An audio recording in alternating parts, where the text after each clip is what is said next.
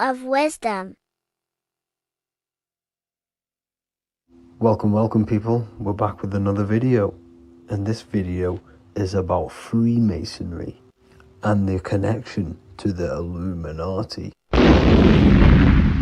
Please, as always, to make sure to hit that like and the subscribe button and turn on the notifications to never miss a video. On May the 1st, 1776, the founder of the Illuminati, Adam Weishaupt, founded this secret organization, and this date can be found in Roman numerals underneath the all-seeing eye pyramid on the $1 bill. This $1 bill also says Anut Coptus Novus Ordo Secularum. This is Latin for announcing the birth of the New World Order. This New World Order will be headed by Lucifer, the all-seeing eye, and followed by the 13 layers of bricks for the 13 elite bloodlines. So your Orsini's, Rockefellers, Rothschilds, Soroses, and the other 9 elite families. So when Adam Weishaupt created the Illuminati, he made it consisting of high-level degree Masons, French and Latin philosophers, and many more powerful people to all become one society. So this is why you see Masons using this same symbol of the all-seeing eye inside the pyramid. But not all Freemasons are part of this Illuminati secret society. As the 33rd degree Freemason Manly P. Hall said in his book The Secret Teachings of All Ages, Freemasonry is a fraternity within a fraternity, an outer organization concealing an inner brotherhood of the elect. So what he's saying here is that Freemasons have to go up the degrees of Freemasonry, and once they hit the top, they either get elected or not into these secret societies like the Illuminati, Skull and Bones, and Knights Templar. So when you see celebrities doing this one-eye symbolism, either covering one eye, doing the triangle, or doing 666 over one eye, this is showing and reflecting the symbolism of Freemasonry. They have taken the oath to never speak on anything they learn about Freemasonry. Duncan's Ritual of Freemasonry book states the oath they have to take. Quote, I ... of my own free will and accord, that I will hail, ever conceal, and never reveal any of the secrets, arts, points of Master Mason's degree to any person whomsoever. All this most solemnly, sincerely promise and swear. Now, this is what happens when they break the oath, stated in this book, quote, myself severed in two, my bowels taken from thence, and burnt to ashes. So this states that Freemasonry comes first, before any law of the land. It has the right to kill you if you break your oath. This is the hand gesture they have to do every time they enter the ritual room inside the Masonic lodge. This is the cutthroat symbol, showing you and reminding you of the oath and what will happen if you break it. Now in this book, Richardson's Monitor of Freemasonry, it states, if you break your oath, binding myself under no less penalty than to have my throat cut across, my tongue torn out by the roots, and my body buried in the rough sands of the sea. If they do not decide to kill you, this book states this by pointing him out to the world as an unworthy vagabond, by opposing his interest, by dearranging his business. In other words, they have the power to frame you and destroy your reputation to the world, and destroy your business if you break this oath. So yes, they do kill to keep this truth hidden, because this truth of this reality is what keeps them in power. They have the ability to manipulate people, because people do not know what manipulates them. This is why they call themselves the government. They govern the ment, which is the mentality, because the mind is the root cause of reality. They control what you perceive to control what you manifest. By knowing the truth, you are set free, and you no longer need no controller above you. So this is why they are willing to kill and do whatever it takes to keep the truth concealed within these high-level degrees of masonry and these secret societies. However, going back to Manly P. Hall's book, it states, part of the symbols are displayed here to the initiate, but he is intentionally misled by false interpretations. So this is saying even Freemasons are intentionally misled and told lies to conceal the truth, to make sure the truth is hidden in the high degrees of masonry. So that's it for this video, guys. Thank you all for tapping in. Please leave a like and a subscribe. God bless.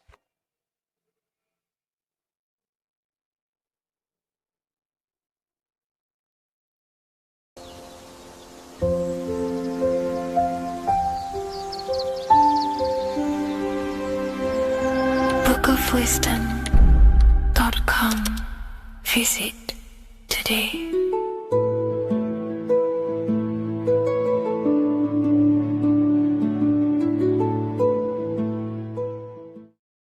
Watching pornography makes you see people as objects. It does a lot of psychological damage to the human mind. And if you truly want to progress in life, your spiritual journey, mastery, whatever it is, mastering your sexual urges is essential to become powerful, successful, and become the best version of yourself. And there are some occult practices that I used to help master this urge. They're not really techniques, they're more mindsets, which will definitely help you overcome your urges. So if you want to quit pornography today, this is the way forward that I used to create this version of myself. Before we go into the tactics, we must understand that whatever we do in darkness comes into light some way or another. If you watch pornography, you know you have a problem, you keep this to yourself. We all naturally do. These things are private, and what we do in our private time molds our subconscious mind, and we keep it away from people. But whatever we do in darkness always comes to light. If you're doing things you don't want others to see, such as watching pornography, it will come out through a subconscious force. It will come out in your eye contact. You won't really be able to make eye contact with the person you're attracted to. It comes out in your energy, your aura, your presence, your confidence. All of this plays a role in molding your consciousness. And especially women can pick this up so easily. Females are more subconscious, males are more conscious. Females speak indirectly, males should speak directly. If a woman is hungry, they will say, "I'm hungry." "Are you hungry?" But a male will say, "Let's go get some food." You have to see the underlying subconscious messages in women because they speak in more of a subconscious language. Men speak in a direct language. And maybe even men will pick this up. If you want to be taken seriously in the business world or your career, whatever it is, this is essential for your body language and your personal power. So you must master your sexual urges. Releasing your sexual energy, your sexual fluids, removes the life in your eyes. A lot of people get dark bags underneath their eyes. I used to have them years and years ago. My eyes were always half shut. There was no life in my eyes. But as you purify yourself, the life and the energy comes back into your glaring eyes. The first tactic on mastering your sexual urges is understanding that thoughts produce emotions. Whatever we think about inside of our mental body directly corresponds to what we feel in our emotional body. What we see here is a piece of alchemical artwork showing you the light of the mind shining down into the heart. This represents the mental body with the clouds. This represents the human heart, the emotional body of consciousness. What we think about, if we think about sex, or if we watch things that are stimulating to us on Instagram, TikTok, that thought goes into the mind and the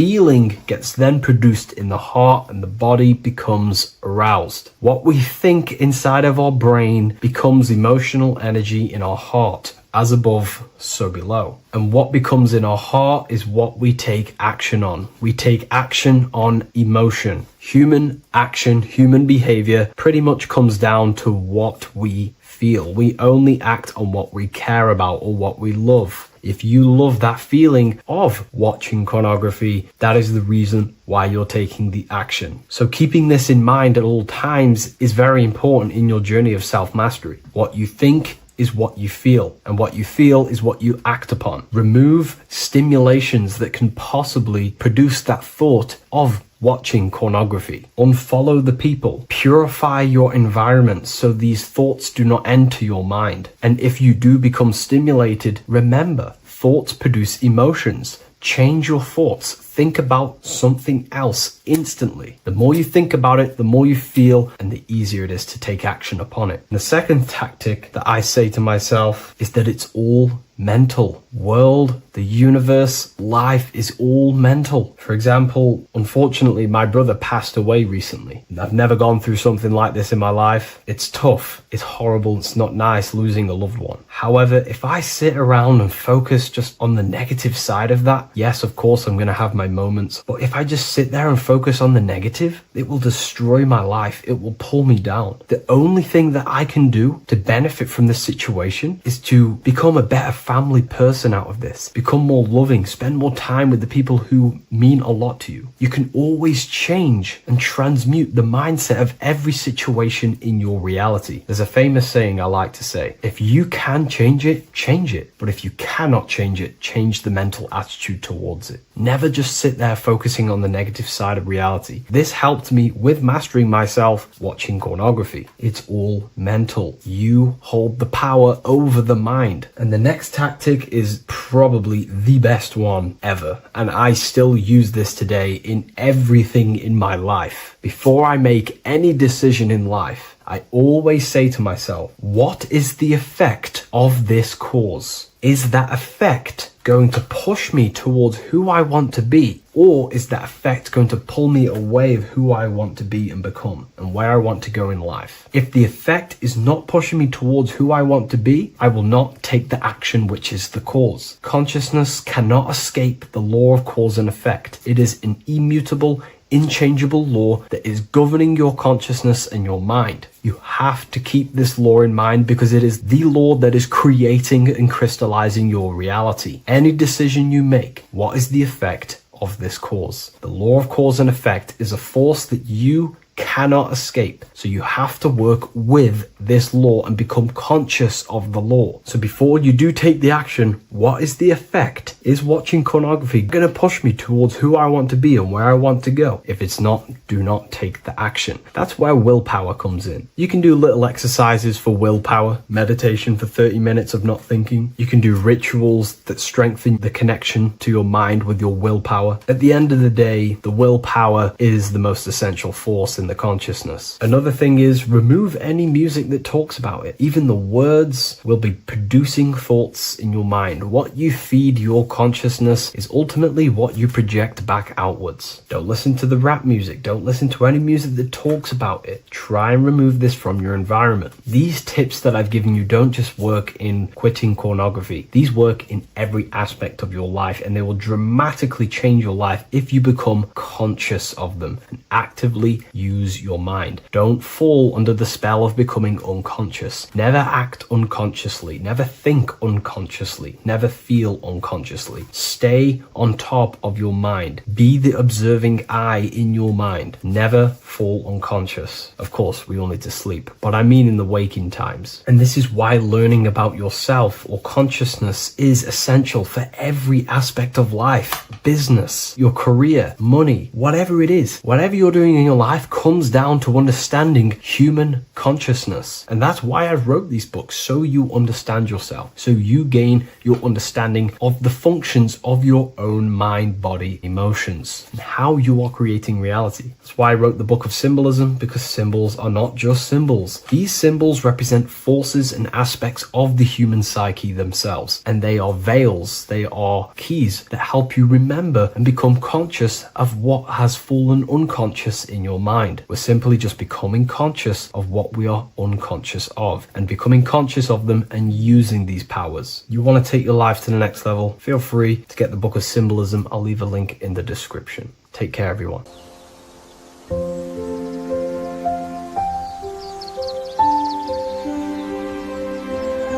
bookofwisdom.com. Visit today.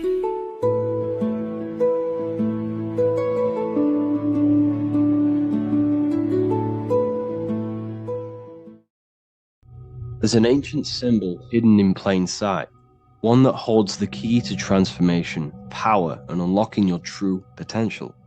It's been used for centuries by mystics, rulers, and even modern science, but almost no one understands its true meaning. Once you do, it will change the way you see yourself and the world forever.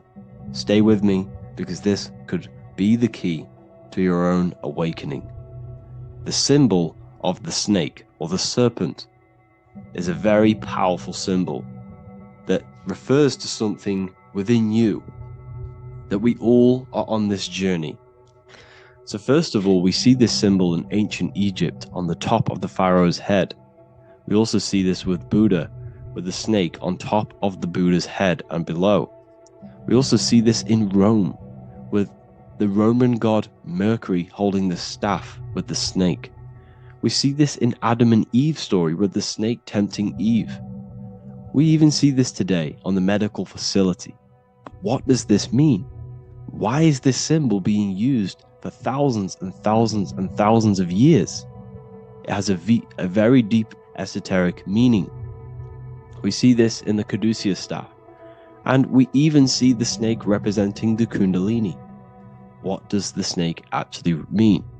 A lot of people think it represents the Kundalini, which it does. However, there's a deeper interpretation of this symbol, and it goes very far beneath the surface of what the snake actually represents. Okay? So first of all, when looking at symbols, we need to observe what the snake does in nature. The serpent sheds its skin. The serpent shedding its skin is a sacred symbol of an inner transformation. It transforms from its old self to a new self. It sheds layers of itself.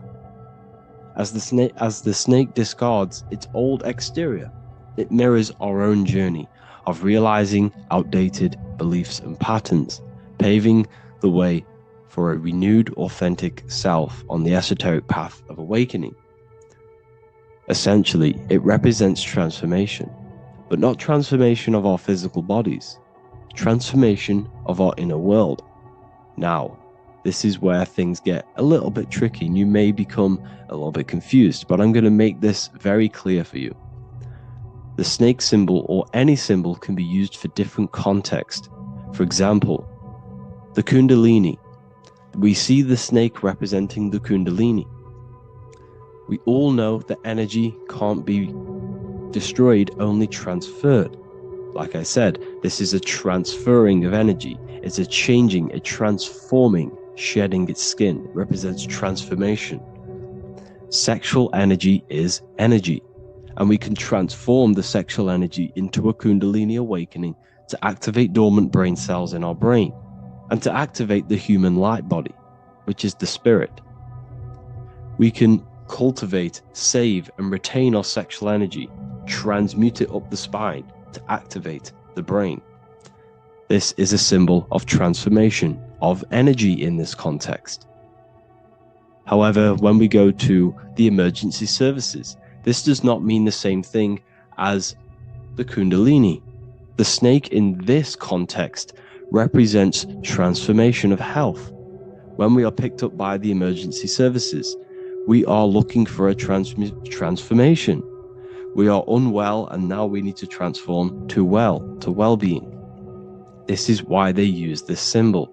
It represents transformation. especially with the pole and the snake climbing. It's climbing, it's transforming from the bottom to the top, shedding its skin, shedding old layers, transformation. We see this in the Bible with the snake tempting Eve to eat the apple of the tree of knowledge of good and evil. Well, what does this mean?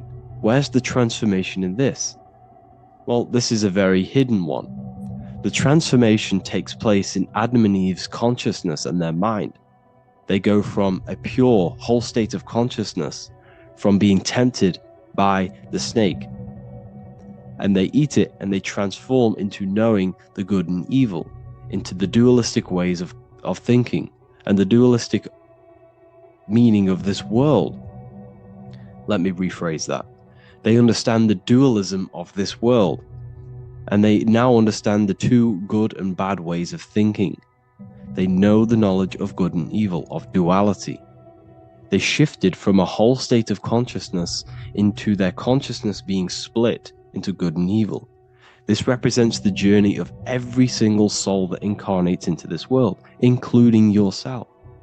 When you were a child, you were whole. You had no understanding of good and evil.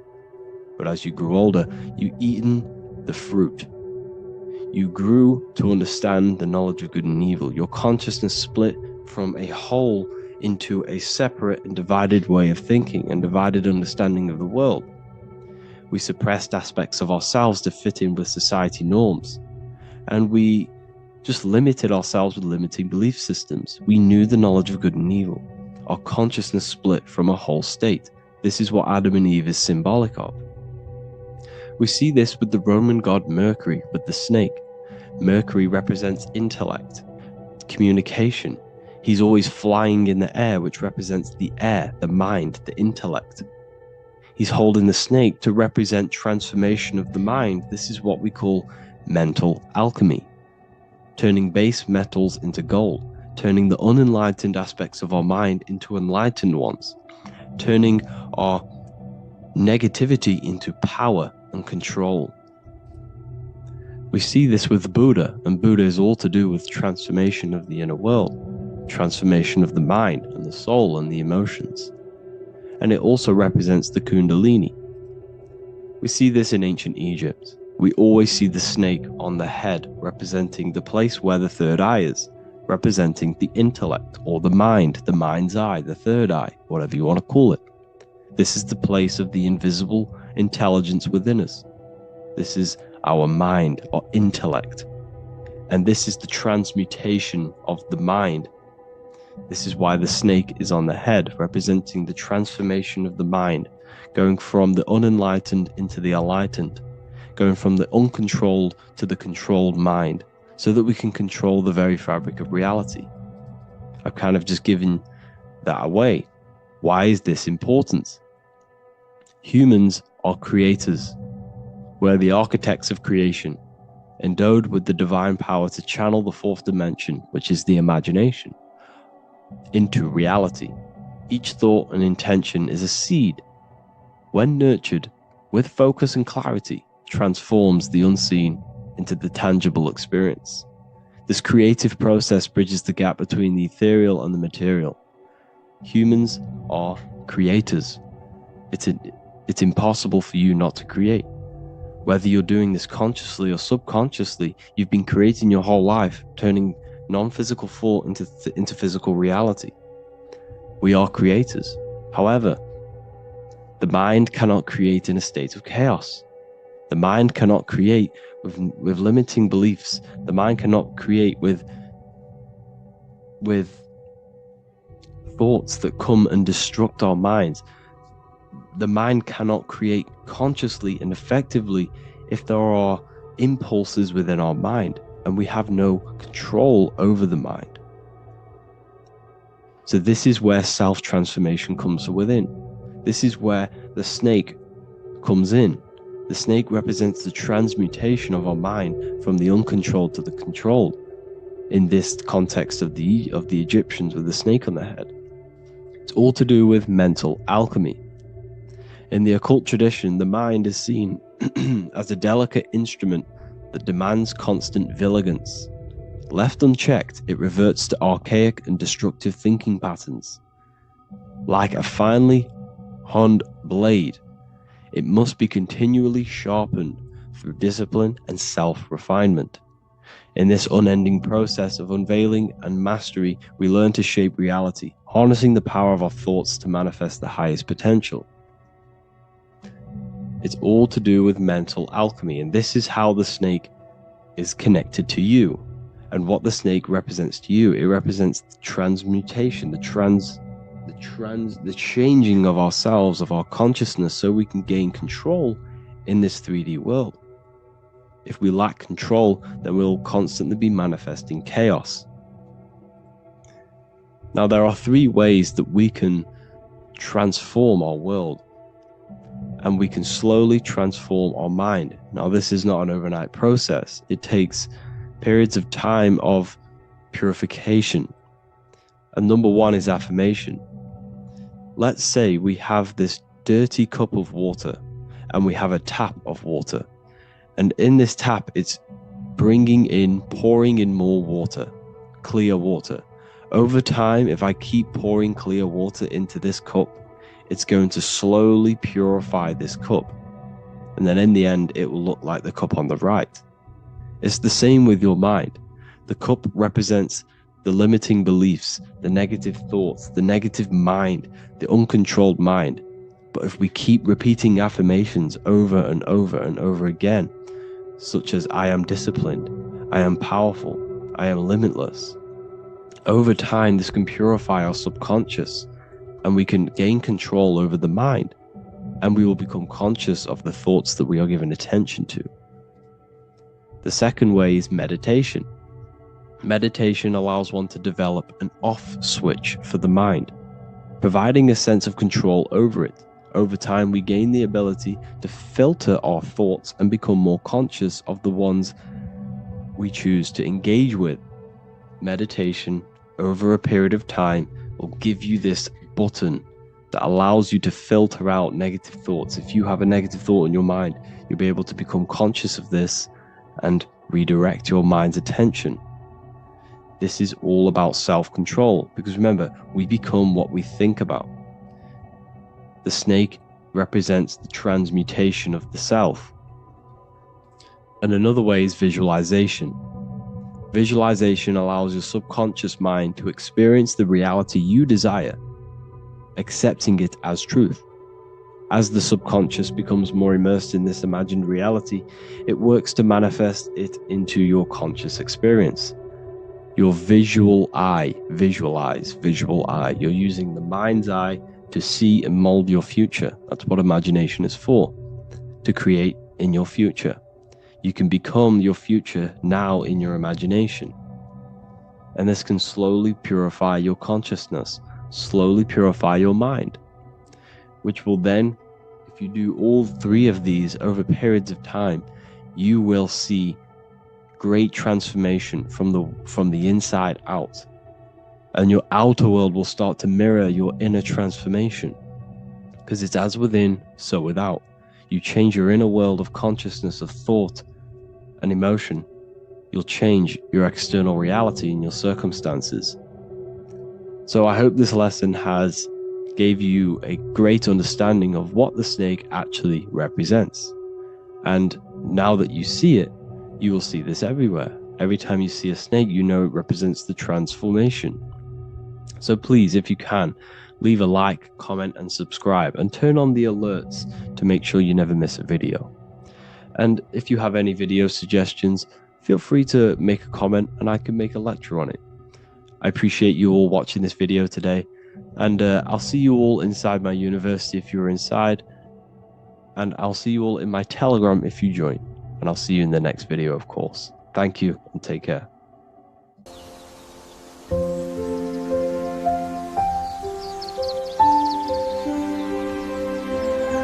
bookofwisdom.com. Visit today.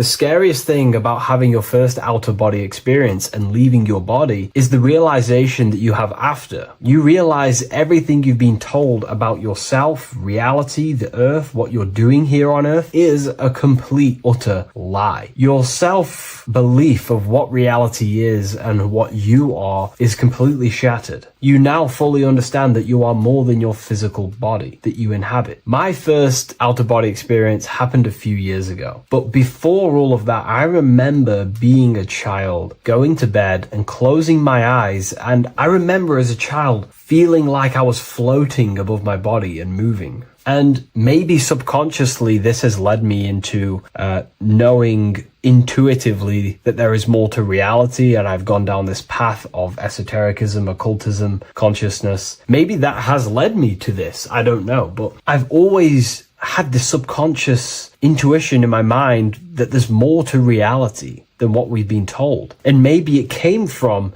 having these experiences as a child. And I'm pretty sure some people in the comments will also have that experience, feeling like you're floating when you close your eyes in bed as a child. I remember this very vividly. But a few years ago, I had my first out-of-body experience, and it completely shattered everything. And it confirmed to me that I am eternal, and there is so much more to the self, to consciousness. I then realized after my first out-of-body experience that our self is not just here in the physical dimension, it's existing in every dimension there is in the universe. However, our mind is focused primarily on this physical time space. When your mind is totally giving its attention and time to this particular time space, it locks in the mind or consciousness into that particular body of consciousness, such as the physical body, right? But for example, let's say you have a daydream and your full focus isn't in the present moment and your environment that you're in physically. Your mind kind of wanders off into a daydream, what we like to call it. That again is shifting time space. Your consciousness is 40% here in the physical plane, because your body's there, but then the other 60% is in this daydream, this imagination. So you're shifting time space, and what an out-of-body experience does is allow your mind to reduce that attention to the physical body and access attention to this altered body or dimension of consciousness. So I'm going to give you the story of my first out-of-body experience, because I know when I was researching this, I was always looking for personal stories about someone's out-of-body experience, and there's not many out there, to be honest with you. Well, based off my research, I couldn't find many. You find a few, but I'm going to give you my experience of my first out-of-body experience that happened a few years ago. It was early in the morning. I kept on waking up and falling asleep to my alarms. I went back to sleep after waking up for like the third time in the morning. When I fell back to sleep, that is when I had my out-of-body experience. It's also good to mention that I have been listening before that about podcasts, books about our out-of-body experiences, astral projection, and things along them lines. So this was stored in my subconscious, this topic. And I had a desire in my heart to actually experience this for myself. Long story short, I went back to sleep early in the morning because I kept on waking up, and it began with this tingling sensation, a high energy sensation. It was like bursting, intense, high frequency energy. My attention was no longer in the time space of my body, but my attention shifted into this energy body, which I now understand. I didn't understand at the time properly, but I now understand that as my consciousness started to feel like it was being pulled upwards, right now, our time space, our attention is in our body, and you feel all the data of the senses, right? And that's what I'm feeling right now. That's what you're feeling right now. But imagine that was completely stripped. My attention was no longer feeling the sensations of my body, because my body kind of just dissolved as I fell back to sleep. So this was a natural out-of-body experience. I didn't force it. I didn't meditate. I didn't do anything. This was just a natural out-of-body experience that I had. And a lot of people get these that I've read about. So my my attention started to feel like I was being pulled upwards, and I no longer felt my body, but I felt this intense energy, frequency, sensation all around my body. It felt like this, like it felt like illuminating energy that's moving very, very, very fast. So my conscious awareness was now shifting. I now understand. My whole body faded into this sensation. My whole mind faded into this energy sensation, this tingling free, and it was very, very intense. I was not feeling my normal senses anymore, only this energy. This energy was also pulling me up. The more I was lifted up, the more intense the frequency became. So think of it like just a frequency resonator, how it just goes up and down, up and down. But then imagine the frequency resonator just going higher and higher and higher frequencies, and it would just get more and more and more intense. The energy was moving faster. This tingling was faster and faster and faster as I was being pulled up. Part of my mind began to fear this. My arms and legs grew very tense. I started to tense up because at this moment in time of the experience, I was very vaguely conscious. I was half there, half not. And as I was being pulled up, my physical body started to tense. And this is again when I started to feel my body again. But then I remembered what I heard out of body experiences is that you have to submit to the process. If you try and force an out-of-body experience, it will never happen, because an out-of-body experience is not truly out of body. What we're trying to do is trying to find a needle in a haystack. If you're trying to find a needle in a haystack, you don't go rummaging through the haystack to find the needle. What you do is you burn the haystack and then the needle reveals itself. It's the same with an out-of-body experience. We dissolve the senses of the body, so the body falls asleep, but the mind stays awake. As soon as I let go of this fear and I let go of the tensations in my body, I started perceiving through another state in this energy body, but I didn't see my body. It was just like perceiving and seeing, but no body, like a camera. When you look at a camera view, you don't see what the camera looks like. You're just seeing through the camera. It's the same as that. I had no form, but I was just seeing. I was just like a floating eyeball, seeing into this altered state of consciousness. I was just seeing. I first saw my street outside my house with lots and lots of people walking on the street, but I could not see the people directly. Everything was black and green. The background was black, but I couldn't see the people. I could just see a glow of light around people, like an egg shape. They were just walking on either side of the road, other directions. I could just see more and more people moving faster and faster and faster. I didn't realize then, but then I did start to realize later on in my journey that that was more than likely the etheric plane that I saw. The etheric plane is the plane of life force and vitality and electromagnetic auras. So that was my awareness shifting from physical into then the etheric plane, the plane of life force and energy. Now, the etheric plane is very, very, very difficult to actually access consciously. The etheric plane acts as a bridge between the physical body and the astral body. To actually access the etheric plane alone is very, very, very difficult, and only certain trained individuals can do that. The etheric plane is not really a conscious plane where you can stay there and be conscious. It acts as a bridge between the physical and the astral plane. I could see the glowing auras around people moving along the pavement. The people moved faster and faster until the scene started to just dissolve as these people were just moving faster and faster. It was not very clear at first, but I subconsciously knew that I was having an out-of-body experience. This is when I really started to realize that I'm being shot out my body. When I realized this, I submitted even more. I started to just let go. The more and more I let go, I kind of like split through a veil, and everything became super clear. Before, in the etheric plane that I think it was, the ethereal plane, things weren't very clear. I could only just see glowing auras. However, as I split through the veil of the etheric, this bridge, this place that I was going to, I then split and everything just came super, super clear. I was floating in the sky. I subconsciously knew that I was having an out-of-body experience when I realized this. As I was still being lifted upwards, I then split through the layer where everything just suddenly became super clear. But then I was awake, fully conscious, but I was not in my body. I was just like a camera in the sky. I had no body, no form. I could just see. When I entered this plane, there was some sort of voice guiding me through this whole process. It was a male voice, and it was basically guiding me where I was going. It was telling me what I can do here. This voice was pretty much saying, you can fly, you can think things into reality, you can do this, you can do that. While he was saying this voice, there was no being around me, but I felt a presence of another being. But this voice was just speaking to me mentally. Like, you can't hear it, but I just knew what it was saying.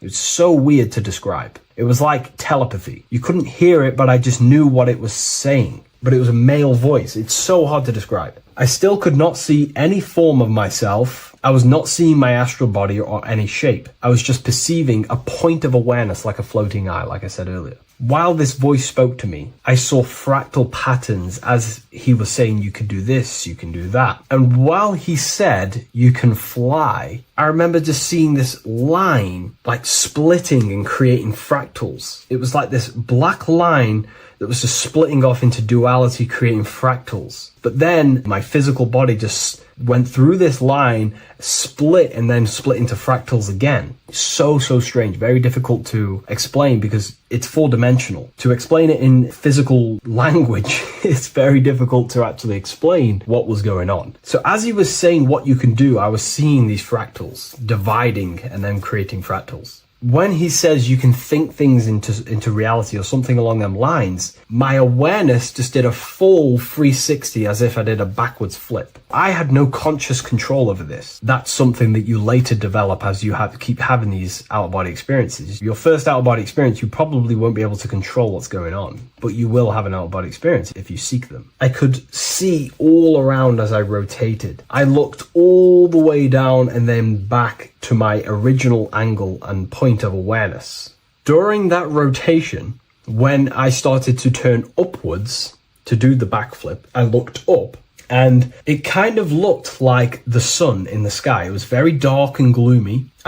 Now I know that was more than likely the lower astral plane because very dark and gloomy. And it was very kind of dense there. I looked up and I could see this. It was like the sun, but it was white, pure white light. And it was shining down over the astral plane. And that was the only light in that place. That's why it was so dark and gloomy there. And I then realized in that particular state at that time, I thought that was God. I don't know what it was. Maybe it was, maybe it wasn't. Maybe it's the light of the higher mental plane shining through into the astral. But I looked up at it and I realized that was God. That was the source. That was the higher dimension beyond the astral plane, which is the mental plane, the higher astral planes and then the mental planes, the planes of thought. Then once I saw that, I was in complete shock. As I rotated backwards even more, I then get the view of seeing down, completely down, like a bird's eye view. And I could see like an old medieval gloomy town. It was dark, almost night, with very little light. The only light present was the light from above. The town was old-fashioned, gloomy, misty. I looked over it from above. Then the experience began to fade. I don't remember anything after that process. But I'll be honest with you, the process of leaving my body for the first time was extremely intense. The frequency, the energy were overwhelming but powerful. Letting go and choosing to have no fear was the key to that experience. Just to give you a little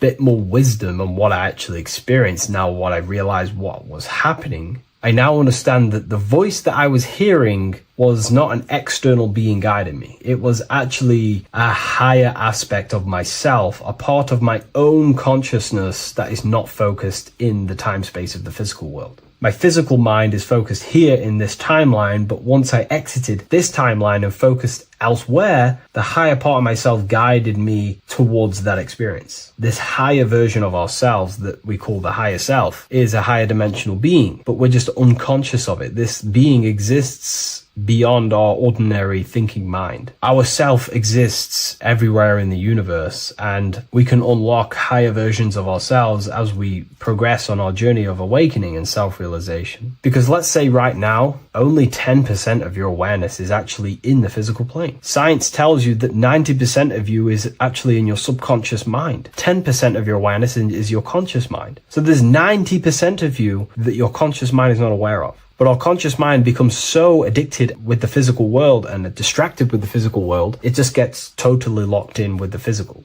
and we never pay attention to the hidden aspects of ourselves, the unconscious aspects of ourselves. And that's why everyone in the esoteric and occult space talks about gnosis, seeking knowledge of self. Gnosis is not knowledge, it's knowledge of self obtained through direct experience. So gnosis is about rediscovering who you truly are. And another bit of wisdom that I could give you from this is that the observer is the same observer that is observing this video right now. You're watching this video, but who is the one seeing the screen? Who is the one seeing the screen of your reality, of what you call life? There is an inner witness consciousness within you who experiences and observes your thoughts, emotions, and actions, experiences and observes the screen you call reality. And that witness also witnesses your dreams. When you shift your awareness from your time space of this body into your dreams, that same witness is witnessing your dreams. So when you meditate, connecting with this witness aspect of our consciousness really does help to excel the process of having an out-of-body experience. Because a lot of people have out-of-body experiences, but they don't understand what's actually going on. They don't understand the nature of it. But it's all mental. You move mentally in that dimension. You create mentally in that dimension. The same that you do in this dimension, but just on a quicker scale, because things manifest in the astral plane instantly as soon as you think of it. Just like the screen in your mind, you think of something, you have a screen of an object in your imagination. That plane, it manifests instantly, but down here, it takes a longer time for things to manifest and condense. Once you understand that thought rules the universe, thought is the creative force of the universe, you start to understand,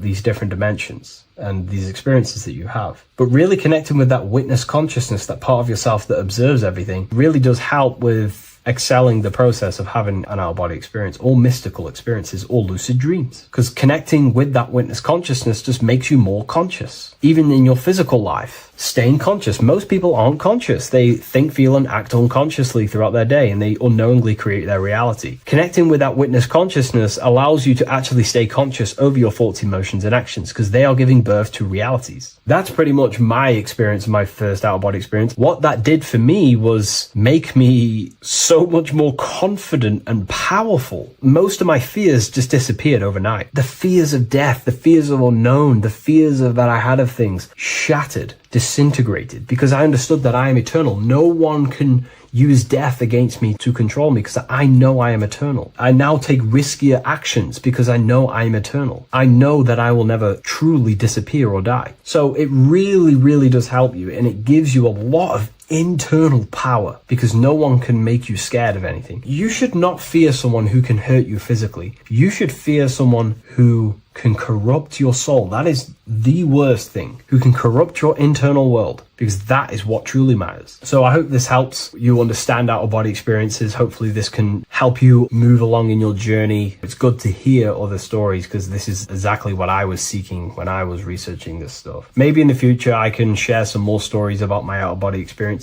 now I'm a bit more advanced. But yeah, please leave a like, comment, and subscribe on the video, and thank you all for watching.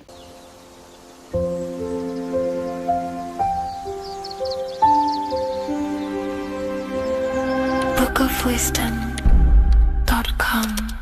Visit today.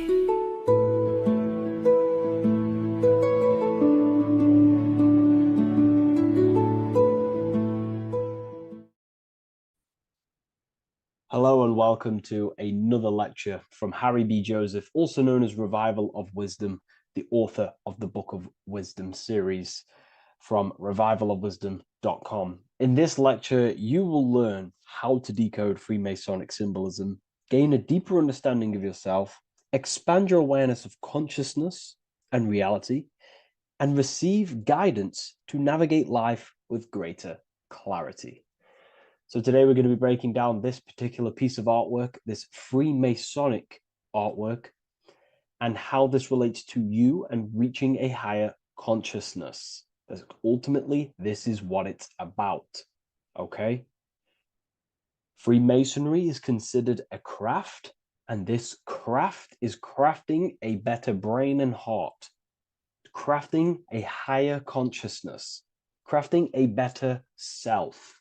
Why? So we can operate in the world at a higher degree, operate in the world more efficiently, live a better experience in the world, and getting to know thyself. Okay? So We're going to start from bottom to top because this is important. Every placement of this symbolism is on purpose, has meaning, especially the placements of the symbols. Okay? So we're going to start from the very bottom of the artwork, which represents lower down. When we're looking at symbolism, especially occult symbolism, that's what the word occult means. The word occult means hidden, hidden from the eyes. It has its roots in the word oculus. I'm pretty sure that's Latin, which means eye. So the word occult comes from oculus, which means eye. And the word occult means hidden, from the eye, the unseen, studying the unseen aspects of self. We're studying the brain, we're studying consciousness, we're studying the body, the heart, we're studying the self, the hidden aspects of the human psyche and the hidden aspects of self. Okay? Because ultimately, this is what gives you power in the world, depending on how you use that power, whether for good or bad, depending on the consciousness wielding that power. This is why we say knowledge is power. But I would actually say knowledge of self is power. Because when you know how you function, you gain power. You gain personal power. You gain mastery. Ultimately, this is what Masonry is about. Self-mastery. Crafting a higher consciousness. So at the very bottom of this artwork, we have a checkered board with a coffin.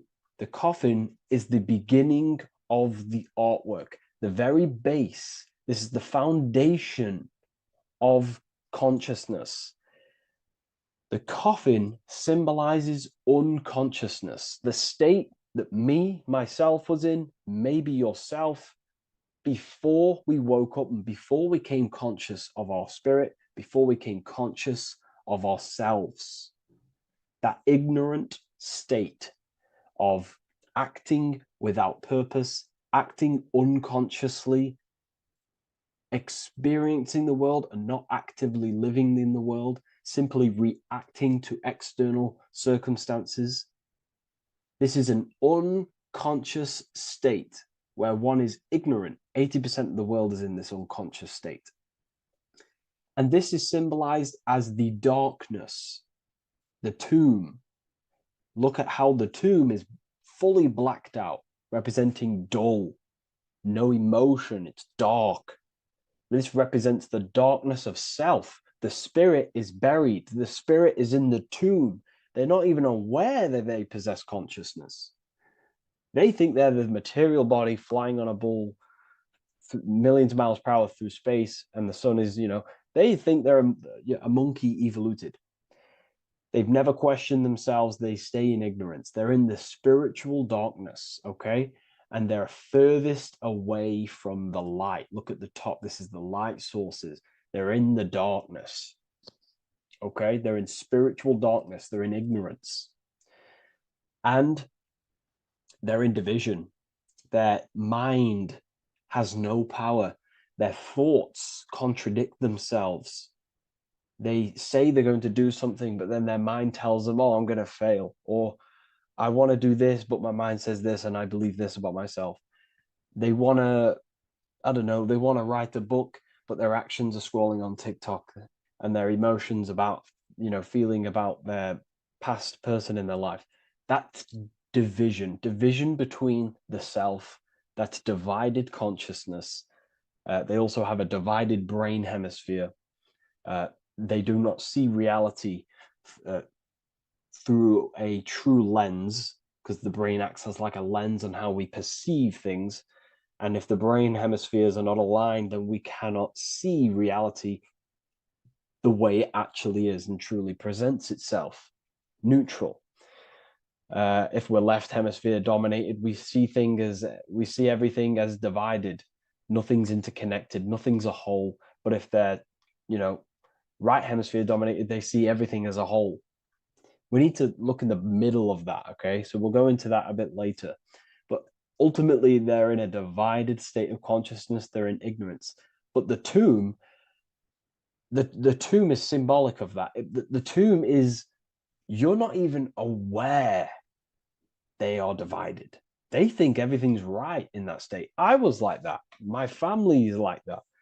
They're not even aware of themselves, and you try and say something to them, and they don't even know they're in division. They don't even recognize that they're in a bad, low earth base consciousness. Okay? So when we get out of the tomb, which is representing by a spiritual awakening, we get out of the tomb, we realize, wow, I possess consciousness. I've woken up. You're waking up to the things in the world, and you wake up and start to see the world for what it truly is.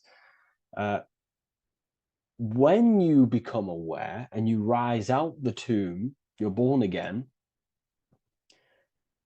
You start to actually start looking within. You start to become conscious of your thoughts. You start to become conscious of your actions. You start to become conscious of the evil in the world. You start to become conscious of the things. You rise out the tomb. You start to become conscious of your intuition. You then step on the checkered board. The checkered board is now you realizing you're in a divided state. Okay, so you're now putting down the ego, because remember, when you're in the tomb, the ego is fully in domination over consciousness, over your consciousness. It doesn't allow you to say that you are wrong. It doesn't allow you to think that there's evil in the world. It doesn't allow you to believe you have a spirit. It doesn't allow you to see that there is maniacs running the world and trying to control you. The ego is so stuck. But when we start to realize this is part of our awakening, we start to realize that the ego is trying to keep us safe at all times and keep us locked in that state of thinking and believing that we were in before. It's always seeking safety.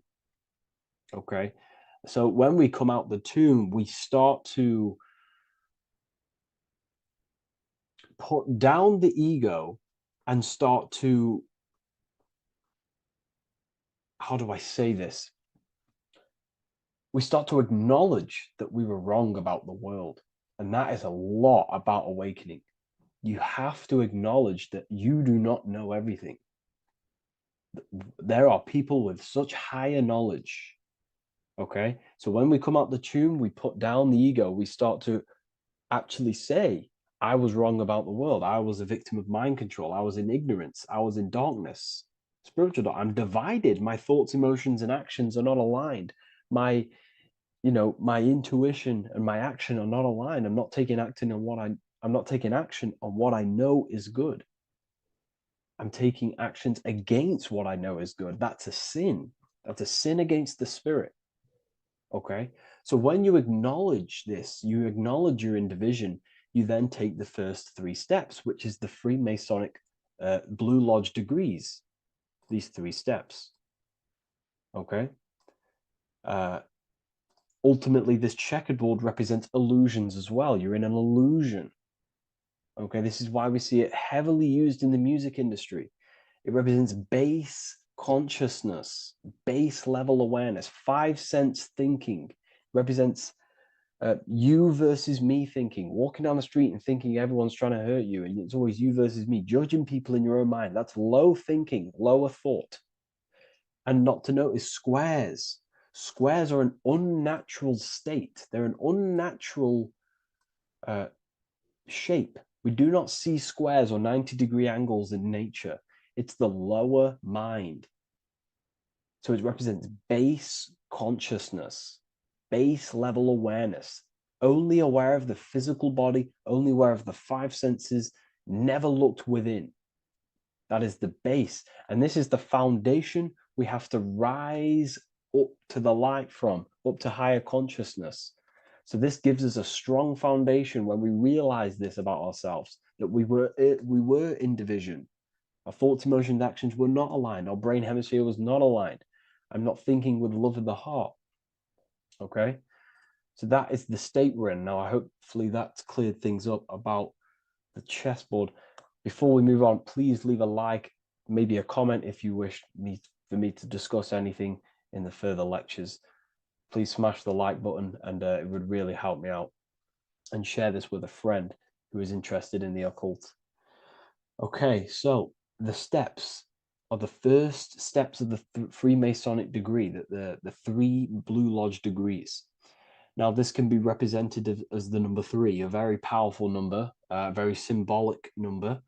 Number 3 is the 3 expressions of consciousness. How do we express consciousness? How does consciousness express itself? Well, there are 3 ways. We think, consciousness thinks, consciousness feels, and consciousness acts. They are the 3 expressions that we express our awareness and consciousness.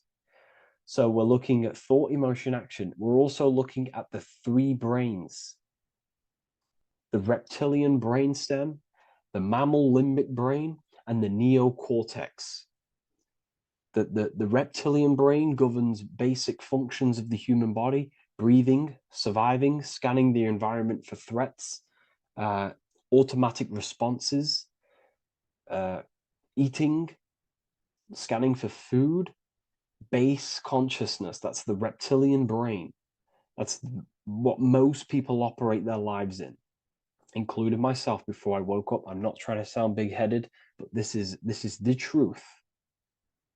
Ignore my tone of voice, ignore my voice, focus on the words I'm saying. If you're judging, that means you have divided thinking. It's always you versus me. So we need to get out of that thinking of you versus me all the time. That's lower consciousness. That's animal thinking. That's earth thinking. We're unified. We need to reach a higher consciousness and do not waste our mind's potential on low-level earth divided thinking. Okay? So we're looking at the reptilian brain, the mammal brain, and the neocortex. Now, the neocortex is ultimately what makes us human. It allows consciousness to operate on a higher degree. Okay? This is what makes you human. The neocortex. The neocortex. The reptilian brain, like I just said, governs natural survival instincts and the respiratory system, things along them lines of basic awareness, basic functions to operate and survive in the world, in the physical plane. And the neocortex is what allows us to critically think. Okay, it's what allows us to be human, be aware of ourselves. Okay, not. I don't think animals have neocortexes. Don't quote on me on that, but this is the part of the brain that makes us human. And it allows us to think deeply, to create masterpieces like we can. Humans have massive potential in creation. Look at the world we live in. This is because of the neocortex. It allows us to critically think and self-reflect. Now, when we start to operate from higher thought, we start to think with higher thoughts, the higher parts of the mental dimension, we ultimately start using this brain more. We start functioning from the higher brain. Now, this is why Neo from the Matrix is called Neo, because he uses he was in the reptilian brain. If you watch the film The Matrix, if you notice, he gets plugged out of the Matrix and he's plugged in on the back of his neck into the brainstem. And when he's plugged out, his name's Neo, which is neocortex, using the higher brain. It's what awakens the self. It allows consciousness to function on a higher degree compared to animals. Okay? So we're looking at thought, emotion, action. We're becoming conscious of thought, emotion, action. Becoming conscious, what am I thinking, what am I feeling, and what am I acting in the world? And what can I do to master these, to operate more efficiently in the world? How can I use these towards higher consciousness and use these actions, these thoughts, emotions, actions to reach a higher state of awareness of self? So when you go through the first 3 degrees, you enter the doorway. Now, this is symbolic of a doorway. Now, looking at this with a right hemisphere dominated view, you would see a doorway, right? The right hemisphere sees this as a holistic doorway, right? You see a door, you're gonna, you enter the stairs, you go through the door, right? But the left hemisphere is now going to dissect and analyze each individual little part of this, right? So the right hemisphere sees the trees, the left hemisphere sees the woods. So to dissect this down on a right hemisphere, sorry, going back to the right hemisphere, we're entering the door. The door is symbolic of entering the unknown. You're entering a higher consciousness. You're entering the door. You're going beyond. See, this is the earth here in the background. This is the darkness. The darkness represents the abyss, the unknown. You're entering in the self. Okay? This door represents entering in the self, questioning internally. Most of us think externally. We have to, obviously, to operate in the world, but we never give time to think and question and reflect internally. What do I mean? Closing the eyes and questioning the self. Who am I? Where am I from? What's the voice in my head? If the voice in my head stopped using the language that I speak, what is it then? It's about going within, into the darkness, what you cannot see, and finding the light. Okay? It's about entering within the self. This is a doorway to higher knowledge, higher consciousness, higher self, and really digging deep for what you truly are beyond your human form. Okay? So we have, most importantly, I'm not going to go over every single one of these symbols here. I'm going to go over this on a basic, well, not a basic level, a very detailed level, but it's not going to go over every single symbol. We have a left pillar and a right pillar. The left pillar has the sun next to it. The sun is more electrical energy. It's very dominant. It's a very powerful masculine force. This represents the masculine quality of consciousness. The masculine qualities. We have many masculine qualities, such as actions, physical actions with the body. We have thinking. Thinking is a very masculine force. We have the left brain, analyzing brain, the brain that's very logical, that's trying to figure things out. That's the masculine pillar. Okay? So this is the masculine qualities of consciousness. It also represents what we can see, the sun. The sun allows us to see, to visually see in the world. So the sun represents the external world, the world outside the self. When we close our eyes, we have a self, an internal dialogue, an inner voice. We have an inner world, outer world.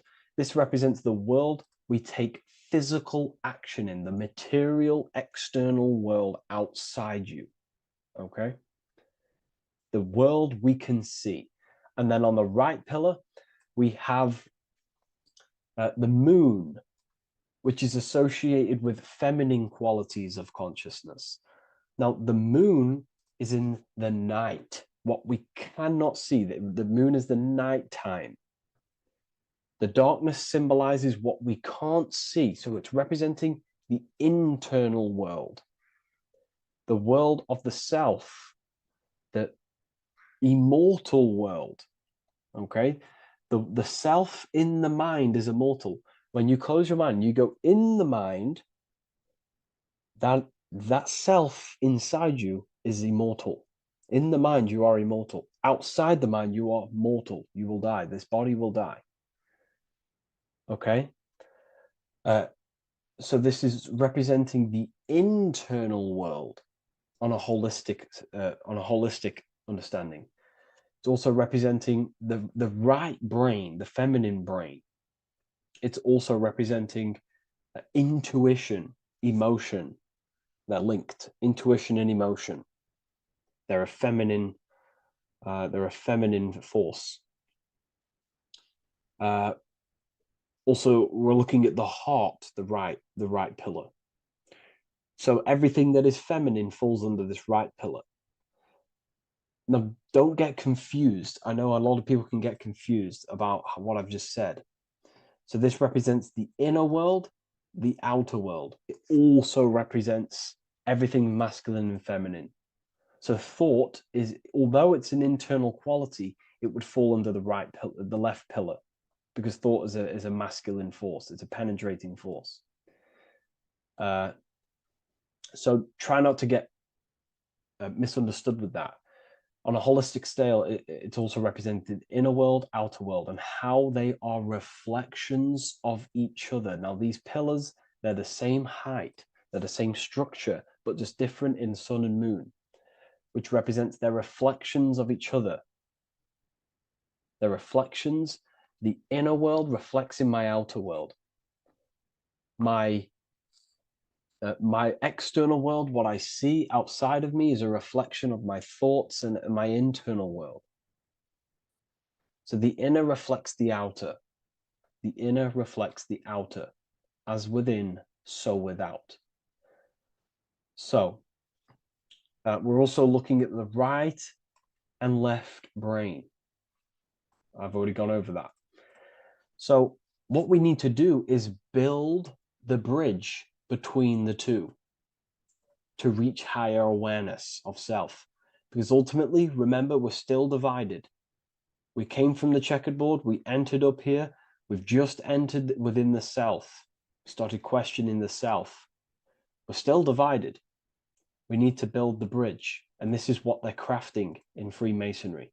The bridge, the arc, the agreement, the great work. This is the crafting of aligning the left and right brain. We're also aligning intuition, feminine, with the actions. Because ultimately, the higher self is always guiding us. That's our true spirit guide. Our true spirit guide is our higher self. And the higher self ultimately exists in a higher dimension. This is going to sound crazy to some people, okay? But who you are is not your human body. And your higher self does not communicate through the language of the human material world. It doesn't communicate through English, doesn't communicate through thoughts. It communicates through intuition and communicates through dreams and symbolism.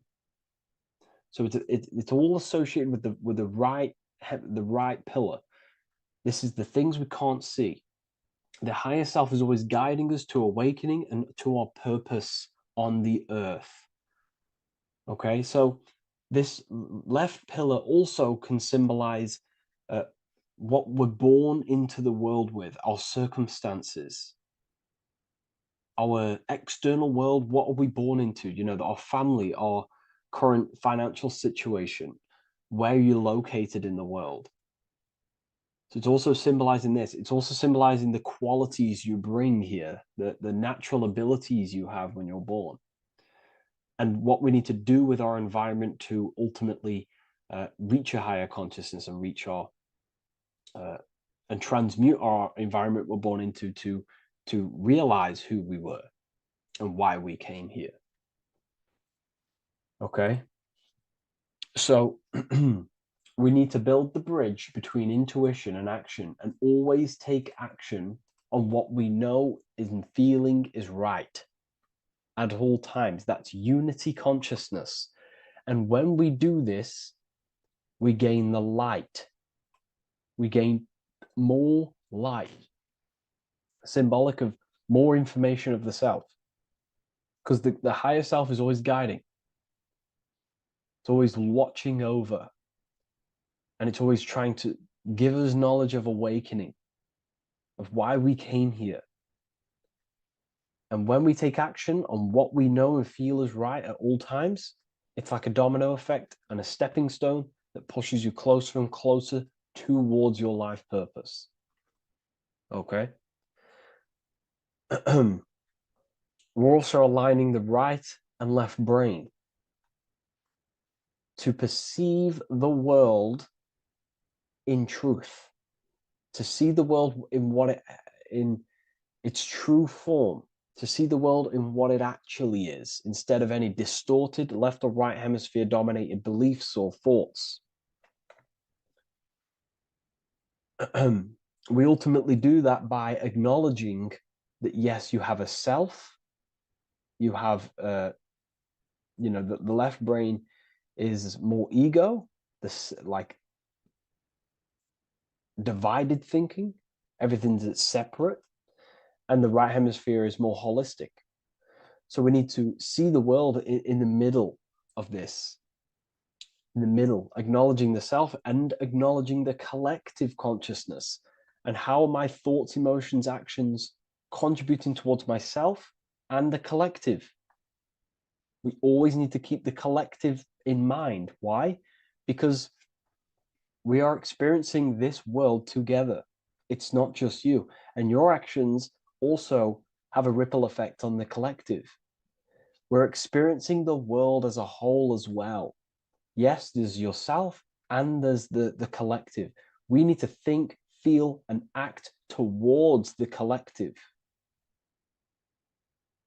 and the self. So aligning our brain hemispheres allows us to do this. It allows us to think holistically and individually and see reality in this. And when we do align the left and right brain, what do? We gain higher insight, the eye. We build the bridge between the left and right pillars. We gain the eye. The eye is what? Insight. The eye requires light to perceive and see the material world. So this is symbolic. This is the inner eye, the inner self, consciousness. And when consciousness has light, which is symbolic of truth, knowledge, light is a massive symbol in Freemasonry. And light represents knowledge of self, information. And when we gain information and knowledge of self, when we align our left and right hemispheres, our actions take action on our intuition, we gain higher light, higher knowledge of self, ultimately. And this is why we also have the square and the compass. Okay? We have a square and compass here. The square and the bottom, base consciousness, also representing masculine qualities. This is the masculine qualities because squares are masculine. And the compass creates circles.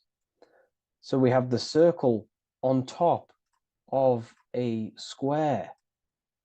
Circles are divine. This is oneness. The circle is one line. The square is 4 lines. It's divided.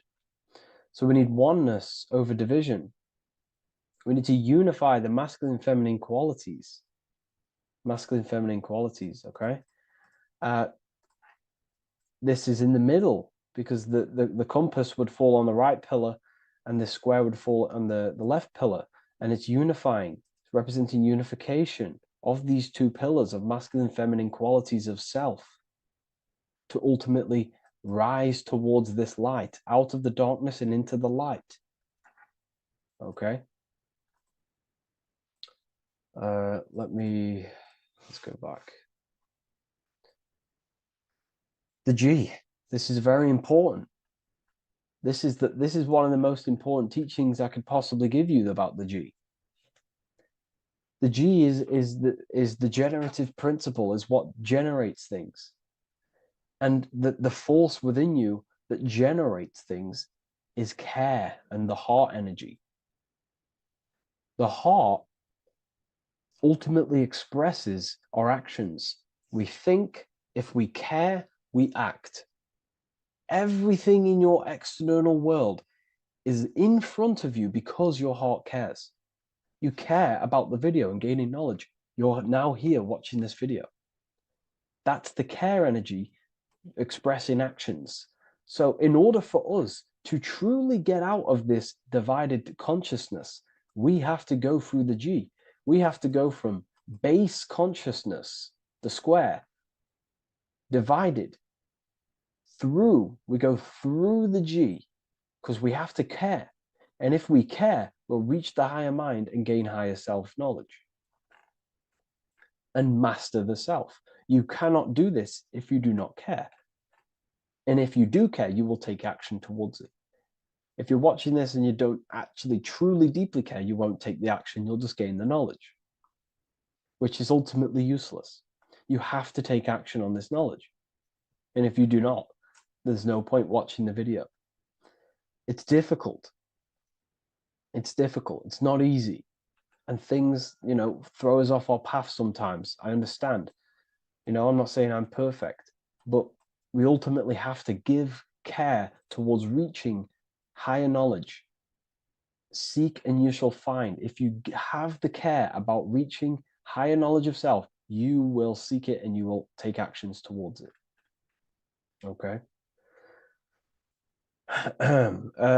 We see this everywhere, and I mean everywhere. The Temple of Solomon has the two pillars, Jachin and Boaz pillars, feminine and masculine qualities. Sol, O, Mon. Sol is sun, Mon is moon. It's building the temple, which is, the temple is the inner self, ultimately. It's symbolic. The temple's not a real place. The temple of self, building the Temple of Solomon and reconstructing the Temple of Solomon, is about reconstructing the self through masculine and feminine qualities. We see it everywhere. And this is very symbolic, like very symbolic. We have the two pillars, we have building the bridge, and we have a stairway that goes to what you can't see, because it's going to the unknown. You have to have faith. Okay? What I'm about to say is very important. You don't know what higher consciousness is, okay, until you get a little bit higher. This is hard to explain, but I didn't know what everyone talks about, what higher consciousness is. I can't give you my higher consciousness. It doesn't work like that. You have to enter in and go within and have faith, going into the unknown, because you're ultimately going into something you do not understand. Higher consciousness, I cannot give it you. You have to enter the door and take action and think, feel, and act towards it, and you will go to the place, and then you will understand what higher consciousness is. Ultimately, what higher consciousness is higher knowledge and understanding of self, what you actually are. Okay, that is what's being symbolized here. It's again in the Masonic art. We have the darkness. We have to have faith to leap into the darkness, into the unknown. We see this everywhere. Like, you'll see, when I say this everywhere, and I mean everywhere, you'll see this. Every doorway has this symbolism in the ancient world, because ultimately this is what it's about, people. The door represents going within, into a new light, a new room, a new level of understanding of self. Okay. Here we have Astro World. Now, this is obviously a darker aspect of this. But again, we have the two pillars. See you on the other side. That's the doorway.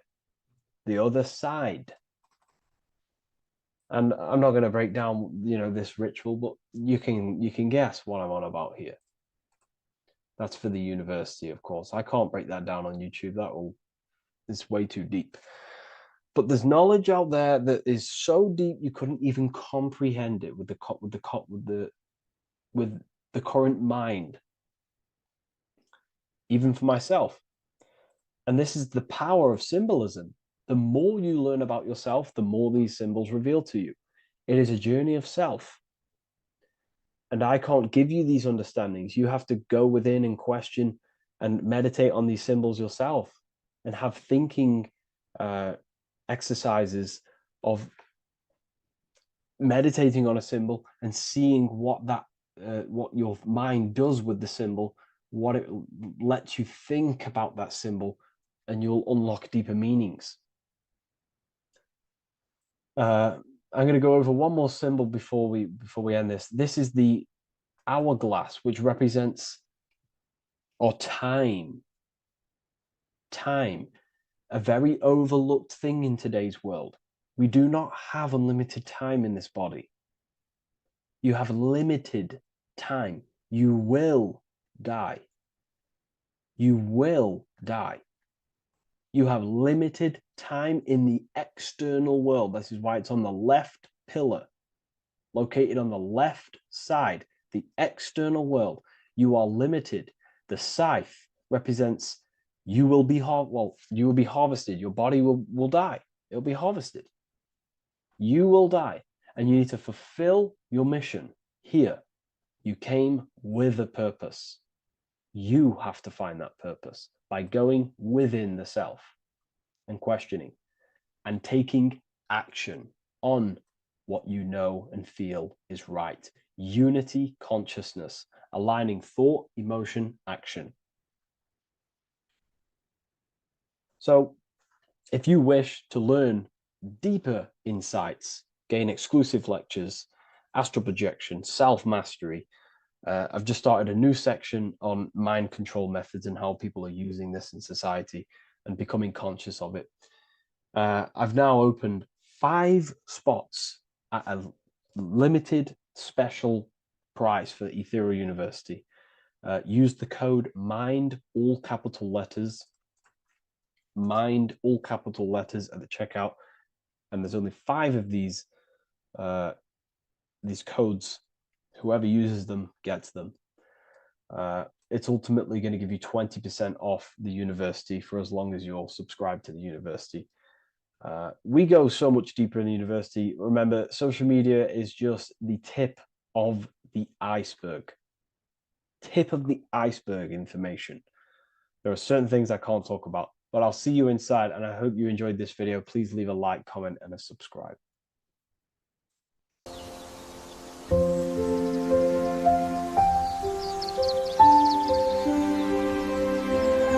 bookofwisdom.com. Visit today.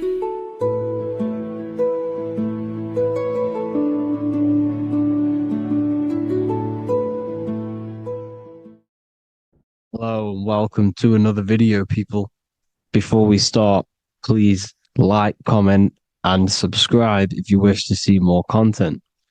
Today we're going to be talking about the mental universe and how everything is mental. This is the #1 law on the Kabbalion. If you've never read that book, it's called The Kabbalion. A very good book. It's the first law because this is the most important thing you need to understand, is how everything exists within the mind. Behind every single one of these eyes is the same consciousness expressed in different bodies. The mind is what gives perception to what you're experiencing. Behind every single one of these eyes is the exact same consciousness, but the brain that they inhabit is giving them a different perception, a different being, a different body. Now, this is the difference between humans and animals. Humans possess an advanced consciousness, an advanced mind that gives us the ability to be aware of ourselves mentally, physically, and spiritually. We can reflect on ourselves. When a dog looks in the mirror or an animal looks in the mirror, it doesn't know what it's looking at. It doesn't realize it has a consciousness. It can't reflect on itself. It can't say, I want to improve in this area. It doesn't have that consciousness. We have a divine consciousness. Take away the N for divine, and you get with a D, put it with a D, you get divide, because we have a divided two-way consciousness. An animal only has one. However, it's still the same mind. We're all mind. We're all mental. We all exist within the mental plane. Look at this person walking. The body, the brain is sending electrical signals through the 12 cranial nerves, which the 12 disciples that spread the gospel of Jesus, right? You have 12 cranial nerves in your brain. There are 12 disciples which spread the gospel of Jesus. Jesus represents the mind, the intelligence, the invisible intelligence that we all are, the same intelligence, the same exact consciousness, which then sends a command into the brain. Then the brain sends these 12 these 12 electrical signals through the 12 cranial nerves to control the rest of the body through the nervous system. This person walking is not, the body is not walking. The mind is telling it to walk. And the brain is it's a supercomputer which is decoding these demands given to it by the mind. Because the pineal gland will have something to do with the ether, because the ether is physical and non-physical. The mind is sending the commands through the ether to the pineal gland, which is then getting broken down into electrical codes within the brain and sent throughout the nervous system to control the body.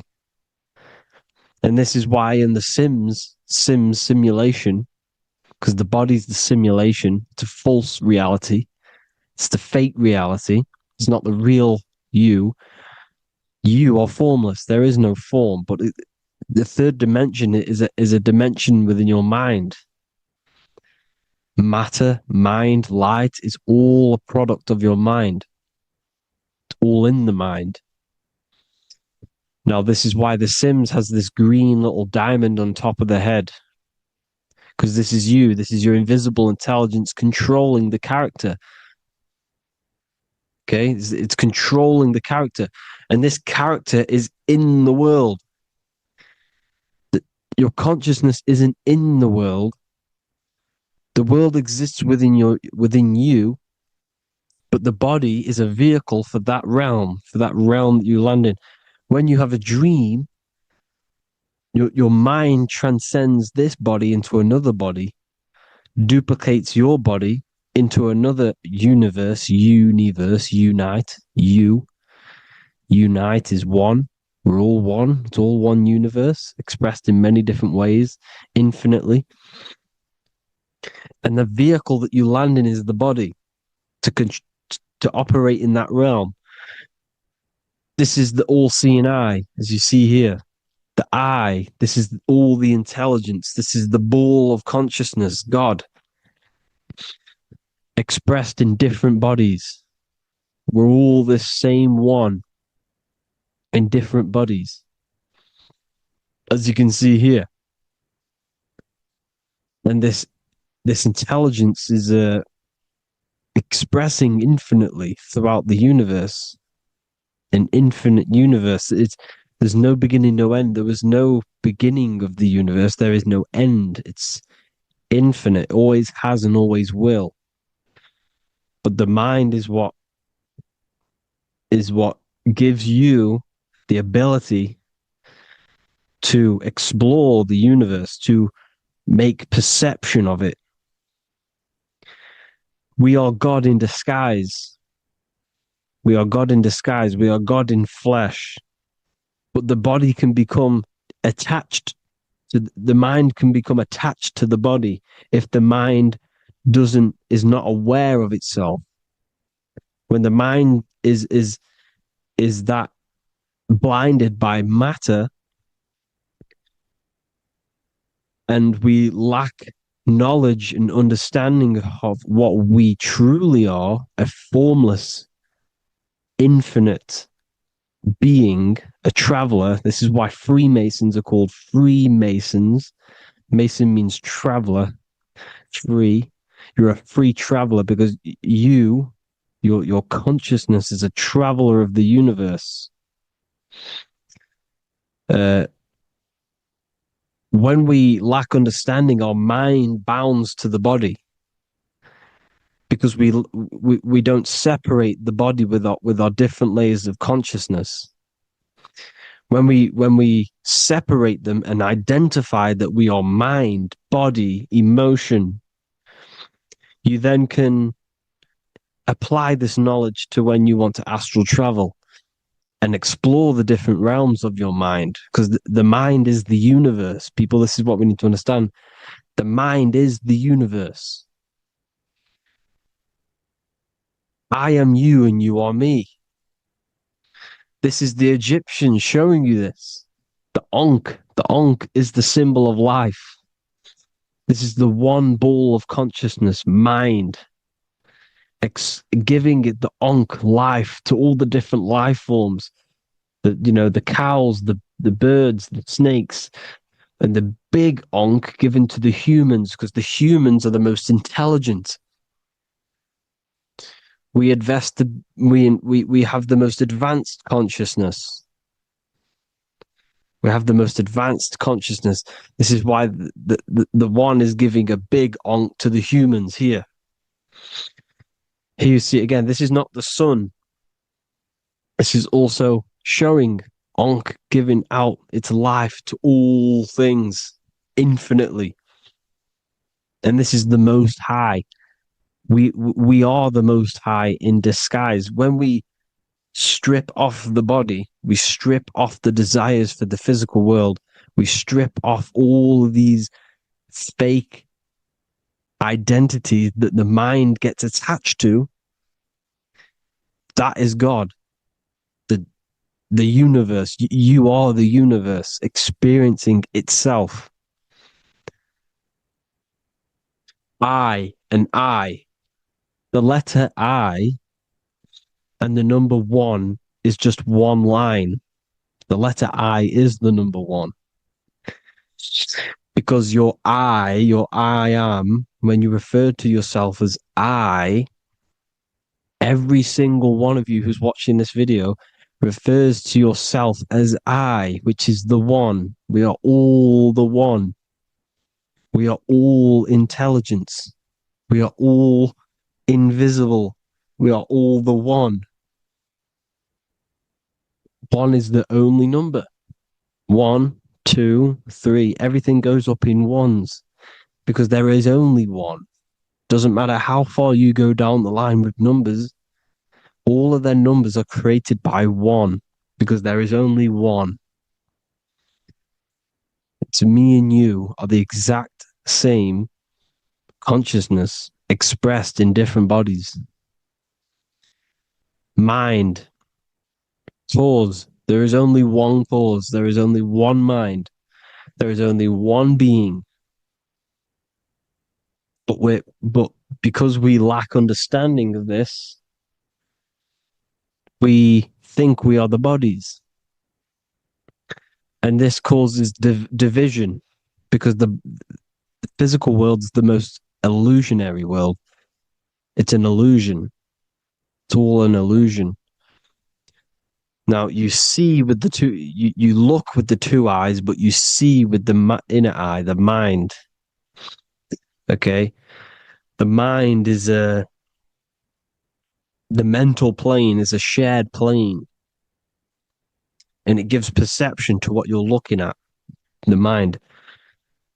I'm affecting you when I speak because the mental plane is shared. We all share mind. We all express mind. When I'm speaking to you, I'm affecting you because we are mind.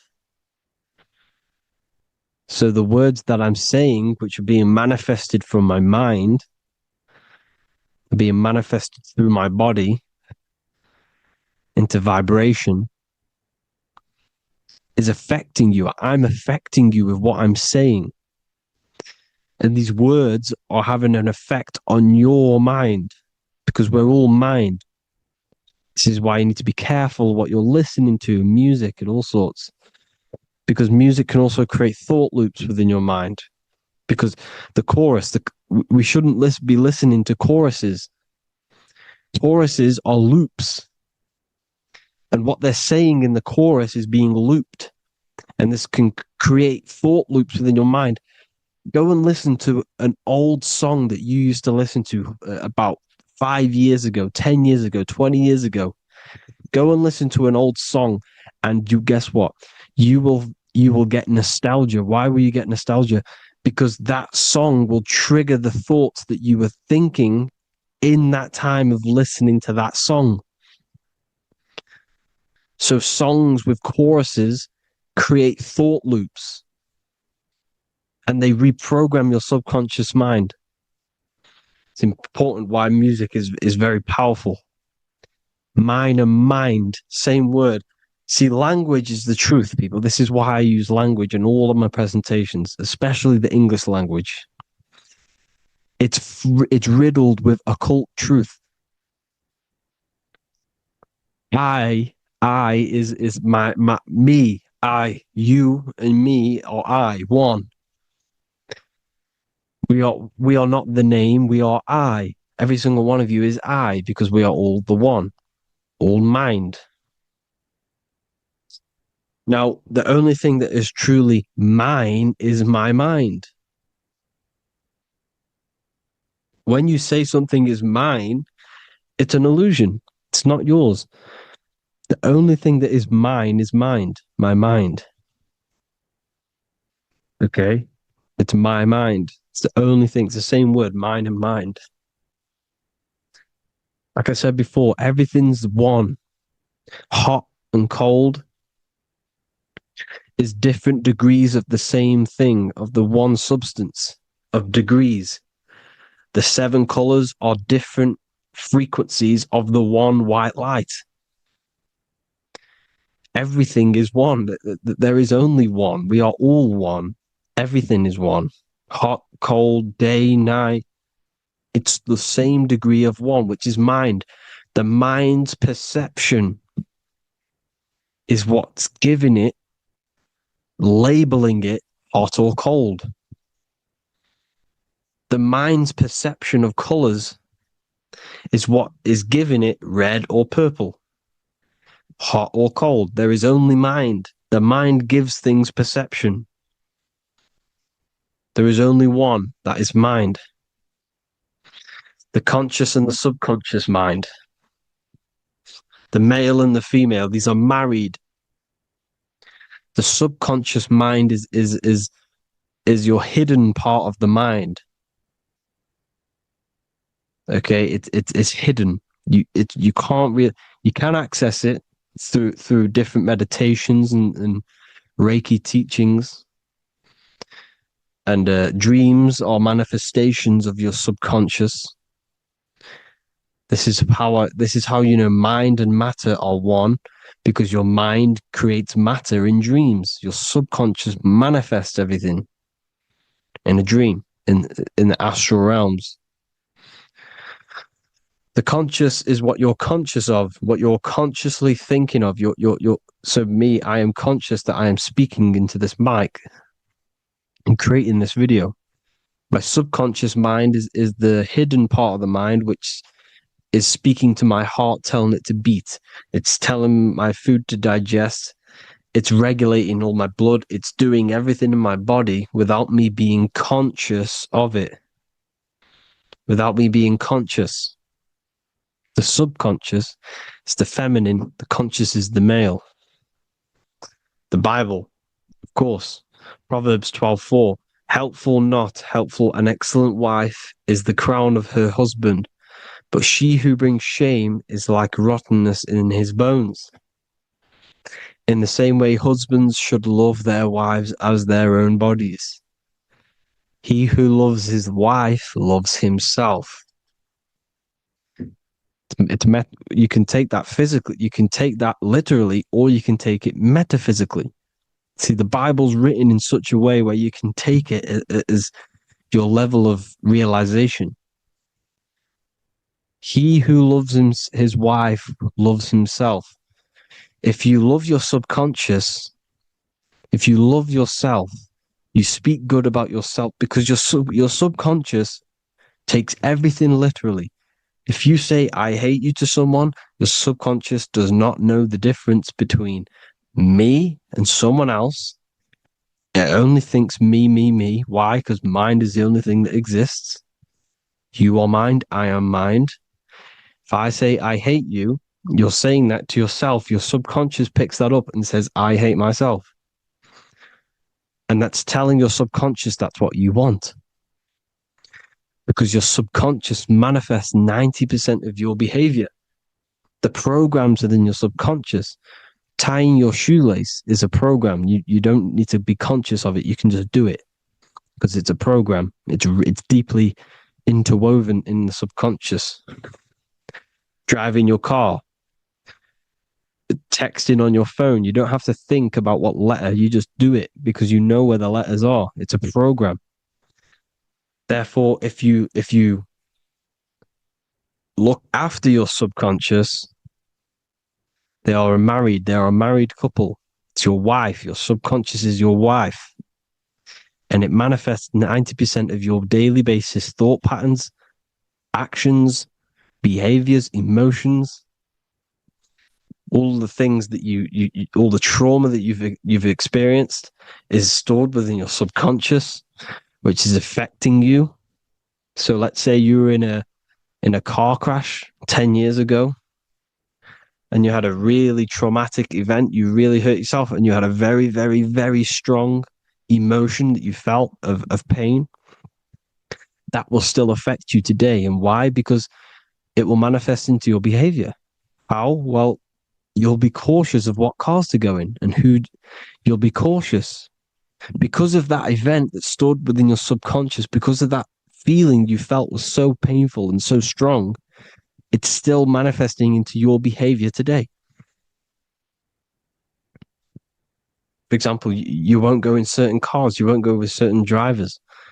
The subconscious stores everything, all your memories, the programs, and everything. So if you trick your subconscious, that's how you manifest your life. If you trick the subconscious, you already have something. And therefore it will manifest into your life, into your behavior, thoughts, and actions. This is why the golden rule is to treat others like you want to be treated. Because I am you and you are me. We are all subconscious. We all have subconscious. Whatever I do to you, I do to me. Because my subconscious picks that up and thinks I'm speaking to me. Mind is very powerful. Whatever I do to you, I do to me. Treat others like you want to be treated. The golden rule. That is the only rule we need in this realm, in the universe. If everyone understood this rule and how the subconscious works and how karma works, we'd live in heaven on earth, the Garden of Eden, the golden age. As a man thinketh in his heart, so is he. Proverbs 23:7. Where your heart is, there will be your treasure. Your heart's the emotions. The storehouse of emotions is where you feel emotions. You have to let your emotions move through you, not become you. You can't let your emotions become you. Or except be like the sky and let them pass through you. Be like the clouds and the stars passing over. Let them pass through you. Do not let them become you. And this is how emotions can take over your mind. We are driven by, when a man is driven by emotions, he has no self to control. You must control the mind because the mind can be corrupted. Because your thoughts are electrical in the brain. Your thoughts come from the mental plane. So how the mind works is that you place your attentions on something in the mind and infinite information just flows in. Think about it. When you think of a certain topic, as soon as you think of that topic, information comes flying into your mind. Different ideas, ping, ping, ping. It's all connected. It's why we call it a mindset. Because your mind sets sets itself to frequencies. And when we think of something, we tap into that frequency, and just the universe, the mind, the mental plane just flows in information based on that frequency and that thought. The universe is just information.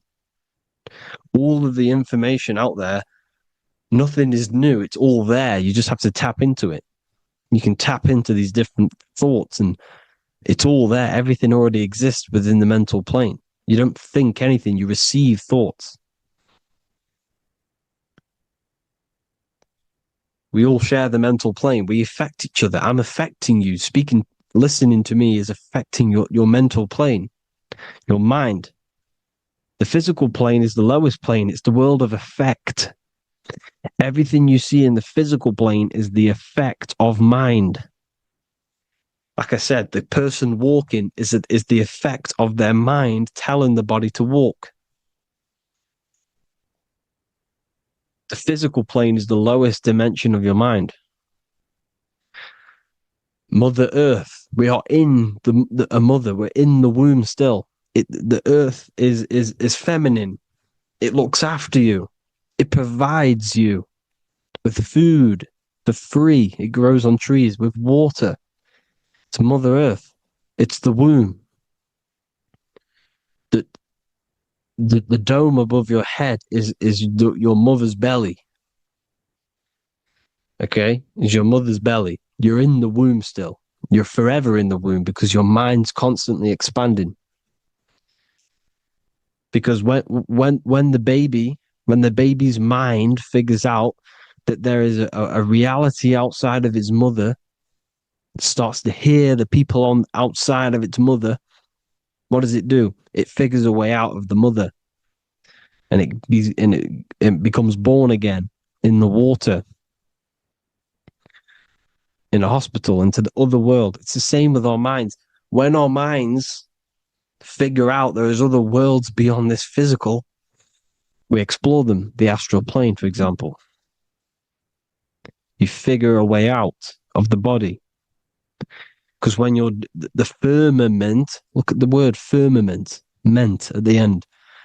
Firm is firm, something strong, something like a rock is firm. If your mind is firm like a rock, you will be stuck under the firmament. So, for example, people who are very programmed and can't think outside the box, they have a firm mind and they'll be stuck under the firmament because your mind is the only thing that's keeping you under the firmament. It's the only thing. When you're doomed, doom is dome. This is the dome, which is your head. Your head is the dome. Above your head, above the earth is the dome, the ethereal barrier. But that's just an external manifestation of your head. You don't leave the earth, you leave your body to leave the earth. Because your body is the earth. It's a dimension within your mind. So when you're doomed, you're domed. Your reality is your level of realization. You realize something, or when you have an idea, the mind, in the eye, EYE or I, same thing, mind, it's all mind. Reality is your level of realization. You realize there's other worlds. That's your reality. Your perception's your reality. Mind in Latin is mens. Jesus was known as the fisher of men, which is the fisher of minds. He was fishing minds worthy of knowing the higher truth, the deeper occult knowledge. Jesus figured out that we are all God. And he got killed for it because in that age they were trying to suppress this information. Jesus figured out he was God because we are all God, every single one of you, and they killed him. because we're all mind. We are not the body. We're the invisible intelligence, which is God. But you are not God if your mind is attached to this physical world, to the worldly pleasures. If you master your mind and travel the depths of your mind, that is God. Mental and men. Look at the word mental. It has men in it. Men in the Bible means mind. Here you see Masonic, the Masonic symbol with the eye, the mind. Looking over, everything is the one. Everything comes from the one. All the lines coming off it, giving its life to all of the life forms. Down here on the bottom, you have duality, black and white. Up here, you have singularity. One and the two. Unification and division. The lower self is divided into the left and the right. So the Bible even says, I forgot what verse it is, but it says, it's better to go through life with one eye than to have two and be cast into the fiery abyss of hell. I'm not sure what verse it is, but you can research it yourself. It's better to go through life with one eye, to be unified consciousness, dimension. No brainer. The language tells you the truth, people. Dimension. The dimensions are in your mind. Entertainment. Entertain the mind. Disappointment. It's all in the mind. Environment. The environment that you are in is a product of your mind. Within, rearrange spells high twin. Within is your mind, and your external world is mirrored from the decisions you make in your mind. Advertisement, commitment, it's all meant, it's all mind. Everything is mind. Everything. So, this is important. The collective thoughts and collective beliefs. The collective, because we all share the mental plane. And because of this is why we are in a weakened state of consciousness at the moment.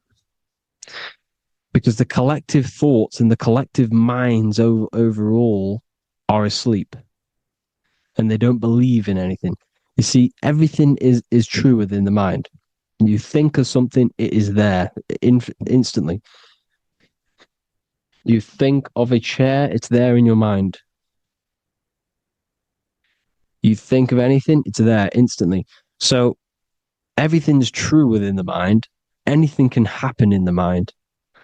Anything can happen on the physical plane if the collective consciousness, the collective minds, believe it to be true. This is why back in the days, in the ancient days, you look at all the old world stuff, you see all this crazy technology, and it's because as a collective, as humanity back then, they believed that they had much more open minds. Therefore, the things manifested in the physical world were a lot more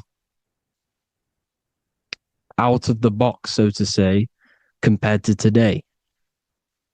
For example, magic is not as powerful today because the masses don't believe in it. It's still powerful, don't get me wrong, but if the masses believed, or if everyone knew magic could be real, because it is, anything's real in the mind, it would be a lot more powerful. You see? So and what they're trying to do is create a hive mind worldwide. They're trying to make one religion, an external God.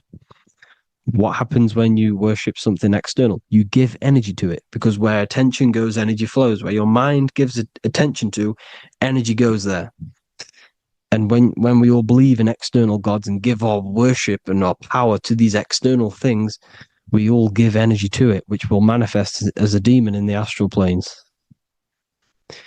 It's a hive mind. They're trying to make a hive mind to summon our energy. Trying to summon our energy. And it through mind, through collective thoughts. The hive mind. They want one religion, one government, one currency, one belief system. And that will create a hive mind, which will limit our consciousness, which will limit what we can do in the physical world. Because if everyone doesn't believe in certain things, it cannot happen because it's all in mind. Mind is so powerful. I am you and you are me. I hope you all enjoyed this video, people. If you haven't already, join the Wisdom Academy. The Wisdom Academy, we have many occult lectures just like this one. Also, we have just launched Mindwave Hub. If you want genuine frequencies, genuine binaural beats, because the ones on YouTube, the ones on Spotify, Apple Music, they're all tuned to A440 hertz, which shuts down the right hemisphere of the brain. If you want to gain access to your true consciousness, your mind, you need to balance the two hemispheres and balance the chakras. You can do that externally by listening to binaural beats. If you want true frequencies, true binaural beats to hemisync the chakras, hemisync the brain, to gain access to the different dimensions of your mind, well, you can gain access anyway, but it's going to help you if you're trying to learn this. Join Mindwave Hub. The link will be in the description. Listen to the binaural beats, meditate to them, listen to when you go to sleep. They'll massively benefit you. Thank you all, people. Hope you had an amazing, lesson. Hope you learned a lot. And please subscribe. God bless you all.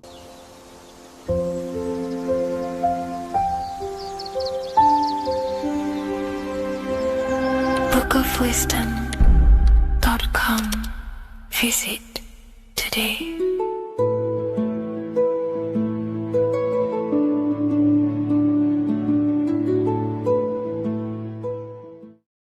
What if I told you the devil is closer than you think, and it's not actually a real person, force, or spiritual entity outside of you, but a being and an aspect of your own mind and psyche? In this video, you will learn exactly what the devil is and the true esoteric meaning of the devil. The first thing we need to understand is that the universe is a mental universe. Look around you. Every action, every building, everything you see around you was begun first as thought in the mind, then manifested. We use the mind to build and shape our reality. The universe, the world, only exists inside of our mind. Therefore, God and the devil exist inside of our own psyche. So first of all, the devil is not a literal being, but a symbol of the lower self. It represents the unmastered, ego-driven part of the human mind, a symbol of destructive thoughts, emotions, behaviors, lives in realms of chaos, fear, hatred, lust, and ignorance. This is why we see the devil as red, because red is the lowest vibrational color on the color spectrum. It also corresponds with the root chakra, which is all to do with survival instincts. Red represents chaotic and intense emotions like hatred and anger. When we are angry, our face turns red. The devil represents our animalistic fundamental needs, our instinctual needs, our survival state of consciousness. We have a survival state of consciousness and a godly state of consciousness. Our godly state of consciousness is creating, not just experiencing in the animal state, but consciously creating reality. This is why we see the devil with a goat head, an animalistic head, and the head is where the brain is. The animal head represents living off instinct, the part of our mind that lives on urges, impulses, and instincts, eating, sex, power, ego-driven actions, and ego-driven thoughts. Animals are only aware of themselves. Animals live on instinct. They have no ability to consciously create like humans. This is our lower desires for the material world. That's not to say say the material world is evil. However, when our consciousness is only seeking material things, this leads us down a path of self-destruction, because nothing material can ever satisfy our soul. Everything material is temporary. Therefore, the devil represents the part of us that seeks only material desires, only material fulfillment, the ways of thinking where we only think about ourselves and ego-driven thoughts. It also represents the unchecked, unconscious self, where we have no mastery over our thoughts, over our emotional impulses, and no mastery over our actions. We are living in instinct and impulsive states, which causes chaos, selflessness, destruction, and keeps us bound to our lower material 3D state of consciousness. It's important to recognize that the word devil was never present in the earliest Gospels. Instead, what was mentioned was a spirit of evil. This distinction is crucial because it underscores that the idea of the devil, as popularly conceived, does not actually exist as an independent entity. Rather, it is a personification of the lower aspects of the human mind, a facet of our own consciousness. The term spirit of evil was not meant to denote a specific deity or being, but rather any force of negativity, whether it manifests as a destructive thought, emotion, or action. A spirit is a force, an energy, and we have three forces that create our reality: thoughts, emotions, and actions. We have full control over these three aspects, which transform and mold reality. A destructive thought, a destructive emotion, a destructive action is a spirit of evil, and it originates from the darker aspects of the human psyche. So now, because we're on the topic of the devil, we have to look at the pentagram, which is obviously connected to the devil heavily. The upright pentagram represents spirit, air, water, earth, fire. Upright, which represents spirit, the most important element on top of the earthly elements, showing spiritual principles over material principles. As spiritual beings as we are, we have to put our spirit first, our higher self first, and material things second. Why? Because material things never satisfy us long term. Seeking material fulfillment will leave us feeling unfulfilled in the long run and very unhappy, and we can lose ourselves in illusions. We have to put our spiritual principles first. Seeking wisdom, knowledge, connection to the divine, and connection to our higher self is what gives us true fulfillment in our hearts and souls. But when we see this pentagram inverted, we now have spirit on the very bottom, which now represents earthly principles on top of the spiritual principles. We're putting our earthly elements on top of our spiritual element, which this inverted pentagram represents no longer caring about spirit, no longer caring about our invisible internal world, and only caring about this external body, food, sex, material things, cars, money, and all the things outside of us, the world outside of our mind. This is what true Satanism is. Satanism is not worshipping an external deity, but it is worshipping the self, only fulfilling the ego's desires. This is what true Satanism is, and we have all been conditioned to live in this state. Satanists want us to believe that there is an external deity called Satan or the devil, and the reason they do this is because they trick us, making us believe that we are not Satanists, while they are actually conditioning us to be self-seeking, ego-driven people, where we only care about sex, food, material things, and money, which is actually conditioning us to be Satanists. 80% of the population today are unknowingly involving themselves in Satanism, which is ego-driven thoughts, actions, and emotions, dwelling and living in this state where we only care about ourselves. When we are spiritual, we realize we are all one. We are all one consciousness family, and we need to do things that help and contribute towards our collective experience, helping others, instead of seeking to serve only the self. The angel is depicted with wings, which represents elevation, higher self. The devil is represented with an animal horns, which is on the ground. A goat is on the ground, which represents the lower self. This is the elevated mind and the lower material mind. Horus, the bird, higher self. Set, the ground animal, lower self. Jesus and Satan. These are two forces, two characters that exist within the human psyche, not real entities. They are forces of our minds, and there is a battle between our higher self and lower self all the time within our own minds. There's always a part of us that's telling to do one thing and another thing, to do something bad and to do something good. There is this battle inside of our own consciousness. Here we have the human spinal column. The human spinal column is showing you the higher and the lower self. The higher self represents the head. The head is where the mind is. This is the creative essence of the universe. This is where all material things begin as a thought in the mind. We create with the skull, with the brain. This is our higher self, the heavens, connected to the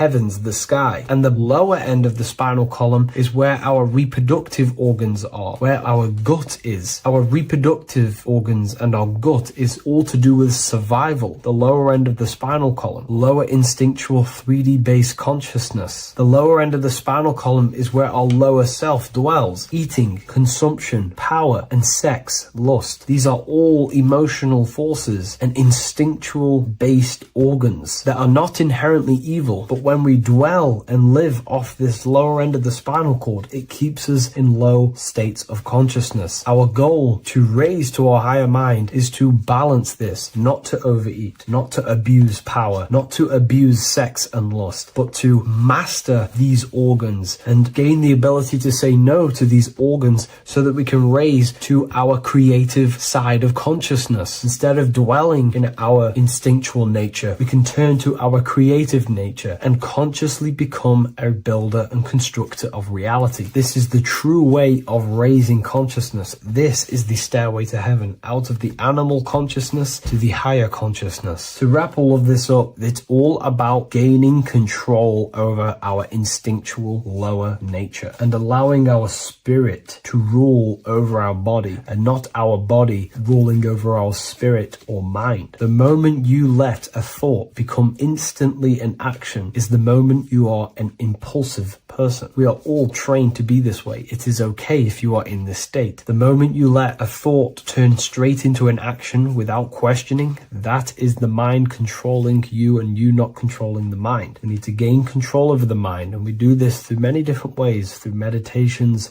affirmations, and discipline. We slowly gain control over our minds. And once we gain control over our minds, we gain control over our thoughts, and we gain control over the attention that we give certain thoughts. We can then start to uplift our mind, our thoughts, out of our instinctual state to the higher mind. If you wish to learn more about consciousness, I'll leave a link in the description for the Book of Wisdom, Volume 2.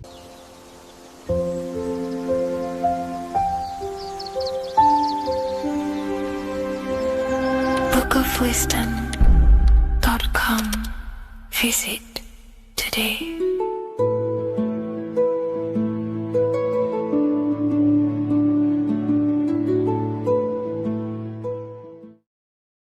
So in this video, we're going to be breaking down the symbolism of the skull and bones. The skull and bones is found in the Masonic tradition. It's also found in a satanic secret society, such as the Skull and Bones Secret Society at the University of Yale, filled with secrecy there. Anyways, to dive deep into the symbolism, we have to think between the lines and read between the lines of what this symbol means. So this symbol is obviously a symbol that represents something in yourself. It is a way of living.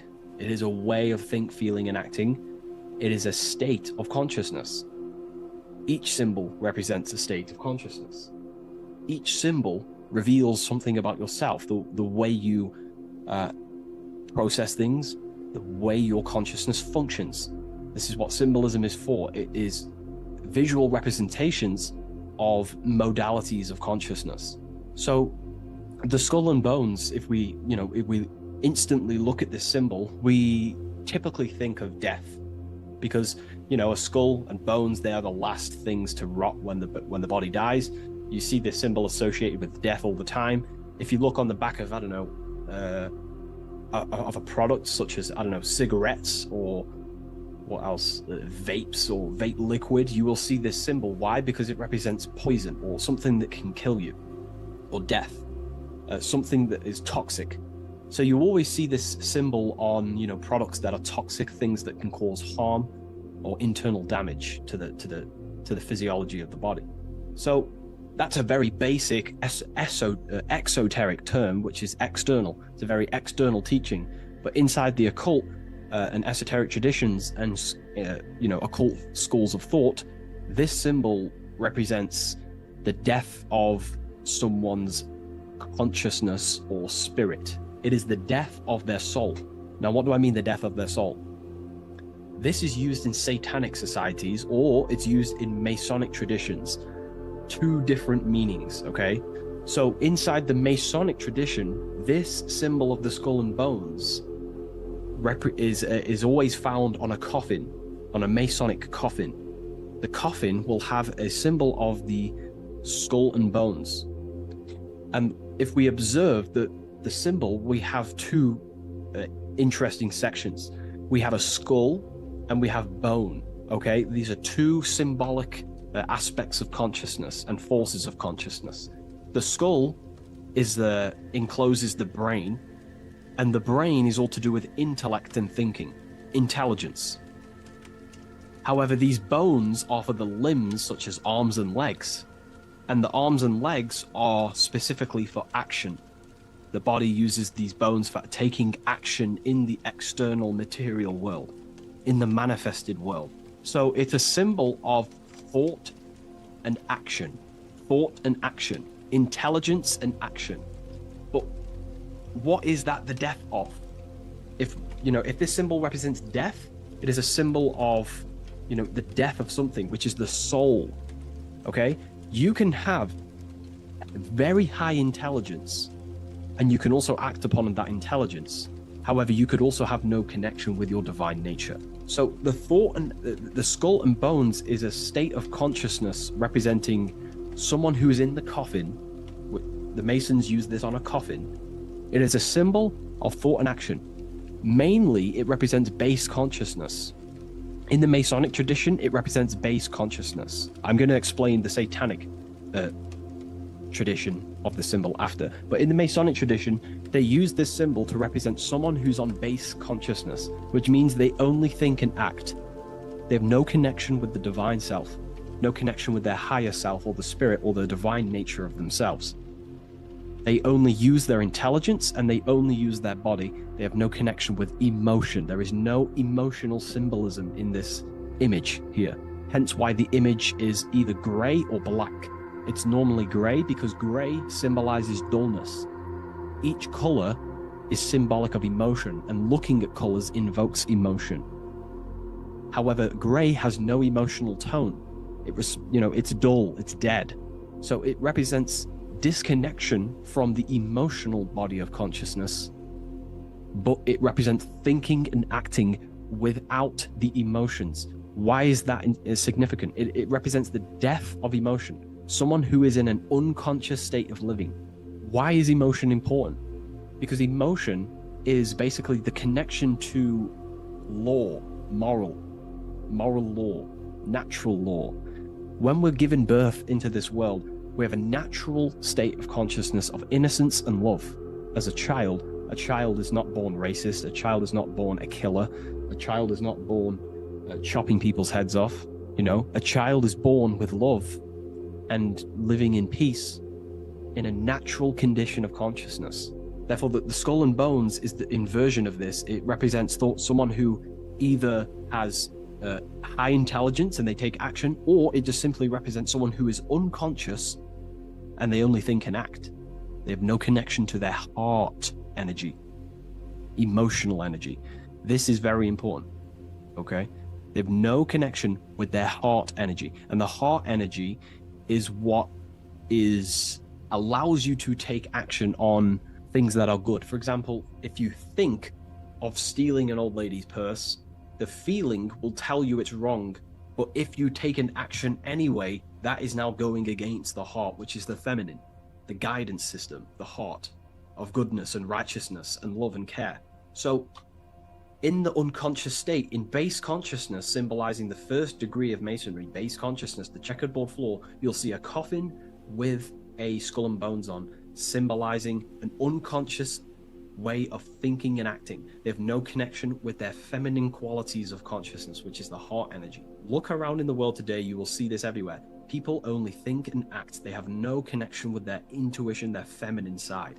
And the feminine side is what guides your soul through this life. So in the Masonic tradition, this is a symbol of someone who only thinks and acts, and they may even think and act unconsciously, because it's a symbol of death, which means the death of consciousness. They are unconscious. They don't even know they exist. They don't question life. They don't question what is this world.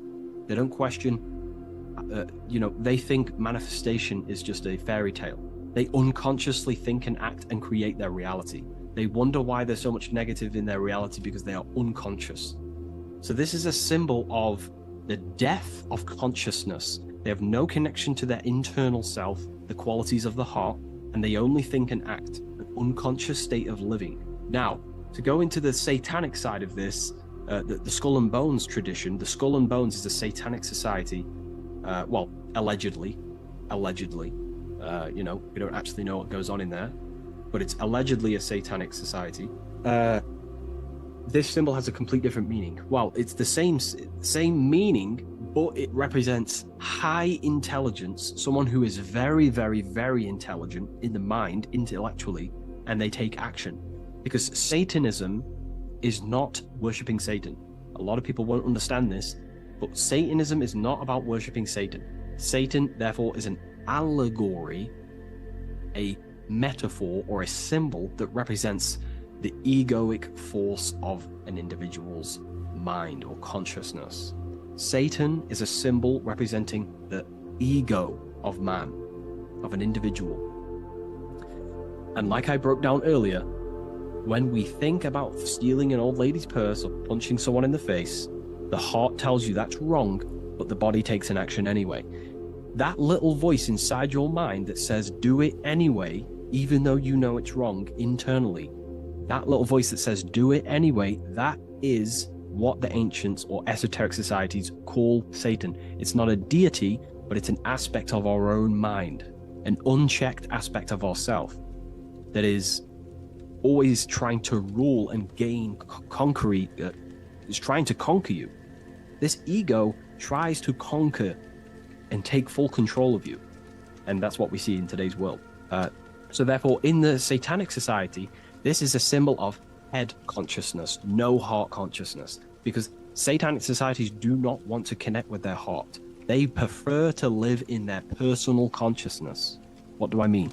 The universe is one consciousness, one giant being expressed in individual forms. And that universal essence beyond your ego, beyond that universal consciousness, is the heart. But the head is the personal consciousness. The head is where your perception of yourself is. That false character of who you think you are, your beliefs, your name, your job, your status, your reputation. That is all head ego consciousness. It's not necessarily evil.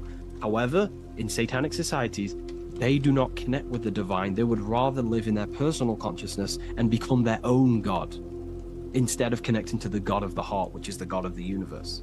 They prefer to become like a material God. They want head consciousness, and they think and act without heart. They will think, they'll have high intelligence, they'll develop their mind, they'll develop the power of their mind, but they'll never develop with their heart. They'll never connect with their heart. So this is what this symbol is representing in satanic societies. They live in satanic consciousness, which is simply head consciousness, thinking, acting, high intelligence, high IQ, no connection with the divine. Okay? And today, this is what the world is being pushed upon. This is the world is 80% Satanist, and people are walking around they're Satanists and they don't even know. This is how the dark occult has influenced the world to become so vain, lost in vanity, ego, lust, materialism, status, money. They've made the world unknowingly become satanic. Most of the people in the world are walking around Satanism. They're satanic. And what they've done is purposely tricked people to believe that Satanism is about worshipping worshipping Satan, when actually it's a state of consciousness.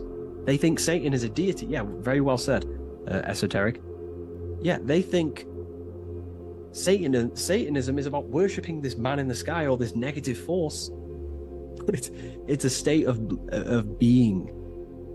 Because we are all God. We're all co-creators of God. We're not the God, but we are expressions or emanations of God. And our soul is the thought force of God. Just like when you think about a certain thought and you dwell upon it for a while, that thought becomes literally an entity or an energy form within the astral plane, and the soul of that elemental being or a thought force is your thought force. That's the soul of that being. Your soul is the thought force of God. You were thought into existence by the mind of God. I hope you gain an understanding of what this means in the two different ways, the Masonic tradition and the Satanic tradition. The Masonic tradition is a symbol of base consciousness, someone who only thinks and acts. They may have high intelligence, they may not. They're living in the death of their feminine side of consciousness. They're emotionless, have no connection with their moral compass of the heart. They have no intuition. They only think and act. They go against their heart. They take actions against their guidance. Someone who lives unconsciously, creates their reality unconsciously, thinks, feels, and acts unconsciously.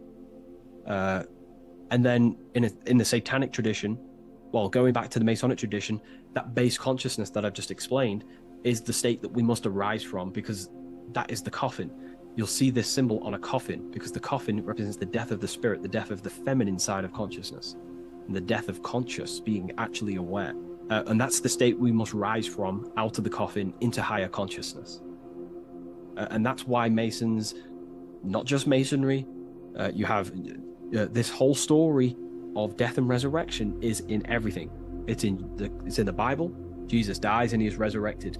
In Masonry, when you're initiated, they symbolically kill you and then you are resurrected.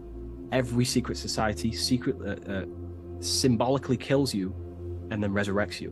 Why? Because in order to awaken to what you truly are, you have to kill who you thought you were in your mind. In order to awaken to what you are, you have to kill what you thought you were. So it's a death and resurrection, okay? Okay, so this is the state we arise from, but in the Satanic tradition, this is glorified, this state of consciousness. They are conscious, they have high consciousness, but they only have intelligence and action. Their intelligence and action are one, they think and act instantly.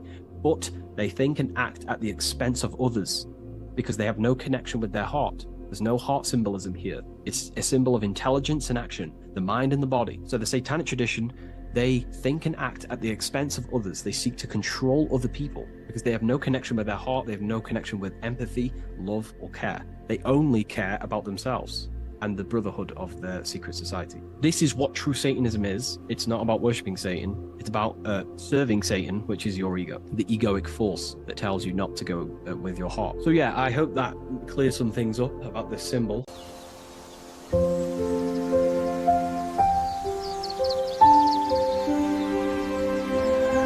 bookofwisdom.com. Visit today.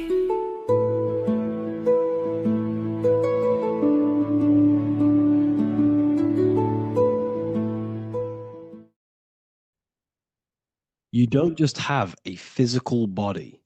You have a physical, mental, spiritual, and emotional body. Each one of these aspects are a body of its own. Body does not just refer to a physical substance. You have a mental body for thinking, an emotional body for your emotions, a spiritual body for your energy in your astral form, and a physical body to encapsulate all of these. Each four of these aspects are essential for the human experience and essential to balance. Now, today we're going to be syncing the four aspects of your consciousness with the four seasons and the four elements and how this ties into the Bible. So we have four physical elements. We have 5 elements in total, spirit being the most important, but spirit is pure invisible. We have 4 physical elements. We have air, fire, earth, water. Earth and water are feminine. Air and fire are masculine. Air and fire are active. Water and earth are passive. The air corresponds with the mental body of consciousness. This is where your intellect, this is where your communication, this is where your thoughts, intuition all comes from. This is the mental body of consciousness that allows you to think, allows you to process, figure things out, and have intellect and gain knowledge. This is your intellectual aspect of your consciousness, located in the head region. We have a fire nature, a spiritual nature. This is our astral body. Our astral body is all to do with the subconscious realms, the higher realms of consciousness. This is the body that allows us to be free from the physical body. Our spirit is more of our energy. Our energy. Water is our emotional body.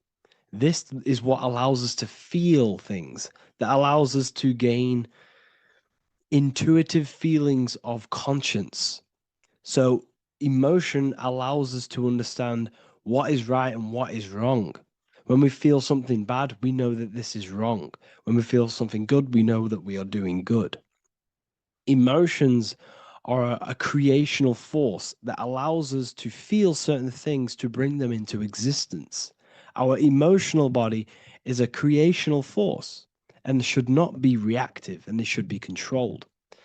Most actions are stemmed from emotions. Actions bring thought into physical existence. Emotions are the driving power. They are what drives your actions. The thought, then the emotion, then the action.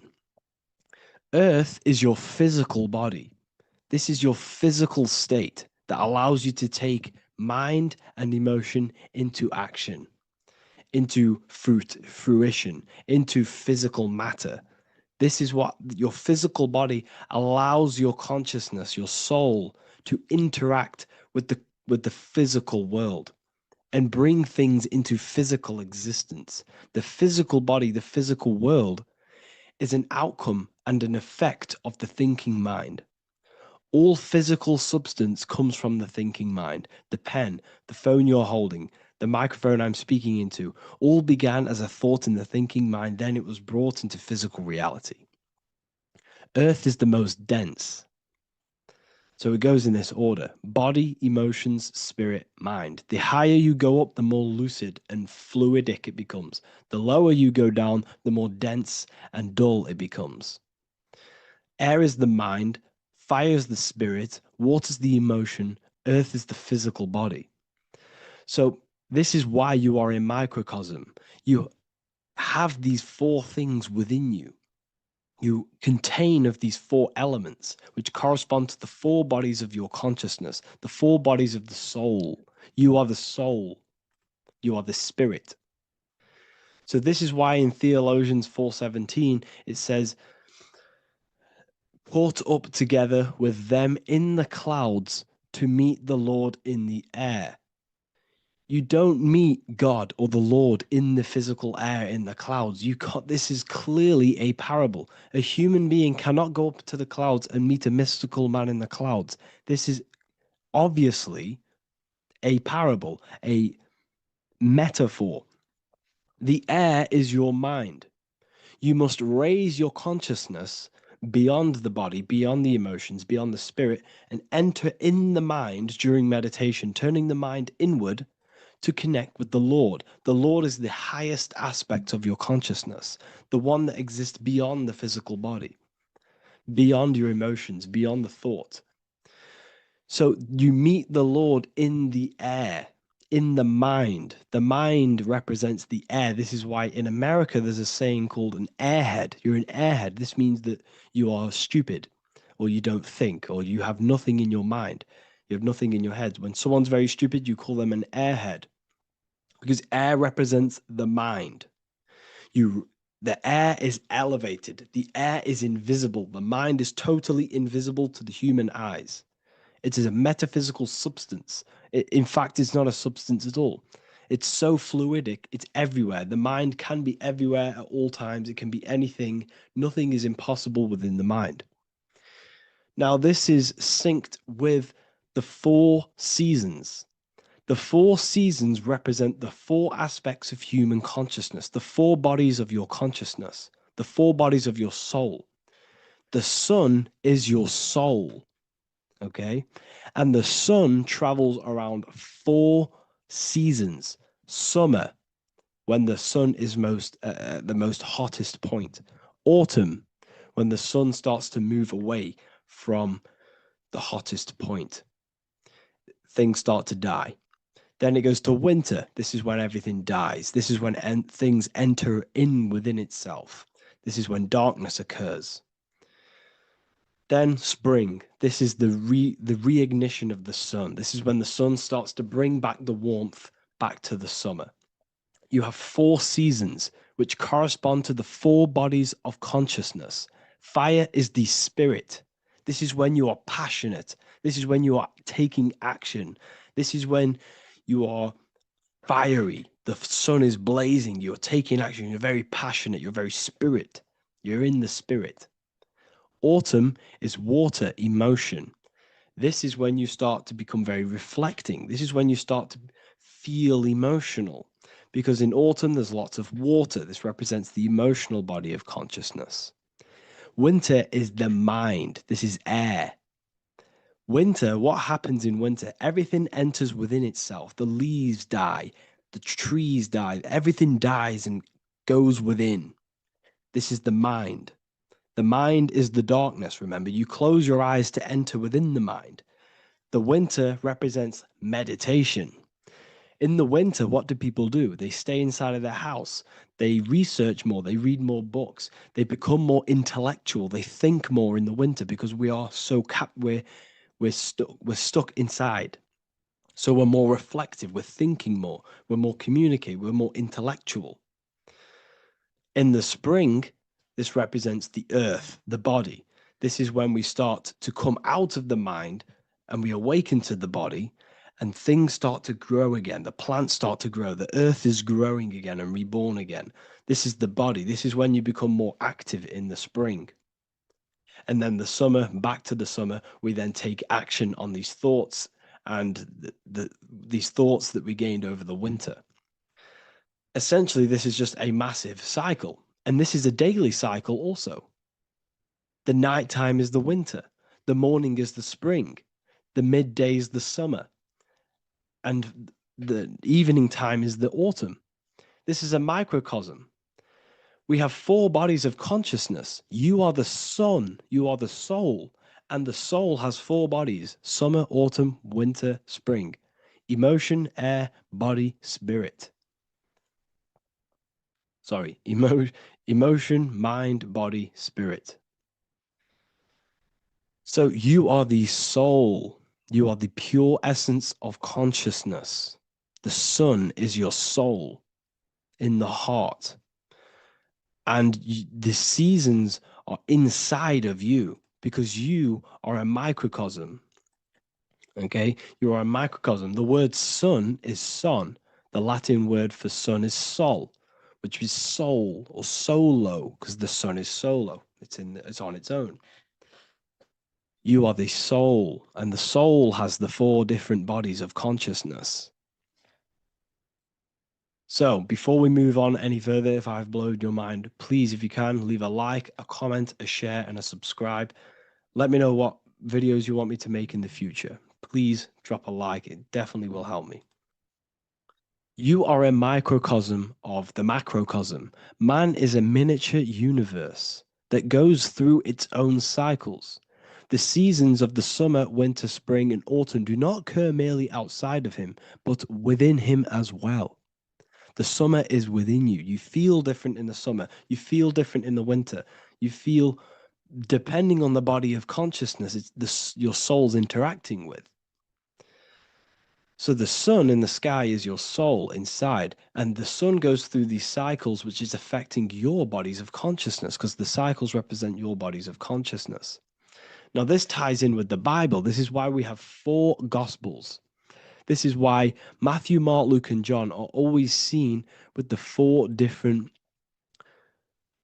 zodiac sign animals or symbols. So you always see each one of the Gospels. If you just type in on Google Matthew, Mark, Luke, and John, type in ancient pictures, paintings, or pictures of them, and you will find these 4 zodiac signs are always standing with each one. Taurus, the bull; Leo, the lion; Scorpio, the eagle. An old symbol for Scorpio was the eagle, and a man for Aquarius. Here you see very, very ancient paintings and artwork. Here we see Matthew, the man, Aquarius. Here we see John, the Scorpio. Same here. We also see it on the tarot cards, on the world card. We see the 4 fixed zodiac signs. Here we see it as well. These are called the 4 fixed zodiac signs. Now, when we look at the zodiac, we're no longer looking at the sky, because what you must understand is as above, so below. What is above you is inside of you. What is above is what is below. What is outside of you is within you. The zodiac is inside of you. The zodiac revolves around the sun. The sun is your soul. These are different energies of your soul. Like I said earlier, the 4 seasons are the 4 bodies of your consciousness. And in each body of consciousness, you have these different energetic energies that you can work with. Okay, so this is the true astrology. This is the true astrology, the internal esoteric astrology. You can't find much information on this at all. Very hard to find. So what we're looking at are the 4 bodies of consciousness. Obviously, when you look in the middle of each, when we look in the middle of each season, spring, the middle of spring is Taurus. The middle of winter is Aquarius. The middle of autumn is Scorpio. The middle of summer is Leo. These 4 signs are known as the 4 fixed signs. Okay, Scorpio is fixed. It's the middle of autumn. Scorpio is a water sign, emotion. Aquarius is the air sign, the mind. Taurus is an earth sign, the body. Leo is a fire sign, the spirit. This is why we see Matthew, Mark, Luke, and John with the 4 fixed signs of the zodiac, which represent the 4 bodies of consciousness. Leo, the spirit, fire. Luke, Taurus, earth, body. Matthew, Aquarius, air, mind. John, Scorpio, water, emotion. Each gospel is depicting Jesus and showing Jesus in each gospel. Each one of these gospels is showing and depicting Jesus according to the different body of consciousness. In John, this is when Jesus starts to turn water into wine. Water is emotion. Wine is transmuted emotion. This is when he does miracles with his emotions, water into wine. Aquarius, which is Matthew, air, the mind. Inside of the Gospel of Matthew, this depicts Jesus as an intellectual person, a person who's communicating and using his mind, his mental body a lot inside of the Gospel of Matthew.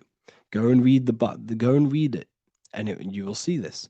Luke, Taurus, earth, the body. Luke shows and depicts Jesus according to the body of consciousness, the physical body. He shows Jesus as a human, being a human being, helping people physically and helping people's physical needs, like giving away food and doing all sorts of good things for other people. Leo, Mark, inside of the Gospel of Mark, this shows Jesus as a spiritual teacher, a passionate person who is taking action. Each gospel is showing Jesus according to the different body of consciousness, and Jesus represents you, the Son. That's why it's called the Son of God, the light of the world. Jesus represents your soul, and your soul has these 4 gospels, the 4 bodies of consciousness, the 4 fixed signs, the four elements, and the 4 seasons. These things all correspond to your consciousness. So this is Leonardo da Vinci showing you the exact same thing. Jesus is the I am, the Son, the soul, in the middle, on his own. Luke, spring, earth, body. There are 3 people in each group. There are 4 groups, and there are 3 people in each group. 1, 2, 3. 1, 2, 3, 1, 2, 3, 1, 2, 3. Fall, winter, summer, spring. These are according to the 4 bodies of consciousness. Here we see Aries, which rules the head region. He's on the head of the table.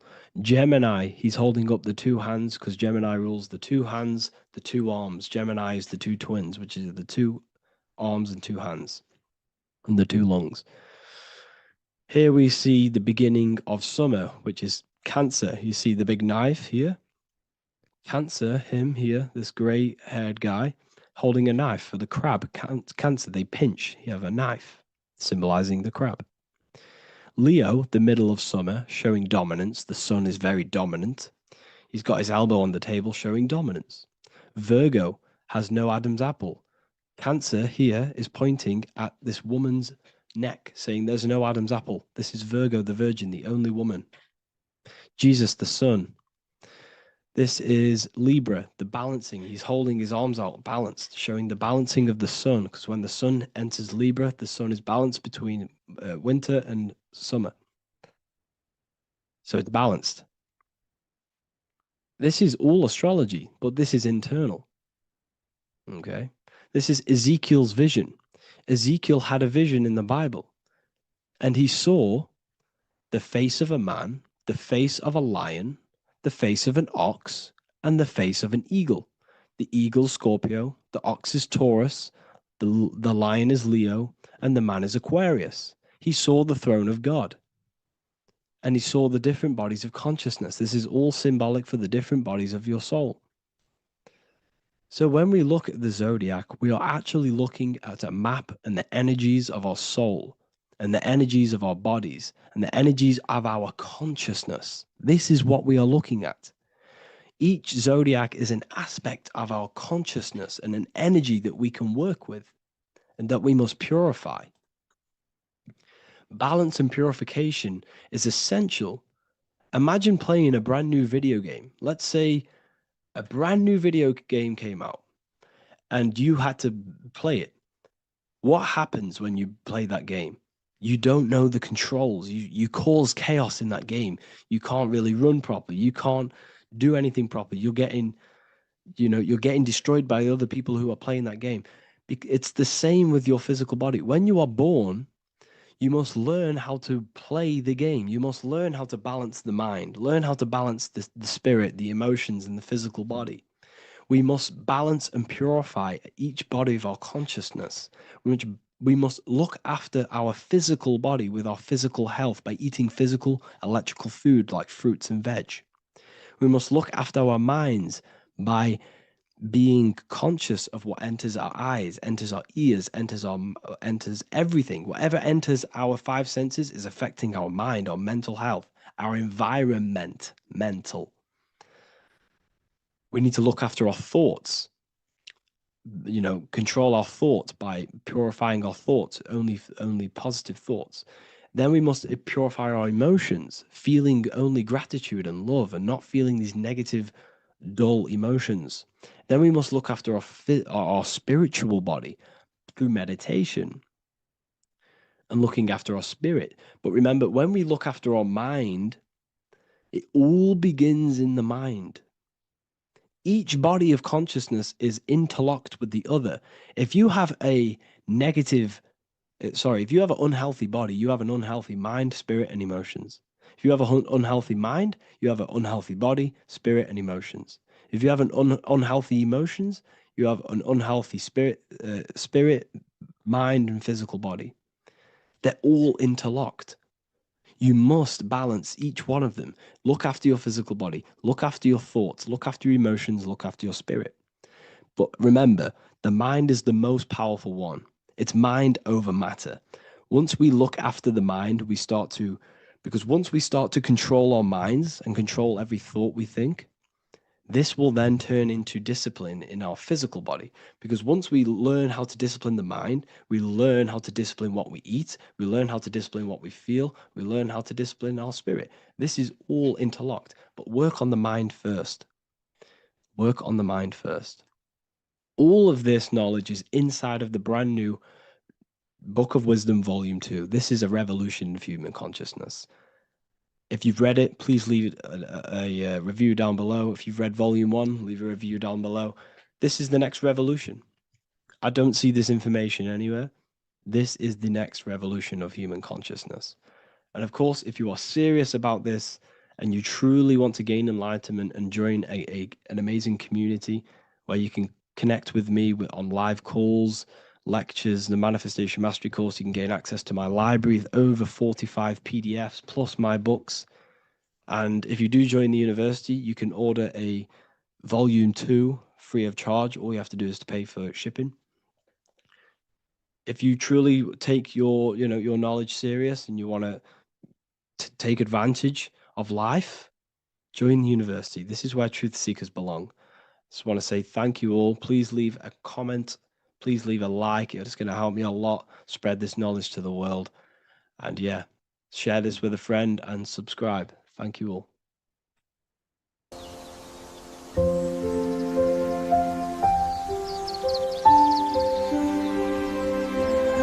bookofwisdom.com. Visit today.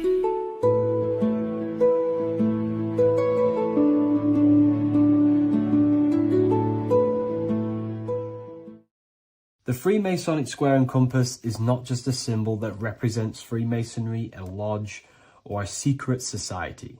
It is a symbol of gaining your own personal power.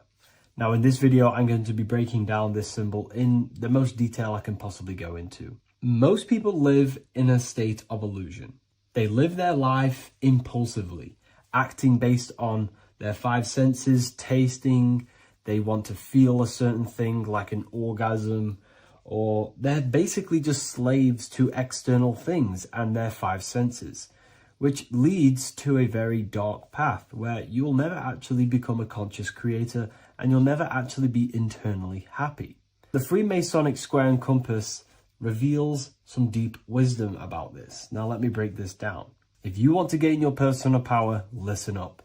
The Freemasonic square and compass is a compass which is used to create circles. Now, if you notice something about the circle, they have no beginning, no end. You can't tell where it begins and ends. It's eternal, which means this represents consciousness. Now, if you don't know what consciousness is, if you close your eyes, you have an internal world. You have thoughts, emotion, visualization. This is all consciousness, spiritual. Then we have the square.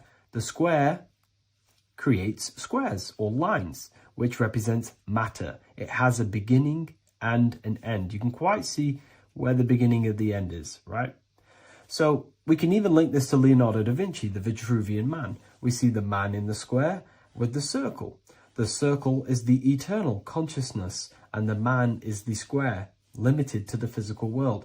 But consciousness is not limited. That's why it's outside the square. This is eternal. The body is mortal. The body will die. Consciousness will never die. If we look even closer at the symbol, we notice in this particular symbol, we have the compass overlapping the square. This is very, very symbolic. This represents spirit over matter, also known as mind over matter, consciousness over matter, the circle over the square. Like I mentioned earlier, most people are slaves to their senses. They go through their day and all they do is chase validation and feelings. They eat all day to feel good, which means they're a slave to their taste. They're slaves to their feeling. They masturbate, which means they're a slave to orgasms and external things. They're literally being governed by the external world controlling their internal world. They're literally living life on autopilot. And don't get me wrong, I was guilty of this too. We're all guilty of this when we join this world because we're not taught this sacred knowledge. Until you actually stop and recognize this, you'll be living life on autopilot, literally not even living. You'll be running off subconscious programs, seeking external validation and being ruled by these five senses. The square underneath the compass represents consciousness on top of matter, which means the internal world is controlling the external world. It is the mind controlling matter and not matter manipulating the mind. In the occult and esoteric world, it's very important that you are conscious of every action that you are taking in your day-to-day life. Never act subconsciously. Always be conscious. What are you thinking? What are you acting? What are you giving your attention? All of this is contributing towards creating, because you are a creator. Consciousness is a creative force. You need to make sure that the compass is on top of the square, that your inner world is controlling the outer world and not the outer world controlling the inner. As I've mentioned in many videos before, the internal world of consciousness is what's producing the external world. Your life is just a result of every thought and emotion that you felt in the past. Everything you own, everything you possess, your friends, are all reflections of your consciousness. They're all reflections of what you are thinking about. When you change your thinking, your external world starts to rearrange itself. On a basic level, this symbol represents the combination of spirit and matter. You are a spiritual being and a material being. You are heaven, the sky, and earth, the ground. You are heaven and earth, spirit and matter infused into one. You are a bridge between the divine and the earthly worlds. And you can bring down these higher realms of consciousness, thought, imagination, and emotions into a physical, tangible reality. To do this consciously, we need to make sure the external world is not manipulating the inner world. Because if your internal world is being controlled by external circumstances, for example, you have a circumstance happen in your reality, an emotion triggers inside of you, and that emotion is a command to create more of that. And the thoughts that you think are creating more of that negativity. So it's a constant cycle of negative manifestation if you let the external world control your internal world of consciousness. So we need to make sure the compass is on top of the square, that the internal world are commands and not reactions to create your external reality. And not only just to create, but to actually enjoy life. If we let the external world bother our internal world, this means that we have some sort of mental or emotional attachment to the external world. We need to detach from the external world. Why do I say that?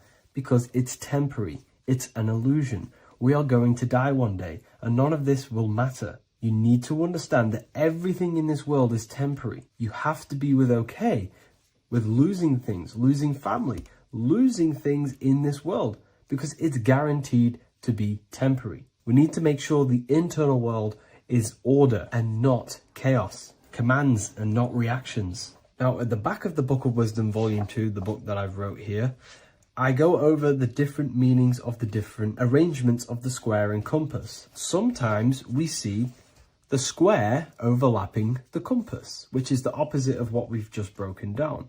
Or sometimes we see one leg of the compass on top of the square and one leg of the square on top of the compass. These are all highly symbolic. When we see the square overlapping the compass, this pretty much represents the beginning of the Freemasons' journey, when their internal world is being controlled by the external. They have a lot of spiritual growth and a lot of learning and inner work to do.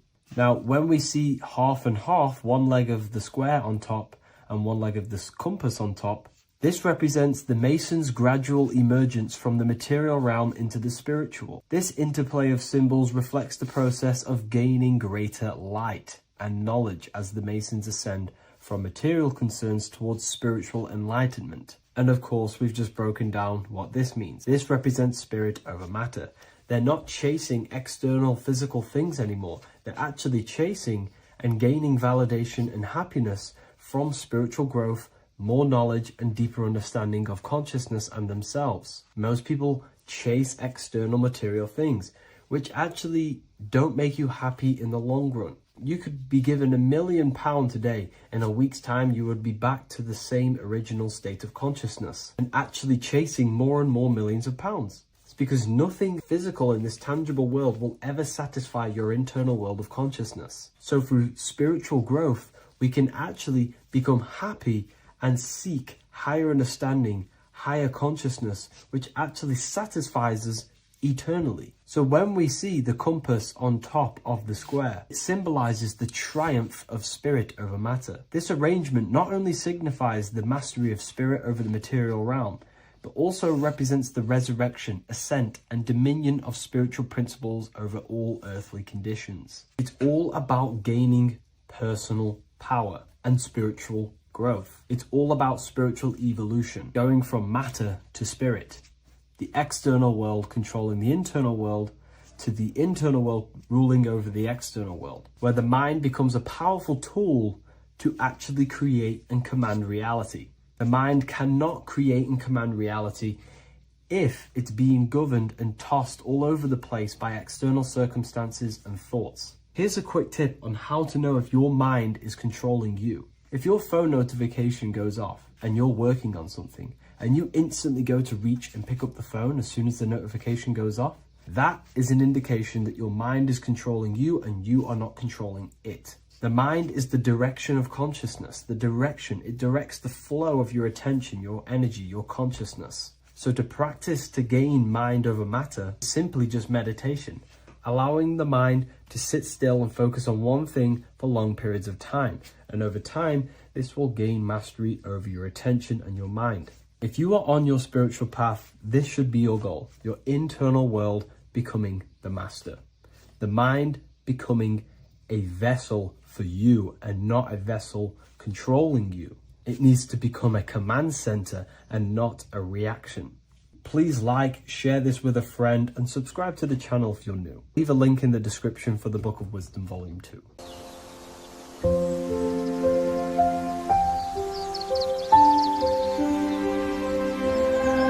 bookofwisdom.com. Visit today.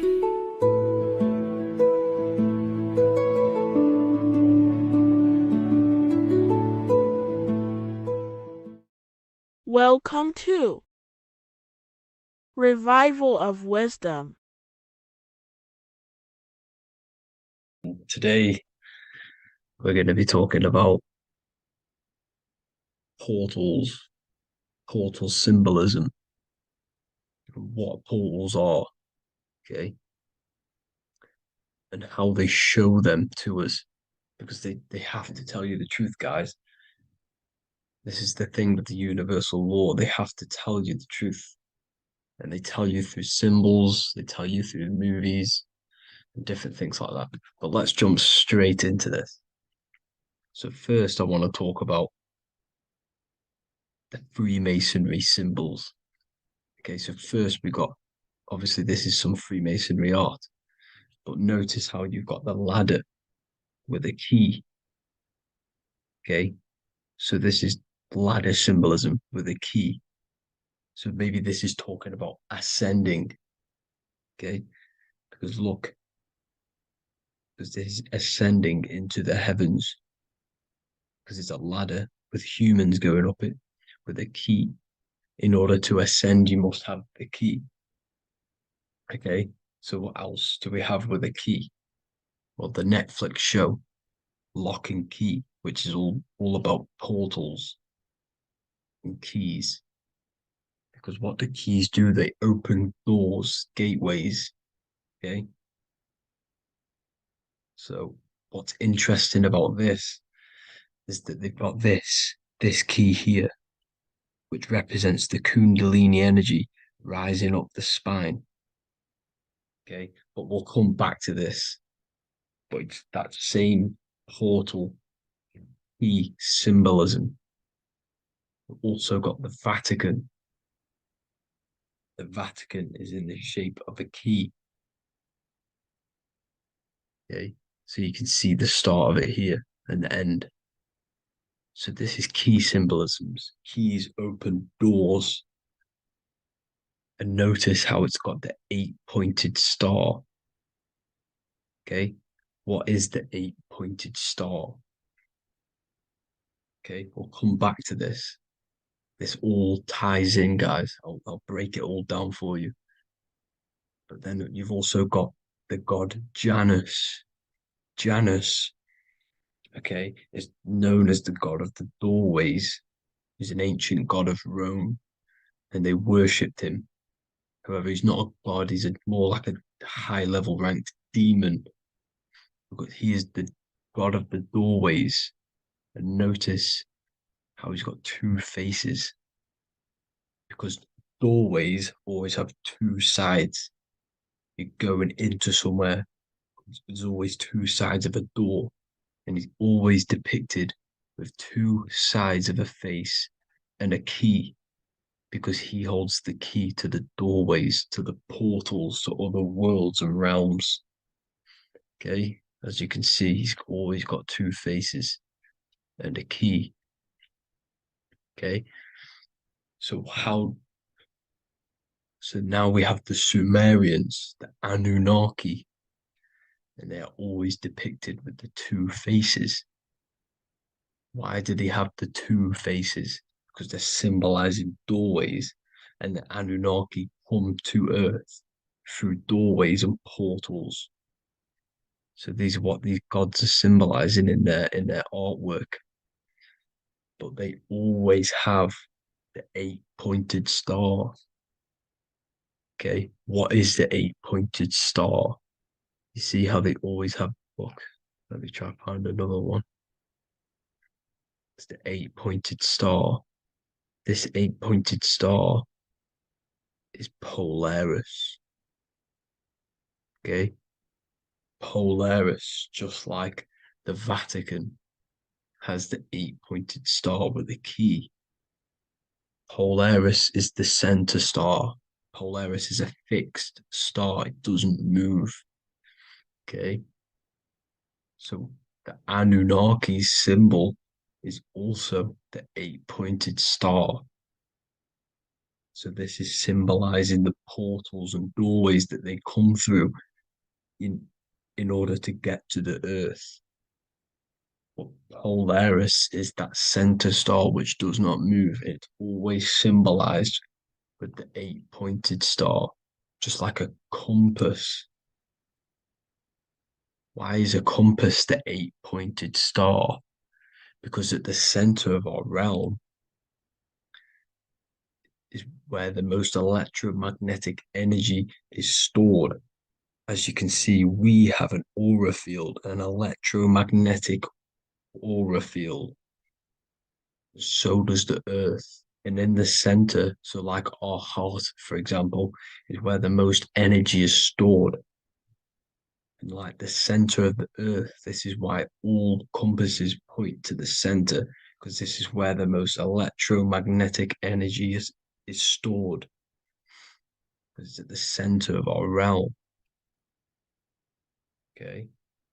So like I was saying with the lock and key series, see this here? The Kundalini energy rising up the spine, just like your Kundalini energy rising up the spine. Let me try. I can't zoom in. But you know what I'm trying to say here. Let's go back to Polaris. Because at the center is where pole. Can you see the pole of electromagnetic energy? Polaris, the North Pole. It's symbolized. The truth is in the words. It's like a pole of electromagnetic energy. And this is where the aurora borealis comes from. Notice how it's got the word aura in it, because it's the Earth's aura, electromagnetic field. Just like you have an aura, also known as the northern lights, because it's coming out of this center hole in the center of our realm, where the black sun is. And this is where the electromagnetic energy is coming up from. And this is what the aurora borealis is, or the northern lights. It's just electromagnetic energy. And it's symbolized through our symbols, the original O. Okay, because it's like a pole through the middle. Polaris. So this Polaris is the sky vault. It's the portal into this realm. Because this is what the Anunnaki are always talking about. Always symbolize it with the 8-pointed star.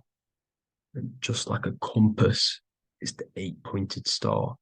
pointed to the center, to Polaris. Okay. See here on the Sumerian tablets with the 8-pointed star again. And how we know it's talking about portals with this 8-pointed star is because CERN 666 are opening up portals to the underworld, letting in demonic entities into this realm. How do we know it's a portal?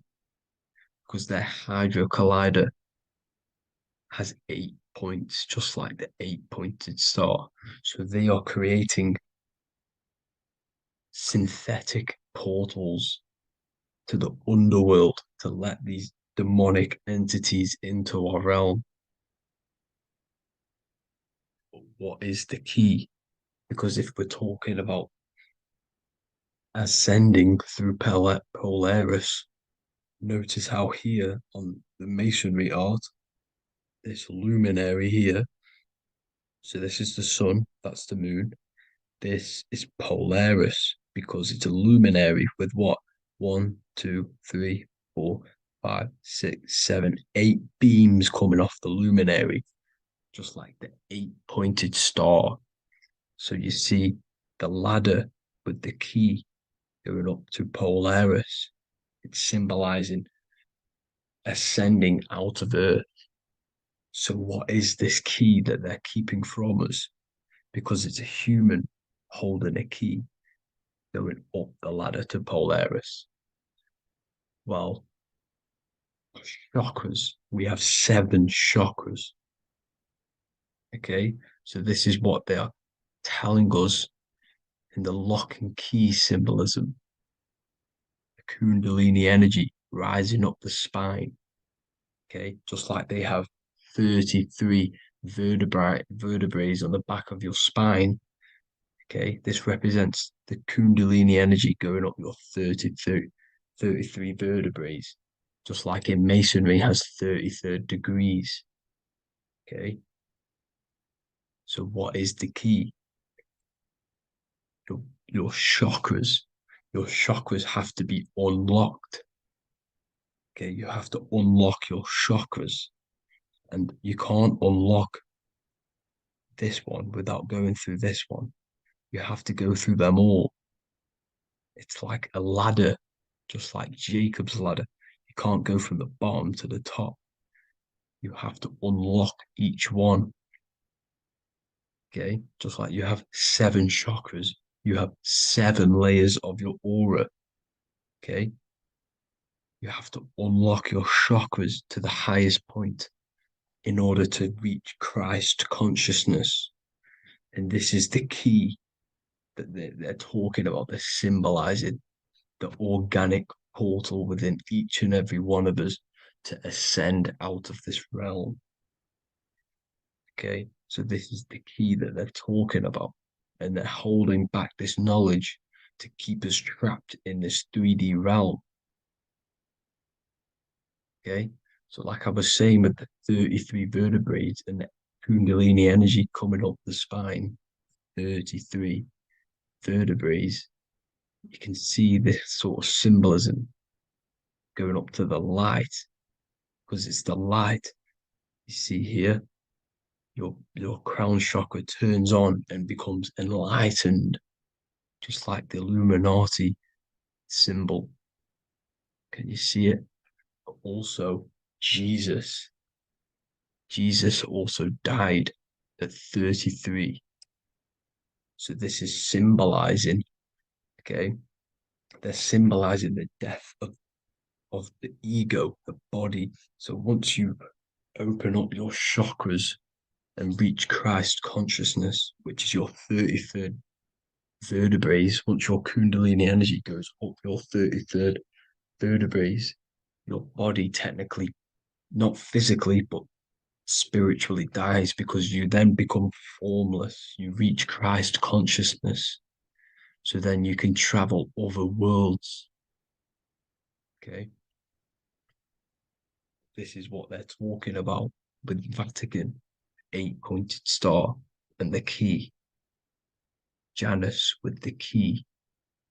The Sumerians with the 8-pointed star. Anunnaki, the 8-pointed star. Polaris, 8-pointed star. So Polaris is the way out of this realm, which is at the center. Pole, North Pole. Okay.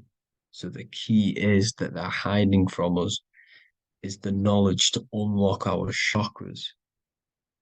Okay. And without this knowledge that they keep from us, is trapping our souls in this reality to keep reincarnating. Okay. Well, thank you all for tuning in. I'm going to leave you all there. Make sure to leave a like and a comment in the comment section. Let me know some topics to talk about so I can break it down for you. God bless you all.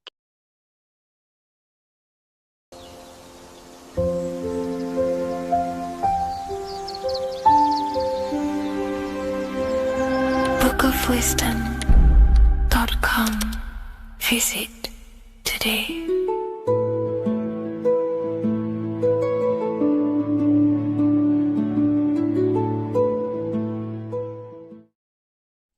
Today's topic is the binary code behind the universe. You will learn the fundamentals of the binary code, deeper understanding of reality, which will give you more of a connection to the universe, evidence supporting the existence of this code, and how to use the binary code to shape your reality. This is an important one. We have 0 and 1. This is the binary code of the universe. It underlies everything. It is the source of all creation. The universe is binary in nature, meaning it exists as both something and nothing, on and off, male and female, light and dark. Everything has its polar opposite. At its core, all that exists is 0, representing nothingness, infinite potential, and 1, representing something, order. 0 represents the feminine, vast, formless, and infinite potential.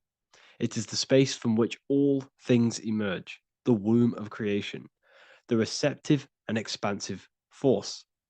1 represents the masculine, structure, form, and order. It is the active principle, the initiator, the force that defines and shapes reality. Together, they create the fundamental duality that underlines existence, the balance between chaos and order, the void and creation, yin and yang. We see this in the masculine and feminine bodies. This is deeply encoded into the fabric of reality. And once you see this, you will never unsee this. So please leave a like on this video if you love my content and you love the wisdom that I share with the world. So we see this with the masculine genital areas. Remember, this is the genital area. This is all to do with creation. These are the generative principles, the generative organs in the body that allow creation to continually outfold into new life. The genital areas are all to do with the code. The male is the 1, the action. He's the initiator. The feminine is the 0, which is the infinite potential, the womb of creation. 0 and 1. This is why we have 10 numbers. 0 and 1. Masculine and feminine. We even see this in the bodies. The feminine body is made out of curves, which is 0, curves. And the masculine body is made out of lines. So please leave a like and comment if you love this. And if you have any lecture ideas, feel free and I can make a lecture on any suggestions that you have. So look at the word masculine. Masculine, line. Line is just one line, which represents order. 1. Feminine. 9. 1 and 9 equals 10. 0 and 1. The binary code of all creation. Why is feminine? Why the number 9 for feminine? Because the moon has to go around 9 times to create a human in the feminine's womb. And look at this image of nature. All nature is zeros and ones. Now you can tell. The stick is a 1, it's a line. And here we have curves. It's curves and lines. Curves and lines create reality, creates matter. Everything is 0 and 1. We even see this with the sky. The sky represents zeros. They represent curves, the heavens, the heavenly bodies, the sun. These are circles, the moon, circles, the planets, circles. Down here is matter, representing the square. We have the Freemasonic square and compass, representing lines and circles, masculine and feminine. We see this with Leonardo da Vinci, with the circle representing the spirit, the void, the womb of creation, and matter, which is the body. This is the soul in matter, infinite potential in matter. This represents spirit over matter. This represents the architect of reality, zeros and ones, spirit and matter. This is all the same thing. Understanding this binary nature of the universe, where 0, feminine, represents the infinite potential and 1, masculine, symbolizes order and structure, can benefit you in several ways. Manifestation and creation is the first way it can benefit you. Now that you understand this, you understand that everything comes out of infinite potential. 0, infinite potential. 1, action equals manifestation equals creation. So you must pull things out of infinite potential. If you have ideas but don't take action, too much 0, nothing materializes. You'll never materialize if you sit there imagining all day, visualizing all day. You have to take action. They both come hand in hand. If you only take action without tapping into intuition and creativity, too much 1, your actions may feel hollow and misdirected. Using both effectively leads to greater success in life, work, and relationships. This is the 33rd degree motto, or this is on the 33rd degree of Freemasonry Scottish Rite logo, and it's called Order ab Chaos, order out of chaos. Chaos is the 0, infinite potential. Chaos is the dimension of the imagination. This is where this all ties in now. Imagination is the dimension of infinite potential, pure potential, formless creativity, and the realm of infinite possibilities. It is the void, the unmanifested energy that contains all that could ever be. That is the imagination. The imagination is the dimension that you are connected to, and you can pull any idea out of and materialize it into a reality. Matter, on the other hand, is order brought out of the imagination, chaos. It is when raw potential is structured, defined, and crystallized into form. This is the fundamental principle of order out of chaos, the process of turning the unseen into the seen, the abstract into the concrete, the dream into reality. That's why we say dreams into reality. Dreams are in the imagination, infinite potential, and the human mind is connected to high dimensions of consciousness, which we can pull ideas, things out of and materialize it into our lives. Whether that's good or bad, that's completely up to you. But we have access to higher dimensions beyond the physical plane. And this is the secret that the human mind is connected to, and that you are not just a physical body. Okay? The universe itself was born from chaos. Before form, there was only energy and potential. Our minds function the same way. The mind is a microcosm of the universe. Our thoughts exist in an infinite field of possibility, but they only become real when we take action and give them form. If your inner world is filled with chaotic thoughts and impulsive emotions and negativity, then creating order within is essential for balance, clarity, and growth. What do I mean? Order out of chaos, 0 and 1. All creation comes out of infinite potential. The mind, the imagination, is the infinite potential. The material world is the order. It's the effect. Therefore, if your material world has chaos, if your room is messy, if your body is out of shape, if you do not look after yourself, everything in the physical world is just a reflection of what's going on inside of you, what's going on inside of you. So if you have a messy room in a messy house, this reflects as a messy mind, a chaotic mind, and we must create order in our mind. So this applies to all realms of your life. This applies with your mind. It applies with your emotions. It applies with your manifestation. It applies with the physical world, with the masculine and feminine. 0 and 1 is heaven and earth. It's everything. It's duality. It's on and off. It's everything. So it applies to all realms of your life. Okay. So in order for this to benefit our lives, we must, one, have awareness and observe the chaos. Step back and observe your thoughts and emotions without reacting to them. Recognize that you are not your thoughts. You are the observer of them. You are the soul. You are in between them. You are the midpoint between the left and the right, the 0 and the 1. You are the soul. Journaling or meditation can help you identify patterns and negativity and impulsivity. So it's important that we recognize these patterns. We recognize the chaos within us and we transmute it. 2, implement structure, mental discipline, mindful practices, meditation, breath work, and slowing down your reactions. Cognitive reframing, replace destructive thoughts with constructive ones. This is so important. For every negative thought that you place attention to, place your attention onto 5 more positive. Never think about something that you don't want to manifest, because whatever you're placing attention on inside that mental field of consciousness, you're giving attention to, which then can manifest into your action, and that will materialize into your world. Routine and ritual. Create daily habits that anchor you. Morning routines, exercise, or creative outlets bring stability. We must master the inner world of thought and emotion. We must bring chaos into order. In order to create anything in your life, you're turning chaos into order. Order out of chaos. You're turning 0 into 1. This is the binary code. All things underlie it. 0 and 1.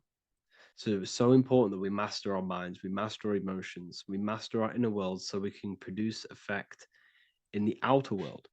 We cannot create consciously and effectively if we have chaotic thoughts and impulsive emotions.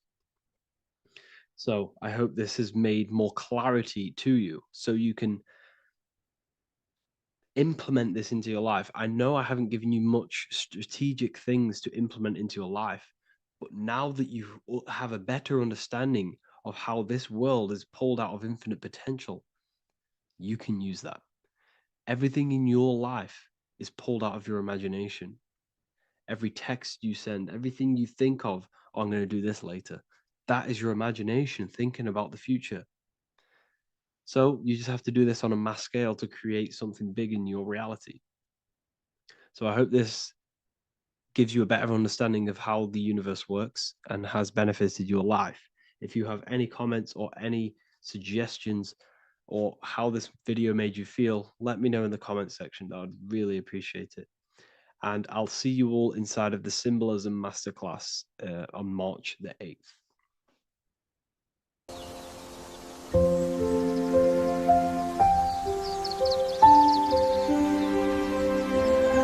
bookofwisdom.com. Visit today.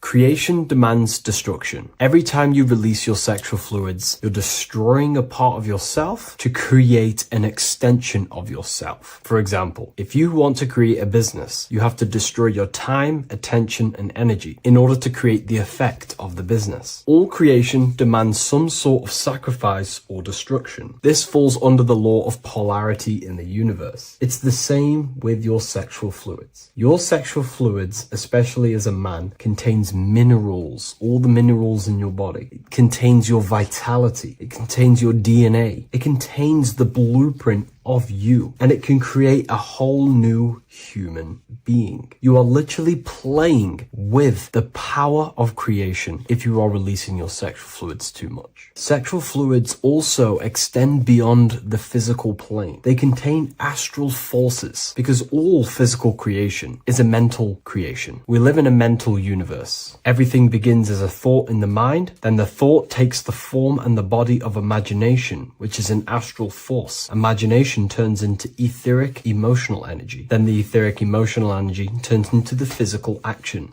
and the physical manifestation. We live in a mental universe. Therefore, these dimensions do not exist separately. They are permeating and mixing in with all. Your physical body has an astral body. Everything physical has astral forces behind it. Semen is known as the astral fluid of the soul. It feeds nerves, the channels of life force and consciousness within the body. And every time you release it, you're destroying a part of your vitality, your brain, your nerves, your energy levels, your creativity, and your DNA to create an extension of you. Therefore, it is a sacred fluid within your body and not something to be played with and to be released too much. Think about it. This is a very creative energy, your sexual fluids. It can create a whole new human being. This is how powerful it actually is. It is the power of creation, and the misuse of this power can destroy your own vitality and your life of your body, because that life you are giving in order to create an extension or a child is the same life you could keep inside of you and not waste to recycle and regenerate the body. Sexual energy has been for thousands of years associated with regenerating the body, longevity of life, and maintaining youth. Not only that, every time you release your sexual energy, it floods the brain with dopamine. Dopamine is the brain's reward system, created within the middle of the brain. It releases every time you've achieved something. However, sex or an orgasm is the most powerful feeling you can feel. It's the most amazing, intense feeling and release of dopamine you can possibly feel as a human. Therefore, if you flood your brain with this high amount of dopamine every single day, you are getting the epitome of human feelings every single day. Therefore, you will become numb to everything else in reality. You won't be able to enjoy the small things in life. And I know this firsthand because I experienced this myself. As soon as I stopped, this is when I started to enjoy the little things in life, seeing family, and I actually gained more energy, more ideas. We'll get into this a bit later. It is a creative energy. It creates a whole new human being. Therefore, if we maintain this energy, we can maintain our creative power within us, because that's what we are. We are all creative beings, moving energy from higher dimensions of consciousness, the mind, into lower dimensions of consciousness, the physical world. You hold the power to create. You are not in a world. The world is working through you. You do not possess a life. Life is working through you. You are not in a universe. You are the universe. It's moving through you. There is no past, present, and future. The present moment is you. When we release every single day or frequently throughout the week, like I said, we're triggering the brain's reward system, dopamine, which makes you feel as if you have already achieved something. And if your brain is telling you you have already achieved something by overusing your sexual fluids, then you will not have the motivation to achieve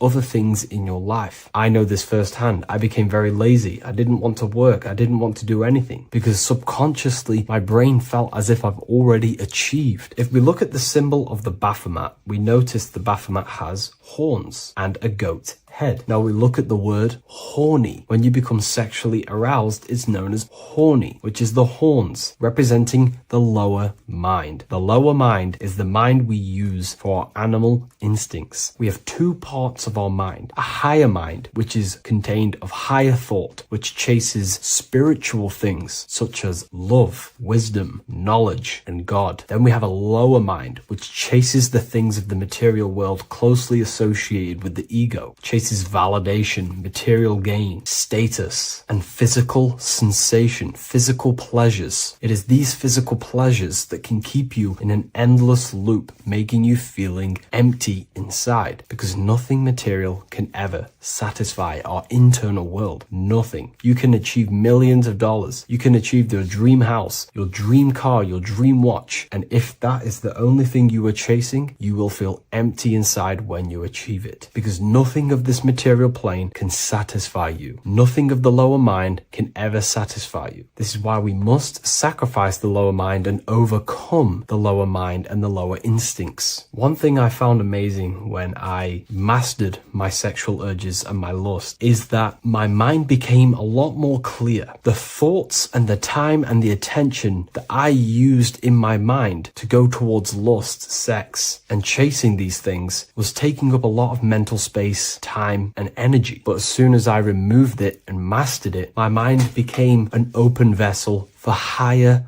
thoughts to be received from the higher mind. The mind is like a radio antenna. Whatever we attune it with, that's what we receive. If we're constantly thinking about lust and low-level pleasures, we're gonna just receive low-level thoughts. But once we remove all of the lower mind and we conquer our physical body and physical urges, our mind becomes an open channel for divine thoughts and spiritual thoughts. This is what most people call today as downloads. You receive wisdom from your higher self. Not only do you receive more wisdom, you just receive more power to create. The male and the female come together to create a child. That's how you were created. Now, the law of correspondence teaches as above, so below. It refers to everything in the universe. Therefore, in order for you to create a reality, to give birth to something, you have to bring together the masculine and the feminine. Your masculine forces are willpower and actions. Your feminine forces are emotions and imagination. When you combine the willpower, action, emotions, and imagination and combine them together, you can give birth to reality. But it's important to only give birth to things that are spiritual, that are good,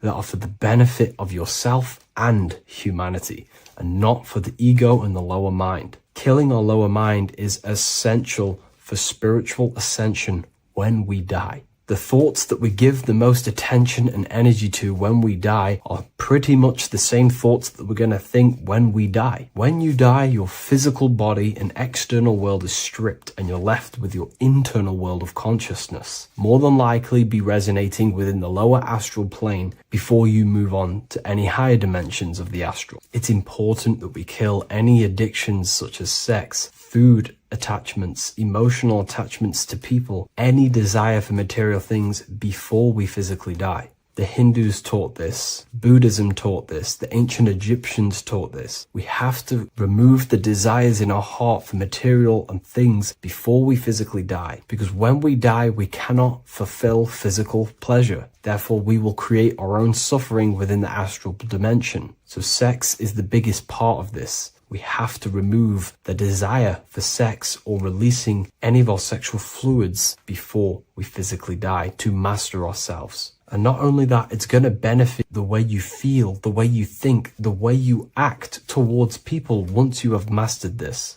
Porn psychologically damages you. You are quite literally the person in the corner of a room watching two other people give pleasure to each other. Psychologically, that is not good. And what happens in darkness is always revealed in light. What you do in your alone times will show in your confidence, in your eye contact, in your presence, in your aura, your energy. You cannot hide things that you do in the dark, because they always reveal themselves in a subconscious way, whether physically or through an energetic spiritual way. Sex can be known as sacred energy exchange. You are exchanging energy, bioelectrical energy. It's a scientific fact that when you hold hands with another person, your brain waves of each individual become synced. Your emotions sync. And you exchange electromagnetic energy because you are an electromagnetic being. But when you have sex with someone, you are literally exchanging emotional energy. Your aura is not just an electromagnetic field. It is literally a manifestation of your internal consciousness. Your consciousness contains your thoughts, your beliefs, your traumas, your emotional state.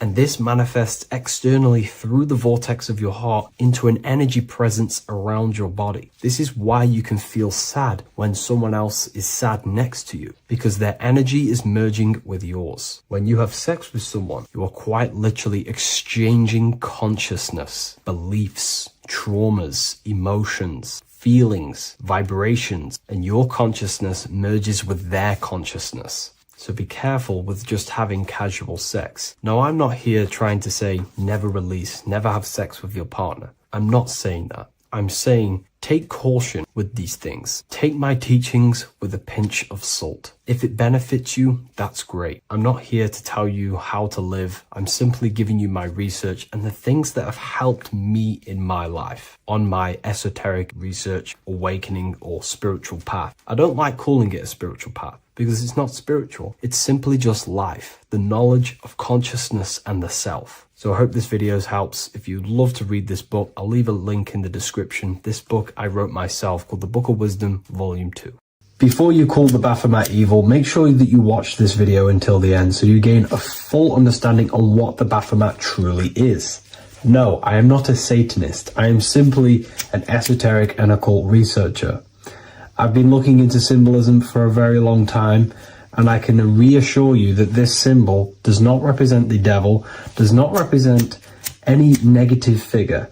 It's a very deep, occult, esoteric symbol. What we first need to understand about the Baphomet, it is indeed a symbol. Every symbol we see around us is neutral. The pentagram, the Baphomet, is neutral. It depends how you use it, whether it is used in a good or bad way. Everything is neutral. It's your mind's perception that gives it a positive or a negative charge. First of all, let's break down the Baphomet symbol. Let's look very closely at the Baphomet. We have clearly the 4 physical elements corresponding to the Baphomet. Here we clearly have the fire element. The wings represents the air, the flapping in the air. The fish scales, which is the water, and this dome figure representing the earth. The soul is incarnated into 4 bodies. We have a mental body of consciousness, intellect. We have an emotional body of consciousness, which is all to do with intuition and energy.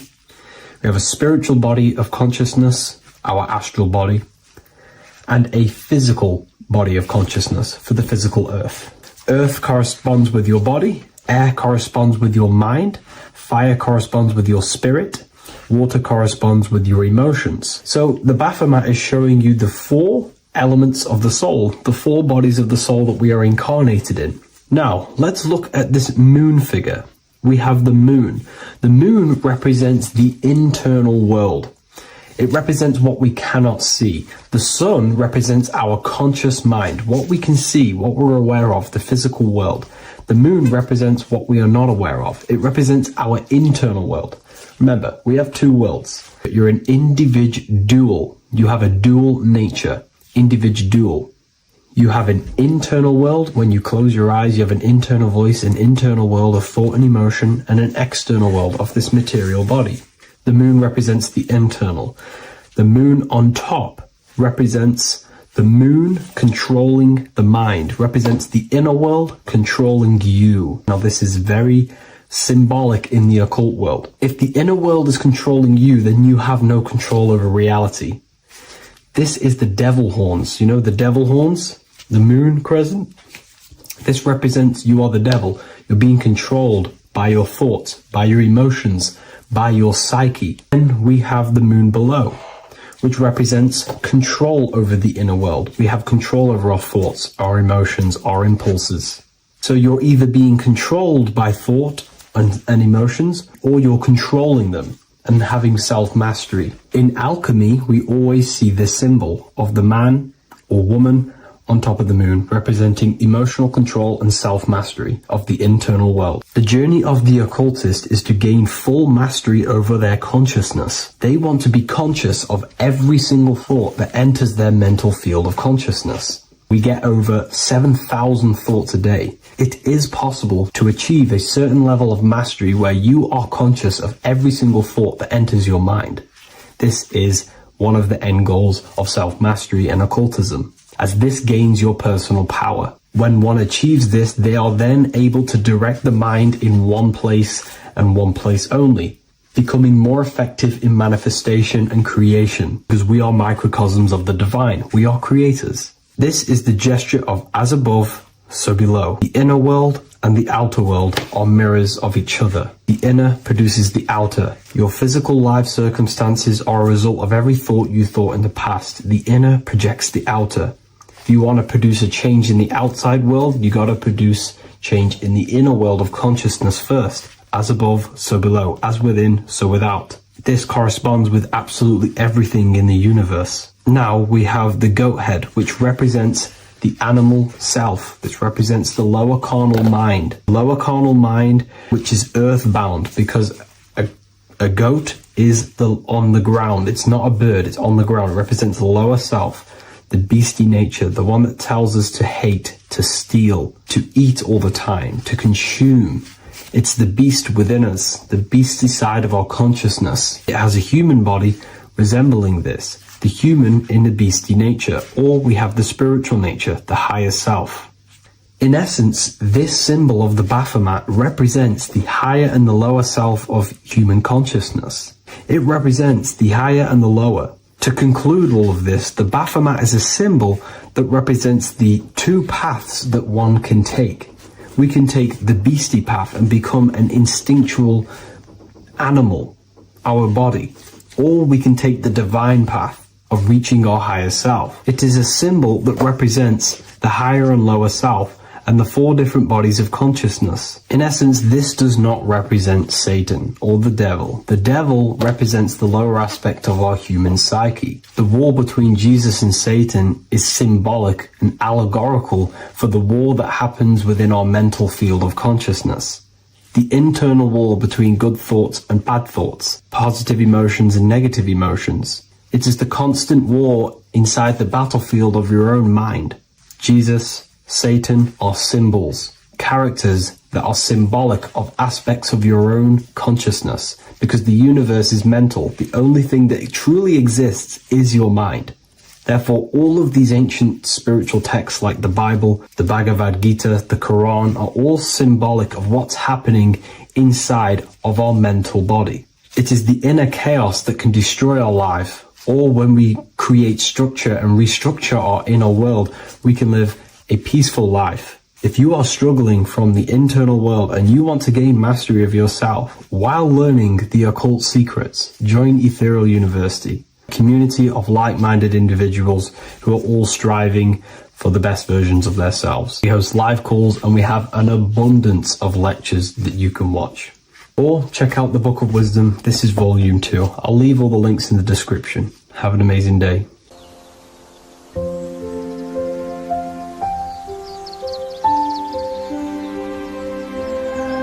bookofwisdom.com. Visit today.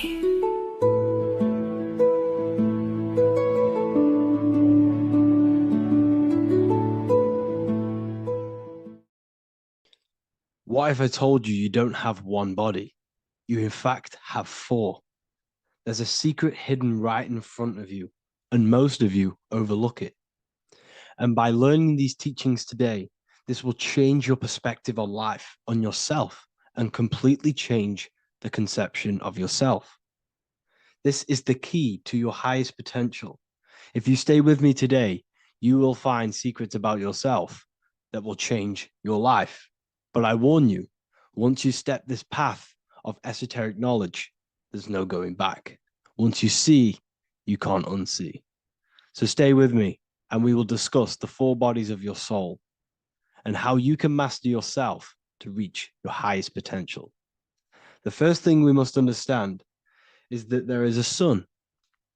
And just like the sun gives life to the earth, there is this life force within the sun that gives life to all matter. We must understand that matter itself is dead. It has no life potential. It has no ability to create or destruct anything. All of the life comes from above, from the sun, from the life-giving power of this infinite energy source we call the sun.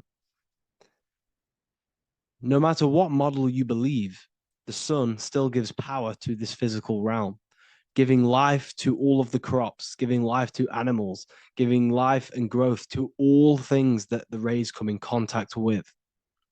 This is a macrocosm process. We must understand the teachings of as above, so below. This means that the macrocosm repeats itself in a microcosm form. Now, what do I mean? Humans are made in the image and likeness of God. You are a miniature version of God, a spark of the divine consciousness made in human form, in physical form. Just like the sun gives life to all physical matter and growth to all crops on the earth, your soul is a miniature sun.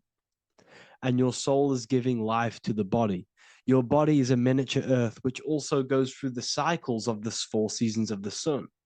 We feel different in each one of these seasons. It's because our body does not only go through these cycles externally, but these cycles happen within ourselves, within consciousness. Your soul is the sun. The sun you see in the sky is an externalization of your soul. Your soul is the life force. You are the soul, not the body. And like the sun gives power to the earth, the soul gives power to your body. So first, let's look at the etymology of the word sun. The word sun comes from it's a Latin word solis or sol, which means the sun. Sol then became soul, sun, soul. And in fact, S-O-N and S-U-N in the old etymology dictionary mean the exact same thing. They are interchangeable. So when we look at the symbol of the sun, we look at a circle and a cross, which represent the 4 aspects of the sun, the 4 seasons of the sun: summer, winter, spring, and autumn. These are the 4 states of the sun. Like we said, this is why we get this symbol. You have the 4 states of the sun, which represent the 4 bodies of the soul. Now, this is where we get deep. Like I said, the sun you see in the sky is a macrocosm of your soul, an externalization of your soul. Just like your sun has 4 seasons, the 4 seasons within us are the 4 bodies. Our soul is incarnated and split into 4 sections. We have a mind, we have a physical body, emotions, and spirit. These are all interchangeable and they are all linked. In ancient alchemy, we have the exact same symbolism of the 4 stages of alchemy. But in this case, they're symbolized as the 4 elements: earth, water, air, fire. In this ancient alchemical symbol, we have the pentagram with the top one representing the soul, ether. Our soul then has the 4 bodies with the human here. We have the man, the eagle, the bull, and the lion. We see this on the tarot card, the Wheel of Fortune. The man, the eagle, the bull, the lion. We see this in Matthew, Mark, Luke, and John. The lion, the bull, the man, and the eagle. We see this with depictions of Jesus. Jesus, the man, the bull, the lion, and the eagle. These represent the 4 fixed signs of the zodiac: Taurus, the bull; Scorpio, the eagle. Scorpio was symbolized as an eagle. It's an ancient symbol. Now it's been changed to a scorpion, of course. Leo, the lion; Aquarius, the man. These represent the 4 fixed signs, which are 4 different elements. Taurus is an earth sign. Scorpio, a water sign. Leo, a fire sign. Aquarius, an air sign. Taurus is the earth. As above, so below. The earth is the physical body. Leo is fire. Fire is the spirit. Scorpio is water, which is the emotions. Aquarius is the mind, which is an air symbol. Air is the mind. That's why we call people airheads. Okay? So what we're actually looking at here are the four aspects of our soul. We have the sun in the middle and the four bodies of the soul. This is what Jesus is symbolizing. Jesus represents you. God made flesh with the four aspects of the soul. The four gospels are all depicting Jesus in four different ways according to the different body of consciousness. The wheel of fortune are representing the four bodies of the soul.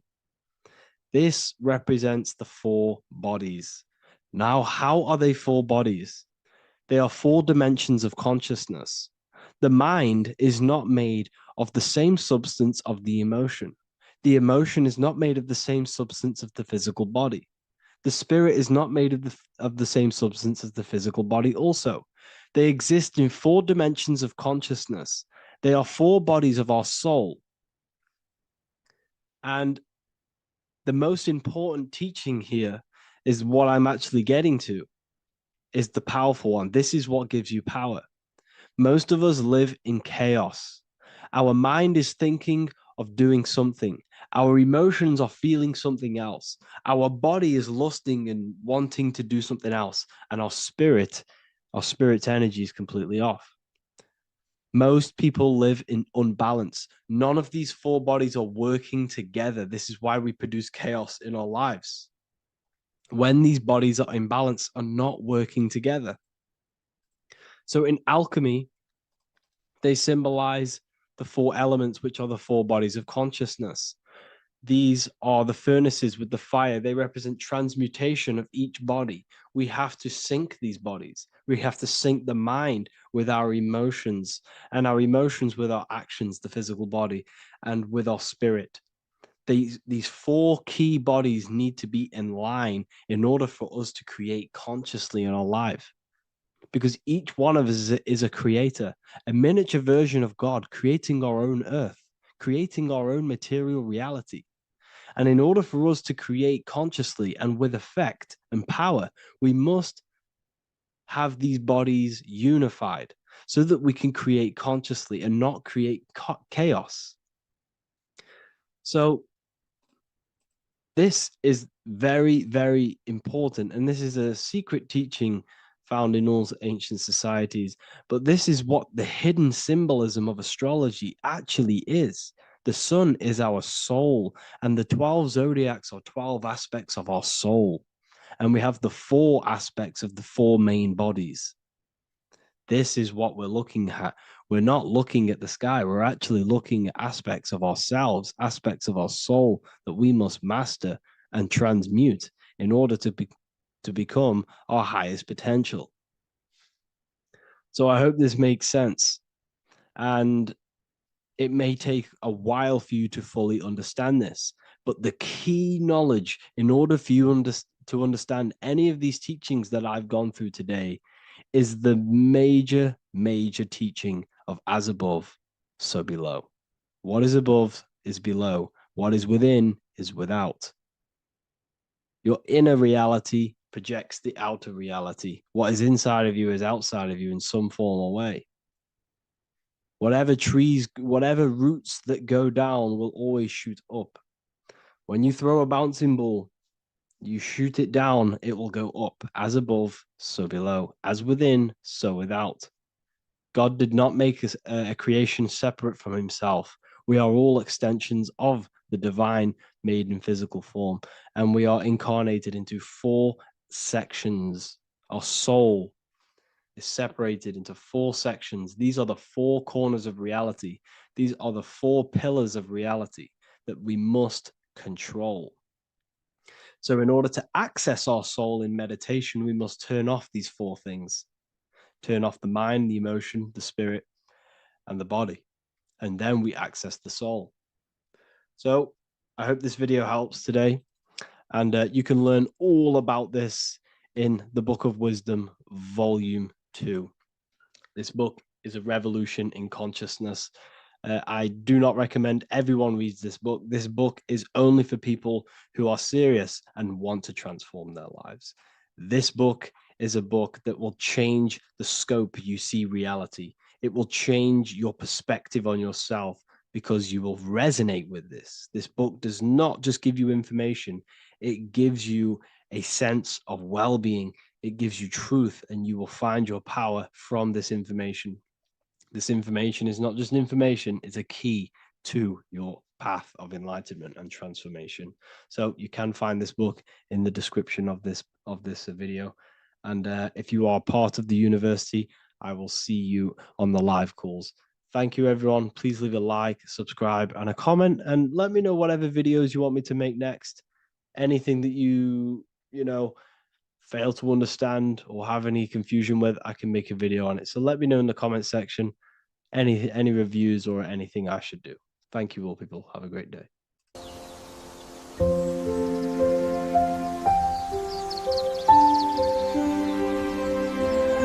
bookofwisdom.com. Visit today.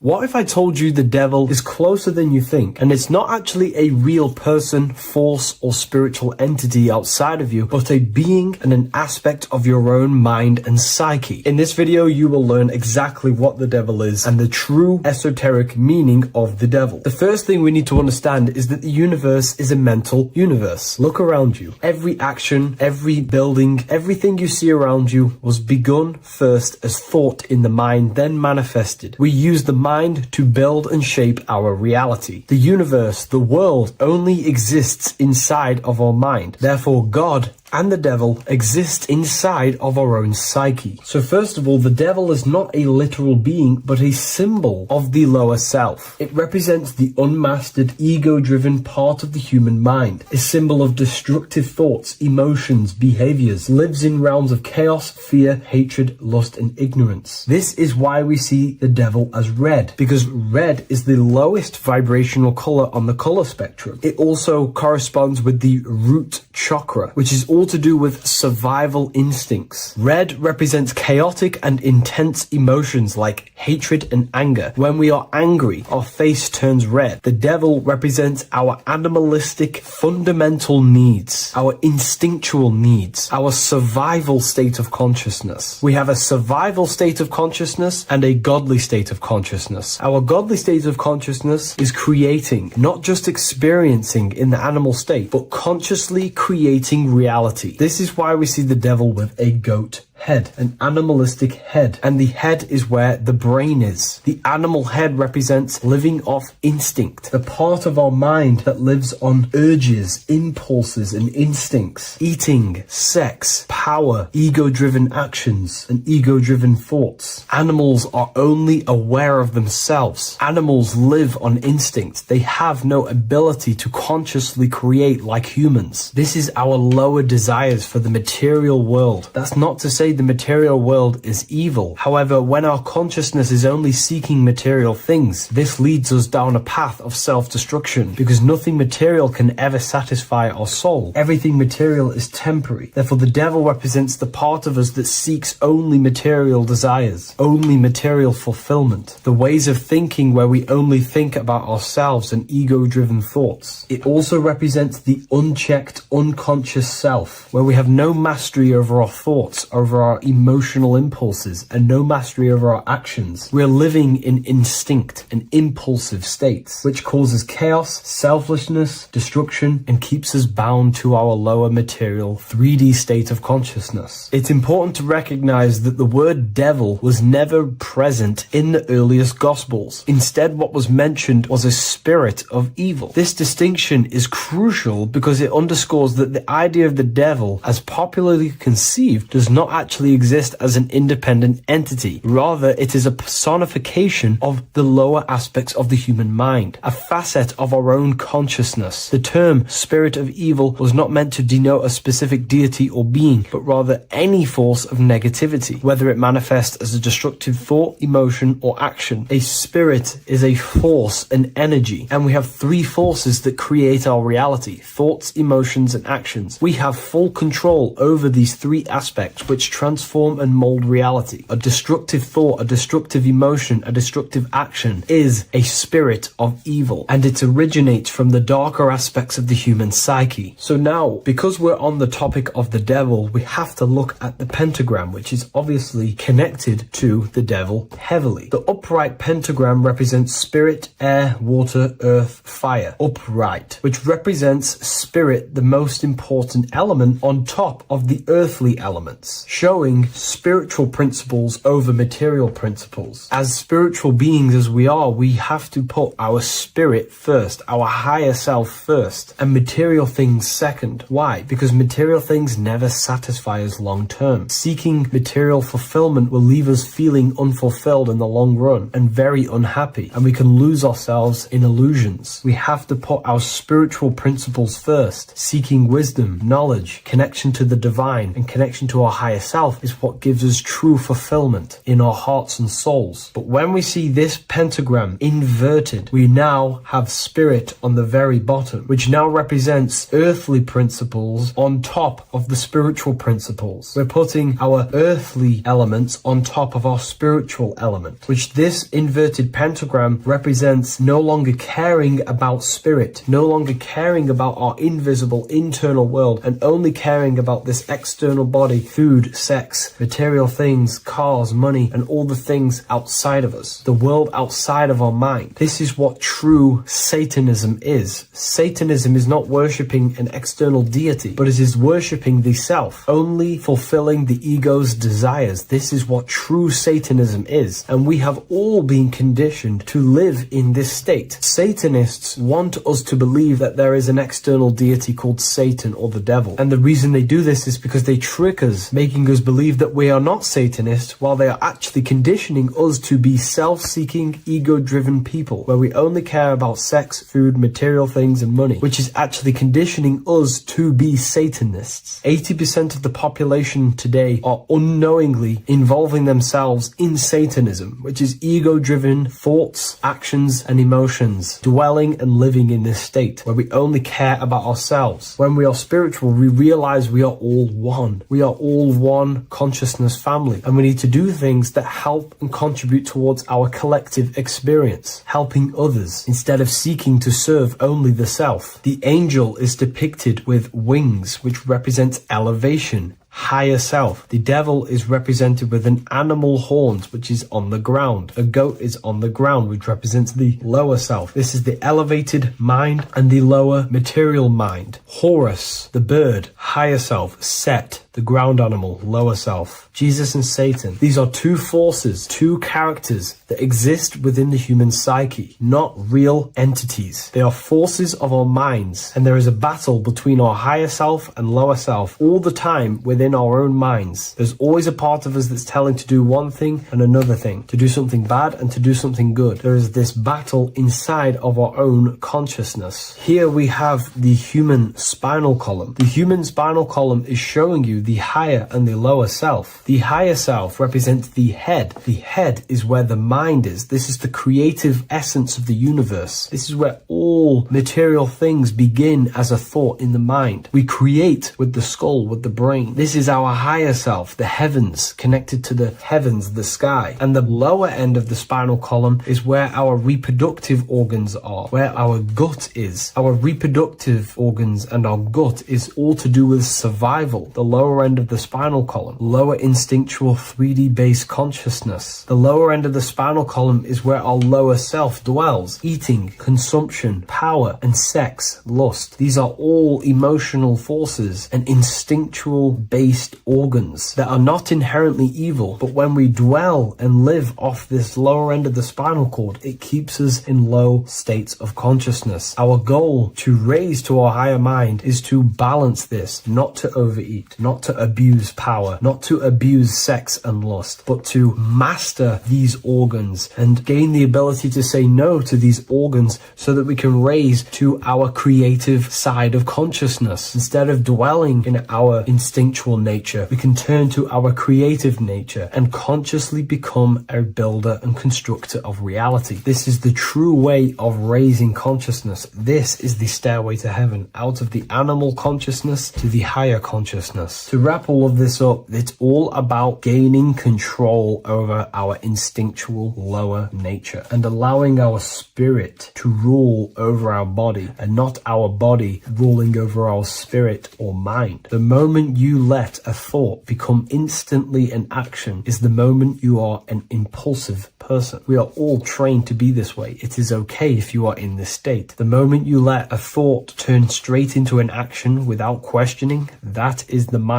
controlling you and you not controlling the mind. We need to gain control over the mind, and we do this through many different ways, through meditations, affirmations, and discipline. We slowly gain control over our minds. And once we gain control over our minds, we gain control over our thoughts, and we gain control over the attention that we give certain thoughts. We can then start to uplift our mind, our thoughts, out of our instinctual state to the higher mind. If you wish to learn more about consciousness, I'll leave a link in the description for the Book of Wisdom, Volume 2.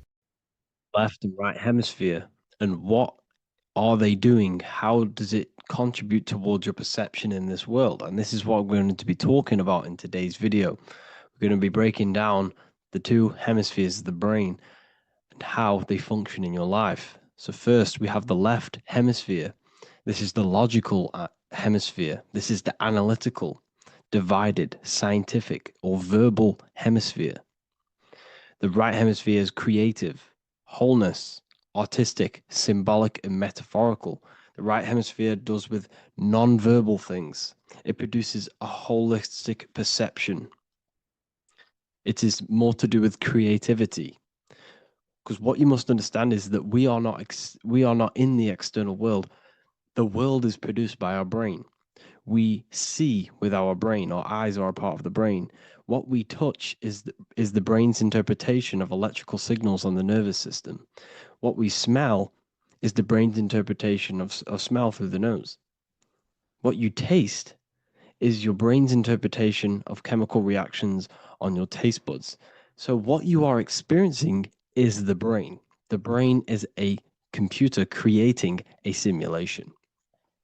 And you have two hemispheres which breaks down this reality.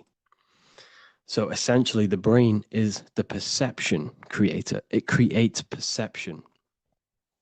So if the brain is creating this, who is the one experiencing the brain? Well, that is you, the consciousness, the mind, the all-seeing eye. You are the all-seeing eye experiencing the brain, the observer behind the brain, behind reality, behind the emotions. So if you're walking through a woods, this left brain sees individual trees. The right brain sees the whole woods. It sees the biome. It sees the bigger picture. So when you are walking through this woods, the right brain picks up a holistic perception of reality. It creates the woods as one unified woods.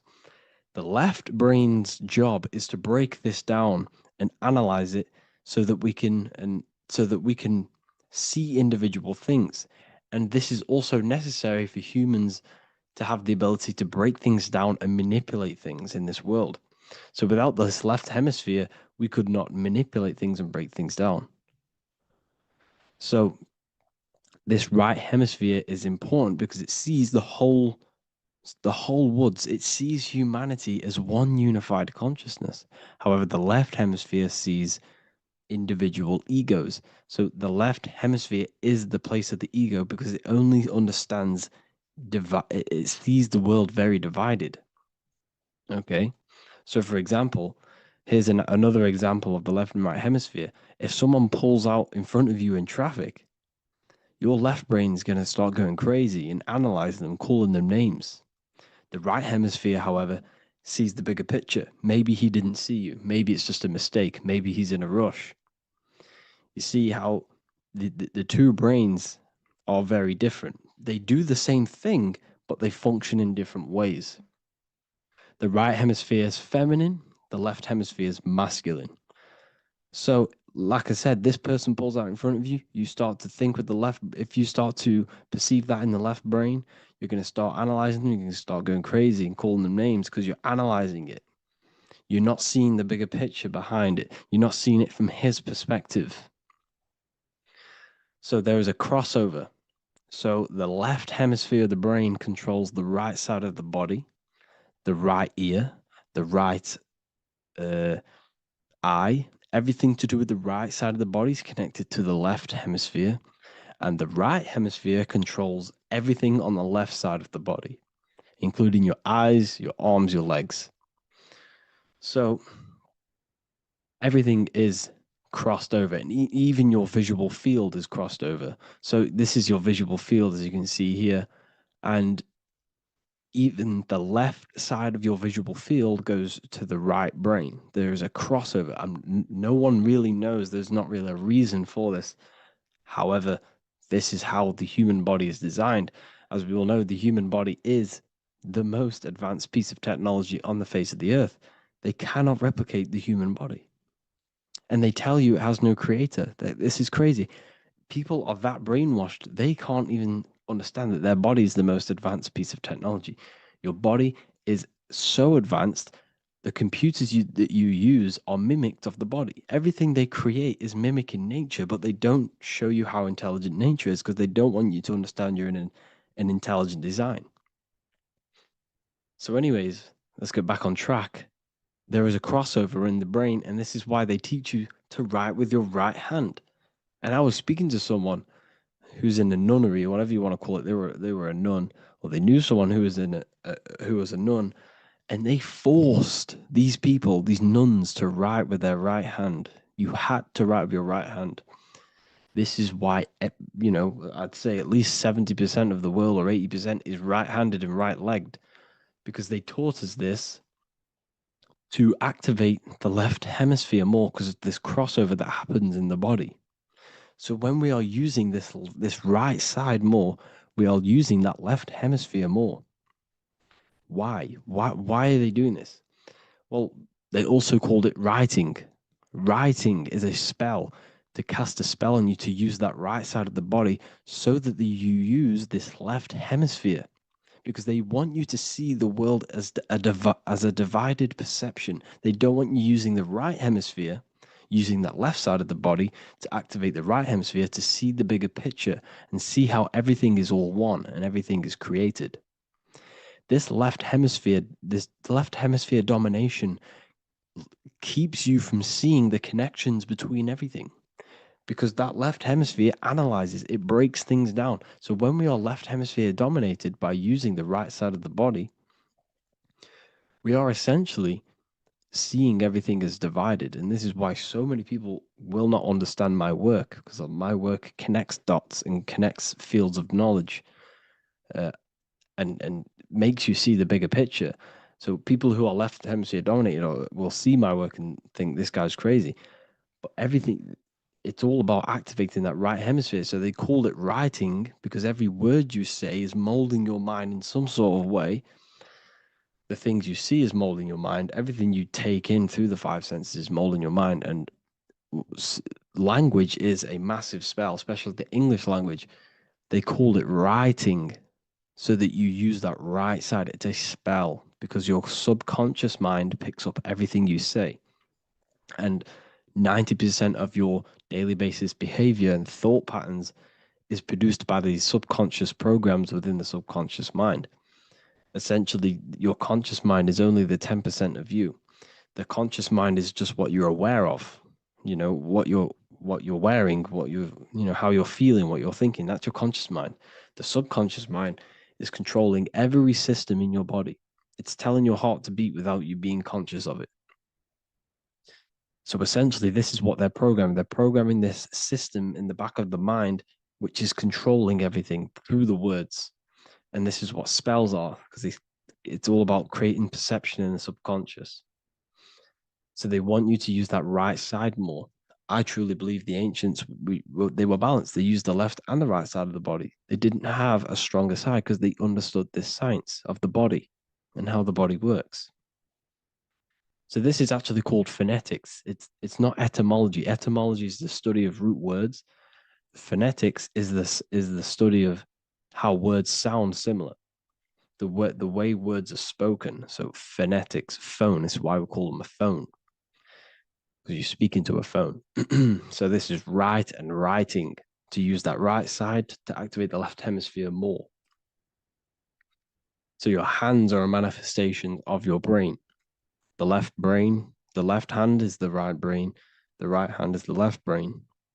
And as a child, we were always taught that when you place your hands together like this is the size of your brain, which is true because your hands are a part of your brain. They're an extension of your brain. Everything, every part of your body other than your brain is an extension of the brain. Everything's working and feeding back information to the brain because you're experiencing the brain. So another trick that you can do or another exercise is looking in the mirror and closing one eye at a time. If you close your right eye, if you take your top off, for example, you'll analyze your body if you close your right eye because you're using that left hemisphere. Sorry, other way around. If you look at yourself through your right eye, you'll use that left hemisphere, which will analyze yourself. You'll see individual body parts. If you close the right eye and use the left eye, you'll see your body as a whole. You won't really analyze it.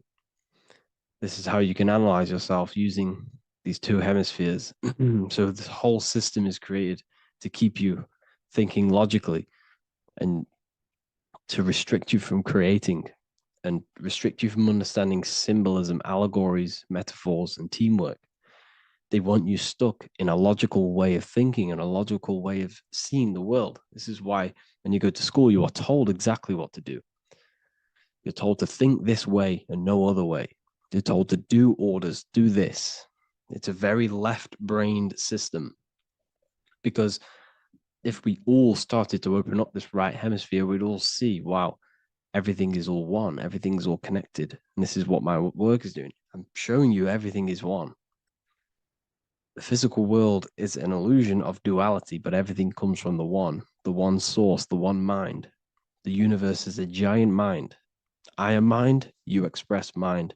We all possess mind. Behind the physical body is the same mind consciousness. And we are all expressions and fractals of this infinite consciousness called mind. And this is what they don't want us to figure out, is that we are all just one consciousness expressed. It's an infinite consciousness. It's even in the squirrel, it's in the dog. All of these different animals, they're just different bodies, but behind the bodies is the same consciousness, which is mind. That's what the pineal gland is. The pineal gland is not the mind and it's not the third eye. The third eye is your mind. If you have a closed third eye, it just means you have a closed mind. If you have an open third eye, it just means your mind has expanded from beyond physical things through astral projection and mystical experiences. This is how you gain an open third eye. It's just an open mind. A mind that has astral travel, that's explored the realities within the mind. So everything they do is to keep us in a divided state. Divide and conquer, right? That's their motto. All to keep you thinking how everything is divided. Everything they've done is division. Postcodes, countries, everything is divided. Like football teams and all this stuff. It's also a natural process when you grow up, because as you grow up, your brain is constantly analyzing the world. So this is sort of a natural process of how you become more left hemisphere dominated, because your brain is always analyzing. And unless something awakens you, you can awaken that right hemisphere where you can start to see the bigger picture. Even the music, it's all tuned to 440 hertz, shuts down the right hemisphere of the brain. 440 hertz, Spotify, Apple Music, the radio. Every time you turn on the radio, it's tuned to 440 hertz. This was specifically tuned. It never used to be tuned to this. It was in the 1950s. It was changed. The standard music tuning was changed to 440 hertz because it shuts down that right hemisphere of the brain. They don't want you thinking, seeing the world in this way and perceiving things as one. And I'm going to show you. It tells you this in the Bible. Cast the net onto the right-hand side of the boat and you will find the fish. What was Jesus saying? You see, people read the Bible and they don't understand it. If the Bible is not talking about you, then it has no meaning. The Bible, everything you read in the Bible is about you and how it can better your life. It occurs to you. So if Jesus says, cast the net onto the right hand side of the boat, this is an allegory. The boat is your body. Cast the net. It's the awareness, the perception onto the right hemisphere of the brain, and you will find the fish. What's fish? What do fish do? They swim deep in the ocean. It represents the knowledge, deep knowledge. Cast the net onto the right hand side of the boat, and you will find fish. You will find the wisdom. You'll gain understanding when you cast that your awareness into that right hemisphere. You will see that I am you and you are me. We are all one consciousness. You will see everything. You'll see that the trees are the same patterns as the nerves in your body. You'll see everything is connected. Everything is a fractal of the one infinite consciousness. And how many fish did they catch? 153. That adds up to 9. This is now numerology. The Bible's filled with numerology. Adds up to 9. What's 9? Human consciousness. It represents consciousness. You're in the womb for 9 months. Feminine. It's all about consciousness. And then Revelation 14. And I looked, and behold, the Lamb standing on Mount Zion. That's the spines, the mountain. With him, 144,000. 144 adds up to 9. It represents consciousness on top of the spine. You see?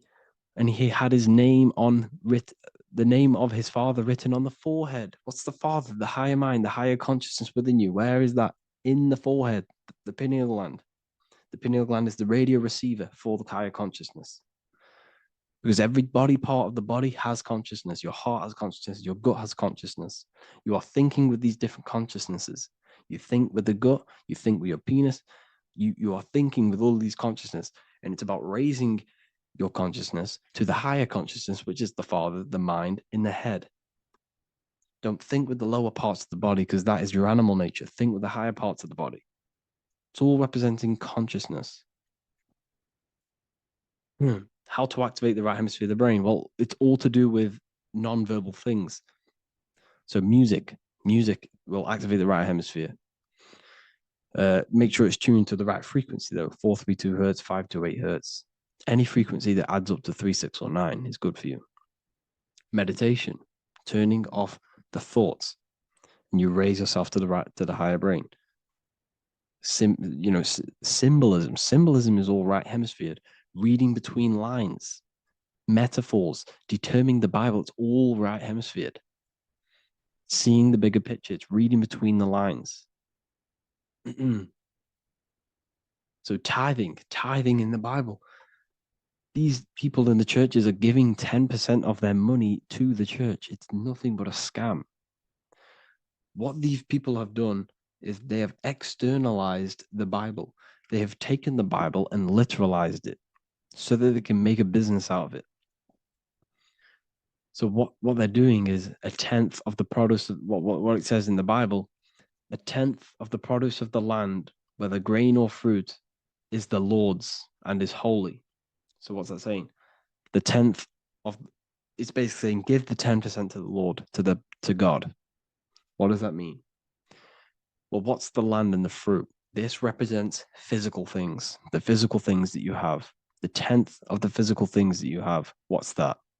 That's your ego. All the physical things that you have is all to do with your ego. That's the lower self.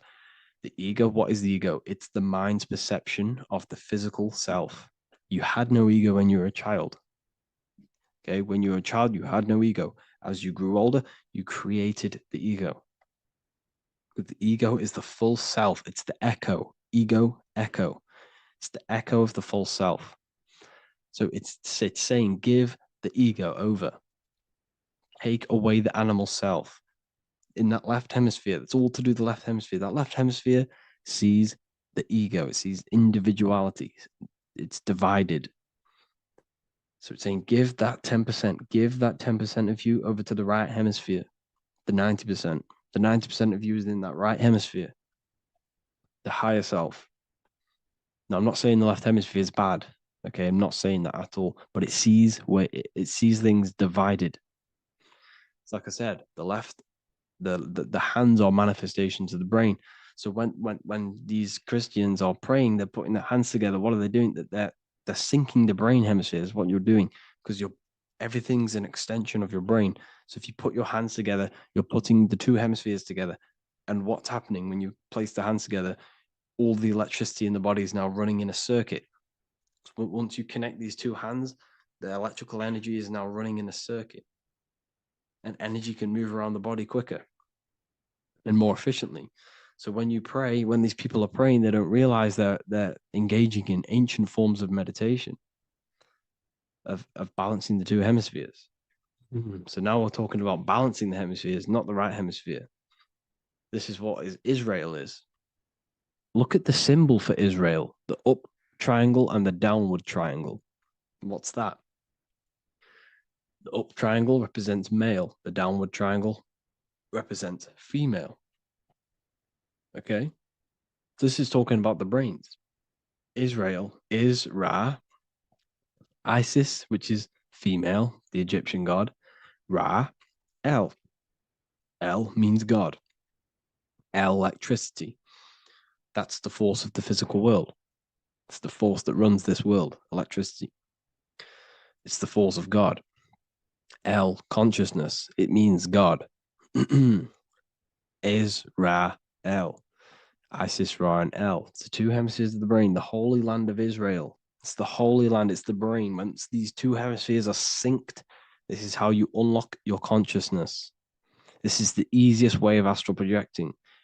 Hemisphering, I forgot the word for it. Hemisphere syncretization, something like that. It's about syncing the hemispheres. This is how you unlock your consciousness. Once the brain is running as one electrical system, this is how you balance the two masculine and male opposing energies. Once these opposing energies are no longer in war with each other, the brain, they come together to work as one. You unlock your consciousness. You are born again. What happens when a male and female have sex? It creates a new child. It becomes one. You are born again. Once the two hemispheres of the brain, you are born again. You can then have an out-of-body experiences. So this is why the symbol of the Holy Land, Israel, is the up and down triangle back combined together, because it represents unification of the male and female, unification of the hemispheres. You're born again. You unlock consciousness. And you can get this for free. It's called the Gateway Tapes on my website. Basically, it's a audio track from the government, and they did this in the Gateway Experience. It's a CIA document, and what they do is there are different forms of meditations you go through. I think there's about 5 waves of meditations you do, half an hour each one, and it will teach you. It will sync your hemisphere, because what does it do? They understood that playing one frequency into one ear and another frequency into the other, they understood that the right ear is connected to the left hemisphere, the left ear is connected to the right hemisphere. So when you play 2 different frequencies into both ears, what happens? The brain picks this up, the 2 hemispheres of the brain picks this up, and it syncs it. It syncs these 2 hemispheres, these 2 frequencies together. So now the brain is working as one to sync this frequency. So this is how you can sync your hemispheres, through listening to these frequencies. Okay, you can get them for free and do the meditations yourself. This will definitely help you. This is an easy way to astral project. So it's all about syncing the hemisphere and seeing reality from a unified perception. We should all aim to get out of that left hemisphere. I'm not saying don't use it, but we should now start to we should not start to read between the lines of the Bible, read between the lines of the symbolism they're showing. Study symbolism, study allegories and myths. What are they trying to tell us through these allegories? And, this is how we start seeing things in a better way. Once we understand that we are all microcosms of an infinite consciousness, we can all come to one, because love is the unifying force of this infinite consciousness. We are all divided. We are all disconnected from our hearts. Once we all connect with our hearts and see that everything is one, we can all start to love and come together as one. Because love is the unifying force of consciousness. So if you haven't already seen, I now have launched the Ethereal University. I will be doing lectures like this one, but even better, deeper, and even releasing knowledge that I can't talk about online as they are censored. I'll be doing lectures every single week. I'll be doing live calls every single week. You also gain access to my library, which is filled with over 45 occult books, filled with knowledge. Okay, I'll show you now. Plus, you get my book, The Book of Wisdom, PDF form, and the Human Health Guide, PDF form. You also get all of this stuff, the health section, Q&As, Ethereal meditations. We've got some celestial studies, cosmology, and numerology coming soon. You also get the brand new Manifestation Mastery course, plus the library. And there'll be new books, new lectures, new live calls every single week. Or you can get the Book of Wisdom, use the code WISDOM in all capital letters to gain 40% off. This sale will be ending very, very soon. So if you're watching this, be very quick to get yourself a physical version or a PDF of my book. You can get it in all these languages. Hope you enjoyed this video, people. I'll see you inside the Ethereal University, the real university. Have an amazing day.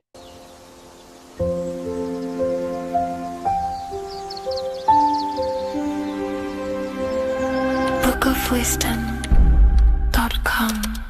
Visit today.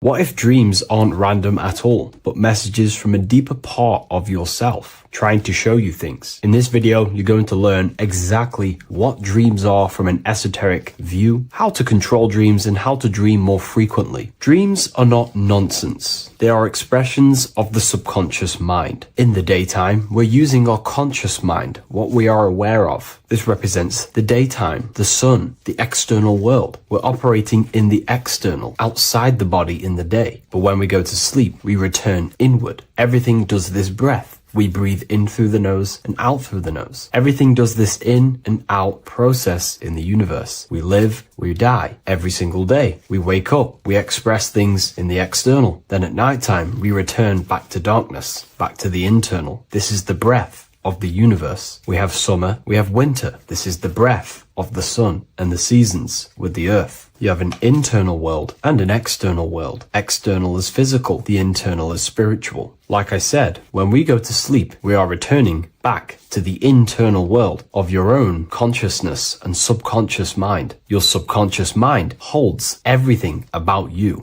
your memories, your traumas, everything you've ever learnt, your language, your name, your job, everything you identify with is stored within this vast network of the subconscious mind. It is your own personal consciousness. Therefore, when we dream, we return back to the subconscious mind, and we are in fact thinking, but in a subconscious way. The subconscious does not speak the same language as the conscious mind. The conscious mind uses language, thoughts, and all things that are very logical and very easy to understand. The subconscious is the complete opposite. It is very indirect, metaphorical, and symbolic. The subconscious communicates and works in symbols. Ultimately, symbolism is the language of consciousness. This is why in occultism and esotericism, it is filled with occult symbols, because symbols are used to communicate directly with the consciousness within, the subconscious mind. And the subconscious mind is ultimately connected to the collective consciousness. We are all connected and tapping into the mental plane, where we receive thoughts, ideas, depending on what we attune our mind to. That's why we call it a mindset. But getting back on topic, the subconscious mind is your own personal network. It is like a net, an interconnected web of your thoughts, memories, traumas, emotional blockages, and all the things you identify with and have experienced in your life is stored within this network. It can be seen as a web One example of the subconscious mind using symbolism is this next story I can tell you. Let's say I was in a very traumatic car crash as a young child. I experienced a lot of emotional trauma in that car, and that deeply impressed my subconscious mind with that trauma of emotion that I felt. Therefore, every time I see a car in my external world, that car is now a symbol that represents the state of consciousness I was feeling in that particular time of the traumatic car crash. The car is a symbol for a state of consciousness within my subconscious mind. Just like when you see a word, that word triggers what you believe that word to be in your subconscious mind. Symbols are the language of the subconsciousness. Therefore, when we dream, we are basically seeing symbols of our own personal subconscious mind. Our higher mind, which is basically our subconscious, the higher version of you that exists beyond your human thinking mind, communicates using symbolism. The higher mind does not speak human thoughts, human language. It speaks the language of symbolism. Therefore, when we dream, every event, every person, everything that happens, and everything you see is your own personal subconscious mind materializing within the plane of the astral plane. This is a dimension that sits just above the physical world that everything is pulled out of. For example, look around you. Everything you see around you was thought, then imagined. Imagination is the astral plane, and this astral plane sits above the physical world. As above, so below.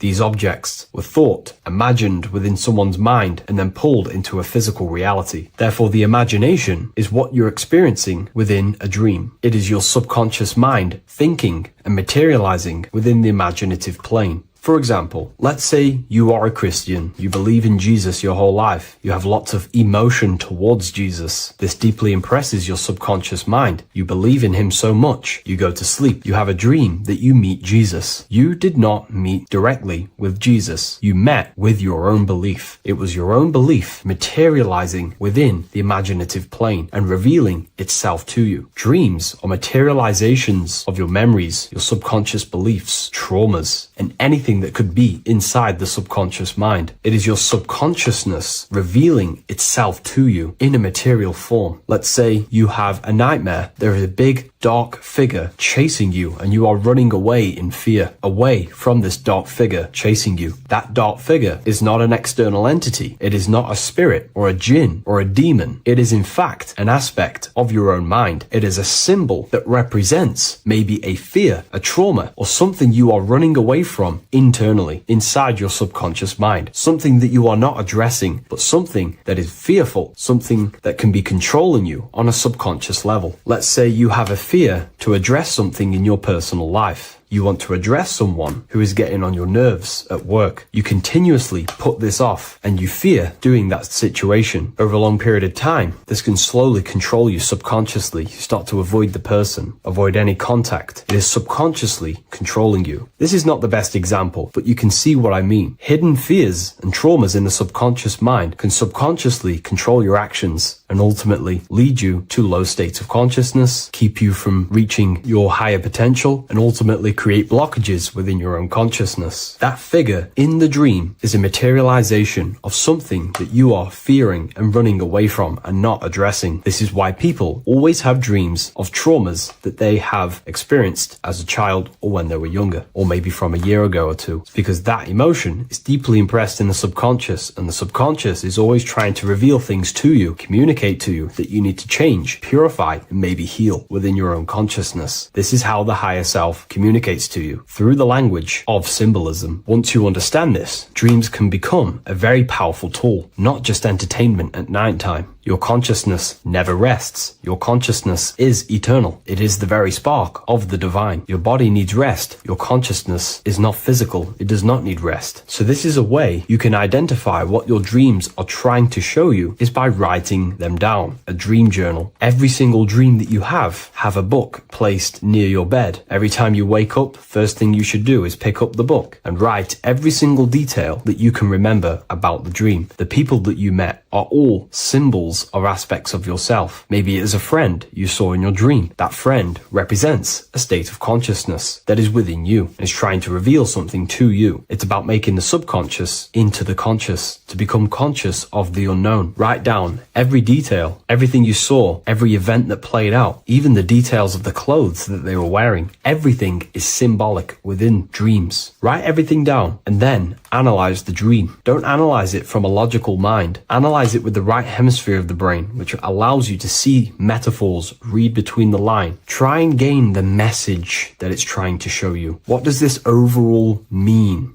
to you? And what could this reveal about aspects of yourself that you need to heal or maybe take action in your life and world? Because your higher self is always guiding you towards awakening and fulfilling your mission in the manifested physical world. Dreams speak in symbols, not logic. Ask about your dreams. What is this trying to tell me? Don't take things literally. Look for an emotional tone and symbolic resonance. With practice, you'll begin to understand the personal language of your subconscious mind. Now that you understand that, again, please leave a like or a comment on this video. This is now a technique for lucid dreaming and dreaming more often. This is not going to happen overnight. This is not an easy method. It simply takes practice and dedication. Every morning, choose 3 time slots. For me, I choose 4:30, 5 a.m. and 6 a.m. 3 alarms that are going to go off at these 3 times, half an hour apart from each other. Each time you wake up, stay awake for 5 to 10 minutes. Turn off the alarm. Try and keep your conscious mind awake, but drift back into sleep. There's no other better way for me to explain that. It's very difficult, but try and keep the mind awake, but the body falling back asleep. More than likely, you will drift off back to sleep. Then the next alarm will go off half an hour after. This will wake you up again, guaranteed. You will probably drift back to sleep by repeating this process. After the 3 alarms go off, each one of them times, you're either going to have a dream or a lucid dream, but definitely you will have a dream. And if it doesn't work one time, keep trying it. I've been using this method for a very long time, and I can tell you 70-80% of the time it triggers a dream, and a very vivid dream. And it's ideal for lucid dreaming because keeping the conscious mind awake while letting the body fall asleep, you can become conscious within these subconscious realms of your mind. But when you are conscious inside the dream world, you can do what you want, but you also want to let the dream naturally unfold. If you try and take too much control, then you will wake back up. If you feel any fear in your dream, you will wake back up into the material world. Another tip to dream more often is to meditate before bed. Simply close your eyes and think about nothing for 5 to 30 minutes. Detach from everything outside you, your name, your job, work, thoughts. Mentally detach from the world and the physical pleasures and become pure awareness before you try and go to sleep. This will help you become conscious while being within the self. If you wish to learn more about consciousness, yourself, the Book of Wisdom Volume 2 can definitely help you. I'll leave a link in the description. Thank you for watching this video, and I'll see you in the next one.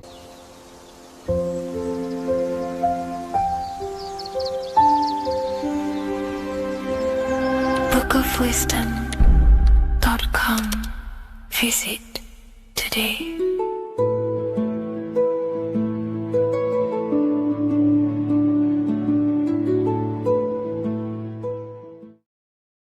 What is good, people? We're back with another video, and today we're talking about the chakras. Let's jump straight into this because I know there's been a lot of requests for this video. So let's jump straight into this. So you have 7 chakras, right?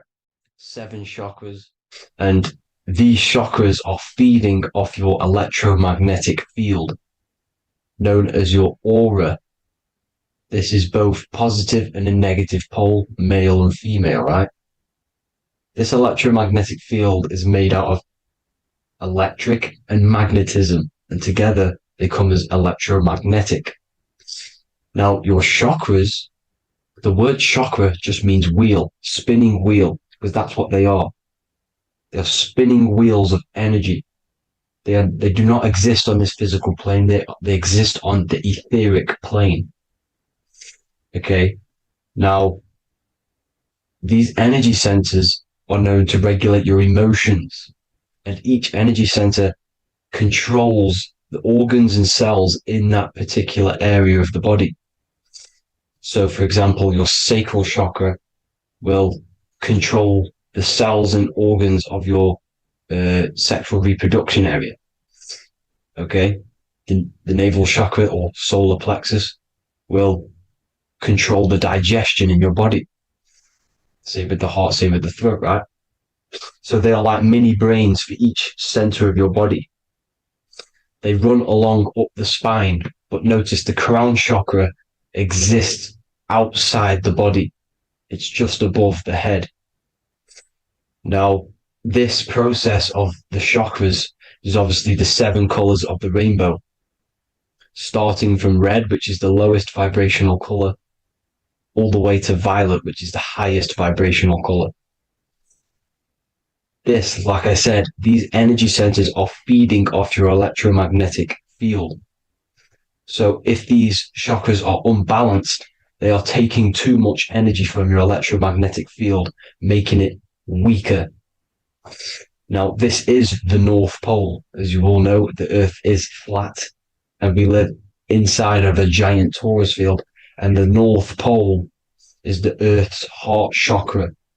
And this is why the aurora borealis, or the northern lights, whatever you want to call them, that's why they are green, and they are being emitted from the center point of the Earth, because it's symbolizing the heart chakra, which is green, right? Now, you do work your way up to these. However, this is a torus field. You are a torus field. You have different layers of this torus field, right? And you need to balance all of these chakras, but you can't move up these chakras until you open the one below it. So it's like a stairway. You can't go to your solar plexus without going through your sacral. You see? So you have to work up these. However, you have to work up these and then live from the heart, because the heart is the center of the torus field. It's the balance between male and female poles, positive and negative poles. So you have to balance all of these chakras and then bring them all into one, which is the heart chakra. Now, they exist on the etheric plane. They exist on the etheric plane, and the etheric plane is a layer of the material plane. It's the one higher than the material plane. And then after the etheric plane, it melts into the astral plane. So they exist just between the physical and the astral aspect. Now, this is the yin and yang matter, which is the lowest root chakra, physical matter, and then to spirit, because high vibrational matter turns into spirit, low vibrational spirit turns into matter. So they're interchangeable. This is the yin and yang. Now, when you see ancient paintings with the halos, you see this is like a toroidal field coming out the top of his head, you see, with a halo. This was symbolizing in the old days, in the ancient days, that they've aligned their chakra, they've reached Christ consciousness, which is God consciousness, right? Now, this electromagnetic field is the apple that we bit out of in the Bible, because you see that apple is a torus field. So they were metaphorically or personifying the torus field. That's what the Bible is. It's a massive personification. It's all metaphors. You have to read it properly. It's got a greater meaning behind it. Now, when we bit from the apple, we ate from the tree of knowledge, which is good and evil. Our lower mind took over, so we materialized to feed our physical bodies. We materialized through Saturn. That's what Saturn does. Now, if you don't understand that, go and watch the video previous to this one called Occult Secrets of Saturn. And that will show you how Saturn is the materializer. Now, this is one of the secrets behind the Masonic compass, electric and magnetic, male and female, duality, positive and negative.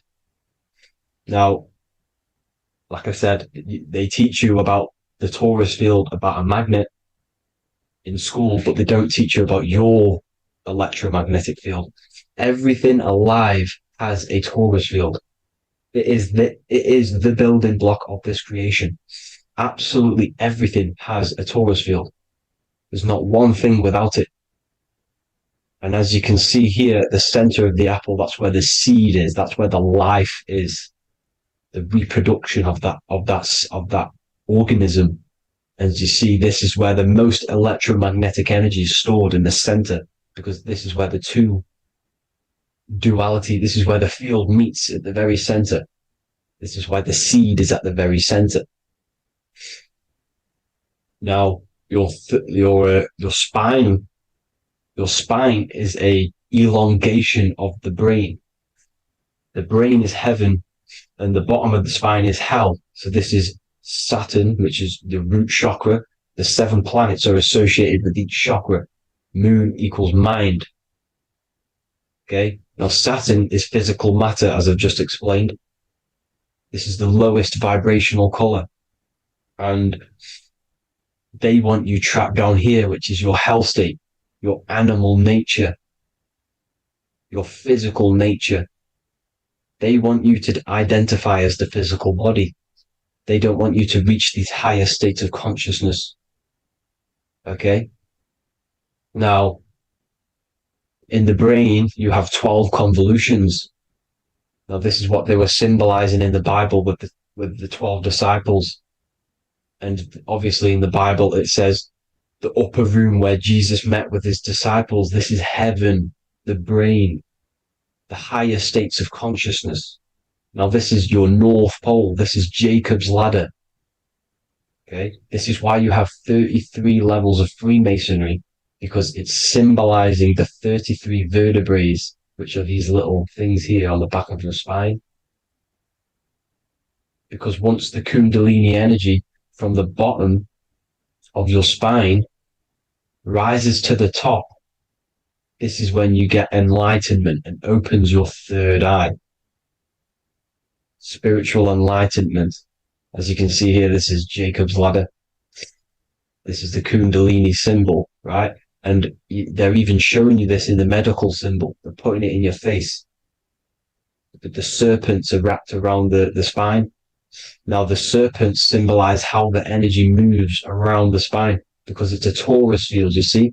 At the center of the torus field, it wraps around the center pole. It wraps around it, and this is how the energy moves up. So they're symbolizing it with the serpents. Okay? Now, every religion has a sacred river. For the Egyptians, it's the River Nile. For Christianity, it's the Jordan River, right? This river is the canal, the energy canal at the center of your spine, all the way leading to heaven, to the Holy Land. This is the chamber which the energy rises up, right? Now, they used to say the gods descended from heaven to man. This is just heaven. This is the mind state. And they said the gods were connected by a rainbow bridge. That's the chakra system, the rainbow bridge. Okay. Now, the ancients called this place Midgard, Earth, where both evil and good live, right? Midgard. But you can go to heaven, which is a pure mind state, because once you're in heaven, nothing negative can ever bother you. That's completeness, pure Christ consciousness. Now, this is why Jesus dies at 33. He didn't actually die, but it's symbolizing the death of the physical body. Not the death of the physical body, but his consciousness rising above the physical body to, as I said here, matter to spirit. Matter died off and he came spirit consciousness. This is symbolized by the 33 vertebrae, which is obviously the 33 levels of Freemasonry. And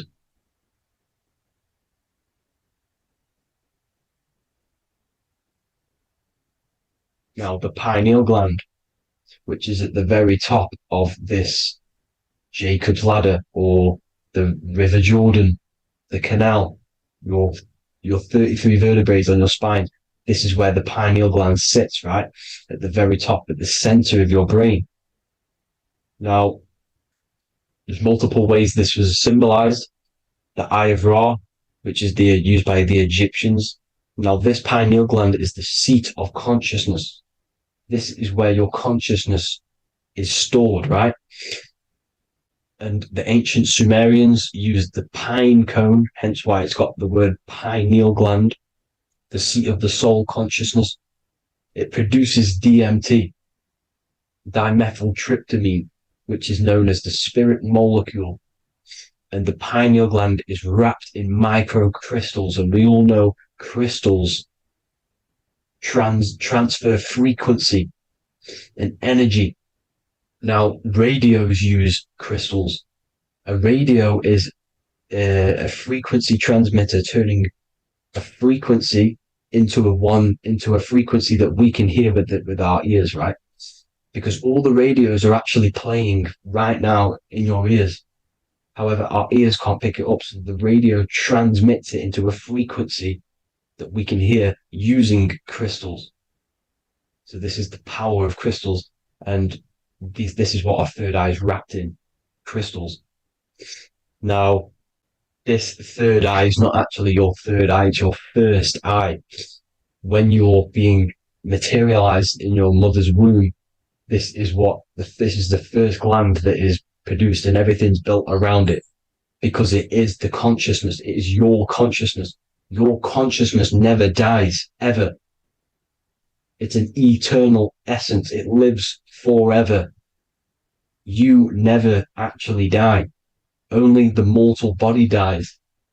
Now that's what we call life. Life is abided by time, and time is change. And change is what we call life, because everything's constantly moving and transforming into different things, right? Now let's not get off track. The pine cone is obviously, this is in the Vatican here.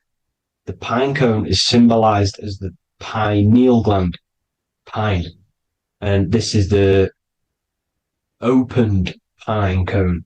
The opened pine cone means, or symbolizes, the awakened man, the awakened third eye. But the ones here, which the Sumerian gods are holding, these are shut pine cones, symbolizing the unawakened man. But let's not get confused, people. These gods were not gods. They are human beings just like you. They reached Christ consciousness. They are nothing more special than you. They just had the ability to reach Christ consciousness. And obviously their knowledge was far more intelligent than ours, far more advanced than ours. They knew the truth about this reality to the depths. Now, the ancient Hindus had a goddess called Kundalini, which is said that she descended by the means of a ladder or a cord from heaven, which is symbolizing the spinal cord. Now, this is what Hickory Hickory Dock, the mouse went up the clock and came back down. This is all these stories, like Santa as well. Santa comes up and then down the chimney. This is symbolizing the Christ oil. There's an oil which is produced in your pineal gland, right? And this oil travels down the spine.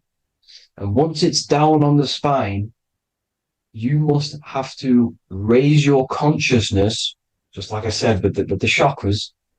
You have to raise your consciousness, raise your vibration to heat up this oil and turn it into a gas.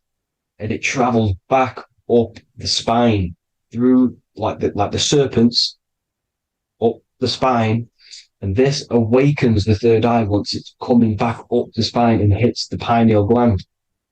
This is the secret behind Santa and Hickory Hickory Dock, because Santa comes down and feeds the presents and goes back up the chimney, and he lives in the North Pole, the positive pole. This is the North Pole, people, and the presence is your sacred oil. This oil, your physical body, is the furnace. It's the spiritual furnace, which you have to heat up this oil by raising your frequency and turning it into a gas to rise up this chamber, the River Jordan, to your third eye, right? Now, this is an alchemical process. Your body is the alchemical furnace. It says in the Bible, if therefore thine eye be single, thy whole body shall be filled with light. I shouldn't have cut that out, but that's what it says. The light of the body is thine eye. If therefore thine eye be single, thy eye shall be filled, their body shall be filled with light. This is symbolizing the pineal gland enlightening the body. the spiritual body, filled with light. Now, as I said, they want you kept down here, which is the root chakra, which is your animal nature, which is obviously mind, matter over mind. This is the symbol of Saturn, right? As you say, we're built of body, mind, and spirit, the Holy Trinity. That is the sun, moon, and earth. The sun's your soul, solar. Moon is your mind. Earth, which is the cross, which is your physical body, the 5 elements, right? So body, mind, and spirit. So the Saturn symbol is actually made out of the cross on top, which is the earth, and the moon on the bottom, which is symbolizing matter over mind, because earth is physical matter. You don't want to be matter over mind. You need to be mind over matter. See, they want you identifying as your physical body. They don't want you to realize you're an eternal consciousness. You're an eternal essence of consciousness which never dies. They want you trapped in your animal nature. And this is why the Baphomet has a goat head, because it's symbolizing your animal nature, which is evil. Not evil, but you're more likely to do evil things, right? Which brings bad karma. That's your animal side. This is why the Baphomet has an animal goat head. As you can see here, he's got the Kundalini energy here. So when you see the inverted cross, the cross is your body, as you can see here. The inverted cross means your chakras downwards, down here. Your head's down here. Your mind is down here. But your mind needs to be up here, which is the upwards cross, which is Christ consciousness. And as we all know, 7 colors of the rainbow, 7 planets, 7 chakras. Red light is low frequency and long range. This is why Saturn is the slowest moving celestial body. And it's the lowest chakra, because it's low frequency, long range. The moon being the crown chakra, which is high frequency. This is why the moon moves around the quickest. The moon is your crown chakra, which moon in mind. See, so there are multiple ways of your chakras becoming blocked. Now, each chakra has a specific intelligence. It has a specific thing that it's doing for the body, right? Now, this can be overused. It can be abused. For example, masturbation.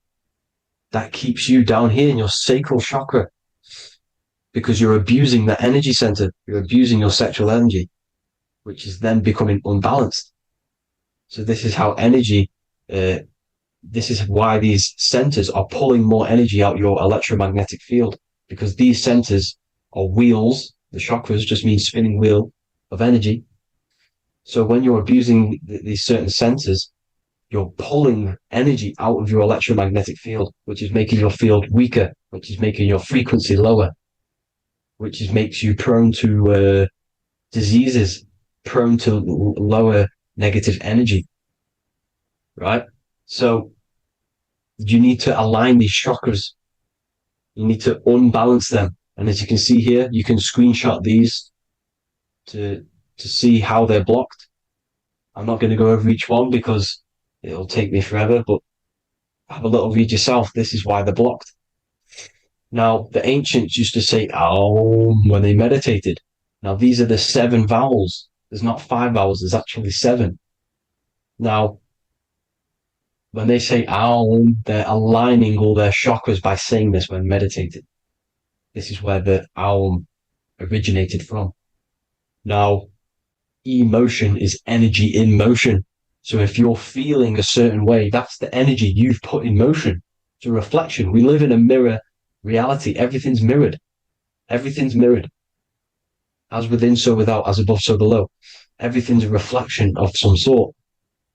So whatever you're feeling, you're doing something wrong. It's telling you you're doing something wrong from the root cause, because your energies are the effect. You're feeling the effect of something you've caused. The law of cause and effect. Nothing escapes it. Now, the Jehovah's Witness believe that exactly 144,000 faithful Christians go to heaven or be resurrected, right? This is not true. This is symbolic. 144,000 go to heaven. Now, the petals on the chakras, this is the root chakra, this is the crown chakra. Now, if you add up the first 5 chakras, the petals, Add up the petals on the first 5 chakras, you get 48. And then you get to the third eye, which has 2 petals. 48 times 2 equals 96. 96 plus 48, which you got from here, equals 144. The last chakra has 1,000 petals. Times 144 times 1,000, you get 144,000. This is a frequency. This frequency is the frequency of the ascension up your chakras. This frequency is a high frequency which turns that oil into gas, which rises up the spine, activating your third eye. Right? So this is all the religions are all symbolic for this sacred secret of Christ consciousness. As it says in the Bible, the kingdom of God is within. It's not out there, people. You must look within yourself. You are God. You are a spark of his consciousness, infinite consciousness, right? So 144,000 is a frequency, and you must achieve this. Like I said, these people in the past, they're not gods, people. These were just humans. Nothing special. They just reached Christ consciousness. Now, they keep you in these lower vibrational states with the food, right? And as you can see here, all of these fast food restaurants are mainly are red and yellow, which are these lower states, these lower 2 chakras, lower vibrational colors, because they want you trapped down here in matter. And these foods are so low vibrational, they will keep you down here, because your gut produces, I think it's like 80% of melatonin. Melatonin is your feel-good hormone. These foods will not make you feel good. This is very low vibrational. Meat. It's not meat, it's raw flesh. These animals are stripped from their family, put on a conveyor belt, watch their friends be tortured, and then get slaughtered in a slaughterhouse. Think of all the fear that's running through their blood, all the hormones, all the fear, and you're going to go and eat that very low vibrational energy. As you can see here, this is the light photons within fruit. You can see the life force in this fruit. You must think, feel, and do positive to raise your vibration. As you can see, earth equals heart. If you rearrange it, everything in nature is green, right? The aurora borealis is green. You must align all these chakras and then live from the heart, because the heart's the center of the Taurus field. You must become the consciousness in the center. So that's it for this video, people. Thank you all. God bless.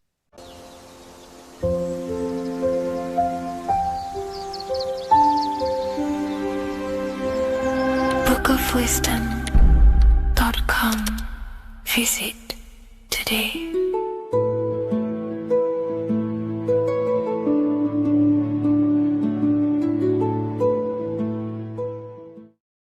Welcome back everyone to another video. Today we're going to cover everything that you need to know about the mind, starting with the 2 aspects of the mind, the conscious and the subconscious. The male aspect of your mind is the conscious. This is the 10% of your mind. The conscious part of your mind is only aware of everything around you, your vision, your sight, your smell, your taste, your hearing, and your current state of emotion and thought. Every thought that you consciously think about has an emotion directly attached to it. That emotion is then impressed onto the subconscious part of the mind. The subconscious part of the mind is the female aspect of your mind. It is also a whopping 90% of your mind. Subconscious mind is controlling all of the subconscious processes which happen within your body. For example, your subconscious mind is controlling your heartbeat, your digestion of food, and all of the things that you do not have to tell the body to do. It is the hidden part of our mind which is controlling all of the hidden things. The subconscious mind is like a recording supercomputer. Everything that you have experienced in your life is all recorded and stored within the subconscious mind. One of the most important things about your subconscious mind is that it stores your mental programs. Everything in the subconscious mind manifests into behavior and actions within the body. Your daily basis routine and habits are all mental programs within your subconscious mind. These mental programs are created by mainly two ways. 1. Repetition, and 2. Emotional impact. The repetition is fairly simple to understand. The more you do something, the more it impresses onto your subconscious mind and becomes a program. That program will then manifest into your behavior. However, with the emotional programs, they work a bit different. The stronger that you feel an emotion, the stronger it is impressed onto the subconscious mind. And then that emotion becomes a program. For example, you had a very traumatic moment happen when you were a young child. The emotion that you felt was so strong in that moment that it impressed into your subconscious mind so hard that you can recall that moment like it was yesterday. That traumatic event that happened to you when you were young will still manifest into your daily basis behavior even to this day. However, it manifests subconsciously. For example, if you were in a car crash, you will be wary to enter cars with certain people. All because of that traumatic emotion that you felt and impressed onto your subconscious mind. Another example of the subconscious manifesting into our behavior is posting on Instagram. Most of the time, the reason why you post is because your subconscious mind is seeking gratification. So before you actually do something, question yourself and find out the root cause of why you are doing this. Another thing that you need to understand about the subconscious mind is that it takes everything you say and hear literally. So for example, if you go and say, "You are an idiot" to someone, your subconscious mind will only pick up the word idiot. It only knows yourself. It doesn't know anyone else. You are casting a spell on yourself just by saying that to someone else. This is why the golden rule is to treat others like you'd like to be treated. Now, you can rewrite these programs which are already in your subconscious mind. However, it does take consistency. You have to change these programs which have been running for years. And by changing these programs, you change your behavior, because these programs manifest into your behavior. The best way to do this, personally, is to listen to affirmations first thing when you wake up in the morning, and do this for 10 minutes every single morning. Then at night time, you want to think and feel that you are becoming the reality that you desire. The more that you feel this reality, the more it will become a program and impress your subconscious mind. For example, you're trying to gain financial freedom. If you trick your subconscious mind into creating a program saying that you are financially free, this will manifest into your behavior. You will start doing more work. You will start looking for ways to make money. Your mind will be set on the frequency of money and financial freedom. Therefore, you will receive thoughts based around this program. If you take enough action, your life will dramatically change because of this program that you created in the mind. This is why we call it a mindset, because your mind is a frequency tuner which sets its frequency onto different thoughts, because thoughts are frequency. If you fill your mind with a specific frequency, you will gain thoughts and ideas based around that frequency. To create a stable mind, you need to master your emotions. You need to change your mindset. Everything that you experience is neutral. Based upon the mindset that you see it, you either give it a positive or negative charge. By understanding this deeply, you will then control your emotions. I hope you gained some wisdom and enjoyed this video. Please, if you can, leave a comment and a like, and subscribe to the channel if you like this content. Love and light to you all.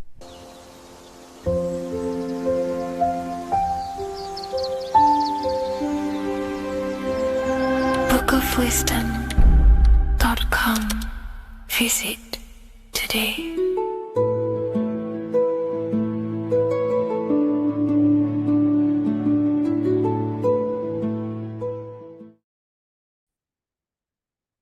Hello, Seeker. Welcome to Revival of Symbolism, a channel devoted to the language of esoteric symbolism, guiding you to discover yourself and expand your consciousness into deeper realms of thought. I'm Harry B. Joseph, also known as Revival of Wisdom, and today we're going to be discussing this particular piece of artwork of the eye and the checkerboard together, and the esoteric teachings behind the veils of these symbols. So the first thing we must look at is, of course, the eye. The eye being a symbol of consciousness. The eye is the inner witness inside of ourself. This eye is referring to the internal eye of perception inside of our mind, the mind that gives us the ability to perceive and to understand things internally. This is also the eye we use to vision things through our internal vision, what we like to call imagination. The screen in our mind that allows thoughts to be projected into a particular form. So this eye is talking about the internal eye of perception inside every single individual and form of life. Dogs, cats, squirrels, humans. Every single form of life has this internal dialogue, the inner being that no one else can listen to but themselves. This is a symbol of consciousness. And together, these two symbols reveal a grand teaching and understanding of the world and the universe, of how the universe is one consciousness, one observer. This is symbolizing the observer witness consciousness. Consciousness holds many vehicles and many dimensions that it exists in. As I've talked about previously in my previous lectures, we have a physical vehicle of consciousness, which expresses physical actions through the physical body. We have an emotional vehicle of consciousness, which is our emotional body or the astral plane. We have a mental vehicle of consciousness to express thoughts inside of, the thought body of consciousness. We also have a witness side of our consciousness. This internal witness, like who is the one seeing the screen of your reality right now? Who is the one seeing it? Not looking, who's perceiving the screen of reality through your eyes? Well, that would be the inner witness. And that inner witness is also perceiving your thoughts. A lot of people become identified with their thoughts, and they let the changes, the ever coming, unfolding changes in their mind, world, become a part of who they are. And they get caught up in the world and the changes that happens to them. And a great teaching that I've come across this last year is to never identify with the ever-changing circumstances that happen in life. When things are tough, when things are bad, always remind yourself that you are the witness of your thoughts and you are the witness of this reality. You are the one witnessing your thoughts, emotions, and actions. You are the one behind them. So when things get tough, try not to get too indulged in these negative things. The eye is the witness. Connect with the witness. And this is the same eye that perceives, sees the screen of your reality, and it also sees the screen of your dreams. So this witness consciousness is transcending your physical day life and reality, and it's also witnessing your dreams. It's the same observer who's observing your reality now, but also observing your dreams. So this witness consciousness transcends all forms of bodies of consciousness. It is essentially the highest aspect of ourselves. And it is literally the thought voice, the inner thinker, because you are not the external body. You are not the being outside your mind.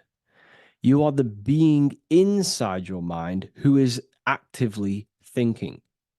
I like to call what you are, what we are as consciousness is consciousness in action. We are the thinking inner thinker. the inner being. And it's about becoming into contact with that inner being again to unveil who we truly are. You know, if we sit back and truly have a thinking session of, closing your eyes and going inside yourself, and you ask yourself, who am I truly? Who am I beyond all of my beliefs, memories, my body? Who am I beyond that? And it will lead you to the inner voice, the inner dialogue. But again, you are not the voice, you are the one hearing the voice. You are the silent, invisible one, the one behind the veil. So this is ultimately what the eye is representing. It is representing the inner self shining, looking down upon the earth, upon duality, right? But this also reveals a great teaching as well, is that consciousness is universal. It is not something solely given to you. It is universal. It is a part of a greater whole. Consciousness is personal and also impersonal. We have our personal sense of self. We have this inner voice. We have this sense of who we are in this world. And that is our personal sense of self. But you can also transcend the personal sense of self by turning off the mind and fading into the collective impersonal consciousness, which is ultimately what you call transcended states of consciousness, altered states of consciousness, or astral projection. When you astral project, you are simply accessing this impersonal aspect of consciousness. And this is ultimately what the symbol is representing with the checkered board floor, because the checkered board floor is duality, division. There is many, many different forms, but the I is singular. This is representing how the universe is one witness being, one consciousness expressing itself in infinite life forms and into division. But ultimately, division is an illusion. Consciousness fades into an impersonal consciousness. So the checkerboard floor and the eye above symbolizes how consciousness fractals itself and crystallizes into many different forms of personalized consciousness. The self, the sense of self, right? And this is why we always say, I am. I. If we look at the word I and the word I, so we have I, which is I am, and you also have the word I, which is like the eye you see here in the sky. The I, and if you look at the beginning of some words, you have inside. You also have internal, intelligence. All things to do with the inner self. Most words begin with an I, which is, I find, is a great connection because it's referring to the inner intelligence, the inner being, the inner sense of self. So the universe is essentially one being expressed in many different forms. That's also found in the word universe, uni, coming from the root word unite, meaning oneness, unification, united, and verse being a verse of a song, because we're all playing the song of consciousness, which is an ever unfolding song, an unfolding vibration, an unfolding creation. So this is simply representing how consciousness fractals itself into many different forms. And when we identify with our self-consciousness, our sense of self, we no longer realize that we're a part of a greater whole. We're part of a unified field of consciousness. And there is only actually one true being in the universe, and that is the inner witness. And that inner witness is inside of every living form. And in order to truly process that, it takes a lot. You have to disintegrate who you truly think you were before you wake up to this universal truth. Before you understood this, you just think, I am me, you are you, and everyone is divided and everyone is their own being. When in fact, we're all not. We're all one consciousness expressing itself infinitely. Uh, and it's kind of like a social system. Consciousness is always interacting with itself. When you interact with someone else, you're interacting with yourself. It's a very mind-boggling concept to truly understand. But again, in order to truly understand this, you have to let go of who you thought you were. And when you do no longer identify with your personal consciousness and you identify with the witness consciousness, you become unified with the whole, with the greater, with the collective consciousness. And this changes the way you think, you feel, and act because you then realize that we're all playing a part of creation on this earth. We're all contributing towards the building project of Earth. And your thoughts, emotions, and actions also hold a great impact on the building project, your contribution towards humanity and the collective. And you start to have empathy for other people and you start to care for other people naturally by understanding this concept. And it's a very important concept because if the whole world truly understood this, we would live in a better reflection in the material world. The world would be reflecting a better place because the world is simply just a reflection of consciousness.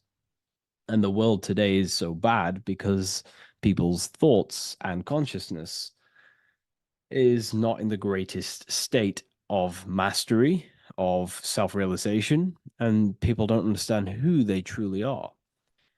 And a religion plays a massive part in this. Our whole lives, we're stuffed with someone's going to come and save us. Jesus will return and save the whole world. It's to me, to be honest, it's complete utter nonsense.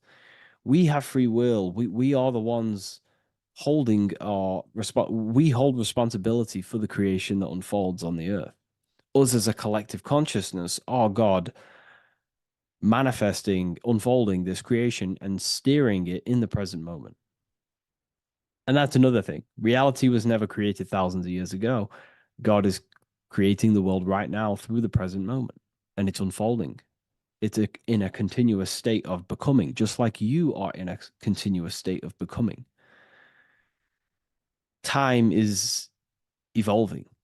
Time evolves our minds, it evolves our sense of self. And we evolve over time as an individual and as a collective consciousness. And so does the earth go through this change as we change.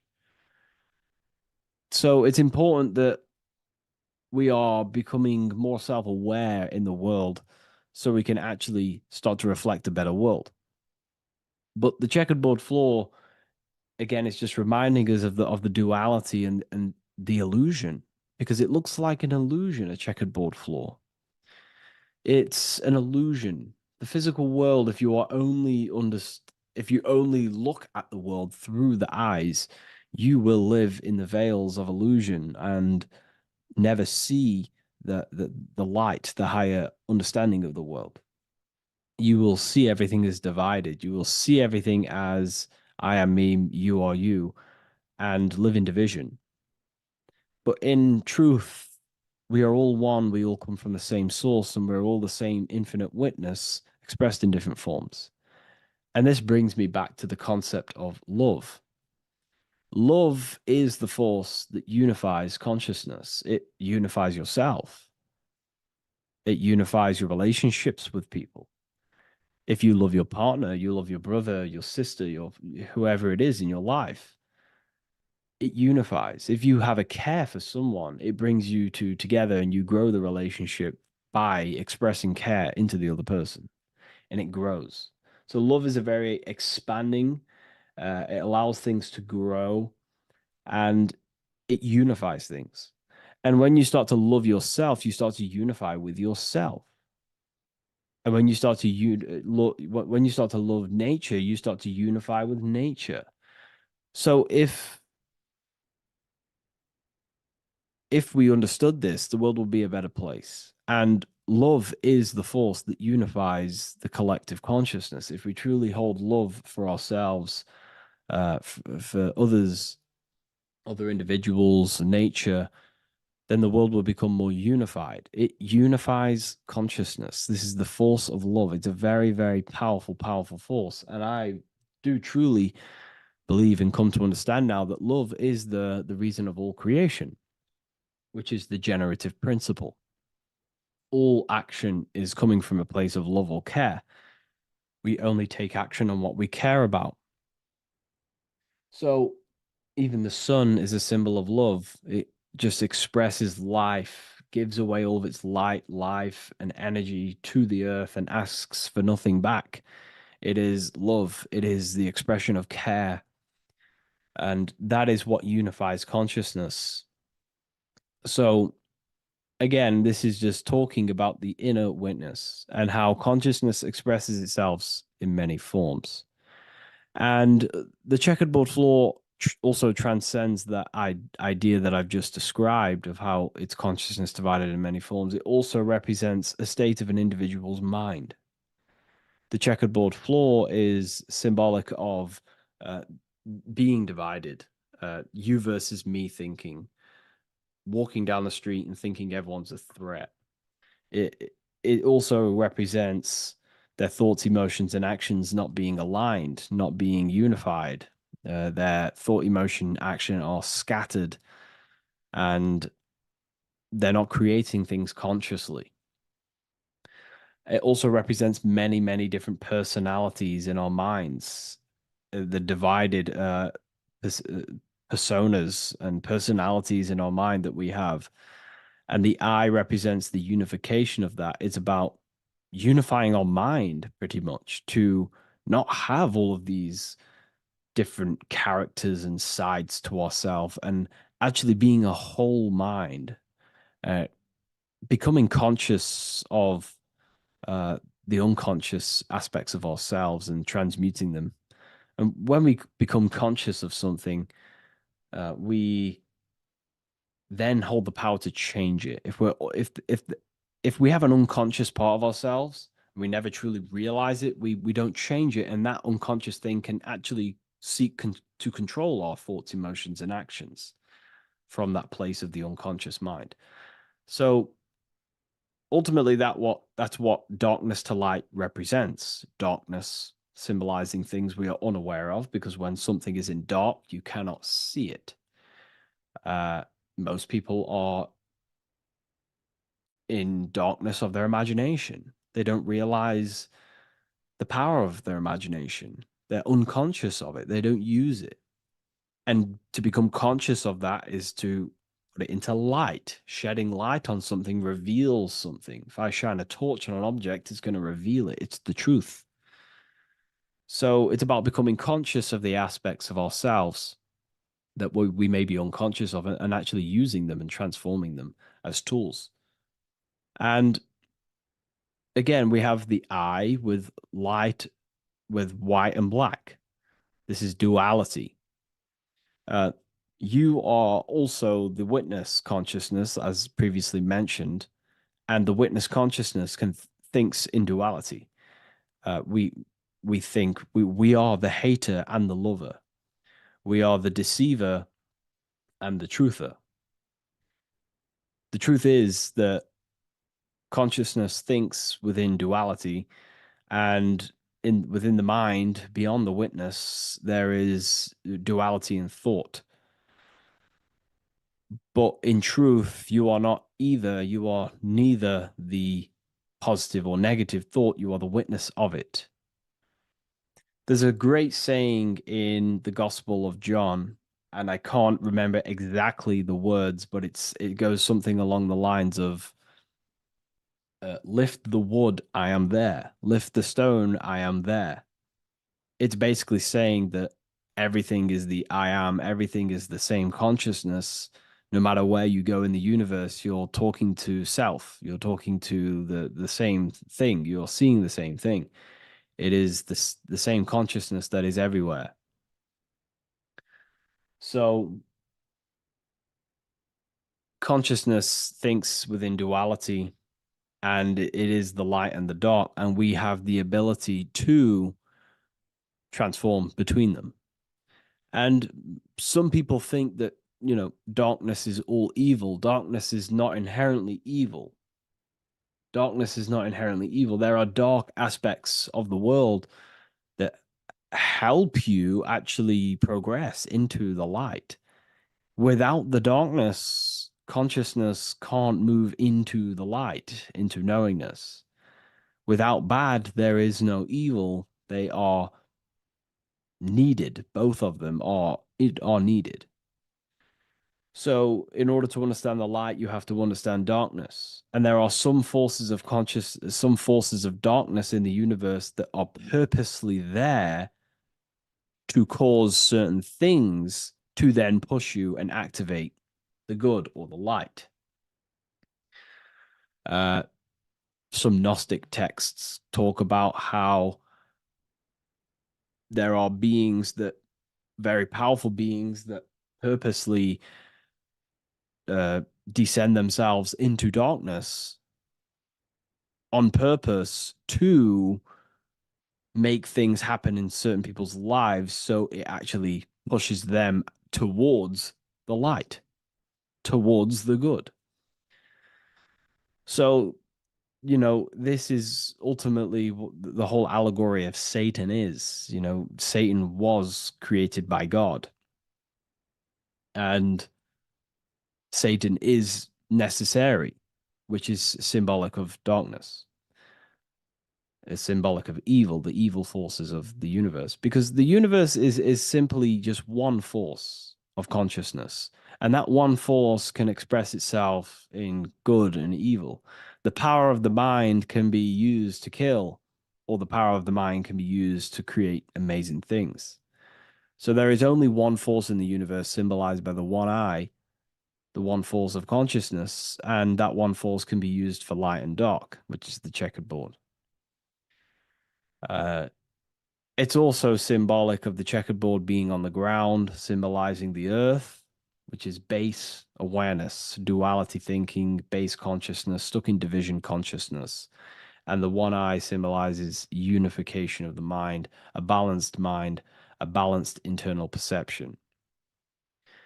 We're rising from the ground to the sky, symbolizing from heavy to the light, from darkness to light. The eye is also symbolizing perception, what we perceive, and this is ultimately the end goal of all occult and esoteric research, is to gain more light, to gain a higher perception of the self, to gain a higher eye, a higher perception. That's why the eye is always raised above, symbolizing you're chasing the eye, you're chasing a higher perception of yourself and reality and the universe. It also reveals the teachings of the eye that is always watching you. There is an eye always watching you, and then that eye is the laws that governs consciousness. Consciousness, or your mind, is governed by certain laws that your mind cannot escape, such as cause and effect, vibration, mentalism, correspondence, rhythm. The 8 universal principles that pretty much crystallize consciousness into a reality. Your mind cannot escape the law of cause and effect. That force is too powerful to escape. Therefore, this is the eye watching you. This is the eye that has governance over you. It is the laws. But then again, on a negative context of the eye can then become a symbol of surveillance. Hence why certain organizations and companies in the world use the symbol of the eye, symbolizing surveillance, gaining, manipulation and surveillance over humanity and certain things and data. So there's light and dark of every symbol. It's just depending on how you use it. But ultimately, that is the teachings of the checkered board and the eye in the sky. If you wish to learn more about yourself, because that is the only thing that matters in the world, learning about yourself, the only thing you take with you after death is the knowledge that you hold in your mind. You can't take your car, you can't take your possessions, you can't take your money. The only thing you take is your consciousness, your level of mastery, and the things you know.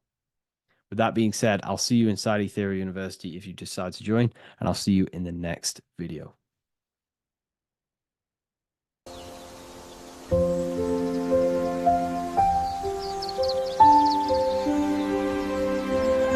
bookofwisdom.com. Visit today.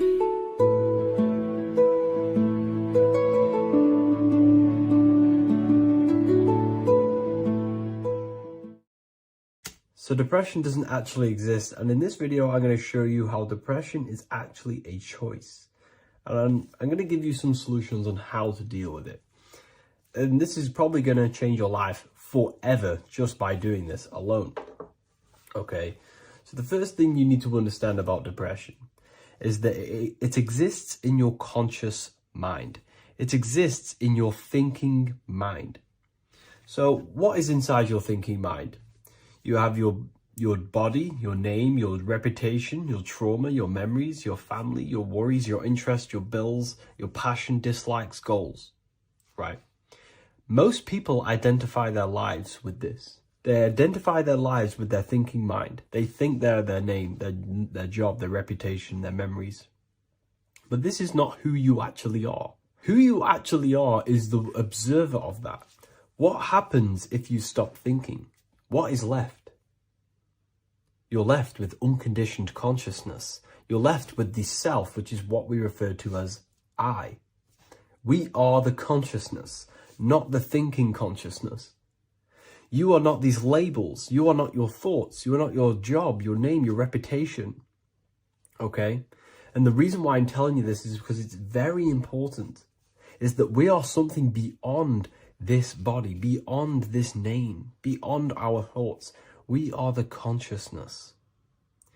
So depression exists inside of the thinking mind, the conscious mind. Okay? So if you want to get rid of depression, you must learn how to escape the thinking mind. And not only just escape, but that's step one. In meditation, you do meditations, right? We sit still and we have to learn how to control the mind and turn off the thoughts. And when we turn off the thoughts, depression goes out the window because there's no thought present in your mental field of consciousness to be depressed. Okay? You must understand, who is the one suffering from the negative thoughts? Who is the one suffering? Your mind is not suffering because the mind is producing the thoughts. Your body's not suffering from the negative thoughts. You are suffering. And who is you? You are a soul. You are that feeling. You are that person beyond the thoughts, beyond the feelings, beyond that. You are the one experiencing. You are that.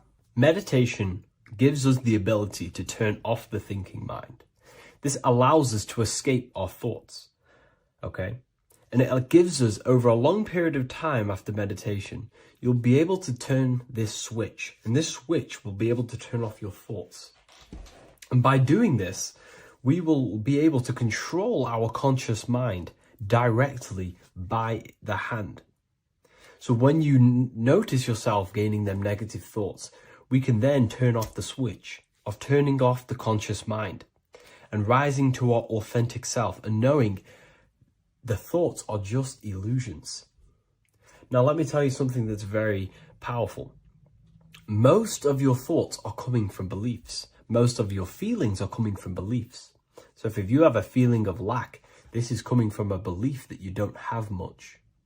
If you are feeling alone, this is coming from a belief that you are alone. So what we must do is restructure ourselves. We must restructure the subconscious mind. And we do this in many different ways. We can do this with meditation. We can do this with visualization, visualizing our desired reality as if we are living it. We can do this with affirmation. Now, a lot of people think, oh, I'm trying to speak something into existence with affirmation. No, you're not using vibration to try and change reality with what a lot of these new age people will teach you. Vibration, your words will not have much an impact on reality. That's the truth.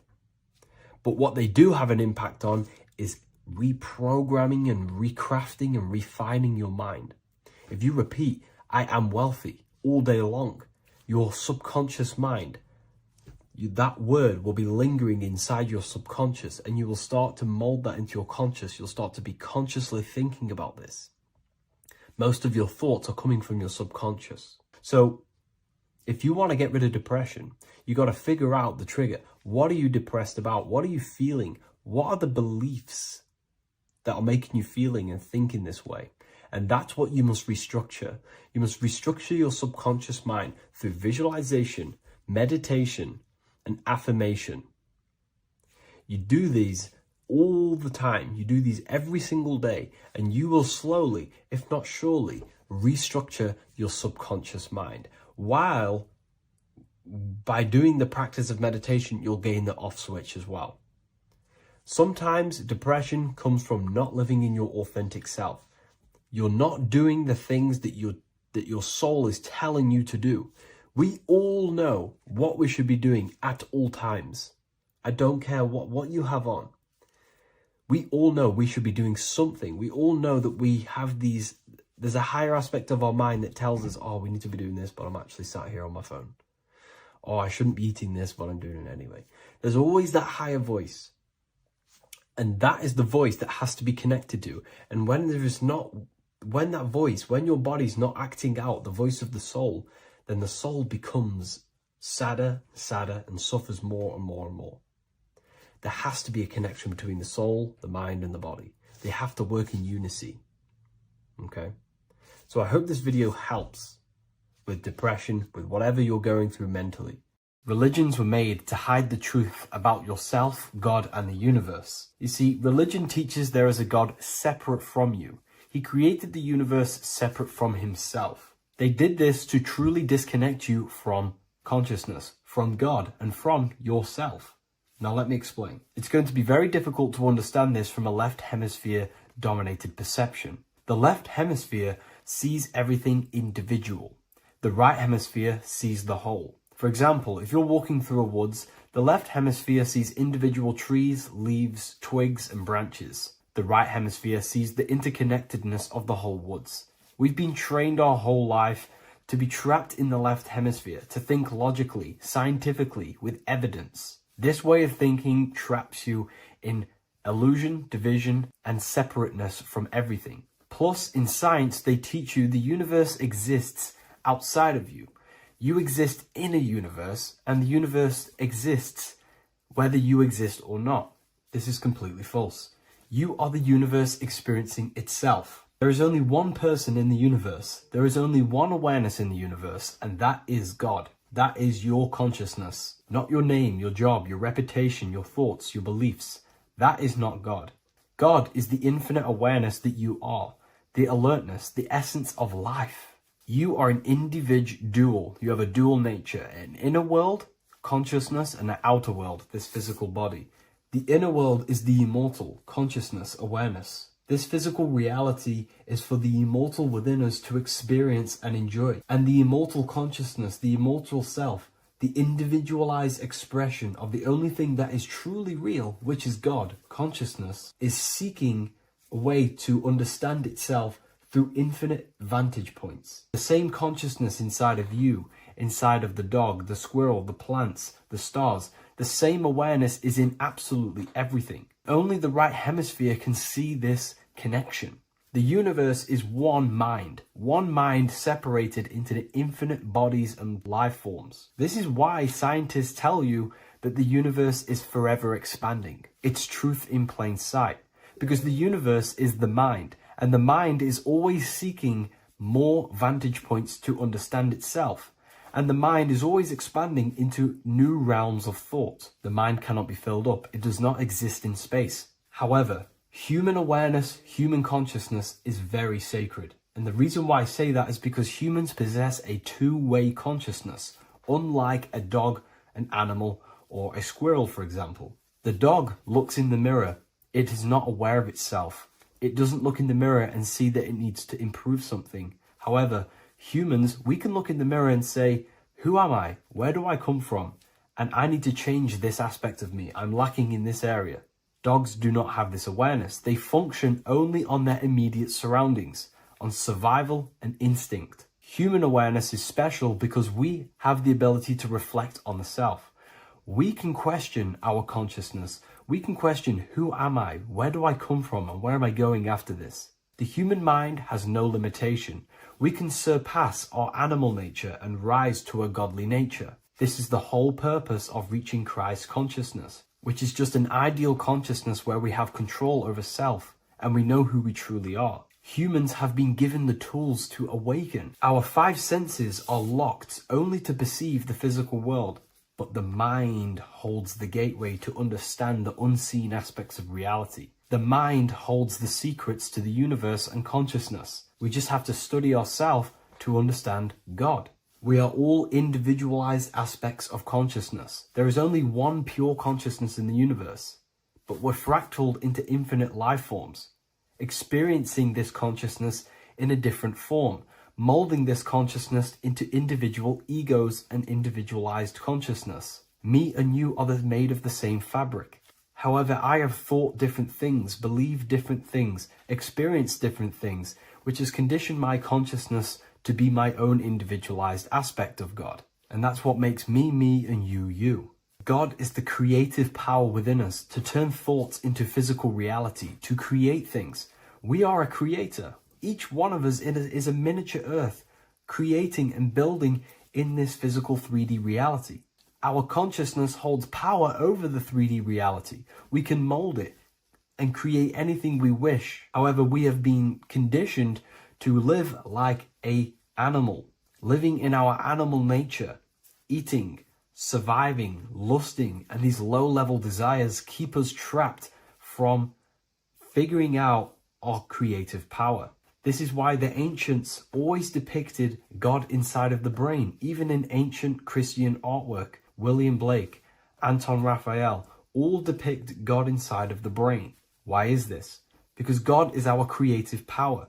The spinal column acts as a type of ladder of consciousness. If you just think about sex and act on sex, eating, consuming, and living in a survival animalistic state, then your consciousness is functioning on the lower end of the spinal column, where your reproductive organs are and your gut organs are to consume food. In order to activate the God within us and to us to truly know God, we have to be aligned with the God consciousness. We have to unlock the God within us so we can truly actually experience God and understand it. However, God exists beyond our personal consciousness, beyond our human identity. In secret societies, satanic rituals and satanic societies, they are seeking a way to escape the human identity through ritual work, meditation, and trance-like states. A trance-like state is like the state that you enter just before you fall asleep, where there is no thought present in your mind, because you are not the mind, you are the observer, you experience the thoughts. And when we escape the human identity through rituals, meditation, or trance-like states, we can actually experience beyond the veil of this material world. However, satanic rituals do this in a negative way. Satanic rituals include ways to make the human mind tap out by pushing the human minds to the limit through pain, suffering, and even torture, to allow the mind to pass out so you can temporarily pass on the veil of the physical world and escape the limitations of the human identity and the human thinking mind. Now, you do not have to do it this way. You can experience the divine and beyond your human identity through many different ways, such as deep, deep meditation, rising above your thoughts, and setting 3 alarms, one for 6 a.m., one for 6:30, and one for 7:30. And when you wake up at these times, what you need to do each time you wake up is allow your mind to stay awake but your body to fall asleep. And you will enter this trance-like state. And you can gain ideas, experience lucid dreams, and maybe even astral project. All of these rituals in secret societies and satanic societies is all about escaping the human identity. and experiencing the divine planes beyond the physical. To wrap all of this up, this is all about consciousness. Consciousness is the infinite awareness of the universe, just fractaled into separate bodies. And this consciousness is seeking a way to understand itself in infinite angles and vantage points. And religion was made to cut off your connection to the divine planes beyond this world and beyond your self-identity. Therefore, if you want to know God, you have to study the attributes and qualities of God, such as geometry, numbers, consciousness, the mind, the subconscious, human anatomy. All of these things are aspects of God. We have to study ourselves and study nature so we can see God. God is the infinite awareness of the universe. If you love this video, please leave a like and share it with a friend. I'll leave a link in the description for the Book of Wisdom, Volume 2. What if I told you that reincarnation is real and that there is a metaphysical, spiritual science behind this? Most people leave this world just as lost when they entered it. That they carry their fears, attachments, and addictions with them, only to be born again, trapped in the same cycle, repeating the patterns of lifetime after lifetime. This lecture is not just about preparing for death. It's about mastering yourself before death, so you don't take them burdens with you. Because the truth is, whatever addictions, fears, and unresolved emotions you cling to in this life, you carry with you into the next. Unless you break free now. You must master yourself before death. Death is not the end. It is the great passage. But how we transition depends on our mastery of the self. This was symbolized by the Ouroboros, the snake biting its tail. Every ending is a new beginning. It's an infinite cycle of consciousness. Now, your human body is basically an antenna tapped in to a stream of consciousness. Just like a radio is tapped into a specific frequency to play that radio. Your body is basically an antenna, a crystal picking up the consciousness of God. You are on an ever-ending journey, a journey of learning and expansion of the mind into new fields of thought. This was symbolized as the Ouroboros. When you die, it is a new beginning. It's a transitioning, not an ending. Everything is eternal in this universe as consciousness is formless and constantly transforms into new forms of life.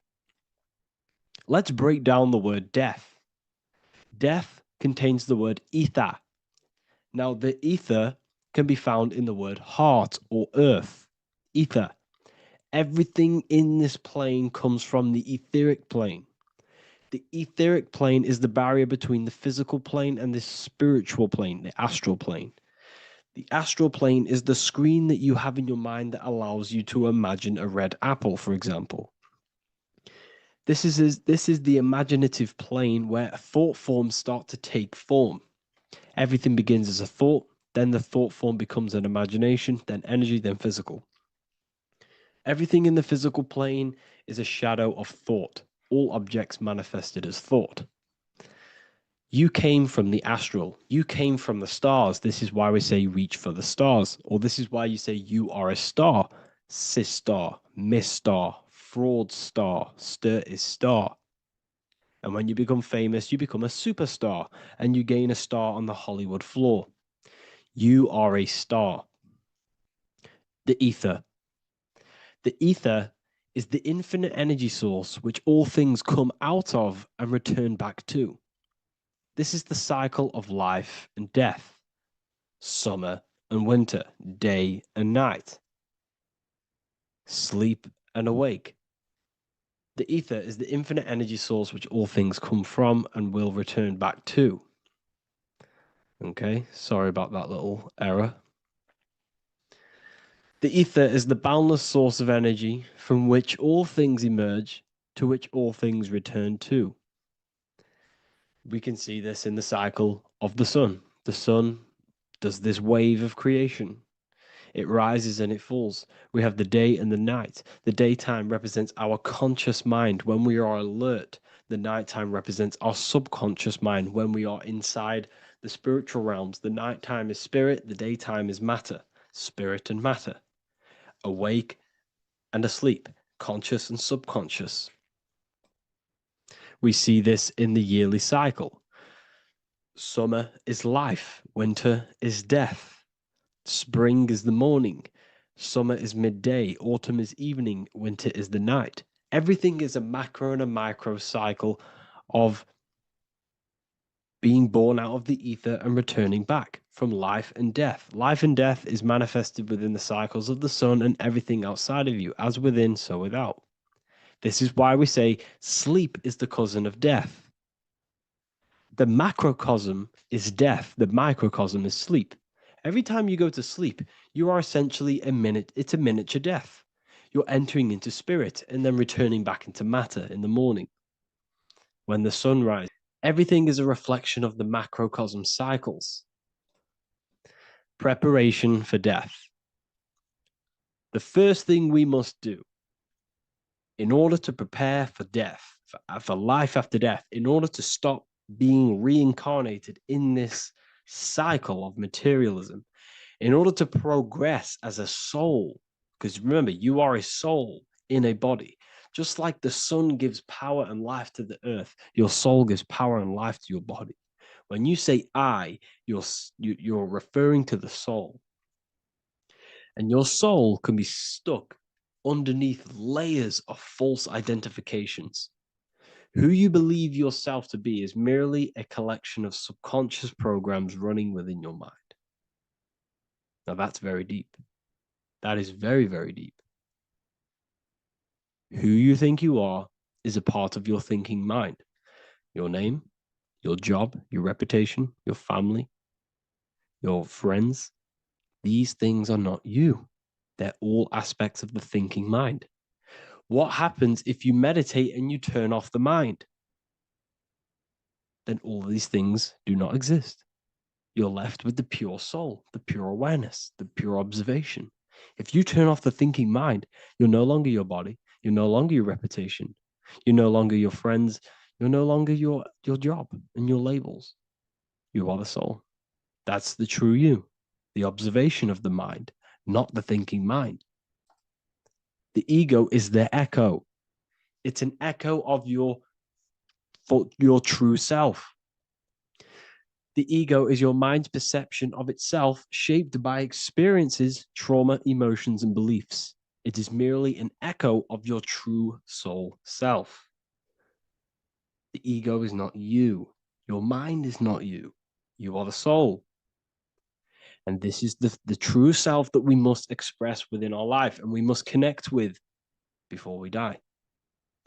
Because when we die under the echo, under these false layers of the emotions, the traumas, the experiences, the addictions, the emotional attachments, when we die underneath all of this, when we don't know our true self, the soul is still hidden.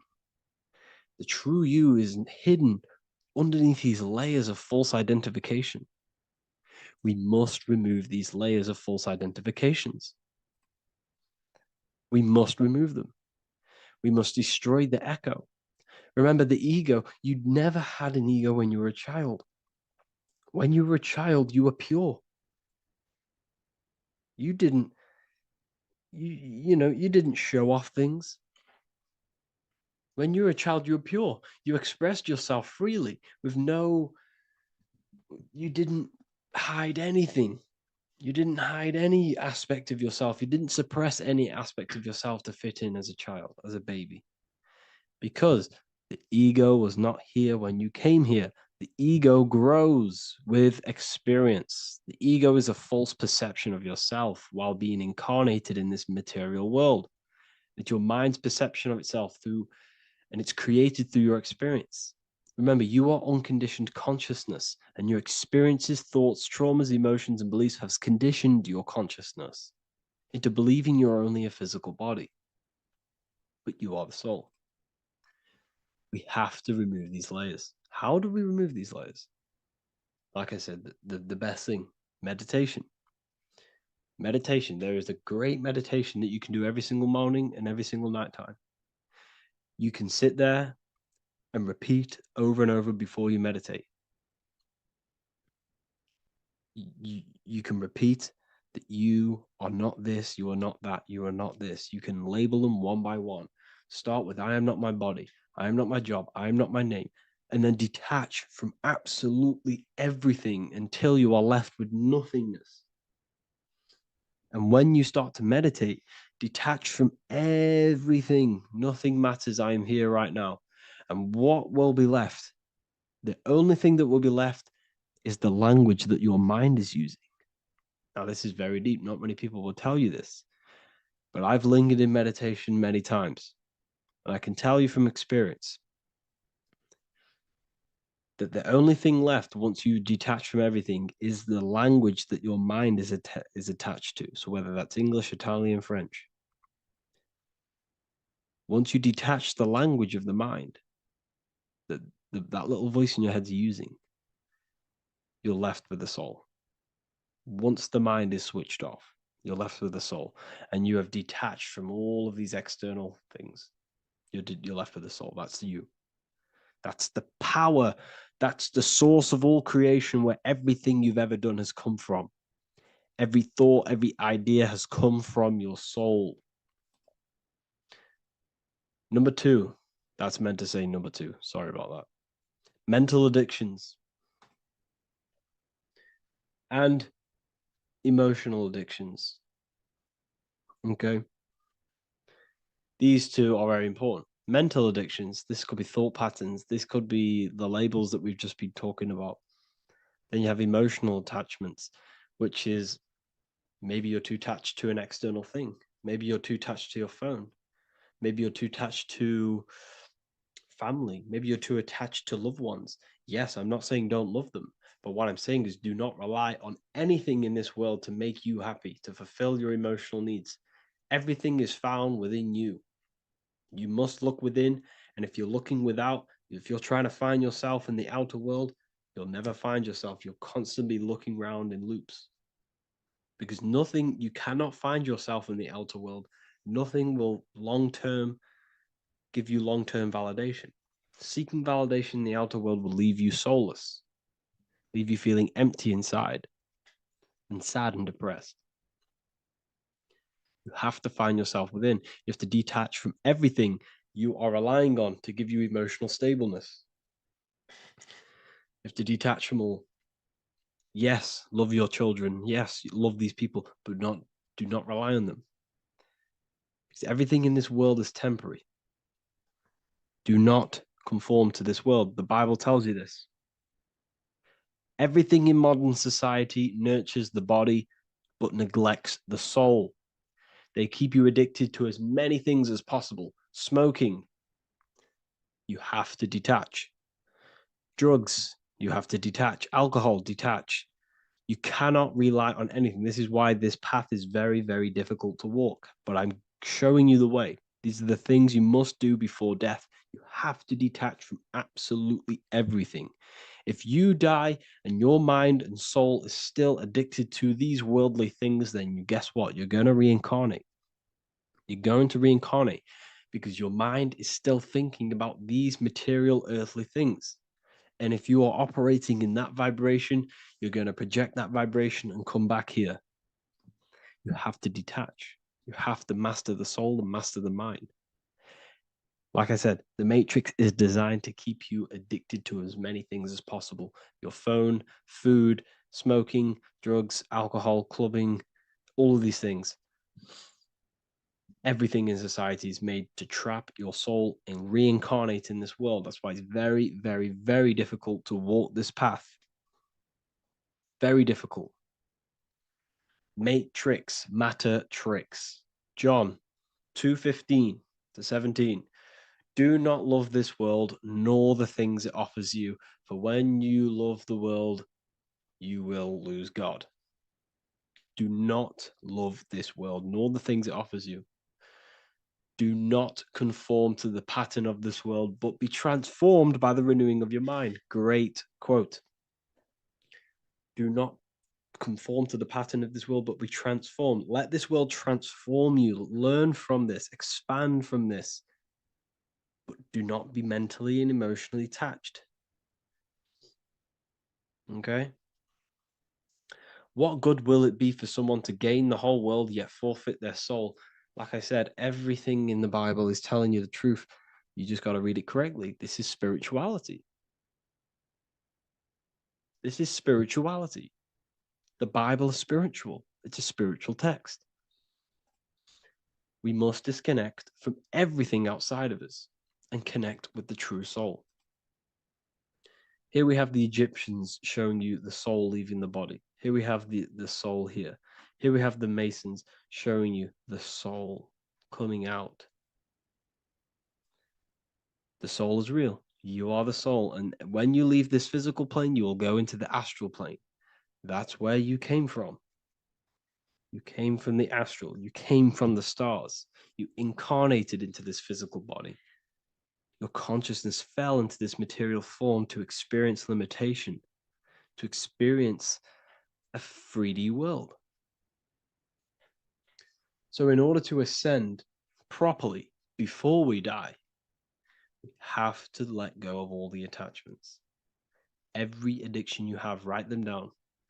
And one by one, tackle them. Before you die, you have to, or else you will reincarnate. This is the teachings of Egyptians. This is the teachings of Masonry. All of these addictions contribute towards life after death. Everything must be controlled. And we must be attached to the soul. I'm not saying I'm perfect. I'm not saying I'm perfect, people. We're all not perfect. We're all under psychological operation by the government. We're all in a very difficult situation with this awakening. I'm simply pointing out what I know from my journey and what I've been learning through occultism and research and reading lots of books and many different things.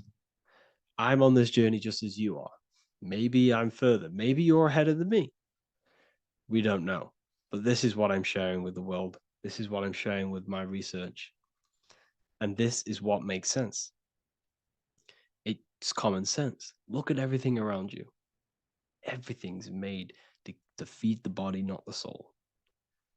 So my beautiful watchers and fans and supporters, I appreciate every single one of you, and I hope this video has supported your journey. If you're feeling lost in life, if you're searching for deeper answers, whether you're seeking clarity, looking to expand your studies, or ready for personalized mentoring, this is your chance to connect with me live and receive insights tailored just for you. Start your path to self-mastery and enlightenment inside the world's best esoteric school. Your journey starts now. Tap the link in the description if you want to join Ethereal University, or feel free to check out my books. I thank you all, and I really appreciate for 100,000 subscribers on YouTube. I love every single one of you. Make sure to drop a like, a comment, and subscribe to the channel if you're new. Let me know some ideas for, lectures, anything that you want to know. I can make lectures on them. Just drop it in the comments. I appreciate every single one of you. Take care.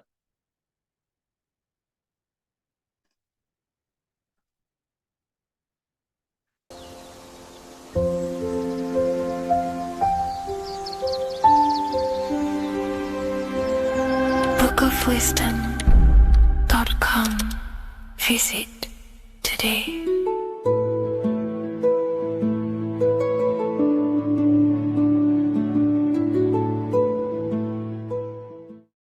In this video, we're going to be decoding the symbol of the double-faced eagle, which is found on the Rothschild's family coat of arms. We see it in the Roman Empire, and we also see it in the 33rd degree of Scottish Rite Freemasonry. So let's get straight into this symbol and decode what this means. Freemasonry is considered a craft, and this craft is about reconstructing yourself. In fact, the word mason means builder, because every day we are building our mind's prison or our mind's freedom. Plus, you are a creator of reality. You are contributing towards the building project on the earth. You are a builder of yourself and reality, a creator. In Freemasonry, they use the allegory to teach the initiate a process of self-mastery. In Freemasonry, the allegory is that the Temple of Solomon is broken. And this broken Temple of Solomon needs to be reconstructed. But this is symbolic. The Temple of Solomon is yourself. You as an individual are the broken temple, as you have forgotten who you are, why you are here on this earth, and your mind has many limiting belief systems and restrictions on it. Therefore, we are the broken temple that needs to be rebuilt and reconstructed. The 33rd degree is the highest degree in the Scottish Rite system of Freemasonry. Therefore, this logo represents the state of consciousness the 33rd degree Mason is operating at. It is symbolic of their level of mind, their level of self-mastery, their level of awareness. This symbol is a very powerful symbol that you can use to also find your personal power. Now, of course, this is my interpretation based off my years of studying symbolism and connecting the dots. If you feel like I miss anything, please leave a comment in the comment section to maybe add to my points. The first of all thing that I see in this symbol that reveals a great power of mind is the eagle. The eagle itself is a bird, and a bird can go on the ground and in the sky. In a symbolic sense, this represents the body and the spirit, the ability to transform from this earth body and then also access astral projection and the spirit. The bird sees things from a higher perspective while it's flying in the sky. If you're only in the physical body, your perception of reality is limited to the ground. We do not see much from the ground. This is all symbolic to a level of mind. The bird can see things from above. It sees the earth from a top-down view and sees the whole, sees things from a higher perspective, symbolic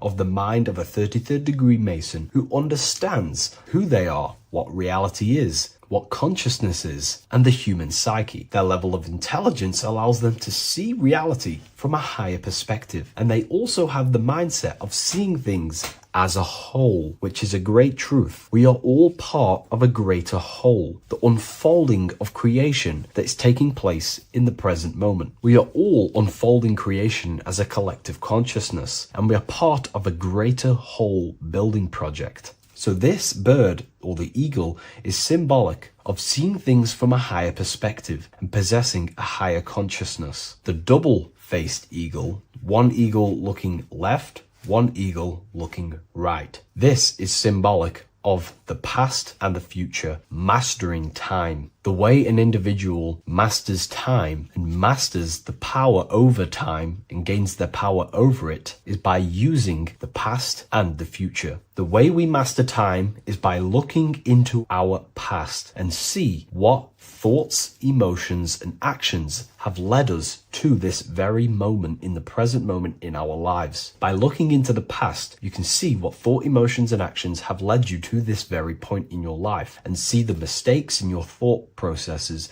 the mistakes in your emotions, and the mistakes in your actions. You can extract wisdom from the past of your past and apply that wisdom in the present moment to then change your future to a better future for yourself and the collective consciousness and your contribution towards the creation taking place on the earth. That is how an individual masters time. You can do this through memory work. Every time you go to sleep, go through your day backwards. Follow the events backwards. What this does is literally create new neural pathways in your brain and allows you to strengthen your memory so you can remember more. Memory work is massive in Freemasonry based off my research. They make you do rituals, memorize rituals, because they're trying to develop these different aspects and cognitions of the human mind. We see that the double-headed eagle is looking left and right. but then joins. This is symbolic of unity of duality, unifying duality. And the only way you can do that is by connecting with pure awareness without distortion of the mind and body. If you turn off your body, it goes to sleep. If you turn off your mind, you go to sleep. But if you can turn off your mind and body,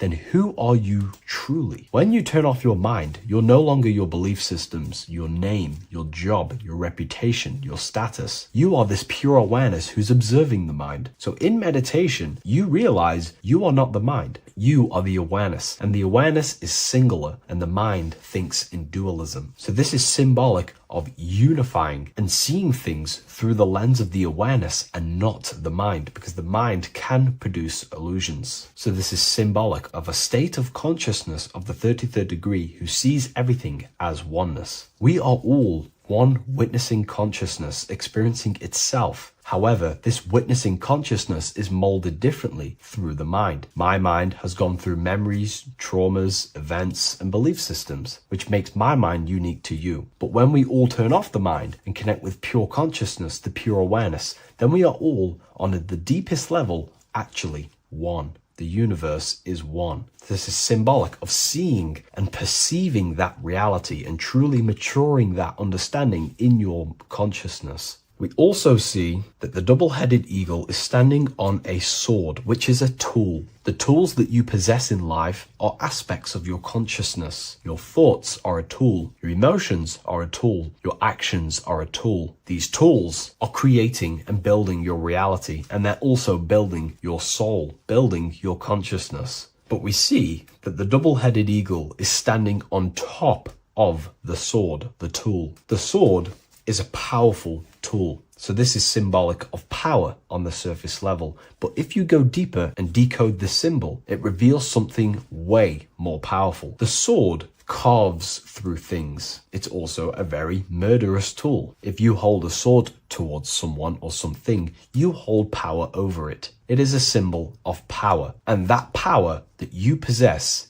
is, in fact, the mind. The mind is the powerhouse of control over reality. The mind is the most radiant force in the universe, as all things respond to the mind. The emotions, the body, and physical reality itself responds to the mind. The mind holds power. Matter is a physical manifestation of mind. The reason why the sword is the mind is because it's associated with the air element. When you swing a sword, you're moving this through the air. And if you've read the Book of Wisdom Volume 2, you understand that each element is corresponding to a different body of consciousness. Air is associated with the mind, the mental body of consciousness. Water is associated with the emotional body of consciousness. Earth is associated with the physical body of consciousness. Fire is associated with the spiritual willpower body of consciousness. Therefore, what we're looking at is the intellect. We're looking at gaining control over the intellect, the mind, thought, banishing all negative thought power from the mind. Think of it like this. You are tapped into a live stream of consciousness, and this live stream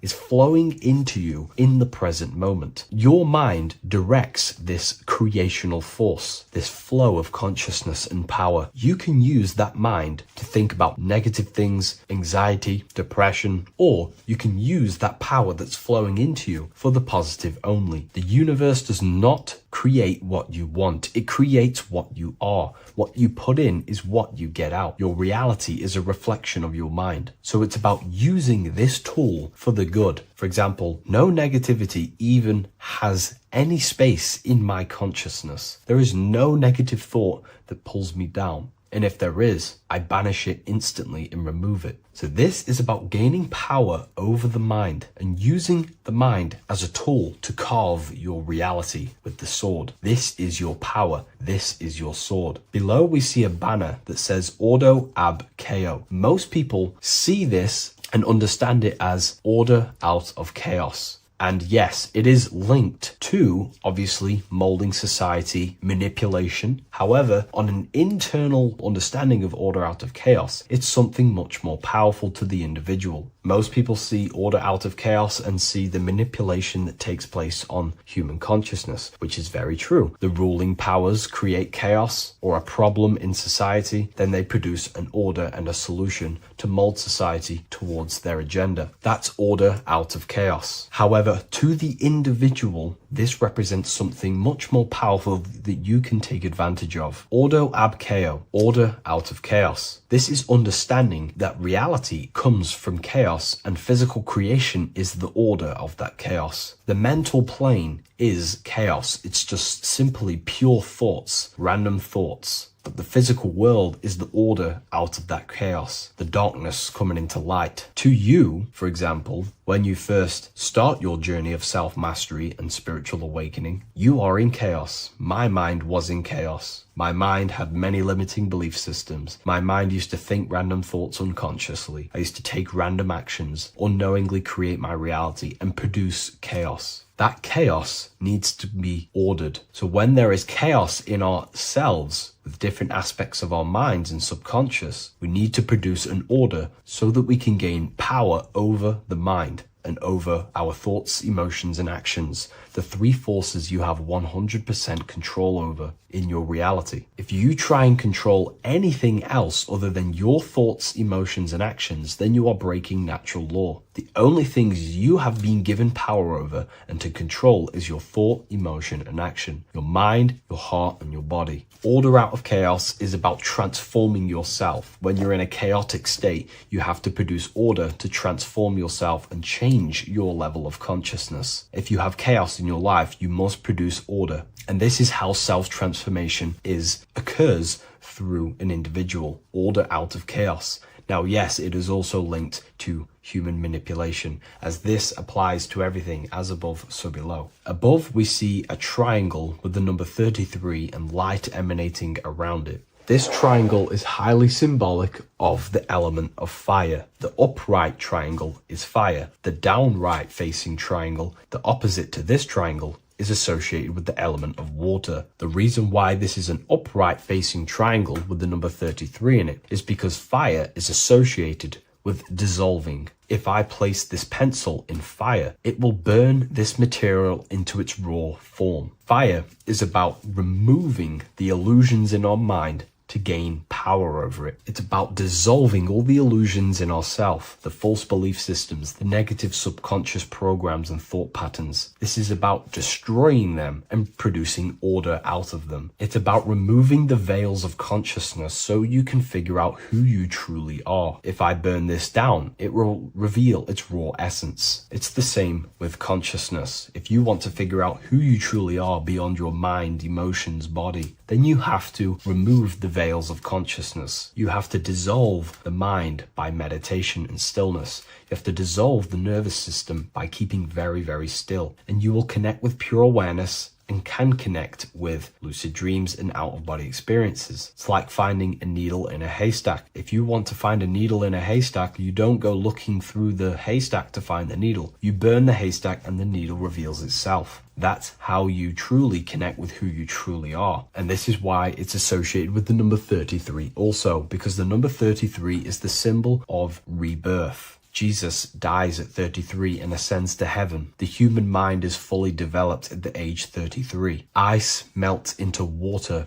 at 33 degrees. It's symbolic of transforming states from death to rebirth, rebirthing the self. And this is how you rebirth yourself, by figuring out who you truly are. Because when you actually figure out and have an out-of-body experience, or you figure out who you truly are, you go through a mental rebirth. Everything you thought once was true has been completely burnt away, and now you are reborn into a new mind and a new perception of self and reality. So it's about being reborn again. At the 33rd degree, you are reborn again by the understandings and experiences that you've had with yourself. And the crown is a symbol of mastery. People in position of power wear crowns. It is a symbol of power over something. This whole symbol reveals your own personal power, the level of power that the 33rd degree Mason has over themselves, not over other people, but themselves. But of course, once you gain your personal power, you understand how the mind works. You can use that against people. It's how you use the knowledge that determines whether you are bad or good. Again, if If you think I've missed anything, leave a comment in the comment section. Please like, comment, and share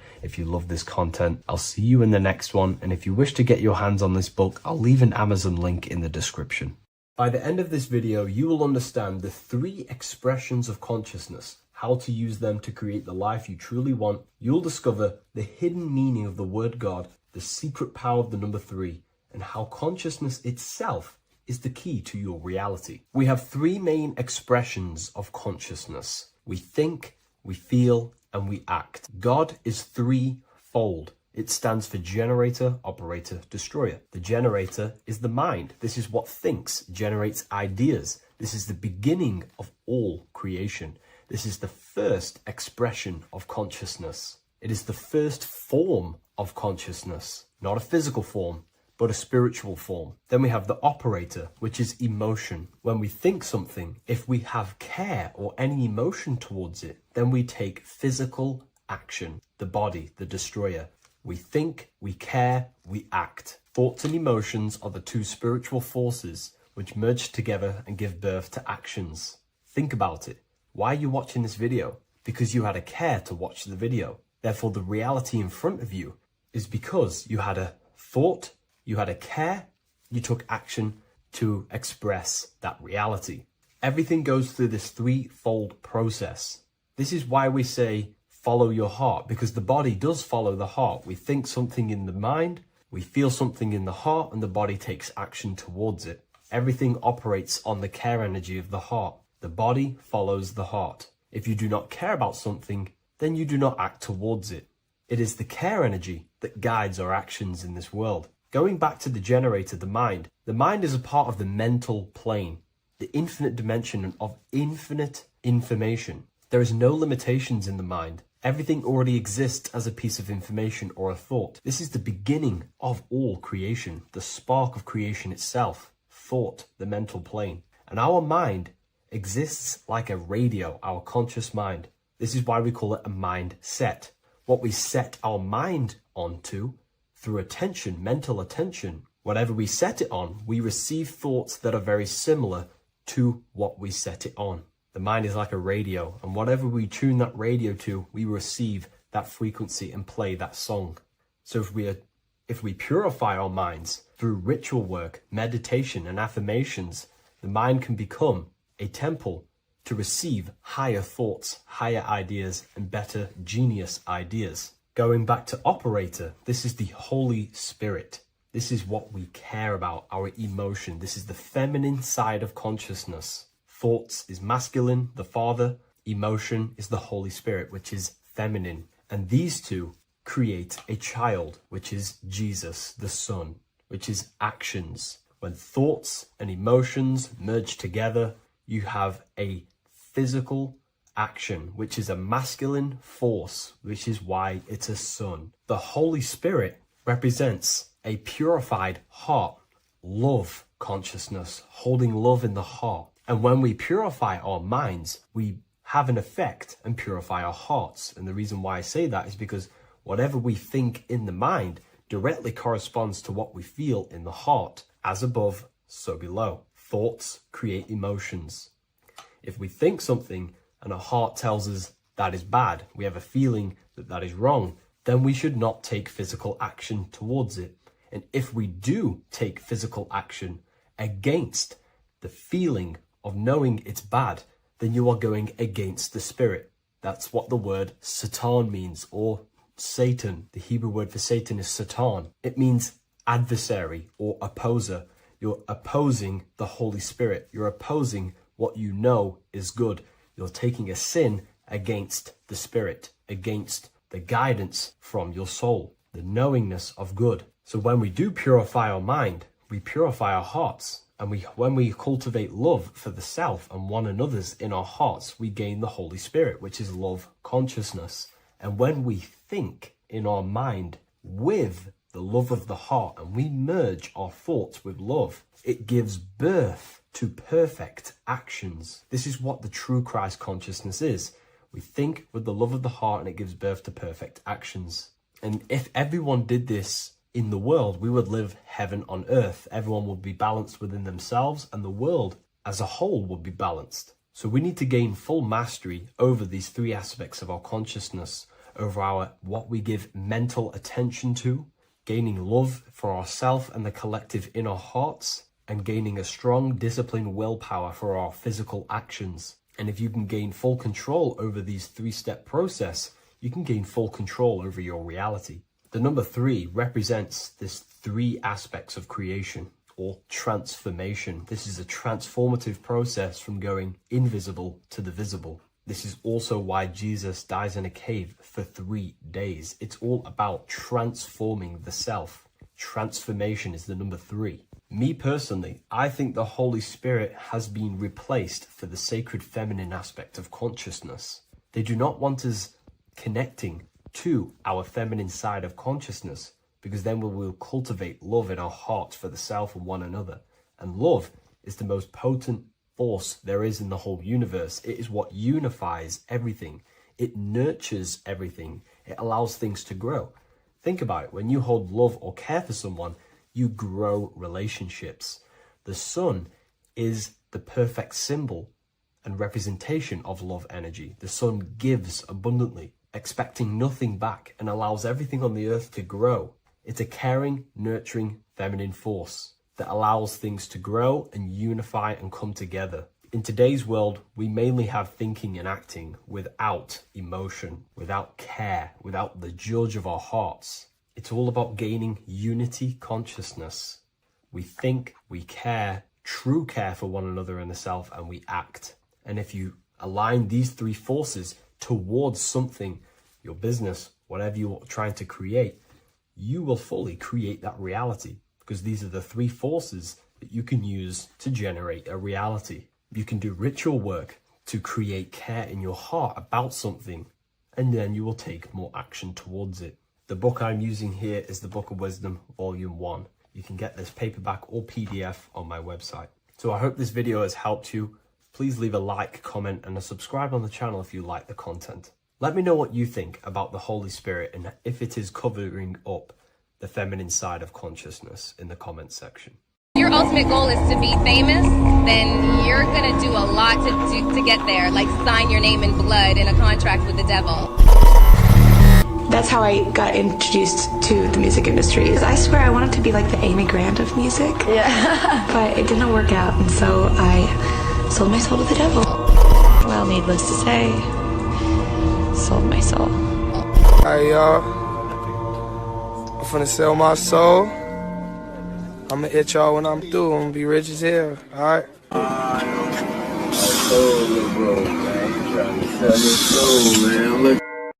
So what exactly is selling your soul? In order to understand this to its full potential, you have to understand the spirit world and the occult world which our eyes cannot visibly see. The physical world we see is nothing but an illusion and a product of the higher planes of existence. For example, you can see someone's physical body, but you can't see the complex structure of the consciousness and the thinking behind that being. With that being said, there are forces and entities not attached to physical bodies, which they exist on the astral and etheric plane behind the physical plane. Now there are numerous videos and music with artists talking about this. For example, I sold my soul to the devil and the price was cheap. Why do you still do it? Why are you still out here? Well, it goes back to the destiny thing. I mean, I made a bargain with it, a long time ago, and I'm holding up my hand. What was your bargain? To get where I am now. Should I ask who you made the bargain with? with the chief commander. On this earth? And this earth, and then in a world we can't see. so selling your soul is cutting a deal with an astral plane entity in exchange for wealth and fame on this physical plane. This is classed as black magic because you are bending reality against your intuition. Now, making deals with entities beyond the physical plane, you always have to give something in exchange. When it comes with demonic entities, it always involves some sort of sacrifice, bloodshed, or humiliation. Now there are countless of rappers who someone close to them have died just before their career takes off to the next level.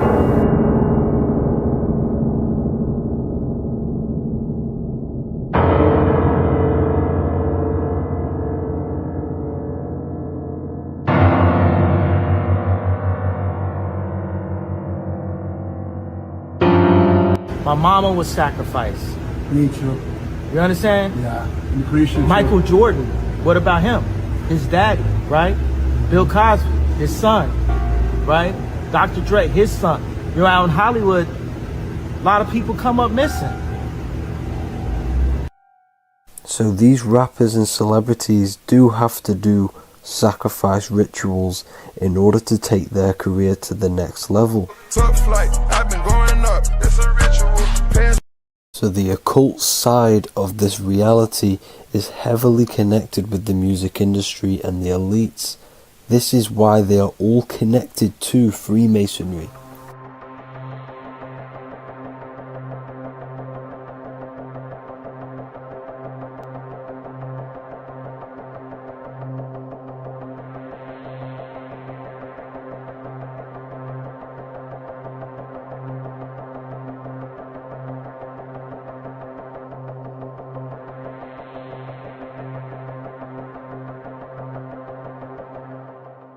Now this is why the music industry is one of the most important industries for the elites to stay in control and keeping the masses on low states of consciousness. Frequency is one of the most powerful things in reality because it's the only thing which can enter your soul and body without consent. The frequency on Spotify and all major platforms are all tuned to 440 Hz, which was set by the Rockefellers. 440 Hz turns off the whole right side of your brain, and the right side of your brain is to do with critical thinking, imagination, and your intuition. Music has the ability to influence your intent, your emotions, your thoughts, and your actions just by frequency itself. By controlling the music the celebrities put out and the things they talk about, they're actually molding society because of the celebrities' huge amount of influence over the younger generation and cultures within society. This is why the music industry is mainly talking about sex, guns, violence, and hating other people. These are all very low vibrational acts and things to do which destroys humanity and societies, keeping us all conquered and divided in order for them to stay in power. Music can actually reprogram your subconscious mind, and it is a form of MK Ultra, which is mind control. It's in my brain. Do you know that? It's living rent free. I can't get it out. You did that. Yeah, it's hypnosis. Yeah, it's hypnosis.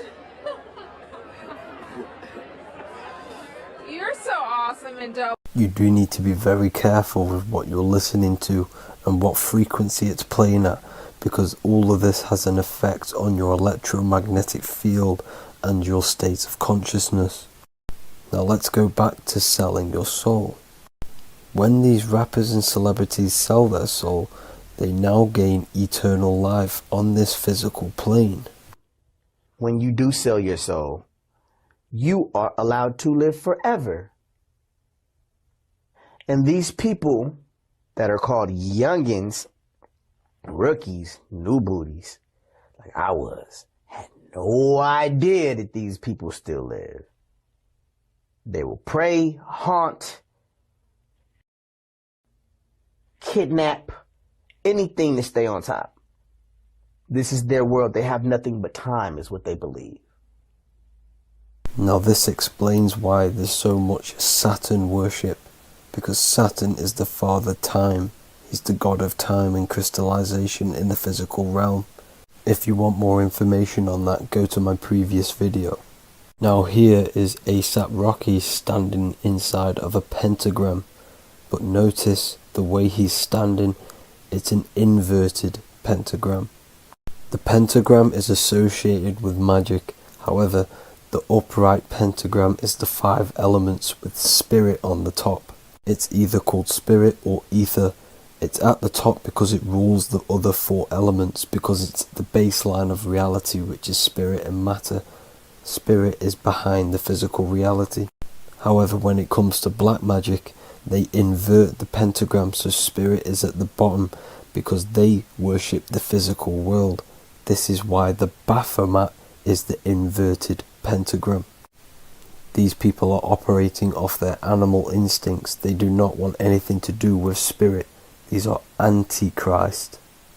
All of these celebrities know full well the effect that what they're doing on the rest of the world. They have sold themselves out, and the elites use them as puppets to push this new world order and mold society in the way they want it. This is why all the celebrities are linked to Freemasonry, because in Freemasonry you have to take the oath of silence, where you can't speak on anything that they learn inside of Freemasonry. This is the symbol of silence.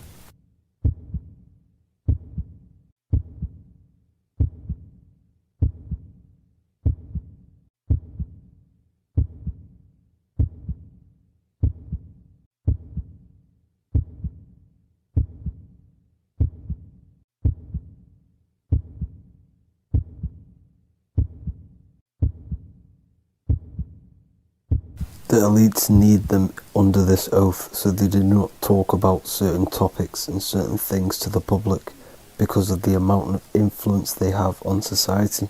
Now, even the name Hollywood is an occult term, because back in the ancient days when they used to create wands, they used to create them out of Hollywood, out of the holly tree, because each wood has certain attributes and virtues when it comes to magic.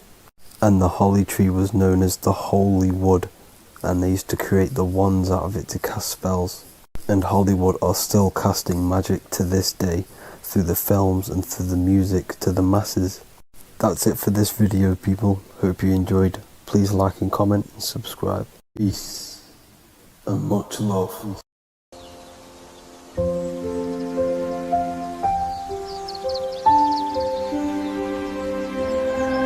bookofwisdom.com. Visit today.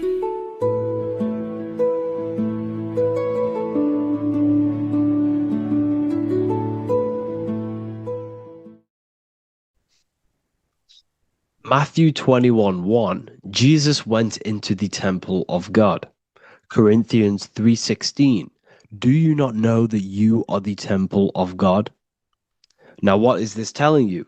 That God is within you. Hence why in Luke 21:12 it tells you the kingdom of God is within you. And the side of your head region is called a temple for a reason.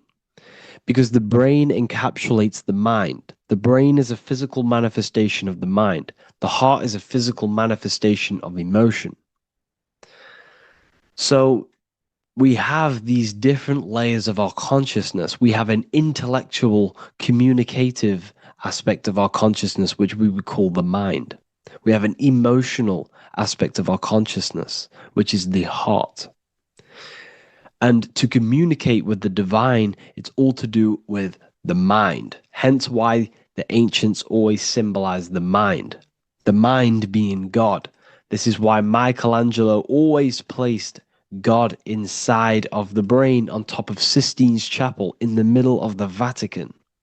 He understood that God is in the brain. God is within you, not outside of you.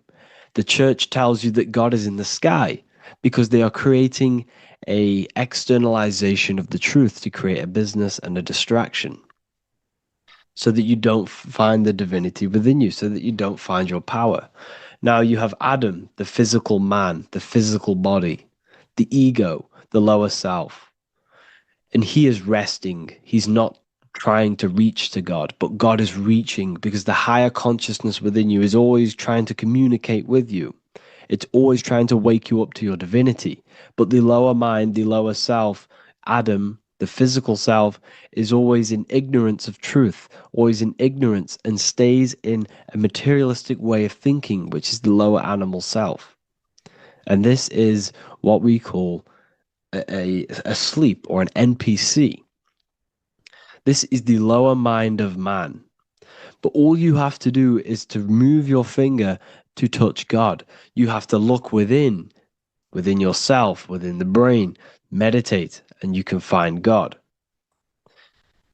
This is why in the Bible we see many references to the human body and anatomy to truly connect with God. Kings 6:8, the door to the middle chamber was in the right side of the house, which is the right hemisphere of the brain. The middle chamber is the pineal gland, where the seat of your consciousness is, where the seat of your higher consciousness is, the mind. And they went up the winding stairs, which is your spinal column, into the middle chamber, and out of the middle chamber into the third. So they went up the winding stairs. This represents raising your consciousness up the winding stairs. Your spinal column acts as a stairway of consciousness. Depending on what sort of consciousness you are operating in, depends on what part of the spinal column you are using. Because the spinal column ascends and descends consciousness. What do I mean? If you are in a reproductive way of thinking and you're always thinking about sex, you're jerking off all the time and you're always eating, all of your brain's power and your mind's power is being descended into the lower aspects of the spinal column, which represents hell, the physical state of man, Adam, the ignorant state. We're basically living off low-level pleasures like an animal. And the stairway to heaven is your spinal column. They went up the winding stairs into the middle chamber, which is your mind, your pineal gland, and out of the middle into the third stage of consciousness, physical, etheric, astral. When you meditate and you start to raise your consciousness during meditation, you enter the astral plane when you turn off thought. But this is the middle chamber inside of the brain. Here we see another painting inside of Sistine's chapel of God inside of the brain. This is the brainstem. This is the brain. This is the frontal lobe. This is the back lobe. This is the back lobe. This is the cerebellum. Here's the reptilian brainstem. Here's the claustrum. This is what we are seeing here. Anatomy. Here is another one in Sistine's chapel in the middle of the Vatican. This is depicting the brainstem. God's neck looks exactly like the brainstem. Here we see a real brain compared to God's neck, because the neck is just below the brainstem. And this is what they are symbolizing, because they knew that God is within you. God is a part of the human body. God is inside of the body, because the body is a vessel for consciousness, for universal consciousness. Inside of you, inside of me, is the same spark of consciousness. And this same consciousness is spread out into every living essence, because everything comes from the one source, the one God, the one consciousness. Matthew 6:22-23. The light of the body is the eye. If therefore thine eye be single, thy whole body shall be full of light. Practicing the single eye. What is this? This is meditation. This is entering within yourself. So the Bible's telling you to practice the single eye. But if thine eye be evil, thy whole body shall be full of darkness. What does this mean? If your consciousness is in an evil way of thinking, if your mind is filled with an evil, negative mind space, then your body shall be filled with darkness, with evil, with negativity. Because negative thoughts destruct the body. Positive thoughts heal and regenerate the body. So he tells you to be, the light of the body is the eye, your consciousness, the inner eye of consciousness, the eye that lets you see. And what do I mean? You look with your two physical eyes, but you see with the inner eye. What you see is perception. You look with the two eyes, and what you see is perception. You are seeing, you are understanding, and that's what consciousness, the mind, gives you. Consciousness, or the mind, is the force that allows you to be a human being, that allows you to understand things and interact with things and make decisions. It's an infinite intelligence. See, the mind is not the brain. This is a big confusion with people. Hence why the eye on top of the pyramid is separate from the bottom half of the pyramid, because the consciousness is separate from the body, the eye, the all-seeing eye. It represents the observer, the eye that sees into this body, into this world, into this. You are the perceiver. You are the invisible spirit within the body. Theologians 4:17. After that, we are still alive, and our left will be caught up together with them in the clouds to meet the Lord in the air. You don't meet the Lord in the physical air. Okay? This symbolism of the ancient Christian artwork is showing you this is symbolic. These things never happened. There's no man in the sky. Moses didn't go on a mountain to meet with God. The air represents the mind. This is why you say you're an airhead when someone's very stupid. Earth is your body. Water is your emotions. Fire is your spirit. Air is your mind, the invisible mind. So Anton Mengs, an ancient Christian art worker, is showing you anatomy of God in the clouds. But this is the anatomy of the human body, raising yourself to the mind and turning the mind inwards on itself during meditation. And that's how you meet the Lord in the air. You meet the Lord in an elevated state of consciousness. The air represents an elevated state of consciousness because the air is up. You have to raise your consciousness to meet the Lord in the air. This is why Moses went on a mountain to meet with God. The mountain represents elevation of consciousness, raising the mind up the spinal column, taking all of the mind's attention away from the reproduction and the physical aspects of self and raising it to the brain and turning off the brain and going inward into the air. It's talking about raising consciousness. It's allegorical. It's a spiritual, metaphorical text. The side of your head's called a temple because inside that where that temple is, right in the middle of where you call the temple, is the inner chamber, the open room, the holies of holies in the Bible, or the land flowing with milk and honey, or Mount Zion. There's so many different names for the brain, or the upper room where Jesus meets his 12 disciples, the 12 cranial nerves in your brain. This is the temple of God. Your body is a temple of consciousness. It encapsulates the consciousness. It encapsulates the mind and soul. John 10:30, Jesus states, I and the Father are one. Psalms 46:10, be still and know that I am God. He's talking about the I am within you, not within Jesus. Everyone refers to ourselves as I. I am God. When you say I, you're referring to the highest aspect of yourself. The aspect that is above all thought, above all emotion, and above all things. When you say I, you're referring to your pure awareness, your pure consciousness, the highest aspect of yourself. And anything after I is egotistical. I is God. The letter I is the Roman numerals for one, because there is one God, one consciousness. The letter I is one line, just like the number one. Matthew 6:3-4, take no thought. Therefore, take no thought. Take no thought. He says this 5 times because you must turn off the 5 senses and take no thought to connect with God. Be still. This is telling you to meditate and know that I am God. The I am within you. I and the Father are one. I and God are one. You, who you think you are, is a completely wrong.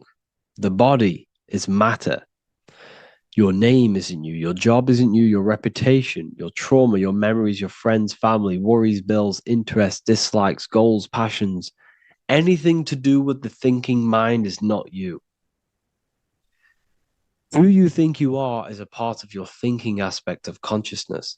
But once you remove thought, you are no longer your name, you are no longer your body, you're no longer your reputation. You are the I. You are pure awareness, pure consciousness, pure consciousness. And this pure consciousness has latched on to this name, this job, the body, and your traumas. Your pure consciousness has attached itself to this character who you're playing in the physical world. And this is essentially who you think you are, but you are not. You are the I, you are the self, you are pure awareness. So, in order for you to detach from these things, you must learn how to detach from your name, your job, your reputation. And you do this through meditation by turning off the thinking mind. Turning off the thinking mind allows other aspects of your consciousness to open up. What do I mean? Your whole life you've been thinking, and all of these thoughts has attached you to this physical body. You haven't allowed your consciousness to open up. And you can only do this by taking no thought. That's why Jesus tells you, take no thought. When you turn off the thinking mind, other aspects of your consciousness starts to open up. Other aspects of your being can open up. And this is how you have astral project. This is how you do all these mystical things and things to do with consciousness. It's taking no thought. Imagination, emotions, thought, and memory are all to do with consciousness. These things are not physical. You can't touch thought. You can't touch emotions. You can't touch these things because they are not a physical thing.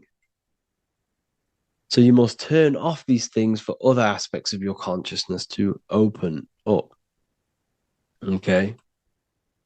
So essentially, the Bible is a metaphorical, astrological, numerological, metaphysical, spiritual, encoded text that talks about human anatomy, spirituality, and the true nature of the human experience. Everything they would teach you in school is to make you think that you are this body. Everything they teach you in church is the externalization of the true teachings of Jesus. Jesus was telling you to meditate. Jesus was telling you to practice the single eye. Jesus was telling you to look within yourself and find God. He wasn't telling you to pray to him. Mark 16:19, he was taken up to heaven and sat at the right hand of God, the right hemisphere of your brain. John 21:6, cast the net onto the right hand side of the boat and you shall find fish. Fish is understanding. The boat is your body, your brain. Cast your awareness into the right side of your brain and you will find understanding, because the right side of your brain is all to do with the creative aspect and the intuition and the spiritual sides of your consciousness. This is why God is here. This is why Michelangelo depicted God in the right hemisphere of your brain, because this is all human anatomy. And I speak about all of this in the brand new Book of Wisdom, Volume 2, which is now available. The start of the revolution has begun. This book is truly going to change the way people see the world. It's got so many more topics than the last one. It's truly a revolution. It's written in so much detail. It's very practical. I cannot wait to share this one with you. I just want to say thank you for the opportunity for me to create this book, because without you, I couldn't have created this. And I just love sharing my work with you. And I thank every single one of you for the support, the watch, like the views and the likes, everything, especially the people who have joined the university and stuff like that. And for people who have joined the university, you do get a free Book of Wisdom paperback if you just go to the general chat and follow the description, follow what the instructions that I gave you in the chat, and you'll be able to order a free Book of Wisdom if you are inside of the university. Plus, you get all of my other books, 2 books, and over 45 occult books on occult and esoteric things. You get lectures, live calls, a community, a manifestation mastery course, and a whole library and reoccurring updates every month, every week. So yeah, I hope you all enjoyed this video. Thank you all. Please leave a comment to help the algorithm, and leave a comment on what videos I should make. And yeah, I'll get to uploading on the YouTube a lot more now the second book is now released. I have a lot more time on my hands. No longer using my energy to create the book. I'm now going to redirect this mental energy into the YouTube. So there will be a lot more content coming. So I need some content ideas. So feel free to comment some ideas, some YouTube videos that I can create. Thank you all, people. Have an amazing day.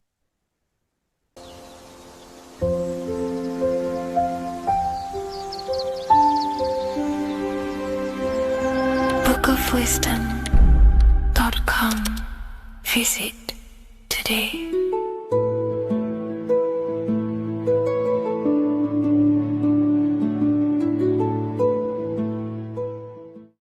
What if I told you that the seasons don't just change the external world, they also change your internal world? They have a psychological and a spiritual effect on your consciousness. If you're new to esotericism, you may not really understand this. But if you have some deep understanding of as above, so below, you already know this. But today we're going to be explaining it in great detail. So tune in, take a pen and paper, maybe make some notes. So we have 4 seasons. The sun is the main source of life on the earth, and it changes the circumstances on the earth in 4 different ways. Of course, we have spring, summer, winter, and autumn. These are the 4 states of the earth due to the sun's cycle. Not only do they take place on the earth, they also take place on you, your body, your mind, your spirit, your consciousness. They change things internally and externally. The first thing we need to understand is that we have a dual nature. We have a mind, and in that mind, we have an internal self. That's what we call the spiritual self. It is the individual that exists within their own mind, within their own consciousness. It is the self that imagines, thinks, feels. That's the spiritual self. And internally, that self is the true self. When it's detached from the false identifications, of course, such as the ego. But the true self dwells within the mind, and that's the immortal self. That's the self that will never die, never perish, that will always be there, and it always has been there. The internal self. But on the other side of the mind, the outside of the mind, we have this, what we call our physical human body. This is our external physical body. So outside of us is a physical reality, but inside of us is a spiritual, non-physical reality.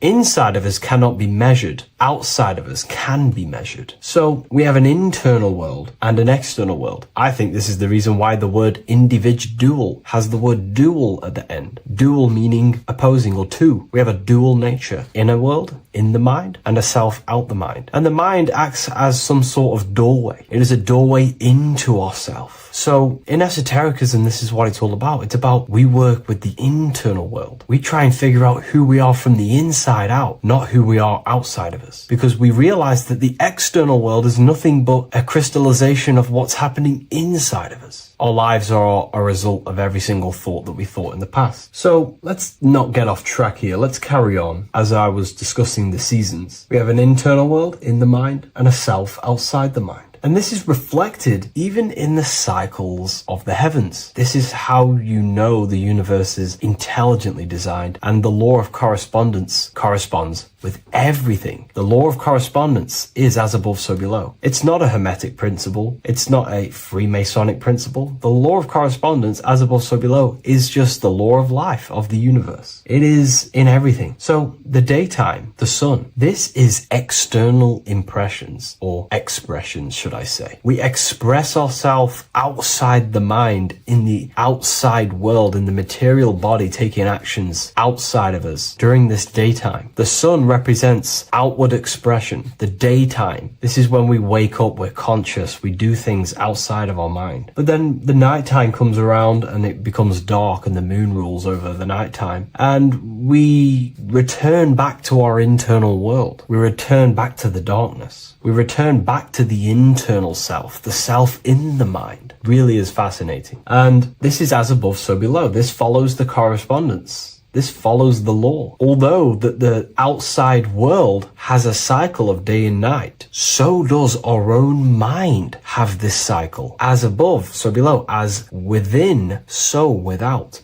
What's happening outside of us is also happening inside of us. The mind is also going in a cycle. Because in the daytime, the mind wakes up and we express things externally. But when the sun goes away and the electromagnetic rays of the sun are not very strong, our brainwave decreases, our body activity decreases. It slows down and we return to the internal self. The body switches off and we return to the internal self in the mind. We enter in the doorway of the mind and return to the internal, the spiritual self. And when the body is less active, this is when we are more connected to the internal world, our spiritual true self. So as above, so below corresponds with the day and night, the sun and the moon. The moon represents our internal world, the world inside our mind, the self inside the mind. And the sun represents the external self in the external world. So not only are these cycles happening in nature, the darkness outside of us when the sun goes away is the same darkness that we go within ourselves when we go to sleep. It's the same cycle. Our bodies are in the cycle of the external world also, as above, so below. But then we can even take this even further. This fractals down even further. If we look at the cycle of the yearly cycle of the sun, which is what we call the 12 zodiac signs, we notice that these 4 seasons also take place in every single cycle of the day. So a yearly cycle can be seen as a big version of a daily cycle, or a daily cycle can be seen as a smaller version of a yearly cycle. For example, we look at Aries, which is spring. This is when the sun springs everything back to life in the spring. This is when the crops start to spring up and start to grow again. But we could see that at 6 a.m. in the morning when the sun rises and just cracks over the horizon and starts to bring light into our day. Aries is associated with the morning time also as spring. Morning time is a smaller version of spring. Then we look at the summertime. The summertime is midday when the sun is at the top of the middle of the sky. This is when the sun is most powerful, most radiant in our day. This could be seen as the summertime. Then when the sun starts to set, this is associated with autumn. Autumn time is the sunset. Then the winter time is associated with the nighttime, the midnight, when everything's very dark. So a daily cycle is basically a smaller version of a yearly cycle. And just how I explained how the cycle of the sun outside of us also happens inside of us with our consciousness falling asleep when the sun goes away, is also happening to us on a yearly cycle also. So the daytime is associated with the summer and the nighttime is associated with the winter. The winter is like the inhale. The summer is like the exhale. It's the breath of the universe, just like how we breathe in and out of our lungs. Everything takes this rhythm and polarity, okay? So winter is associated with the self and the world inside of ourselves, inside of our mind, the spiritual self, the internal. Because the winter is when the sun's rays, electromagnetic rays, are not very powerful. And this decreases brainwave activity, making us more connected to our internal world, inside the mind. But the summer's the complete opposite. The summer is when the sun is very, very powerful.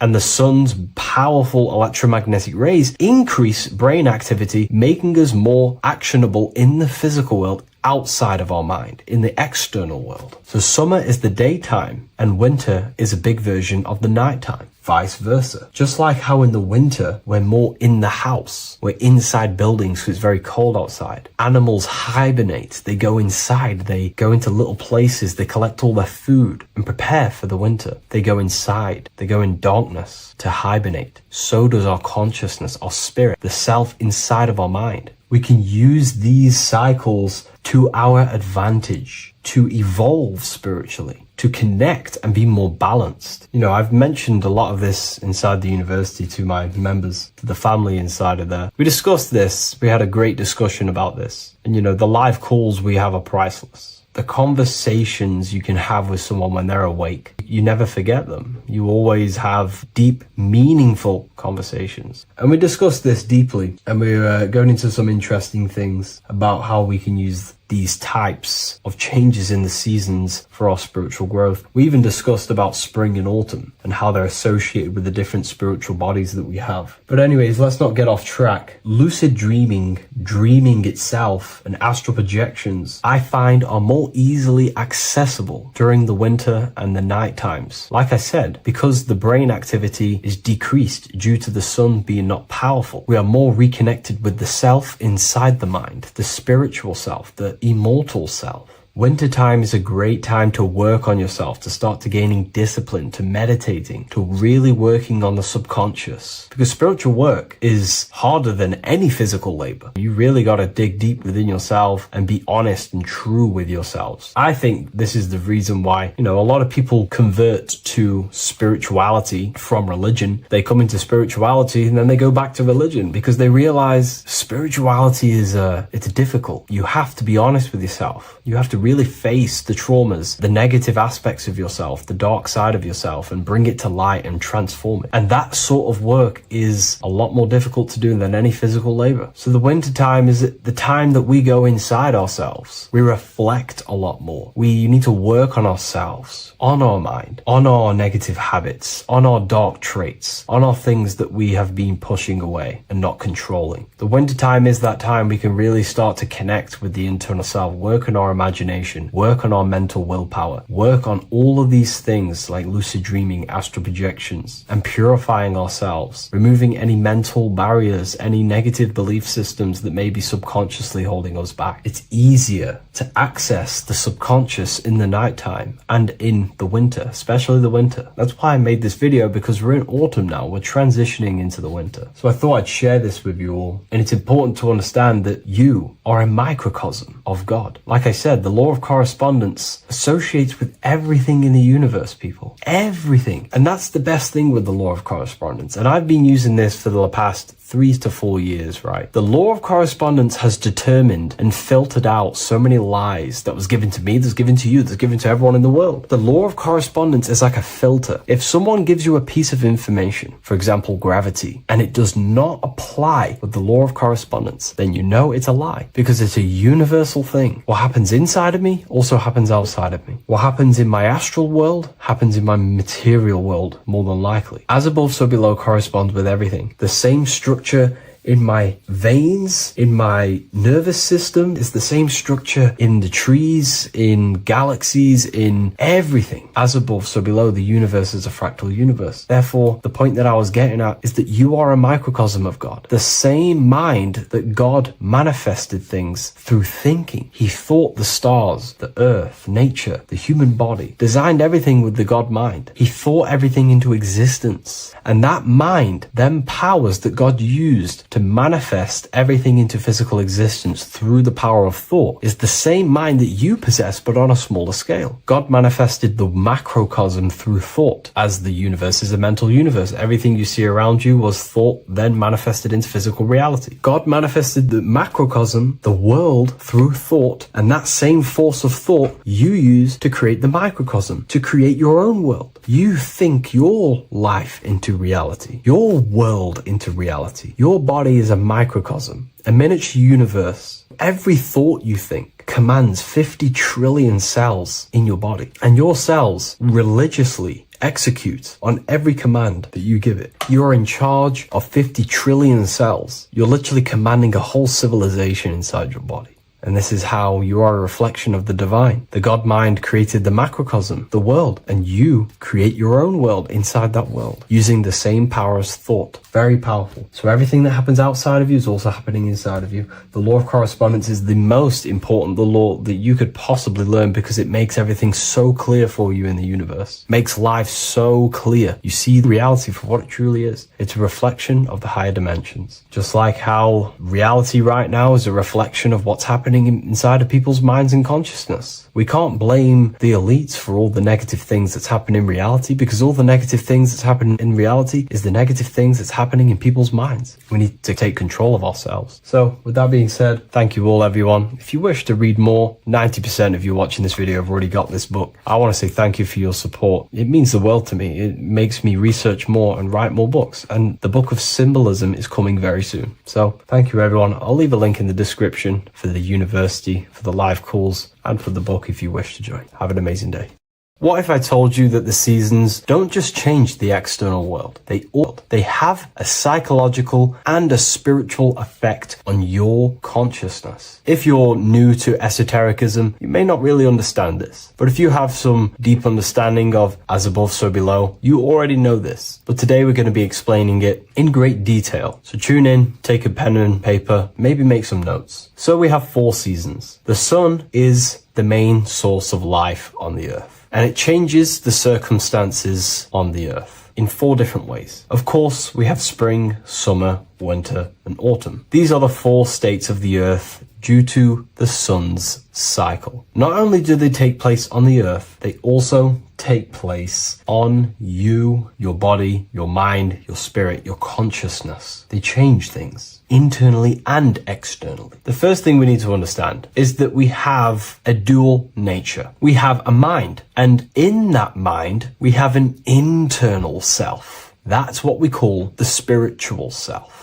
It is the individual that exists within their own mind, within their own consciousness. It is the self that imagines, thinks, feels. That's the spiritual self. And internally, that self is the true self. When it's detached from the false identifications, of course, such as the ego. But the true self dwells within the mind, and that's the immortal self. That's the self that will never die, never perish, that will always be there and it always has been there. The internal self. But on the other side of the mind, the outside of the mind, we have this body. So outside of us is a physical reality, but inside of us is a spiritual, non-physical reality. Inside of us cannot be measured. Outside of us can be measured. So we have an internal world and an external world. I think this is the reason why the word individual has the word dual at the end. Dual meaning opposing or two. We have a dual nature. Inner world, in the mind, and a self out the mind. And the mind acts as some sort of doorway. It is a doorway into ourself. So in esotericism, this is what it's all about. It's about we work with the internal world. We try and figure out who we are from the inside out, not who we are outside of us. Because we realize that the external world is nothing but a crystallization of what's happening inside of us. Our lives are a result of every single thought that we thought in the past. So let's not get off track here. Let's carry on. As I was discussing the seasons, we have an internal world in the mind and a self outside the mind.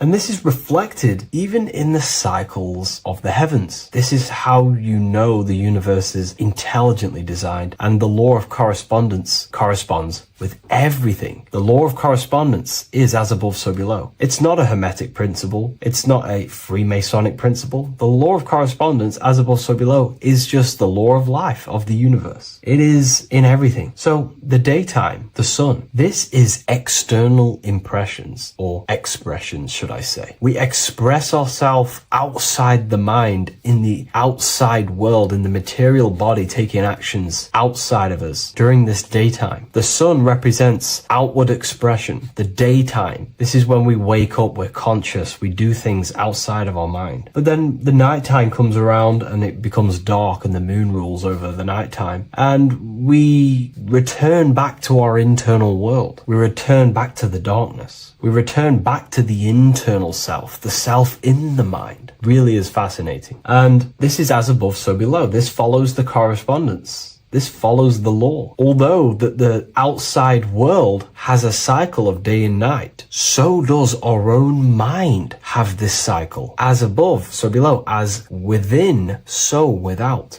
What's happening outside of us is also happening inside of us. The mind is also going in a cycle. Because in the daytime, the mind wakes up and we express things externally. But when the sun goes away and the electromagnetic rays of the sun are not very strong, our brainwave decreases, our body activity decreases. It slows down and we return to the internal self. the body switches off and we return to the internal self in the mind. We enter in the doorway of the mind and return to the internal, the spiritual self. And when the body is less active, this is when we are more connected to the internal world, our spiritual true self. So as above, so below corresponds with the day and night, the sun and the moon. The moon represents our internal world, the world inside our mind, the self inside the mind. And the sun represents the external self in the external world. So not only are these cycles happening in nature, the darkness outside of us when the sun goes away is the same darkness that we go within ourselves when we go to sleep. It's the same cycle. Our bodies are in the cycle of the external world also, as above, so below. But then we can even take this even further. This fractals down even further. If we look at the cycle of the yearly cycle of the sun, which is what we call the 12 zodiac signs, we notice that these 4 seasons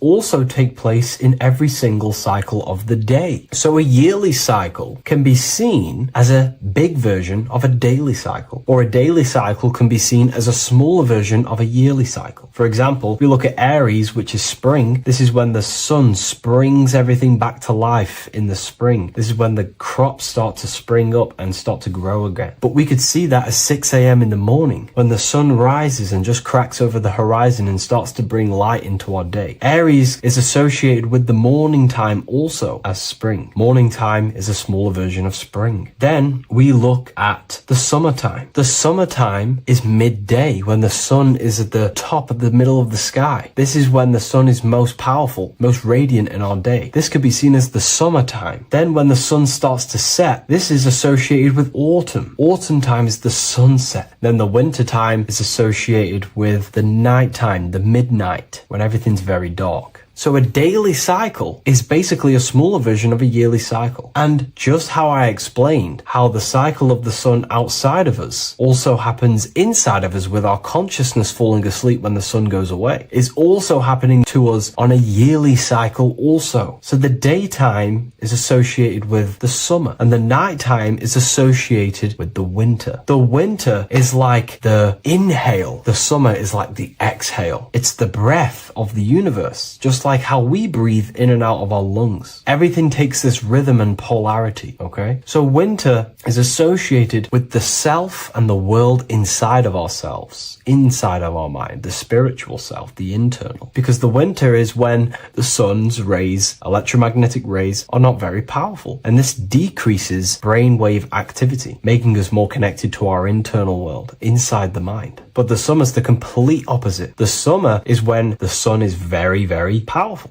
And the sun's powerful electromagnetic rays increase brain activity, making us more actionable in the physical world outside of our mind, in the external world. So summer is the daytime and winter is a big version of the nighttime. Vice versa. Just like how in the winter, we're more in the house. We're inside buildings because it's very cold outside. Animals hibernate. They go inside. They go into little places. They collect all their food and prepare for the winter. They go inside. They go in darkness to hibernate. So does our consciousness, our spirit, the self inside of our mind. We can use these cycles to our advantage, to evolve spiritually, to connect and be more balanced. You know, I've mentioned a lot of this inside the university to my members, to the family inside of there. We discussed this. We had a great discussion about this. And, you know, the live calls we have are priceless. The conversations you can have with someone when they're awake, you never forget them. You always have deep, meaningful conversations. And we discussed this deeply, and we were going into some interesting things about how we can use these types of changes in the seasons for our spiritual growth. We even discussed about spring and autumn and how they're associated with the different spiritual bodies that we have. But anyways, let's not get off track. Lucid dreaming, dreaming itself, and astral projections, I find are more easily accessible during the winter and the night times. Like I said, because the brain activity is decreased due to the sun being not powerful, we are more reconnected with the self inside the mind, the spiritual self, the immortal self. Wintertime is a great time to work on yourself, to start to gaining discipline, to meditating, to really working on the subconscious. Because spiritual work is harder than any physical labor. You really got to dig deep within yourself and be honest and true with yourselves. I think this is the reason why, a lot of people convert to spirituality from religion. They come into spirituality and then they go back to religion because they realize spirituality is it's difficult. You have to be honest with yourself. You have to really face the traumas, the negative aspects of yourself, the dark side of yourself, and bring it to light and transform it. And that sort of work is a lot more difficult to do than any physical labor. So the winter time is the time that we go inside ourselves. We reflect a lot more. We need to work on ourselves, on our mind, on our negative habits, on our dark traits, on our things that we have been pushing away and not controlling. The winter time is that time we can really start to connect with the internal self, work on our imagination, work on our mental willpower, work on all of these things like lucid dreaming, astral projections, and purifying ourselves, removing any mental barriers, any negative belief systems that may be subconsciously holding us back. It's easier to access the subconscious in the nighttime and in the winter, especially the winter. That's why I made this video, because we're in autumn now. We're transitioning into the winter. So I thought I'd share this with you all. And it's important to understand that you are a microcosm of God. Like I said, the law of correspondence associates with everything in the universe, people. Everything. And that's the best thing with the law of correspondence. And I've been using this for the past 3 to 4 years, right? The law of correspondence has determined and filtered out so many lies that was given to me, that's given to you, that's given to everyone in the world. The law of correspondence is like a filter. If someone gives you a piece of information, for example, gravity, and it does not apply with the law of correspondence, then you know it's a lie, because it's a universal thing. What happens inside of me also happens outside of me. What happens in my astral world happens in my material world, more than likely. As above, so below corresponds with everything. The same structure in my veins, in my nervous system, is the same structure in the trees, in galaxies, in everything. As above, so below. The universe is a fractal universe. Therefore, the point that I was getting at is that you are a microcosm of God. The same mind that God manifested things through thinking. He thought the stars, the earth, nature, the human body, designed everything with the God mind. He thought everything into existence. And that mind, them powers that God used to manifest everything into physical existence through the power of thought, is the same mind that you possess, but on a smaller scale. God manifested the macrocosm through thought, as the universe is a mental universe. Everything you see around you was thought, then manifested into physical reality. God manifested the macrocosm, the world, through thought, and that same force of thought you use to create the microcosm, to create your own world. You think your life into reality, your world into reality. Your body is a microcosm, a miniature universe. Every thought you think commands 50 trillion cells in your body, and your cells religiously execute on every command that you give it. You're in charge of 50 trillion cells. You're literally commanding a whole civilization inside your body.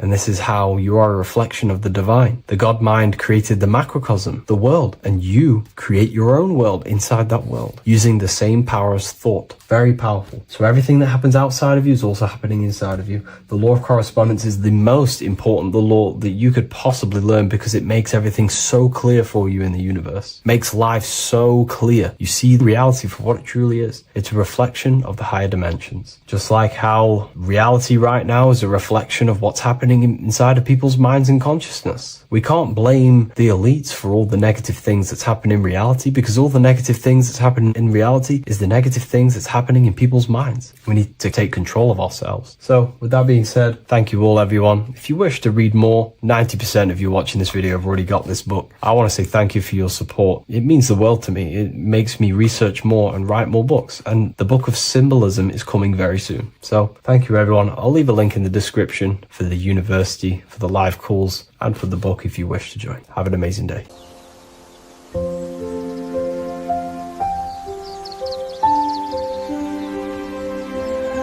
bookofwisdom.com. Visit today.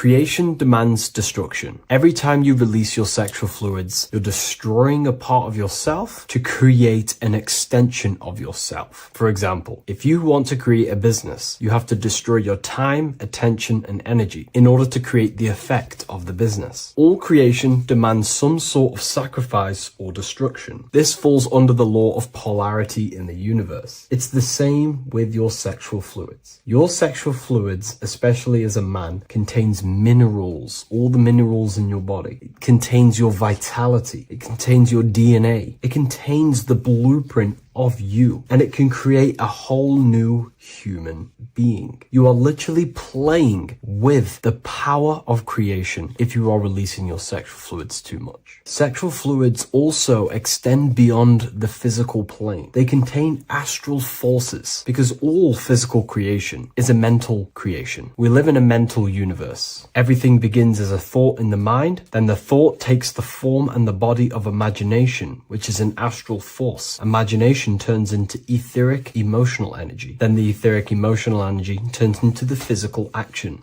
and the physical manifestation. We live in a mental universe. Therefore, these dimensions do not exist separately. They are permeating and mixing in with all. Your physical body has an astral body. Everything physical has astral forces behind it. Semen is known as the astral fluid of the soul. It feeds nerves, the channels of life force and consciousness within the body. And every time you release it, you're destroying a part of your vitality, your brain, your nerves, your energy levels, your creativity, and your DNA to create an extension of you. Therefore, it is a sacred fluid within your body and not something to be played with and to be released too much. Think about it. This is a very creative energy, your sexual fluids. It can create a whole new human being. This is how powerful it actually is. It is the power of creation, and the misuse of this power can destroy your own vitality and your life of your body, because that life you are giving in order to create an extension or a child is the same life you could keep inside of you and not waste to recycle and regenerate the body. Sexual energy has been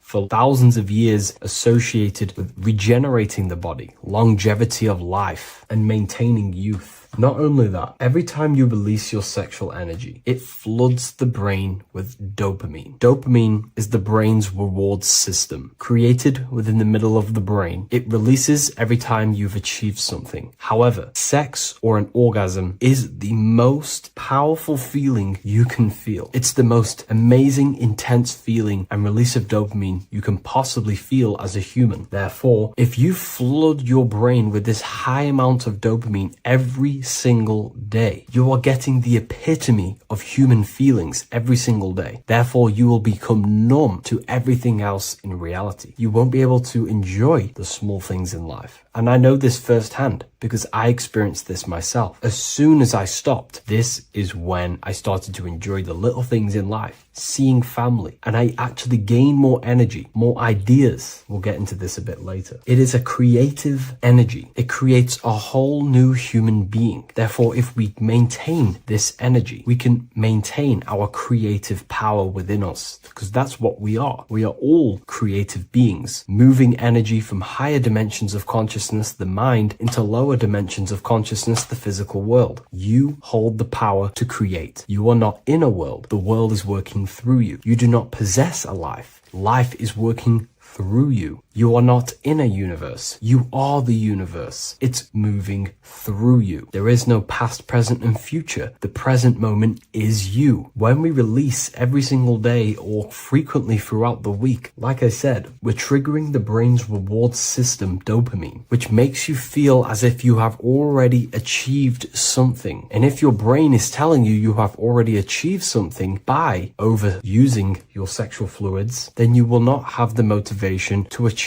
other things in your life. I know this firsthand. I became very lazy. I didn't want to work. I didn't want to do anything because subconsciously my brain felt as if I've already achieved. If we look at the symbol of the Baphomet, we notice the Baphomet has horns and a goat head. Now we look at the word horny. When you become sexually aroused, it's known as horny, which is the horns, representing the lower mind. The lower mind is the mind we use for our animal instincts. We have two parts of our mind. A higher mind, which is contained of higher thought, which chases spiritual things such as love, wisdom, knowledge, and God. Then we have a lower mind, which chases the things of the material world closely associated with the ego, chases validation, material gain, status, and physical sensation, physical pleasures. It is these physical pleasures that can keep you in an endless loop, making you feeling empty inside, because nothing material can ever satisfy our internal world. Nothing. You can achieve millions of dollars. You can achieve your dream house, your dream car, your dream watch. And if that is the only thing you are chasing, you will feel empty inside when you achieve it, because nothing of this material plane can satisfy you. Nothing of the lower mind can ever satisfy you. This is why we must sacrifice the lower mind and overcome the lower mind and the lower instincts. One thing I found amazing when I mastered my sexual urges and my lust is that my mind became a lot more clear. The thoughts and the time and the attention that I used in my mind to go towards lust, sex, and chasing these things was taking up a lot of mental space, time, and energy. But as soon as I removed it and mastered it, my mind became an open vessel for higher thoughts to be received from the higher mind. The mind is like a radio antenna. Whatever we attune it with, that's what we receive. If we're constantly thinking about lust and low-level pleasures, we're going to just receive low-level thoughts. But once we remove all of the lower mind and we conquer our physical body and physical urges, our mind becomes an open channel for divine thoughts and spiritual thoughts. This is what most people call today as downloads. You receive wisdom from your higher self. Not only do you receive more wisdom, you just receive more power to create. The male and the female come together to create a child. That's how you were created. Now, the law of correspondence teaches as above, so below. It refers to everything in the universe. Therefore, in order for you to create a reality, to give birth to something, you have to bring together the masculine and the feminine. Your masculine forces are willpower and actions. Your feminine forces are emotions and imagination. When you combine the willpower, action, emotions, and imagination and combine them together, you can give birth to reality. But it's important to only give birth to things that are spiritual, that are good,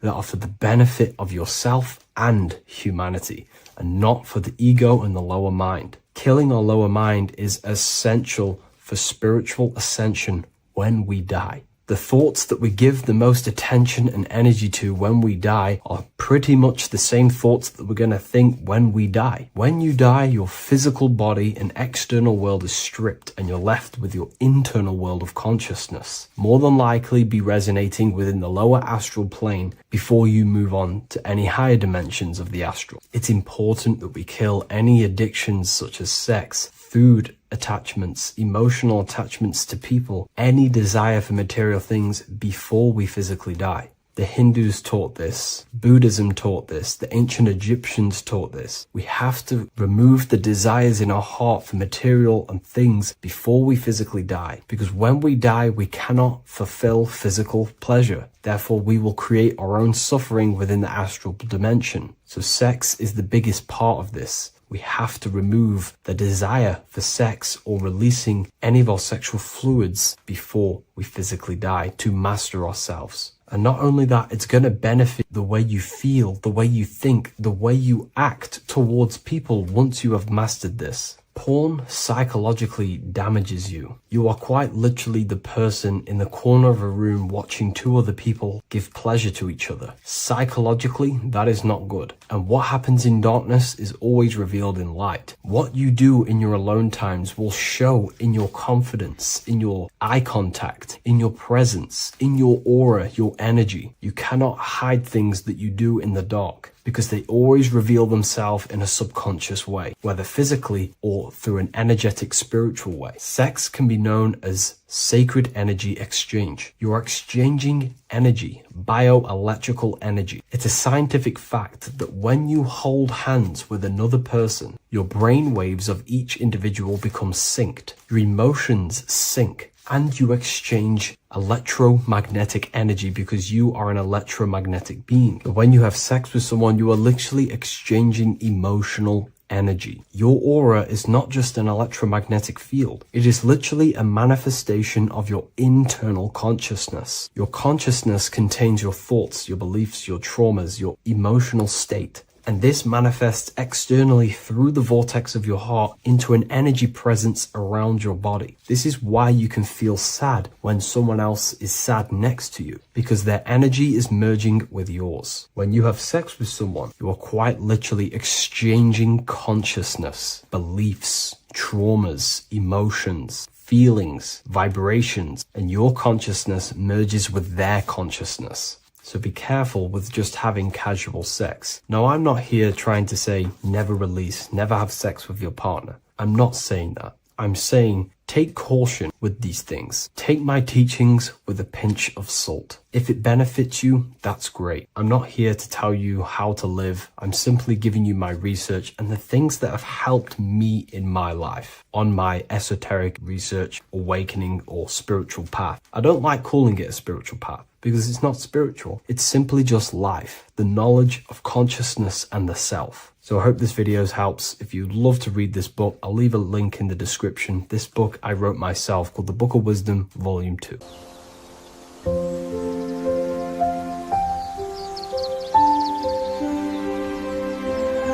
bookofwisdom.com. Visit today.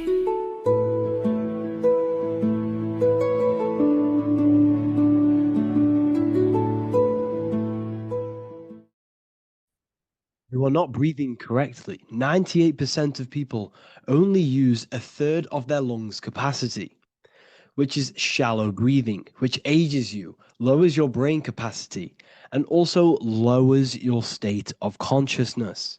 So it's essential that you breathe consciously on a day-to-day basis, because this is what truly elevates your consciousness. I am going to give you the key for you to raise your consciousness just through breathing alone. Such a simple thing, but yet the most effective way for raising your state of consciousness and becoming more spiritually and mentally advanced. So tune in for this video and I'm going to show you exactly how to do it and the symbolism behind breathing. Air is more than just air. It carries electromagnetic energy. So now I'm going to give you the science behind this spiritual truth. This invisible force is what sustains all physical life, providing the life force energy essential for existence. Electromagnetism. Everything is fed off electromagnetism. Your body is an electromagnetic battery.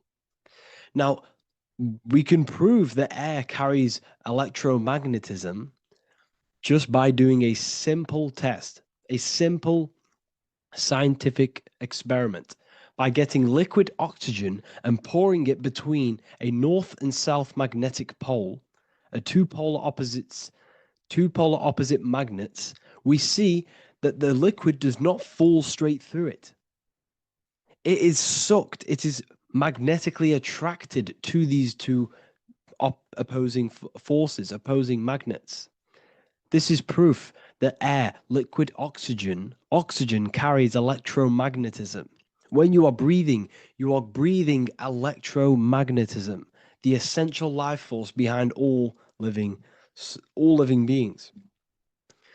This is known as energy or prana, chi, ether, or spirit. This is all the same thing.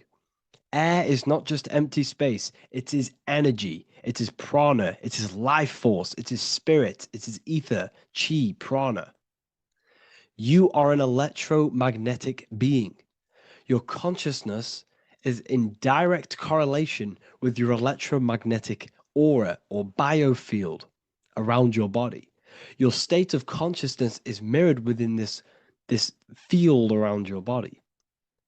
Now, your breath, when you breathe in, you're breathing electromagnetism or life force. Breath is the vital link between the physical and the spiritual, bridging the body with the soul. Through breath, we connect with both tangible world and deeper, the unseen realms of energy and consciousness. Breathing deeply and properly elevates our consciousness, enhancing the brain's functions, heightening the sensitivity of our five senses. It also brings a profound calmness to the mind, creating a state of clarity and inner peace. Like I said earlier, breathing properly is the fastest way to elevate your consciousness. It is the fastest way because breathing, when you stop breathing, what happens?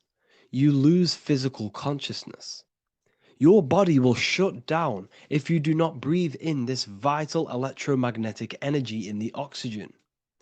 If your body does not get this for 5 minutes or however you can last without breathing, this makes you lose physical consciousness. Your body will not survive without this essential life force energy. Therefore, air is one of the most overlooked things. This is why we see the symbolism of Buddha having a big belly. Why does he have a big belly? Because it's symbolizing breath work, proper spiritual breath work, the certain teachings of breath work, of when you breathe in through the nose, you have to breathe in through the nose. You don't want to breathe in through the mouth because the nose acts as a filter which catches dust particles and filters out the air before it enters the lungs. The mouth does not do that. The nose is for breathing inward. We breathe in through the nose, and when we breathe in, we breathe into our belly, not our lungs. When we breathe into our belly and our belly expands outwards, we are then moving this energy down from the nose down the spinal column. And when we breathe back out, the belly goes in, which is raising the energy up the spinal column, back out through the mouth. This is the true way of breathing, because when we breathe, we are moving energy. We are moving electromagnetic energy. When we breathe in through the nose, the energy travels down the spinal column. And when we breathe out, we are raising this energy back up the spine, some of it going out the mouth and some of it reaching the brain, activating dormant brain cells in the brain. But when we breathe, we need to make sure we are using 100% of our lungs capacity, because the lungs is what transforms this special energy into consciousness, physical consciousness. So this is why Buddha has a big belly. It's not because he was fat. It's not because he was overweight. It's symbolism. It's symbolism of breath work. So try this. Do this for 2 minutes while you watch this video. Breathe in through the mouth as hard as you can until you no longer can fill any more air into your lungs and belly. Breathe it into your belly, not your lungs. And breathe out through the mouth. Do this for 5 minutes or 2 minutes, however long. I promise you, breath affects your consciousness. You will notice the difference. If you do it quicker, the quicker it'll affect your consciousness and you might go lightheaded. But that lightheaded is you activating your spirit, your energy body. So try this just when watching this video.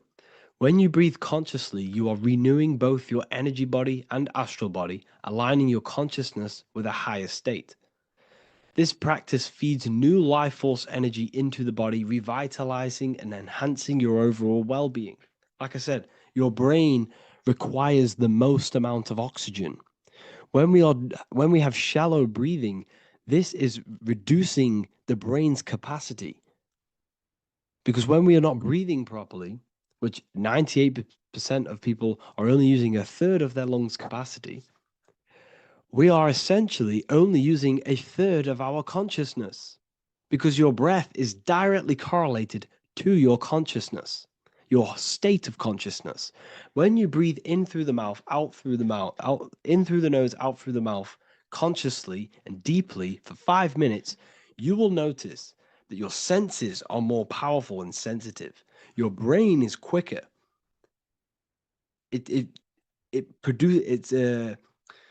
What's the word? It processes information quicker. You become quicker. You become a superhuman, and you feel more spiritual because it activates your spirit, your astral and energy body.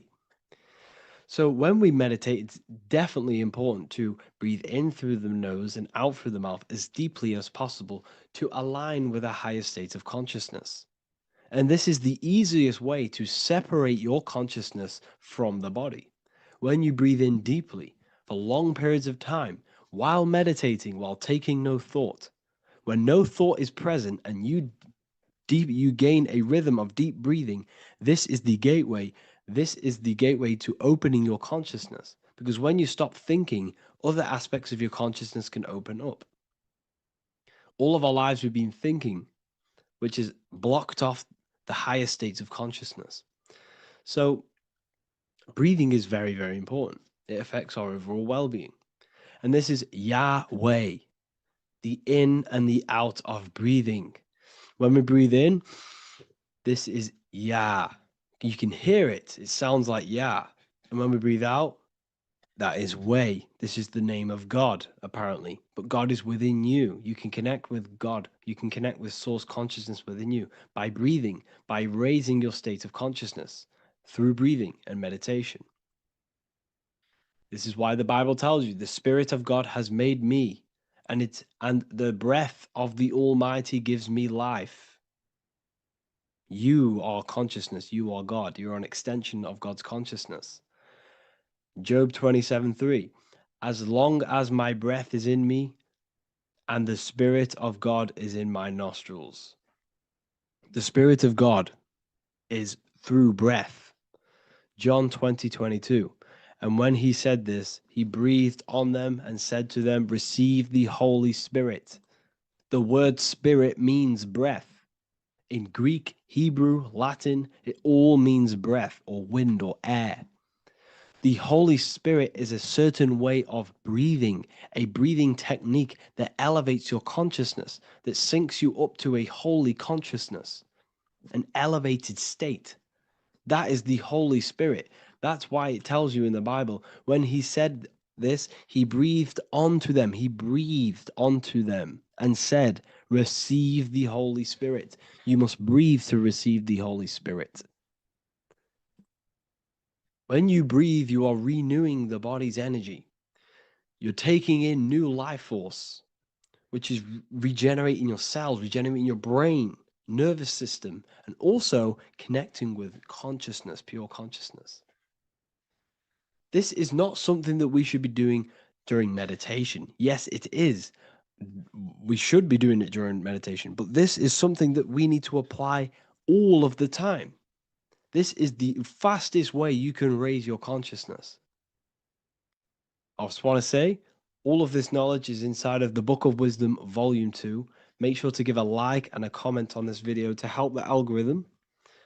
And let me know what you think about the last book or this book if you have read them, to let the new people know what they're looking at with this book. This is truly life-changing, the Volume 2 and Volume 1 is truly life-changing. You can get them in a bundle also.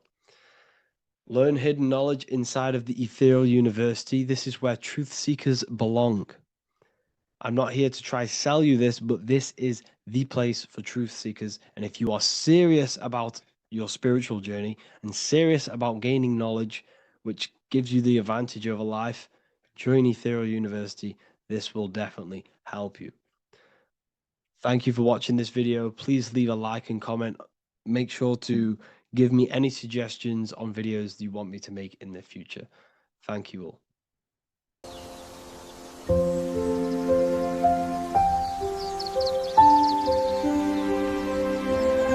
bookofwisdom.com. Visit today.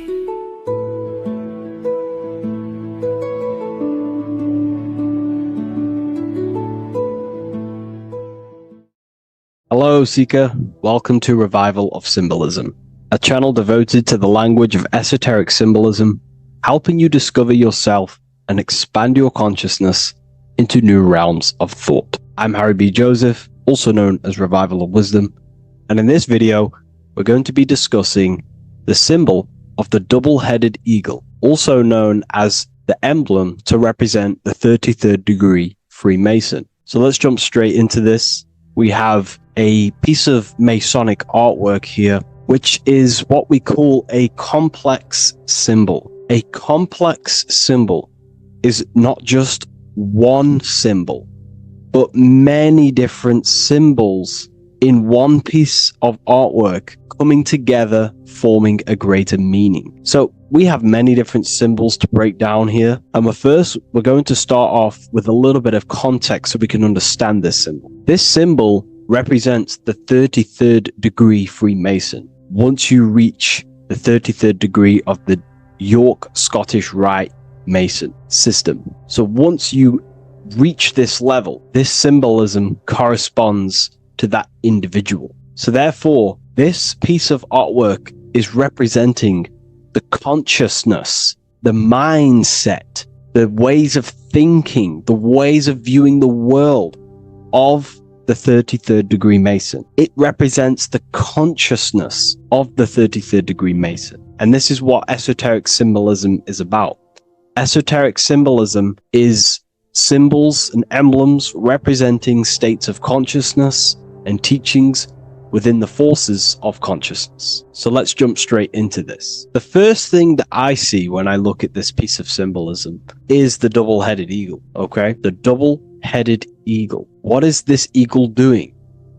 So the thing with symbolism is that symbolism trains the mind to think in a subconscious way. Now, what do I mean? You know, to the person who thinks in linear thought, straight line thought, A to B thought, they see an eagle.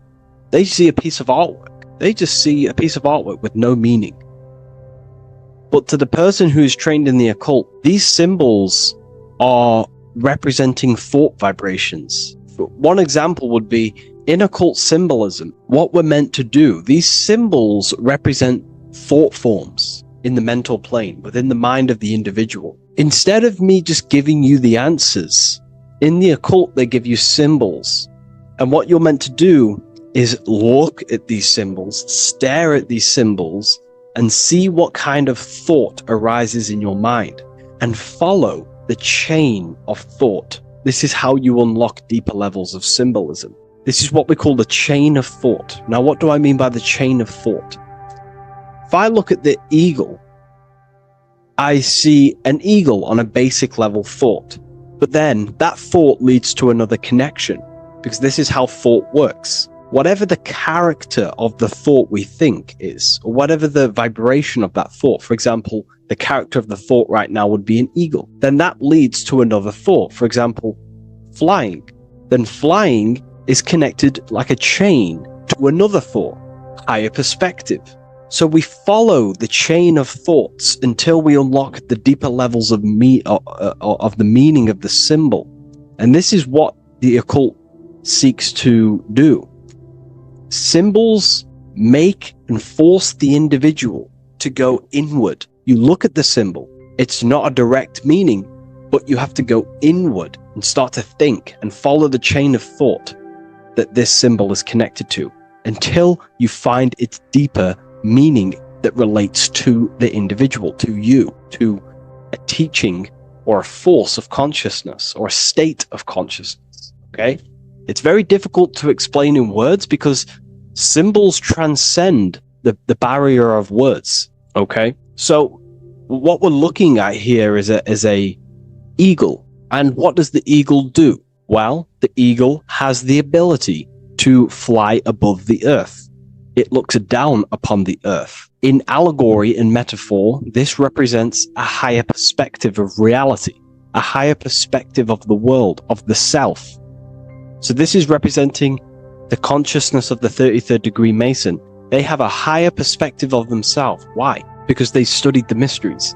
They studied the Kabbalah. They understand consciousness. They understand the human psyche. They understand the origins of consciousness, the forces of consciousness. They understand how the material world is created through the forces of consciousness. So the eagle represents higher perspective because it can fly above the earth. And here you have the earth, this circle here, this sphere. So it's flying above, symbolizing a higher perspective of reality, a higher perspective of the physical world, the physical body, and the self. Because ultimately this is what it's about. Freemasonry is about, of course, self-mastery, building a better self. That's what the craft is, but it's ultimately trying to figure out the mysteries of consciousness itself and the origins of reality. We gain this insight through Kabbalah, the study of the Kabbalah tree. So let's not get off track here. So the eagle ultimately represents a higher perspective of reality because it can fly. On a deeper level, it also represents the astral body, because the astral body can fly above the material plane. It has no connection, no limitation to the physical plane. It does have a connection to the physical plane because all of the dimensions, the mental, the astral, the etheric, the physical, are all interwoven to each other. However, it also represents the activation of the light body, hence why we see this light rays around it. But that's a bit too deep for now. Let's go a little bit deeper into about the basics of this symbol. If you look at this eagle here, this eagle's looking backwards, and this eagle's looking forward. So this is forward and backwards.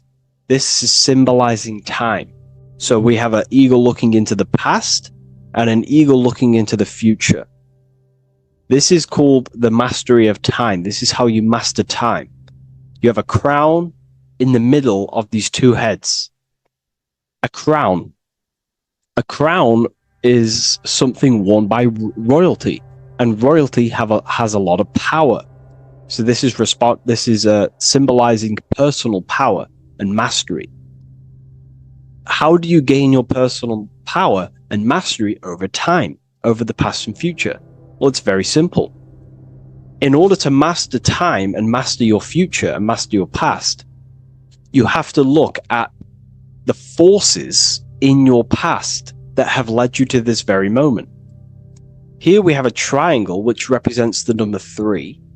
Remember, in this middle, which is the present. So you have to look into the past to see what thought, emotion, action, the number 3, the 3 expressions of consciousness.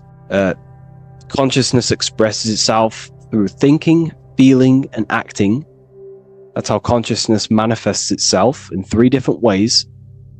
You have to look into your past to see what thought, emotion, and action has led you to this very point in your life in the present moment. And what you can do now, which is your power, the present moment is your power, you can ultimately change your thought, emotions, and actions now to create a better future. You observe the past to see what thought, emotions, and actions created your present moment. You notice the mistakes and you change the now through thought, emotion, and action to generate a better future. This is how you master time. Now, keep in mind, this is always in the mind of a 33rd degree Mason. Someone who is highly, mastered, they keep this in mind. Just like they keep in mind what thoughts they are paying attention to. 33rd degree Mason has a lot of self-mastery power, and they hold conscious thought. Most people think unconsciously and without power. A 33rd degree Mason is trained, their mind is trained. Therefore, their mind thinks powerfully. They do not think randomly because they understand thoughts are the seeds to physical creation. All physical creation is a crystallization of thought. So ultimately, this double-headed eagle representing left and right, and the crown in the middle represents mastery over time. That's how you master time. Again, here we have the eagle standing on top of a sword. The sword is, of course, on a basic level, the sword represents power. Because if I hold a sword to you, I hold the power over you because you will more likely fear. But if we go even deeper, the sword cuts through the air. When you swing it, it moves through the air. Therefore, it's a symbol of the air. Because you can't really make a symbol of the air because air is invisible. So the sword is a symbol of the air. And the air is one of the 4 physical elements in alchemy. We have water symbolizing emotion. We have fire representing the spirit. We have earth symbolizing the physical body. Then we have air symbolizing the mental body. The mental body. So the mental body is symbolized by this sword. A sword has to be continually sharpened. If you don't sharpen the sword over a long period of time after using it, it will become dull and it won't be very effective. This is an allegory symbolizing the human mind, because the human mind is like a sword. If you do not sharpen your mind, you will lose control of your mind. When you stop doing the meditations, when you stop being conscious, when you stop doing the affirmations, the mind falls back into old, unconscious thinking patterns, and we start to lose control of it. The mind is seen as a sword within the occult, because this is pretty much your tool. Your mind is your tool. This, just like the sword is a tool. Your mind is a tool to create reality. So we need to make sure this tool is always sharpened, that we stay on top of the mind, hence why the eagle is on top of the sword, symbolizing control over the sword, mastery over thought. This also goes into thought forms. In the occult, there's something called thought forms. Thought forms are basically taught to the individual and understood by the individual, who understands that the mind is not just in the brain. The mind is a part of a mental field. All around you, there is not just a field of energy. There's also a field of mind surrounding you. It's a mental universe. And this field of mind is what we call the mental plane. The field of mind is where all of the possible thoughts in the universe infinitely express itself. So each area has different thought forms. Each postcode, each place you go has different thought forms. This is why if you walk into a cathedral, for example, an ancient, amazing structure, your mind instantly becomes, you're amazed. You feel different when you walk into these areas, because all around you is a mental field. And there's something called thought forms. Thought forms are basically what religion call spirit guides or angels, helpers. This is what thought forms are. Thought forms are basically, if you dwell on the thought that you are going to lose your girlfriend, for example, let's use a negative example here, because a lot of people can relate to this, or your boyfriend. Let's keep it simple. Everyone can relate to this at some point in their life, hopefully, or if not, it's okay, no worries. It's just an example that most people can relate to. If you constantly dwell on the thought that you are going to lose your partner, what we have to understand is that the mental plane, what we have to understand is that the forces within consciousness, within what we call the universe, is always trying to give you what you want to create. That's your right. The universe, or mind, or consciousness, whatever you want to call it, is always trying to unfold what you want to create. It doesn't know the difference between something you don't want to create or do want to create. Whatever you think about is ultimately what this power of consciousness or the universe will try and manifest. This is why we have to gain mastery over our thought, because thought are basically the seeds that we impress into the dimensions. So we have a mental dimension, we have a higher, middle, lower subplanes of the mental dimension or the mental plane. Then That's just thought. The mental plane is just thought. Below the mental plane, thought takes the body of imagination, which is what we call the astral plane. And the astral plane also has higher, middle, and lower subplanes. Then we have the etheric plane. The etheric plane is basically an energetic copy of the physical plane. So you have an etheric brain, you have an etheric body.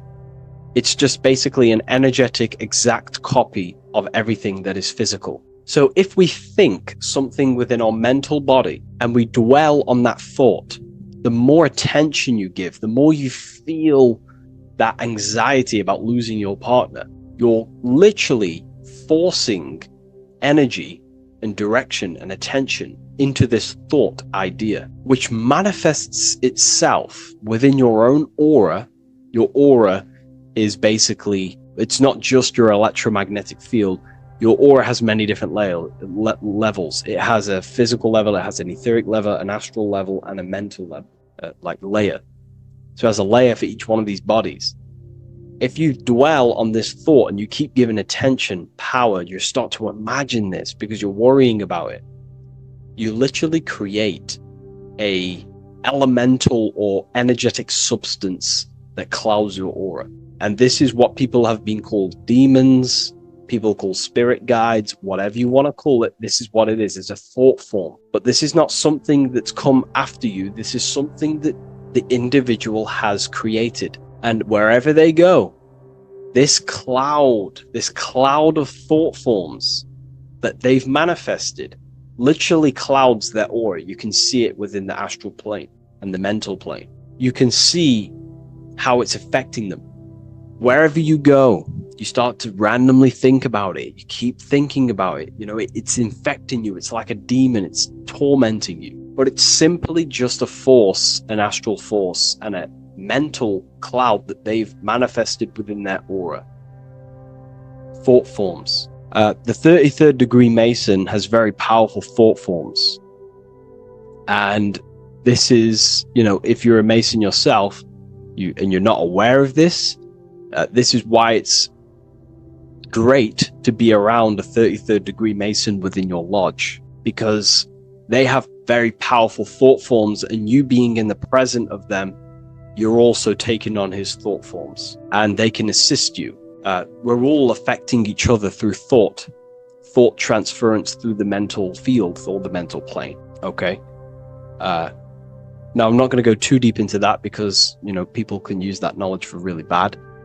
But ultimately it represents thought forms also, symbolized by these clouds. Clouds are a symbol of thought forms, because they manifest themselves as basically like a cloud form energy within the aura of an individual. So this represents the mastery over the intellectual side of consciousness, of thought, sharpening the mind, gaining mastery.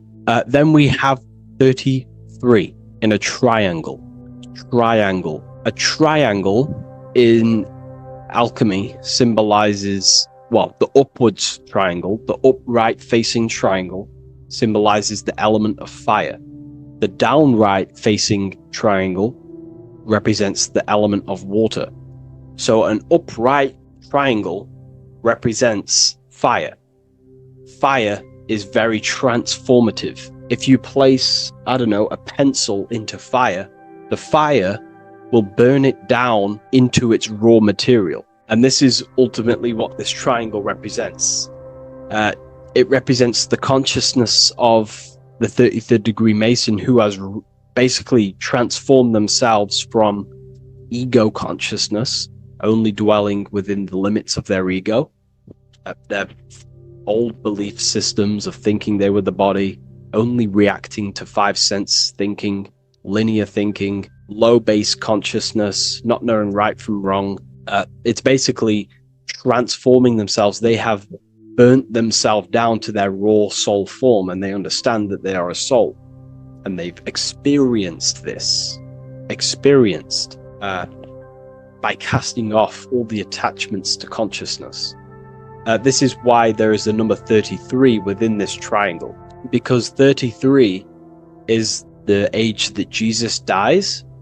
It's also the number of the Kabbalah tree, because the Kabbalah tree has 10 Sephiroths, 22 pathways, and one hidden sphere called Dart, which all adds up to 33. And the Kabbalistic Tree of Life, just to give you a bit of context, basically is a blueprint of how God manifested the world, and you are an expression of God, so it's also representing how your soul fell into matter, how consciousness creates matter. And it's also a diagram of how reality is not fixed, but it's ever unfolding creation through these forces of consciousness.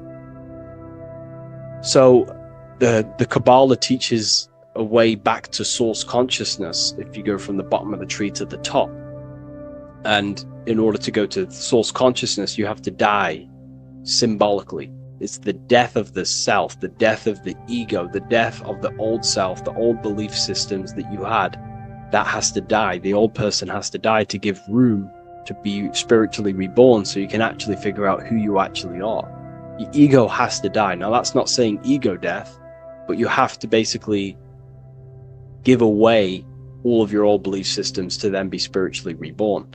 That's why Jesus dies at 33 and is resurrected. Ice melts from ice into water at 33rd degree. So it's symbolic of transforming. And again, the upright triangle is the fire element, symbolizing burning things to its base raw material. 33, which is again death and resurrection. So it's all about burning the old self and being spiritually reborn again. This is the teachings of Hermeticism, Christianity. It's in everything. You'll see this symbolism or this story of death and resurrection absolutely everywhere in the ancient myths, because it's all talking about the same thing. You have to symbolically die. You have to kill off the old self to be spiritually reborn, to be initiated into a mystery school. So the 33rd degree Masons basically saying, well, they have resurrected. They have resurrected the connection to their soul, because as we grow older in this life, we lose connection with our true authentic self as the ego develops as we get older. And if we don't stop developing the ego, we never actually connect with who we truly are, which is a divine, immortal, formless being who has the infinite power of creation. This is what you actually are. Okay, so it's also symbolizing the union of opposites, hence why we have a double-headed eagle here. It has opposites. Obviously, this is massive within the occult. You see this everywhere, union of opposites. Okay, so union of opposites goes from, basic teachings to the most advanced teachings that most minds are not ready for. Union of opposites is on a basic level, is union of the mind and the heart, going from mind consciousness, which is basically ego, the lower self. That's not to say the mind isn't powerful, but that is the house of the lower self. The ego. It's the house of the ego. So we have to learn how to use the mind for what its proper use. The mind's proper use is for the soul to create.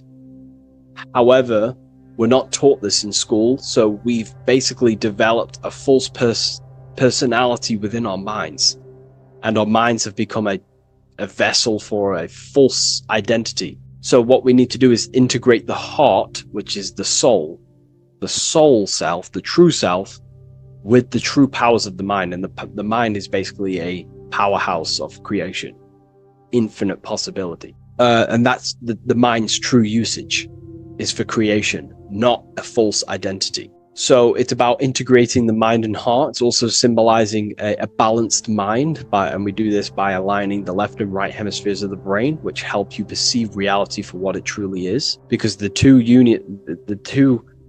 double-headed eagles, they're joined together, so it's union of opposites. So it's about reintegrating the female and male aspects of self, such as the left and right hemispheres of the brain, the mind and the heart, all working as one system. When we align the left and right brain, we see reality for what it truly is. Now, what do I mean? Most 90% of people, I'm not putting anyone down, if you relate with this, it's fine. We're all here to work on ourselves. I'm not putting anyone down. People with a left hemisphere dominated view on reality see things as a very logical. They see reality logically, basically. Now, what do I mean? They see things as this is science, that's mathematics, that's religion, that's metaphysics. They're all separate and divided because that's what the left hemisphere does. The left hemisphere basically dissects everything down. The way the brain works is truly magical. The right hemisphere of the brain allows us to basically see a bigger perception on reality. It sees the bigger picture. The bigger picture, for example, the woods. It sees the woods as a whole unified woods.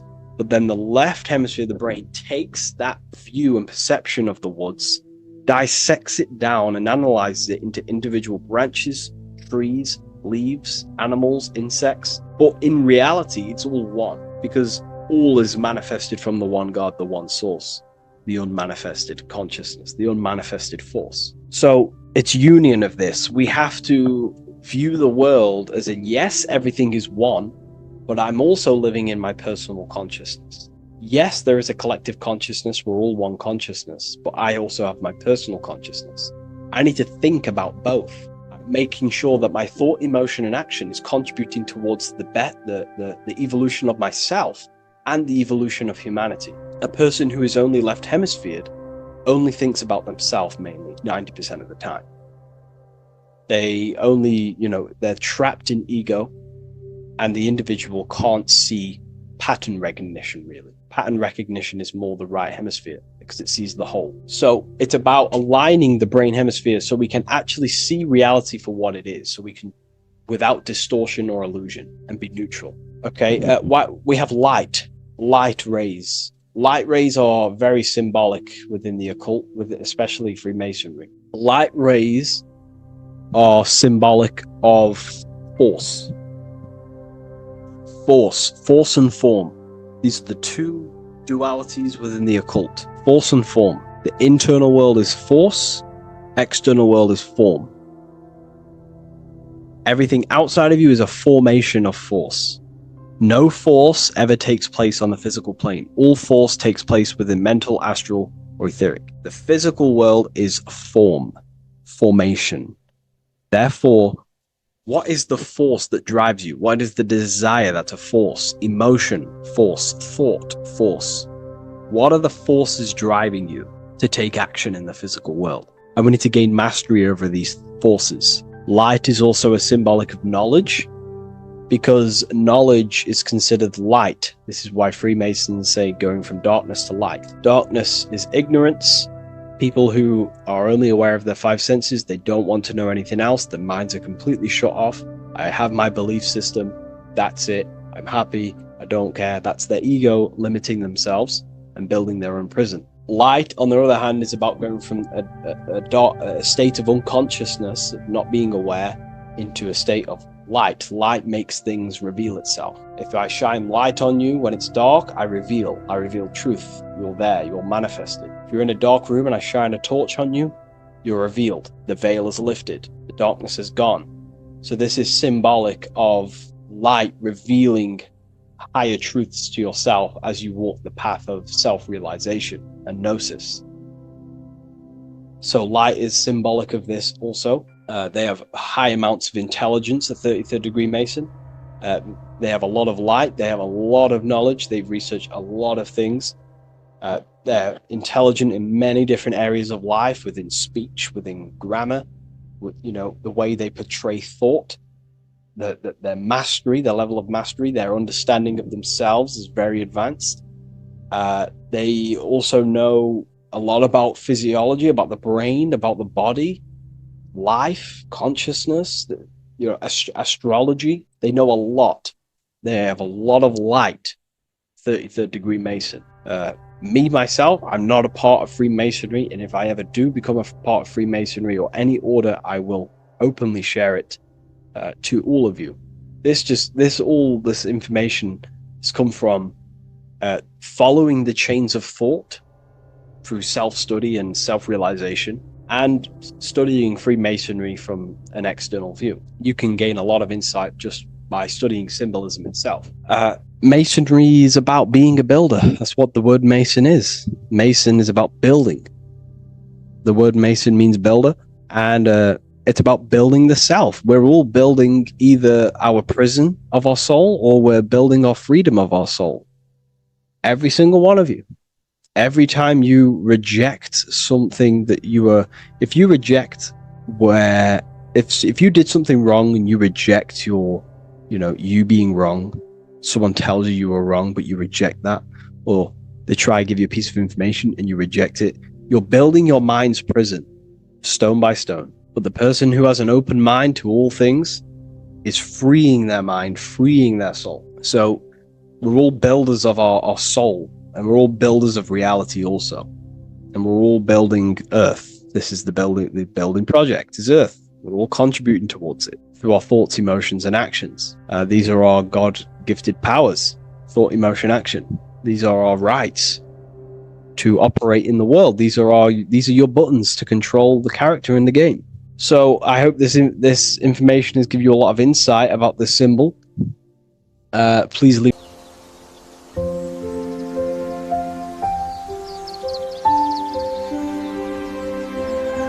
bookofwisdom.com. Visit today.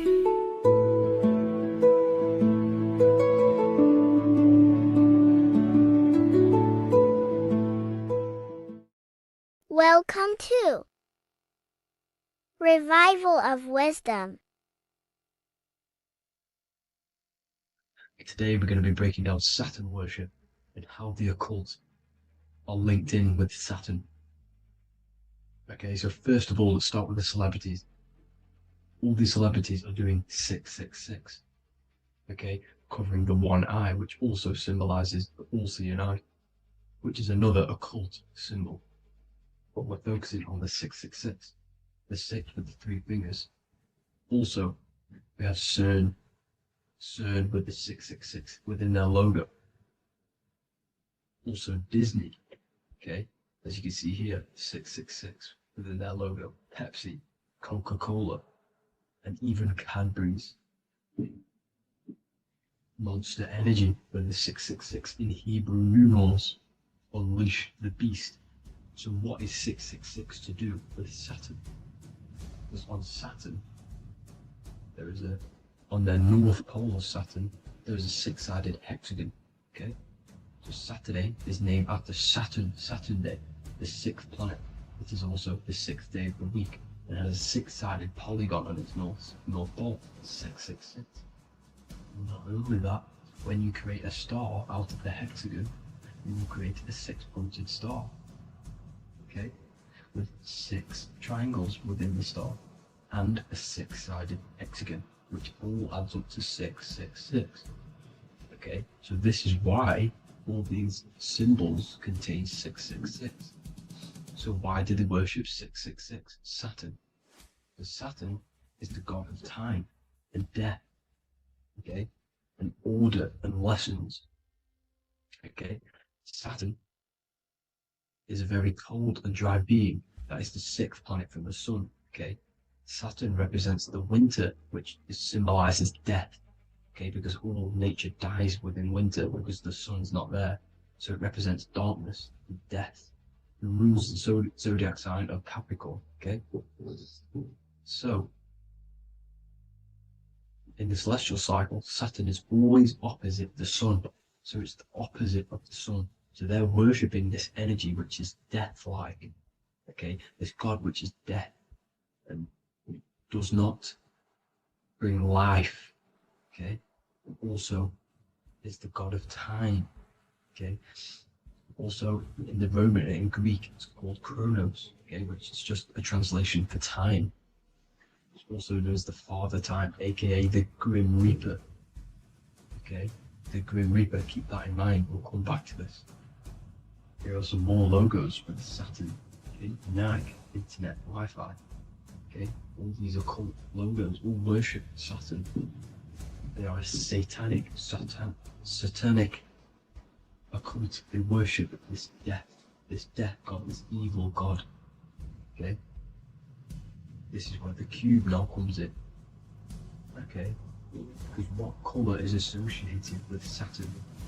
It's black, because it's the absence of light. It's opposite the sun. So black is the colour associated with Saturn. Each planet has its own colour associated with it. Okay, so when you make the cube, okay, as you can see here, the cube out of the polygon, it creates what? A black cube.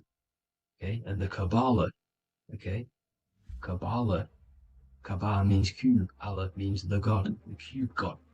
These religions are secretly worshipping this cube God, the God of death, Saturn, Satan. It's the same entity behind it all. Okay, so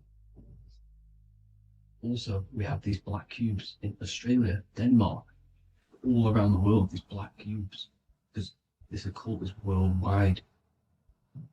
Saturn, Satan taking over this realm. Okay, also with this black cube, they walk around it like the rings of Saturn. It's around the black cube of Saturn with the rings, they walk around in circles. What are circles? Cycles. What is a cycle? Time. The time god. This is why it has a ring around it, because it represents time, cycles. Okay, and this is another depiction of Saturn, always depicted with this Reaper staff. Okay, keep in mind this staff, just like we associated with aka the Grim Reaper. The Grim Reaper also wears a black robe, representing Saturn with the same staff. Can you see it? This is where it comes in. Okay, it's the same thing, look, the same staff with the black robe, black representing Saturn, the god of death. Okay, the Grim Reaper, Satan. Okay, also when you graduate from university, what do? You wear a cube on your head, a black cube with a black robe. This is Saturn worship. See, this is how Saturn, Satan, has tricked the world into worshipping him, not God, the sun, which represents God. So what is a corona? Because a corona is a crown, a circle, okay? A set of concentric circles of light seen around a luminous body. So Saturn, so this is why they used to worship Saturn by wearing crowns in ancient days, and we still do to this day. The king or queen has a crown, a corona. Also, corona, the drink. Corona adds up to 666, just like Saturn is 666. But like you see in the corona, you see the staff. You see this staff, just like the staff of Saturn, the Saturn god, like the Grim Reaper, with the black robe and the staff, just like the Saturn god. What is the Grim Reaper? It's a killer, it represents death, just like Saturn, the god of death and time. So all these occults and secret societies all worship the 666 god, which is Saturn, Satan. All of our energy is being put into Saturn. Okay, and Saturn, Satan, is harnessing all of this energy. So gradually, this is what the mark of the beast is. Like it says in the Bible, the mark of the beast, or the name of the beast. Here is wisdom, let it know that you have to understand and count the number of the beast, for it is 6. It is the number 6 of a man, and is 600, 3 score is 6, 666. So this is what the mark of the beast is. They are going to eventually put green chips, just like Neuralink, which is what Elon Musk is pushing. Okay, so this chip is the mark of the beast, and it's going to be implanted to our hands or brains. Okay, and they will manipulate our consciousness and it will manipulate our DNA, and it will directly connect us to AI. And AI is linked in with Saturn, Satan, as the demons and the people who rule this world are in love with AI. They want to connect humans to AI. And this will control our consciousness completely and give all of our energy back to Saturn, Satan, this deity that they all worship. Just like when you get married, you wear a wedding ring, the rings of Saturn, over the finger, which represents the sun. So you're basically seeing Saturn over the sun. The sun is the son of God. It represents the sun, represents God. So you are putting Saturn over the sun. So thank you guys all for tuning in. I'm going to leave you guys here. Please leave a like, comment some topics that you want me to talk about. And please subscribe for more amazing content. God bless.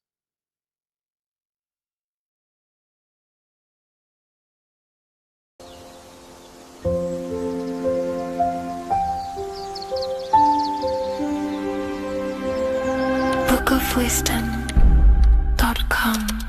Visit today.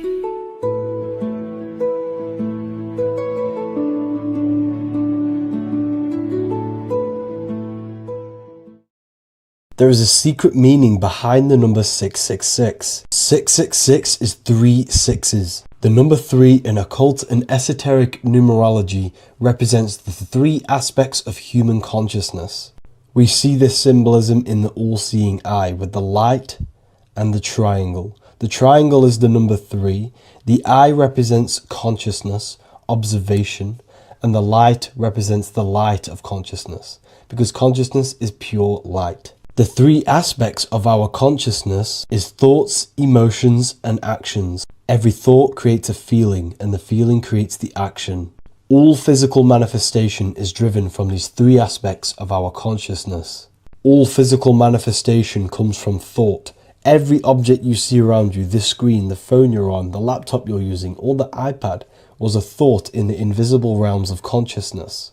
Then it was brought into physicality through feeling and action. This is because man is made in the image and likeness of God. We are all mini creators. We are all extensions of God's creative consciousness. Therefore, the number 666 represents 3 sixes. 3 is thoughts, emotions, actions. The number 6 represents the cube, because cubes have 6 sides. This material world that we experience, everything has 6 sides. Everything's created by cubes. We can move forward, we can move backwards, we can move left, right, up and down. This is the cube that we are stuck in. Therefore, 666 represents our 3 aspects of our consciousness, thoughts, emotions, actions, all contributing towards our physical self, material world, material pleasures, completely cutting ourselves off from our spiritual, true, divine self, which means 666 is representing a state of consciousness. A state of consciousness where we only operate from a place of material needs and survival things. As humans, we possess a physical material body in the physical material external world, but we also possess an invisible inner world, which is what we call spirit. When we disconnect ourselves from our inner worlds, we become lost in this materialistic way of thinking and acting, which can lead to no life purpose, a feeling of emptiness and voidness in our hearts. Humans possess the ability to transcend our animal instinctual natures and turn to the divine mind, to the spiritual inner world. It is our inner world that is projecting our outer world. The outer world is just an effect of our inner state of consciousness. It's important as we go through this human life to not lose ourselves and look for our validations outside of ourselves. The external world is simply just a mirror, mirroring with mathematical precision what happens inside our consciousness. When we change our inner world, we produce effect in the outer world. To get back on track about this number, this represents when we are lost in our material self and we are completely cut off from our true divine self. The devil is always having goat horns, which represents a ground animal. This is the lower animal self of man. he's always red. The frequency of red is the lowest vibrational color, and it also represents the root chakra. This is all to do with survival mode and our physical needs and physical self. Red represents chaotic and intense emotions like hatred and anger. This is why the devil is always red, because it represents anger and an uncontrolled state of emotion and consciousness. You see, we've been taught in the church and all through religion indoctrinations that the devil is an external deity which influences humans. And in fact, this is nothing but a metaphorical story. The devil is a character which represents an aspect of the human mind, the lower aspect of the human mind, a facet of our own consciousness and psyche. The voice that we have in our head that tells us to do these negative things is not an external deity pushing us to do something bad. This is an aspect of our own mind. Jesus and Satan are just two characters which represent the two voices that we have in our own consciousness. In fact, the word devil was never present in the early Gospels. Instead, what was mentioned was a spirit of evil. A term spirit of evil was not meant to denote a specific deity or being, but rather any force of negativity, whether it manifests as a destructive thought, emotion, or action. The spirit of evil represents the darker sides of our mind, the part that leads us astray and brings forth negativity in our lives. The reason why they want you to believe in a devil is because they don't want you taking responsibility for your creations. They don't want you to realize that the external world is truly a mirror of your inner state of consciousness. Instead, when something bad happens in your life, you blame it on some external devil or Satan who tempted you. Everything is your creation in your life. When you realize this, you take full control and you begin to reshape your external world by changing your inner state of consciousness.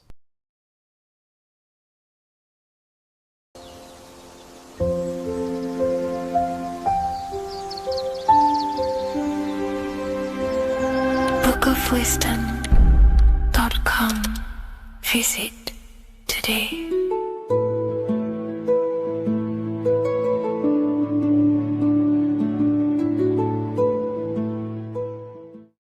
What if I told you that the Egyptians were trying to give you instructions on how to not reincarnate and come back to this material world and ascend your consciousness, your soul, to a higher plane that exists in the various dimensions of consciousness? This is Anubis, and this is his scales. You can find this image in the famous Book of the Dead, which is a famous Egyptian book and text talking about death, reincarnation, and the different things that go into death and how to prepare our mind, our souls for death. The Egyptians saw this as a massive thing in life. We must prepare our consciousness for the transition from a physical reality to a non-physical, tangible reality. The first thing we must understand in order to understand death is the term as above, so below. We die every single night. Consciousness goes to sleep, which is the withdrawal of consciousness from the material body into the inner realms of the mind. At nighttime becomes the darkness, and consciousness goes within itself. When the daytime comes around and the sun becomes more powerful, the rays of the sun increase the brain waves, and the body becomes active again, and consciousness manifests things externally. So the nighttime is the internal world, death or sleep, and the daytime is life, the external world. When we die, it's just a bigger version of sleep. We enter into our inner realms of consciousness. However, this transition needs some preparation. In order to understand the universe, understand what happens after we die, we have to understand that life is mental and the mind is not the brain. The brain is just a physical computer for the mind to operate the physical technology of the physical body. What you are seeing right now in your eyes is a simulation produced by your brain. Light waves entering in your eyes and the visual cortex at the back of the brain producing an image of what you call reality. Therefore, reality is not outside of you, it's a simulation produced by the body. The five senses are just electrical threads of light, all sending information back to your brain, and your brain is interpreting these electrical signals as senses: touch, taste, smell, and hear, and see. So everything you're experiencing right now is a simulation produced by the brain and the nervous system, but you are the observer of that reality, of that simulation produced by the technology of the body. So when you die, the technology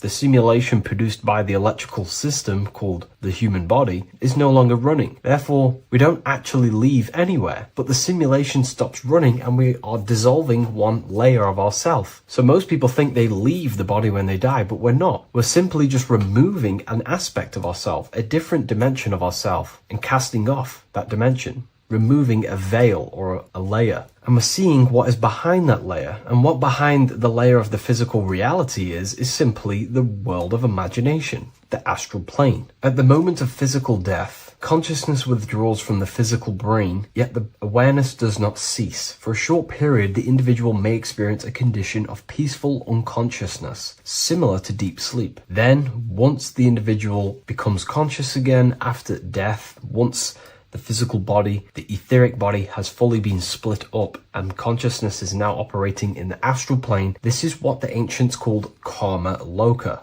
Arthur E. Powell mentions this. C.W. Ledbetter mentions this place as well. Karma loka is a place in the astral plane. The astral plane is the realm of imagination. It is where the forces of the mind manifest desires as imagination. All of your desires, your desired realities, the screen that you have in your mind, that screen you manifest a visualization on, exists in the dimension of the astral plane. It is a realm made of thoughts. It is an object made of thoughts. If you think of a chair, for example, and imagine that chair in your mind's eye, that screen you are seeing in your mind's eye is a thought animated. That thought is an animated desire, and that exists in the realm of the astral plane, a realm of subtle thought forms. Therefore, the physical world has an exact copy of this world, however, in the astral plane. Just like how if you remember the house that you grew up in as a child, if you could sit down right now, wherever you are, and you can imagine, walk around that house in your mind. You can imagine the layout of the street of the house. So in our minds, we have our own layout and map of our house, but then now connect all of the collective consciousness's minds and memories of places on the earth, come together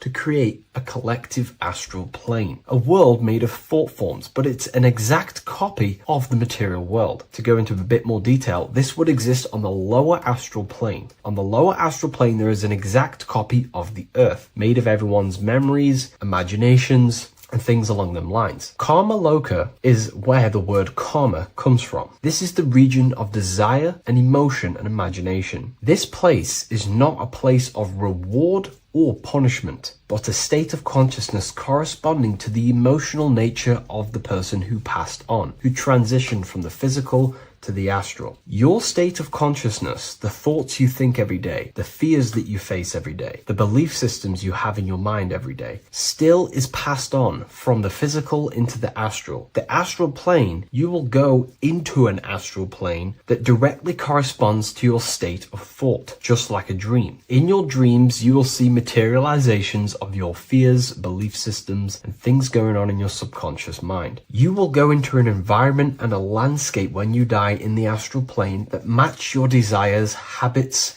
and your state of mind. If you believe in Jesus, you will go to a place where then thought forms manifest in the astral plane. If you believe in Buddha, you will go to a place where then thought forms manifest. That is the environment. It's mental. Reality is your level of realization. You are seeing through the lens of your mind, of your beliefs, and you see the world tinged with your belief systems. Karma loka is a place where you balance out your desires, sensual cravings, ambitions, jealousies, fears, emotional fixations continue to assert themselves in your mind when you die. Yet because there is no physical instrument through which they may be gratified, they gradually burn themselves out. These desires start to be balanced out again, and your mind becomes more balanced. The more refined the individual in physical life, the shorter and gentler this stage becomes. The more desires you have in material things, sex, whatever it is, the longer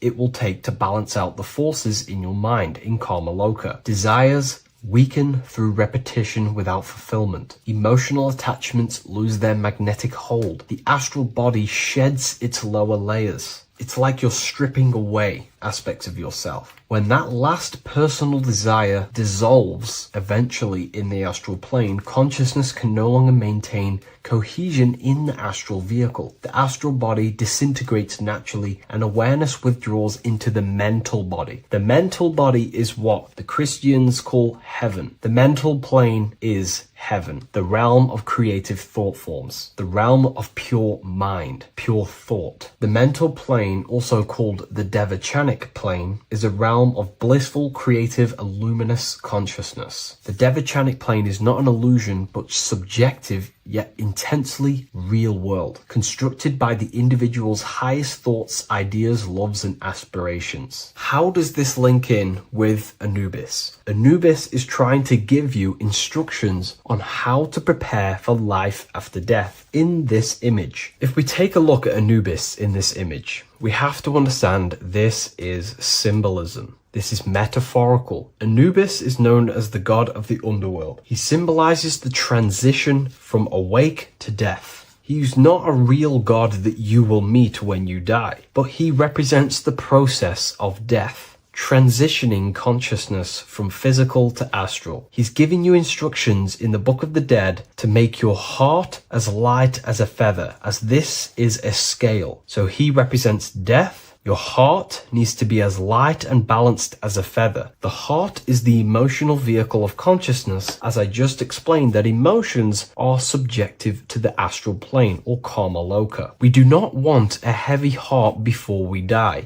We do not want addictions to smoking, addictions to pornography, addictions to status, the ego, material gain. If we die with these things, this means we have a heavy heart, and this will manifest in the astral plane when you die and take longer to balance out them emotions and desires. So this is telling you to remove any addictions, any emotional attachments, mental attachments you have to the material plane. This does not mean go full monk mode and don't have anything physical, don't chase after anything material. We should definitely have material things as we are spiritual and material. However, do not place your heart on it. We should all aspire to have the best possible life, have the most possible resources as possible in our lives, have an abundance in everything. That's completely fine. But placing our soul on it, your desires on the material world, will only pull you down in life after death, take you longer to balance out them forces and desires. This is why transformation during physical life is essential. We need to release attachments to master our thoughts and emotions and align with truth. We don't want to die with false identifications, that thinking and believing that we are the physical body.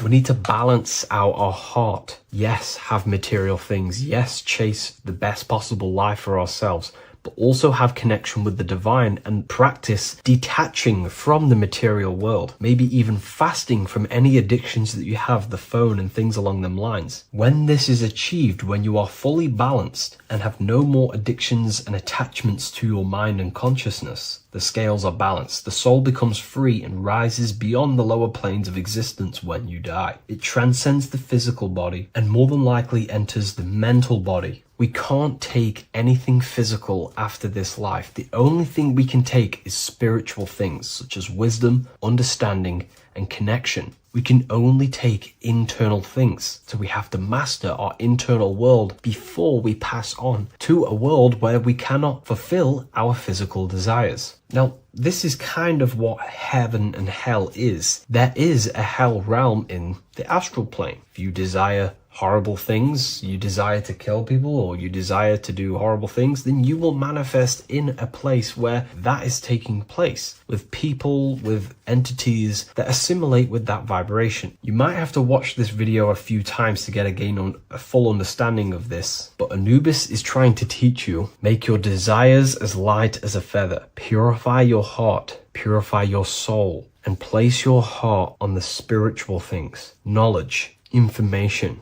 connection, thought, Because if you desire material things, then you will more than likely desire to manifest yourself back into the material world and reincarnate. If you've read the Book of Symbolism, you already know this information. You can now find this book in the description of this video. Please leave a like, comment, and subscribe to the channel if you like this information. And we also have the Book of Symbolism available on Amazon.com now. Take care, everyone. I'll see you in the next video. Hello, everyone. Today we're going to be discussing the esoteric and occult meaning behind the story inside of Genesis, the story of Adam and Eve. This is a widely known story, but not many people know the true esoteric meaning behind it. Okay, so today we're going to be breaking this symbolism down. Before we get into this, please leave a like and a subscribe on the channel. I would greatly appreciate it. And please comment below any lectures or anything you wish to know, and I could maybe make it in the future. The first thing we must understand about the Bible is that it is an esoteric and occult book. It is written in allegory. It is written in such a way that we understand the book compared to our level of perception. Now, what do I mean? If a child read the Bible, they would gain a standard meaning and story behind it. They would gain a normal interpretation of the book, of being good, praise God, and be a good person. However, me, who have studied the occult and esoteric and symbolism for a very long time, when I read the Bible, I see a deeper meaning. I can read between the lines of the allegories, which means the Bible is written in such a genius way that it speaks to your level of intelligence. Depending on how advanced you are mentally and with knowledge will depend on how you decipher this book and how the parables inside the book can speak to you in your personal life. Okay, so the Bible is the greatest psychological book ever written in history.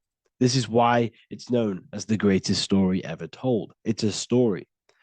What we must understand with the Bible is that the Bible creates on the surface a logical way of thinking, which is what we call religion. We read the Bible and if we think logically and we take that book literally, then we gain a religion. But if we look beyond the surface, this is what we call esoteric, metaphorical, symbolic. You can read between the lines using our right hemisphere of the brain in deciphering this book and what it truly means to us and the evolution of our mind, body, and soul. What this book actually reveals between the lines is instructions and stories which teach you how to level up your consciousness, how you can sync the mind, body, and spirit and the soul all together so you can live like a god. This is what the esoteric is. It's the purification of consciousness. Now, when it comes to Adam and Eve, okay, what we must understand is that this is the beginning of creation. This represents the beginning of your life in an esoteric way. This is symbolic for the beginning of your incarnation into this physical world. Okay? And we have Adam, masculine, Eve representing feminine. These are the two masculine and feminine energies which create the whole material universe. Okay? And as we are born with a pure consciousness. We are born with pure consciousness. Well, now, what do I mean? As a baby, we have no knowledge. We are pure essence of the soul. You know, we don't gain the knowledge of good and evil. We are pure. Yes, we're not happy all the time as a baby, and we're not sad all the time, but we have no ego. This is what I mean. Our consciousness is not split. As a baby, you are whole. You have a whole consciousness. You are yourself. You have no false identifications, no limiting belief systems, nothing. You are pure awareness and the pure soul and the pure mind. Now, this is what Genesis is representing. As we grow older, the more experiences we gain, the more thoughts we start to think, the more knowledge we gain of this world, the more impure our mind, our heart, our soul, our spirit becomes, the more impure our body becomes. As we grow older, we're infected with negative beliefs, negative thoughts, and society norms. This is a big one. As we grow older, we are molded by society. We shut off areas of ourself and we push them away so that we fit in with society. We all know this. We all did this in school. We pushed away parts of ourselves to act cool or to fit in, whatever it may be. Whatever type of person you were in school, we all went through this because society and culture is programmed. So as we grow older, our consciousness splits. We gain a persona, an ego, and we gain a shadow self, the subconscious, and we gain an ego. Now, the ego is what you show to people. It's that character that you show, that you put on to your culture, to your family, to your friends. This is a false identification. And we also gain a shadow self. The shadow self is gained through experience. This is the subconscious. Our ego is created through experience. And so is the subconscious and the shadow self. Okay. So as we gain age in this material body, we fall from the Garden of Eden. We gain the knowledge of good and evil. This is what the symbolism represents of us leaving the garden, us eating from the fruit. Now, the fruit represents the knowledge, it represents the insight, the experience, which splits our pure consciousness. Our soul splits. Okay? We lose connection with the divine. We lose connection with our pure self through material experiences. We may lose ourselves in material experiences. We may lose ourselves in lust and material gain, wealth, and all of these lovely things that the material world offers. We lose ourselves in this. Okay? And not only that, there's another symbolic thing that we're missing with being a child. There's another symbolic meaning behind this tree in this story of Adam and Eve. And this is sexual energy. Okay? As we are a baby, we have no ability to create another human life. We have no sexual urges. We have no desire for the material things as a baby. Nothing. As we grow older, our sexual energy cultivates around the age of, it's like 10, maybe earlier for some people or later for some people. This is what we call puberty, when our sexual energy activates. This is when the masculine and feminine energies are present within the body. And we are now given the ability to create human life. We're now given the ability to bring in a soul into the material world. Now, this is what we believe and know in the esoteric world. That is what sex is. You're bringing a soul from the astral into the physical. Okay? So as you grow older, you gain this ability to use the power of creation. You gain this force within you that allows you to open a portal in the astral and bring in a soul to the material. Now, this power can be misused. This power is very powerful and should not be misused.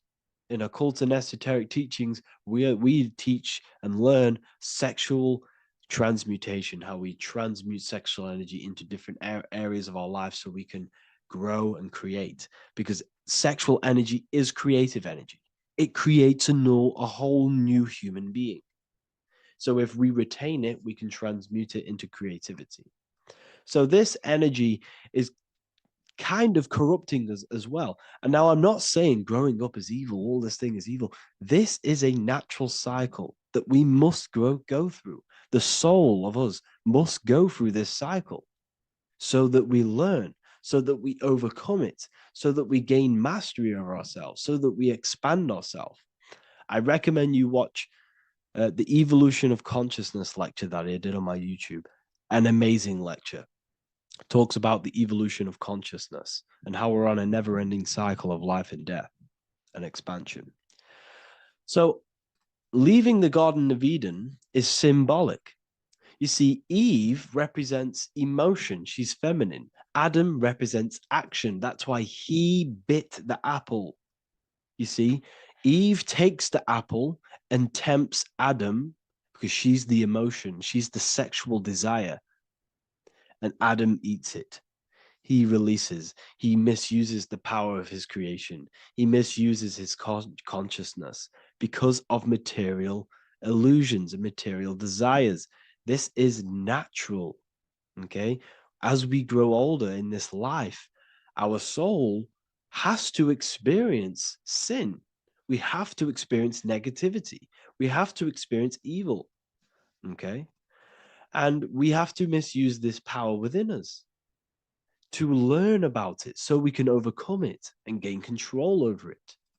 Now, this is why the Bible says in Genesis 3:6, for God doth know that in the day ye eat thereof, then your eyes shall be opened. Ye shall be as gods, knowing good and evil. This is very, very, very symbolic. We come into this world to experience a dualistic way of reality. We come into this world to challenge ourselves so the soul can grow, because the soul comes from pure love from God. But we come into this world so the soul may know what it's like to be evil. You see, we are like a seed. Our soul's like a seed. And when that seed grows, okay, and it's planted, them roots must grow to hell in order for the top of the tree and the roots to grow to heaven. In order for the soul to reach the highest states, it must descend down into the lowest states.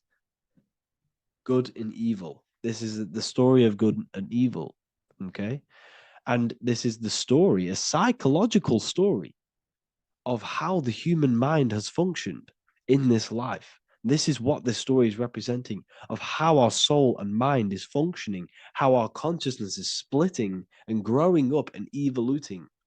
Okay. Like I said, snakes represent sexual energy. They represent, snake, when you've been snaked. This is why we say you've been snaked, because it represents a temptation of sexual energy. This is why the Kundalini is symbolized as a snake.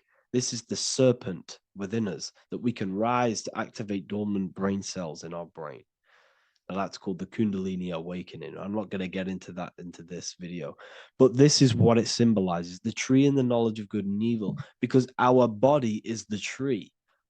Our central nervous system is the tree. The snake is our sexual urges and this false temptation that tempts us to interact with sin, the material world, okay, and go against our higher divine self. This is what it represents. Now, it's very, very symbolic. Not everyone is going to agree with this, but this is my interpretation of Genesis based on my research of occultism, symbolism, metaphors, and me studying the Bible. This is my interpretation, and I hope it resonates with you. It might not resonate with you, but this is what makes sense to me, and this is what has made sense to many other occult researchers who are in this space as well. Okay, so please leave a like, leave a comment, leave a subscribe. I'd greatly appreciate if you could, just give me some support on this channel. We're nearly at 100,000 subscribers, which is insane. I just want to say thank you all. And yeah, I will see you inside the university. If you join, I'll look forward to mentoring you, connecting with you on the live calls, There's a new symbolism course which is going to be available very, very soon. And yeah, if you join the university, you also get a 30% discount on all of my products, astrology readings, one-on-one calls, all of my books. Yeah, so I hope you gain some insight on this video, and I'll see you in the next video, and I'll see you inside the university. Have an amazing day.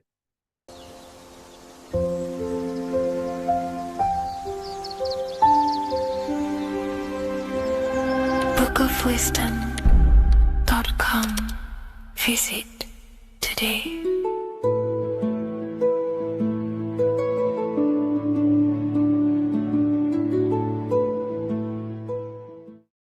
The scariest thing about having your first out-of-body experience and leaving your body is the realization that you have after. You realize everything you've been told about yourself, reality, the earth, what you're doing here on earth is a complete, utter lie. Your self-belief of what reality is and what you are is completely shattered. You now fully understand that you are more than your physical body that you inhabit. My first out-of-body experience happened a few years ago, but before all of that, I remember being a child, going to bed and closing my eyes, and I remember as a child feeling like I was floating above my body and moving. And maybe subconsciously this has led me into knowing intuitively that there is more to reality, and I've gone down this path of esotericism, occultism, consciousness. Maybe that has led me to this, I don't know, but I've always had this subconscious intuition in my mind that there's more to reality than what we've been told. And maybe it came from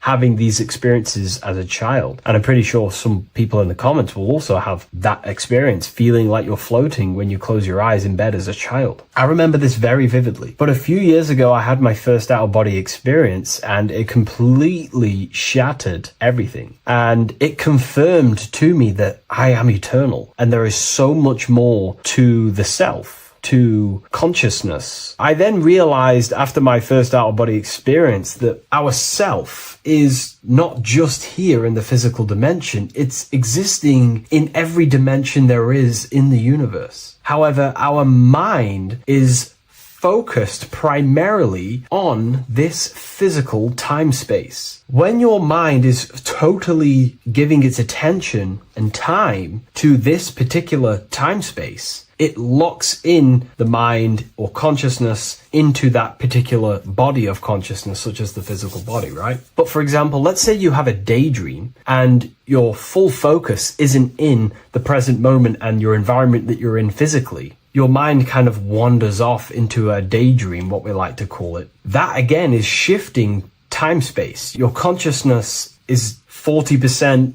here in the physical plane because your body's there, but then the other 60% is in this daydream, this imagination. So you're shifting time space, and what an out-of-body experience does is allow your mind to reduce that attention to the physical body and access attention to this altered body or dimension of consciousness. So I'm going to give you the story of my first out-of-body experience, because I know when I was researching this, I was always looking for personal stories about someone's out-of-body experience, and there's not many out there, to be honest with you. Well, based off my research, I couldn't find many. You know, you find a few, but I'm going to give you my experience of my first out-of-body experience that happened a few years ago. It was early in the morning. I kept on waking up and falling asleep to my alarms. I went back to sleep after waking up for like the third time in the morning. When I fell back to sleep, that is when I had my out-of-body experience. It's also good to mention that I have been listening before that about podcasts, books about out-of-body experiences, astral projection, and things along them lines. So this was stored in my subconscious, you know, this topic. And I always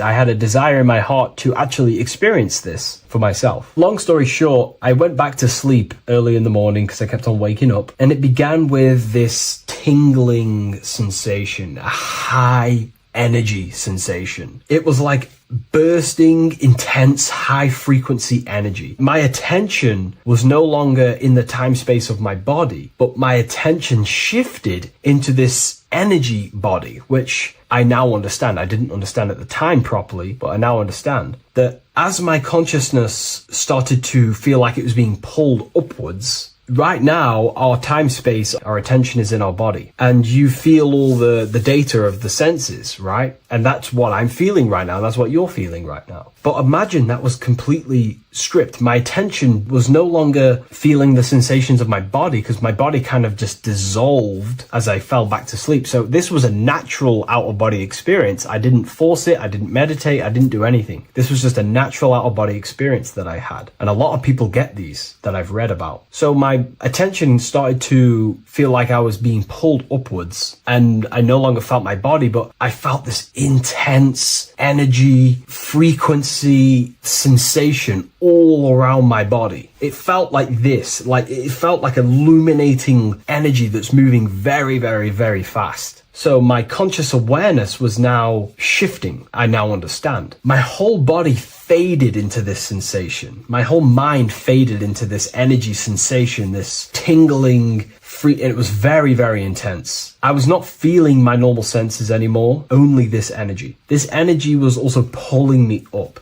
The more I was lifted up, the more intense the frequency became. So think of it like just a frequency resonator, how it just goes up and down, up and down. But then imagine the frequency resonator just going higher and higher and higher frequencies, and it would just get more and more and more intense. The energy was moving faster. This tingling was faster and faster and faster as I was being pulled up. Part of my mind began to fear this. My arms and legs grew very tense. I started to tense up because at this moment in time of the experience, I was very vaguely conscious. I was half there, half not. And as I was being pulled up, my physical body started to tense. And this is again when I started to feel my body again. But then I remembered what I heard out of body experiences is that you have to submit to the process. If you try and force an out-of-body experience, it will never happen, because an out-of-body experience is not truly out of body. What we're trying to do is trying to find a needle in a haystack. If you're trying to find a needle in a haystack, you don't go rummaging through the haystack to find the needle. What you do is you burn the haystack and then the needle reveals itself. It's the same with an out-of-body experience. We dissolve the senses of the body, so the body falls asleep, but the mind stays awake. As soon as I let go of this fear and I let go of the tensations in my body,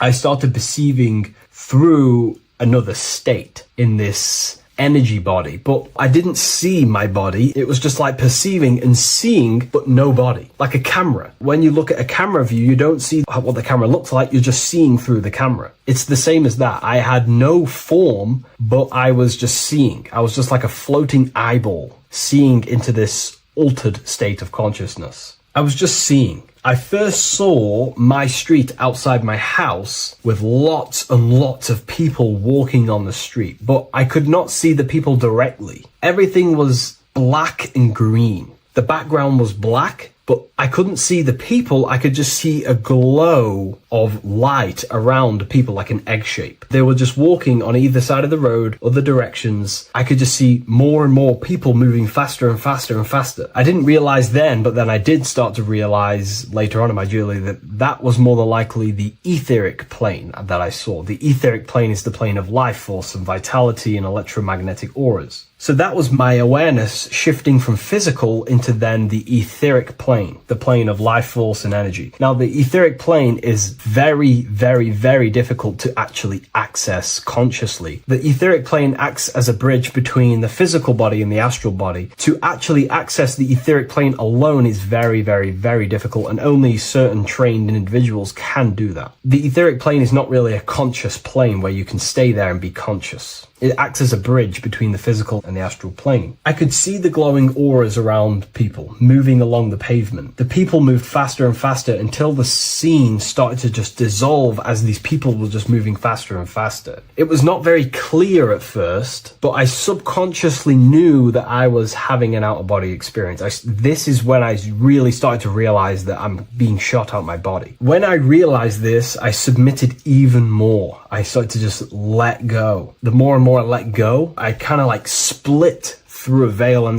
everything became super clear. Before, in the etheric plane that I think it was, the ethereal plane, things weren't very clear. I could only just see glowing auras. However, as I split through the veil of the etheric, this bridge, this place that I was going to, I then split and everything just came super, super clear. I was floating in the sky. I subconsciously knew that I was having an out-of-body experience when I realized this. As I was still being lifted upwards, I then split through the layer where everything just suddenly became super clear. But then I was awake, fully conscious, but I was not in my body. I was just like a camera in the sky. I had no body, no form. I could just see. When I entered this plane, there was some sort of voice guiding me through this whole process. It was a male voice, and it was basically guiding me where I was going. It was telling me what I can do here. This voice was pretty much saying, you can fly, you can think things into reality, you can do this, you can do that. While he was saying this voice, there was no being around me, but I felt a presence of another being, but this voice was just speaking to me mentally. Like, you can't hear it, but I just knew what it was saying.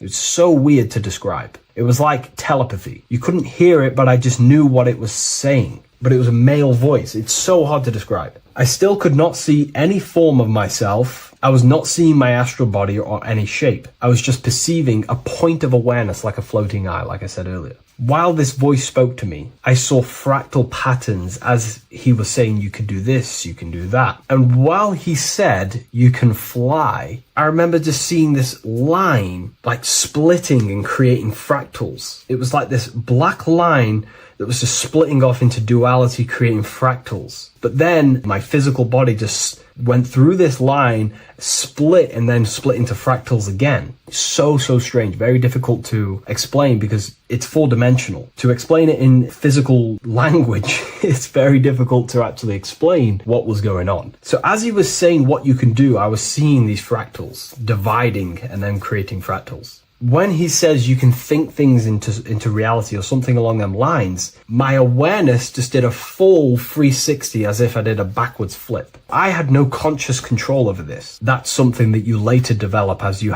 keep having these out-of-body experiences. Your first out-of-body experience, you probably won't be able to control what's going on, but you will have an out-of-body experience if you seek them. I could see all around as I rotated. I looked all the way down and then back to my original angle and point of awareness. During that rotation, when I started to turn upwards to do the backflip, I looked up and it kind of looked like the sun in the sky. It was very dark and gloomy.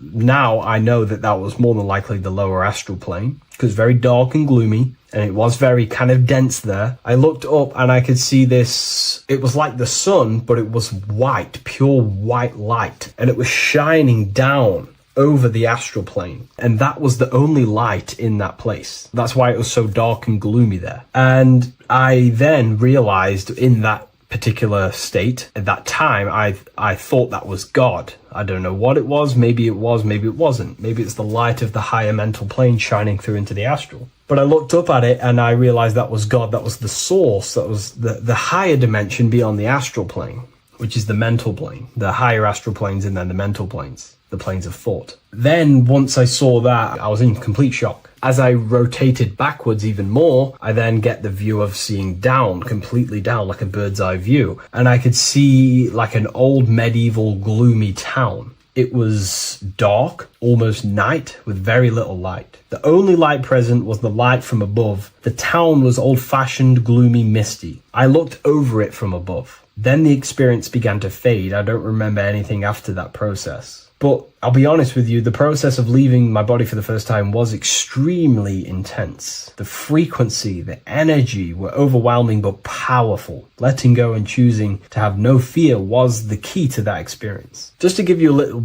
bit more wisdom on what I actually experienced now, what I realized what was happening, I now understand that the voice that I was hearing was not an external being guiding me. It was actually a higher aspect of myself, a part of my own consciousness that is not focused in the time space of the physical world. My physical mind is focused here in this timeline, but once I exited this timeline and focused elsewhere, the higher part of myself guided me towards that experience. This higher version of ourselves that we call the higher self is a higher dimensional being, but we're just unconscious of it. This being exists beyond our ordinary thinking mind. Our self exists everywhere in the universe, and we can unlock higher versions of ourselves as we progress on our journey of awakening and self-realization. Because let's say right now, only 10% of your awareness is actually in the physical plane. Science tells you that 90% of you is actually in your subconscious mind. 10% of your awareness is your conscious mind. So there's 90% of you that your conscious mind is not aware of. But our conscious mind becomes so addicted with the physical world and distracted with the physical world, it just gets totally locked in with the physical.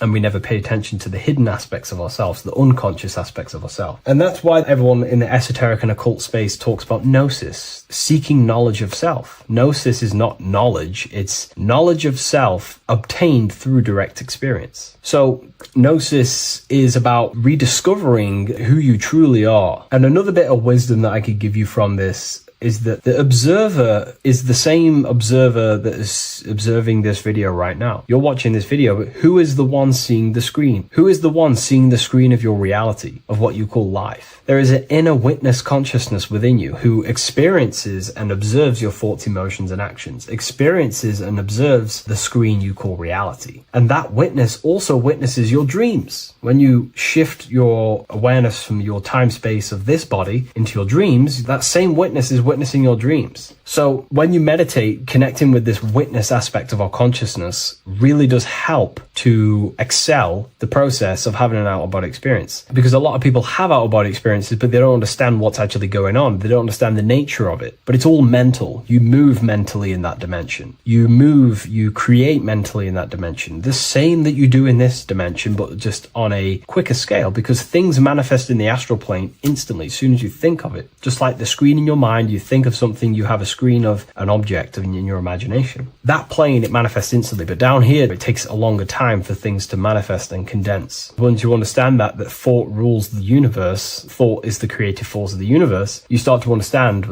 these different dimensions and these experiences that you have. But really connecting with that witness consciousness, that part of yourself that observes everything, really does help with excelling the process of having an out-of-body experience, or mystical experiences, or lucid dreams. Because connecting with that witness consciousness just makes you more conscious. Even in your physical life, staying conscious. Most people aren't conscious. They think, feel, and act unconsciously throughout their day, and they unknowingly create their reality. Connecting with that witness consciousness allows you to actually stay conscious over your thoughts, emotions, and actions, because they are giving birth to realities. That's pretty much my experience, my first out-of-body experience. What that did for me was make me so much more confident and powerful. Most of my fears just disappeared overnight. The fears of death, the fears of unknown, the fears that I had of things shattered, disintegrated, because I understood that I am eternal. No one can use death against me to control me, because I know I am eternal. I now take riskier actions because I know I am eternal. I know that I will never truly disappear or die. So it really, really does help you, and it gives you a lot of internal power, because no one can make you scared of anything. You should not fear someone who can hurt you physically. You should fear someone who can corrupt your soul. That is the worst thing. Who can corrupt your internal world, because that is what truly matters. So I hope this helps you understand out-of-body experiences. Hopefully this can help you move along in your journey. It's good to hear other stories, because this is exactly what I was seeking when I was researching this stuff. Maybe in the future I can share some more stories about my out-of-body experiences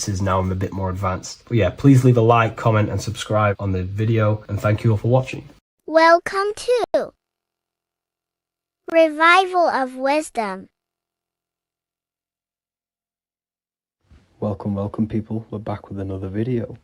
In this video we're talking about how Jesus Christ and Christianity is all sun worship. The Holy Bible of Christianity is not meant to be taken literal for history. It is a story and has lots of metaphors, starting with the symbol of the cross of Jesus. This cross originates from this ancient cross of the sun. This symbol has been used for thousands of years, way before Jesus was a thing, in Europe, America, Asia, and all around the world. In fact, this symbol is still being used by Christians today, not knowing it represents the sun. This is a 4,500-year-old artifact, a golden plate with an equal-armed cross found in England, the gold to symbolize the sun, and the equal-armed cross for the 4 equal seasons of the year. So this is why in the Bible you have Matthew, Mark, Luke, and John, symbolizing the yearly cycle of the sun and the 4 equal seasons. Also in the Bible, Jesus is referred to as the light of the world. So yes, Jesus represents the sun. He is a metaphor for the sun. Hence why in all of these pictures and images and paintings of Jesus, there's always a sun behind his head, and some even with the sun cross behind his head. Jesus also has 12 disciples, which represent the 12 zodiac signs and the 12 months of the year. This is the Last Supper by Leonardo da Vinci. As you can see, the sun, being Jesus, is in the center, because the sun is in the center of the zodiac signs. There are 4 groups which symbolize the 4 equal seasons. Each group contains 3 people symbolizing the 3 months and the 3 zodiac signs in that season. There is only 1 female in the painting, which is Virgin Mary, who symbolizes Virgo, the astrological sign. So yes, Jesus symbolizes the sun with his 12 zodiac signs and 4 gospels for the 4 seasons of the year. However, there is another phenomenon. The 25th of December is known as the birth of Jesus Christ, which is known as Christmas today. Jesus symbolizing the sun and is born on December 25th. This is the day the sun moves 1 degree northward, bringing back the warmth, the growth of crops, the life and light back to the northern hemisphere. Everything is springing back to life, as we call it, spring. So it is said that the sun is born again on the 25th of December, and Jesus is known as the risen Saviour, because the sun is our risen Saviour, because it gives life to the whole of this realm, the warmth, the crops, and without the sun rising in the morning, we'd all die in about 2 weeks. And we all know how Jesus died on a cross. The sun also dies on a cross in the southern hemisphere. It dies on the Southern Crux constellation. And on December the 22nd, 23rd, and 24th, the sun remains in the same position.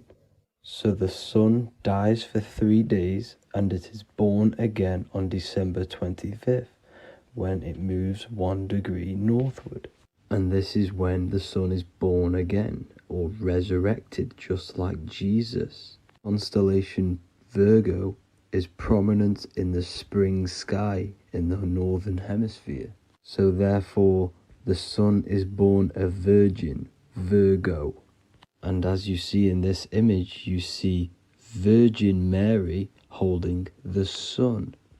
Us as humans do not own the sun, so therefore God owns the sun. So yes, the sun is the Son of God, and this is what Jesus is symbolizing.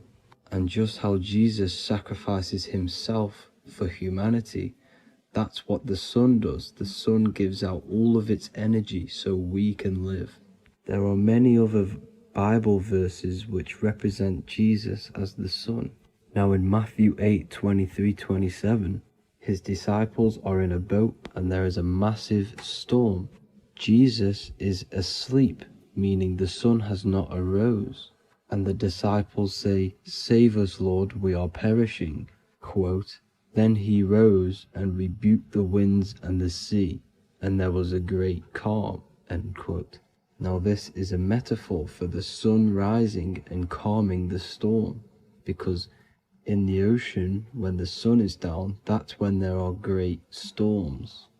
The worship of celestial bodies go back thousands of years, and it's called astrotheology. and it can pretty much be traced back to all ancient civilizations. Now, going back to the ancient Egyptians, the god Horus, the god of war, and he symbolized the sun in the morning. Ancients used to say that he walked over the sky in 12 steps. Yes, this could symbolize the 12 zodiac signs. It also symbolizes the 12 hours of daylight. So we have 12 hours of Horus, but now they've rearranged the word to hours. Horus and hours.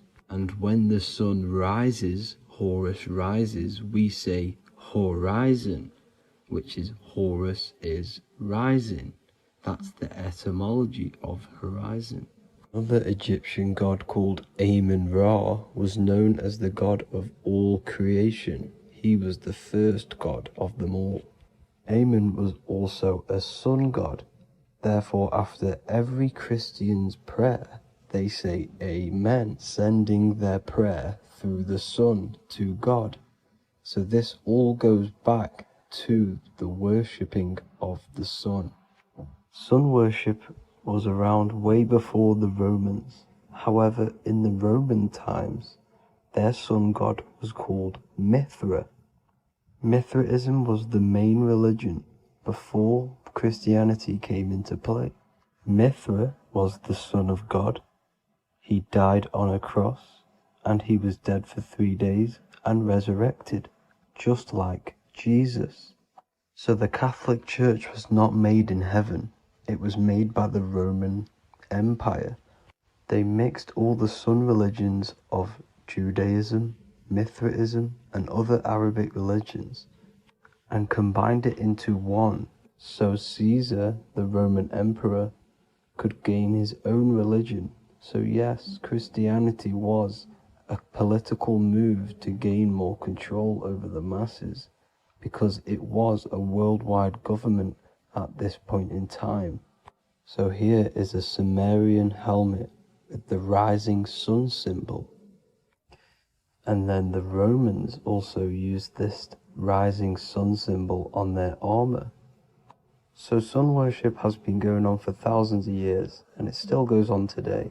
However, with all the programming and the low IQs, today we do not get the full interpretation of the Bible and these stories from the past. And Christians and other religions are all brainwashed to not question their religion and not realize their true origins and where they come from. I do advise you all to do your own research and come to your own conclusions. However, I'm just pointing out the facts and connecting dots for you all to see. That's it for this video, guys and girls. Thank you all for tapping in. God bless.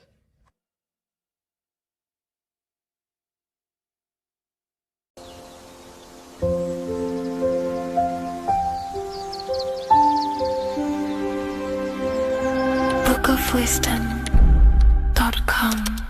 Visit today.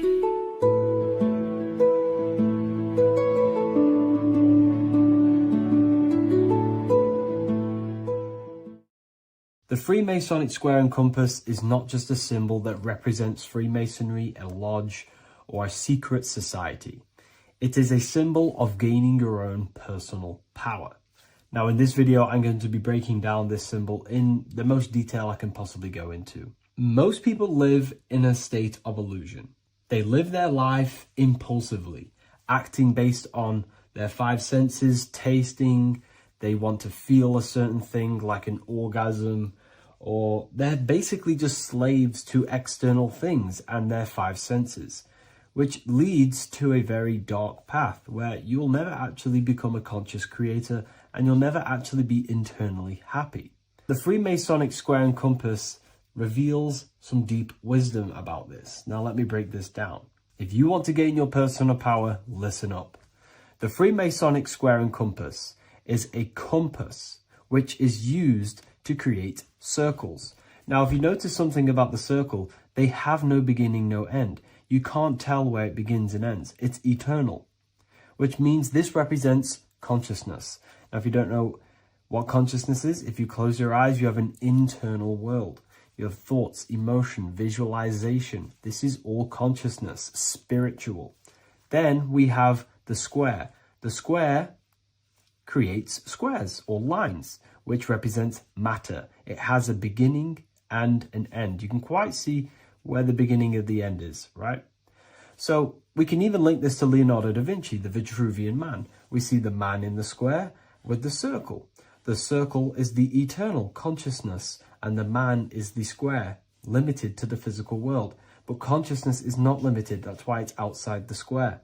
This is eternal, the body is mortal. The body will die, consciousness will never die. If we look even closer at the symbol, we notice in this particular symbol, we have the compass overlapping the square. This is very, very symbolic. This represents spirit over matter, also known as mind over matter, consciousness over matter, the circle over the square. Like I mentioned earlier, most people are slaves to their senses. They go through their day and all they do is chase validation and feelings. They eat all day to feel good, which means they're a slave to their taste. They're slaves to their feeling. They masturbate, which means they're a slave to orgasms and external things. They're literally being governed by the external world controlling their internal world. They're literally living life on autopilot. And don't get me wrong, I was guilty of this too. We're all guilty of this when we join this world because we're not taught this sacred knowledge. Until you actually stop and recognize this, you'll be living life on autopilot, literally not even living. You'll be running off subconscious programs, seeking external validation and being ruled by these five senses.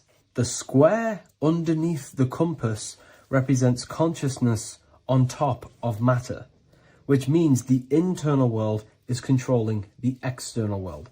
It is the mind controlling matter and not matter manipulating the mind. In the occult and esoteric world, it's very important that you are conscious of every action that you are taking in your day-to-day life. Never act subconsciously. Always be conscious. What are you thinking? What are you acting? What are you giving your attention? All of this is contributing towards creating because you are a creator. Consciousness is a creative force. You need to make sure that the compass is on top of the square, that your inner world is controlling the outer world and not the outer world controlling the inner. As I've mentioned in many videos before, the internal world of consciousness is what's producing the external world. Your life is just a result of every thought and emotion that you felt in the past. Everything you own, everything you possess, your friends are all reflections of your consciousness. They're all reflections of what you are thinking about. When you change your thinking, your external world starts to rearrange itself. On a basic level, this symbol represents the combination of spirit and matter. You are a spiritual being and a material being. You are heaven, the sky, and earth, the ground. You are heaven and earth, spirit and matter infused into one. You are a bridge between the divine and the earthly worlds. And you can bring down these higher realms of consciousness, thought, imagination, and emotions into a physical, tangible reality. To do this consciously, we need to make sure the external world is not manipulating the inner world. Because if your internal world is being controlled by external circumstances, for example, you have a circumstance happen in your reality, an emotion triggers inside of you, and that emotion is a command to create more of that. And the thoughts that you think are creating more of that negativity. So it's a constant cycle of negative manifestation if you let the external world control your internal world of consciousness. So we need to make sure the compass is on top of the square, that the internal world are commands and not reactions to create your external reality. And not only just to create, but to actually enjoy life. If we let the external world bother our internal world, this means that we have some sort of mental or emotional attachment to the external world. We need to detach from the external world. Why do I say that? Because it's temporary. It's an illusion. We are going to die one day, and none of this will matter. You need to understand that everything in this world is temporary. You have to be okay with losing things, losing family, losing things in this world, because it's guaranteed to be temporary. We need to make sure the internal world is order and not chaos, commands and not reactions. Now, at the back of the Book of Wisdom, Volume 2, the book that I've wrote here, I go over the different meanings of the different arrangements of the square and compass. Sometimes we see the square overlapping the compass, which is the opposite of what we've just broken down.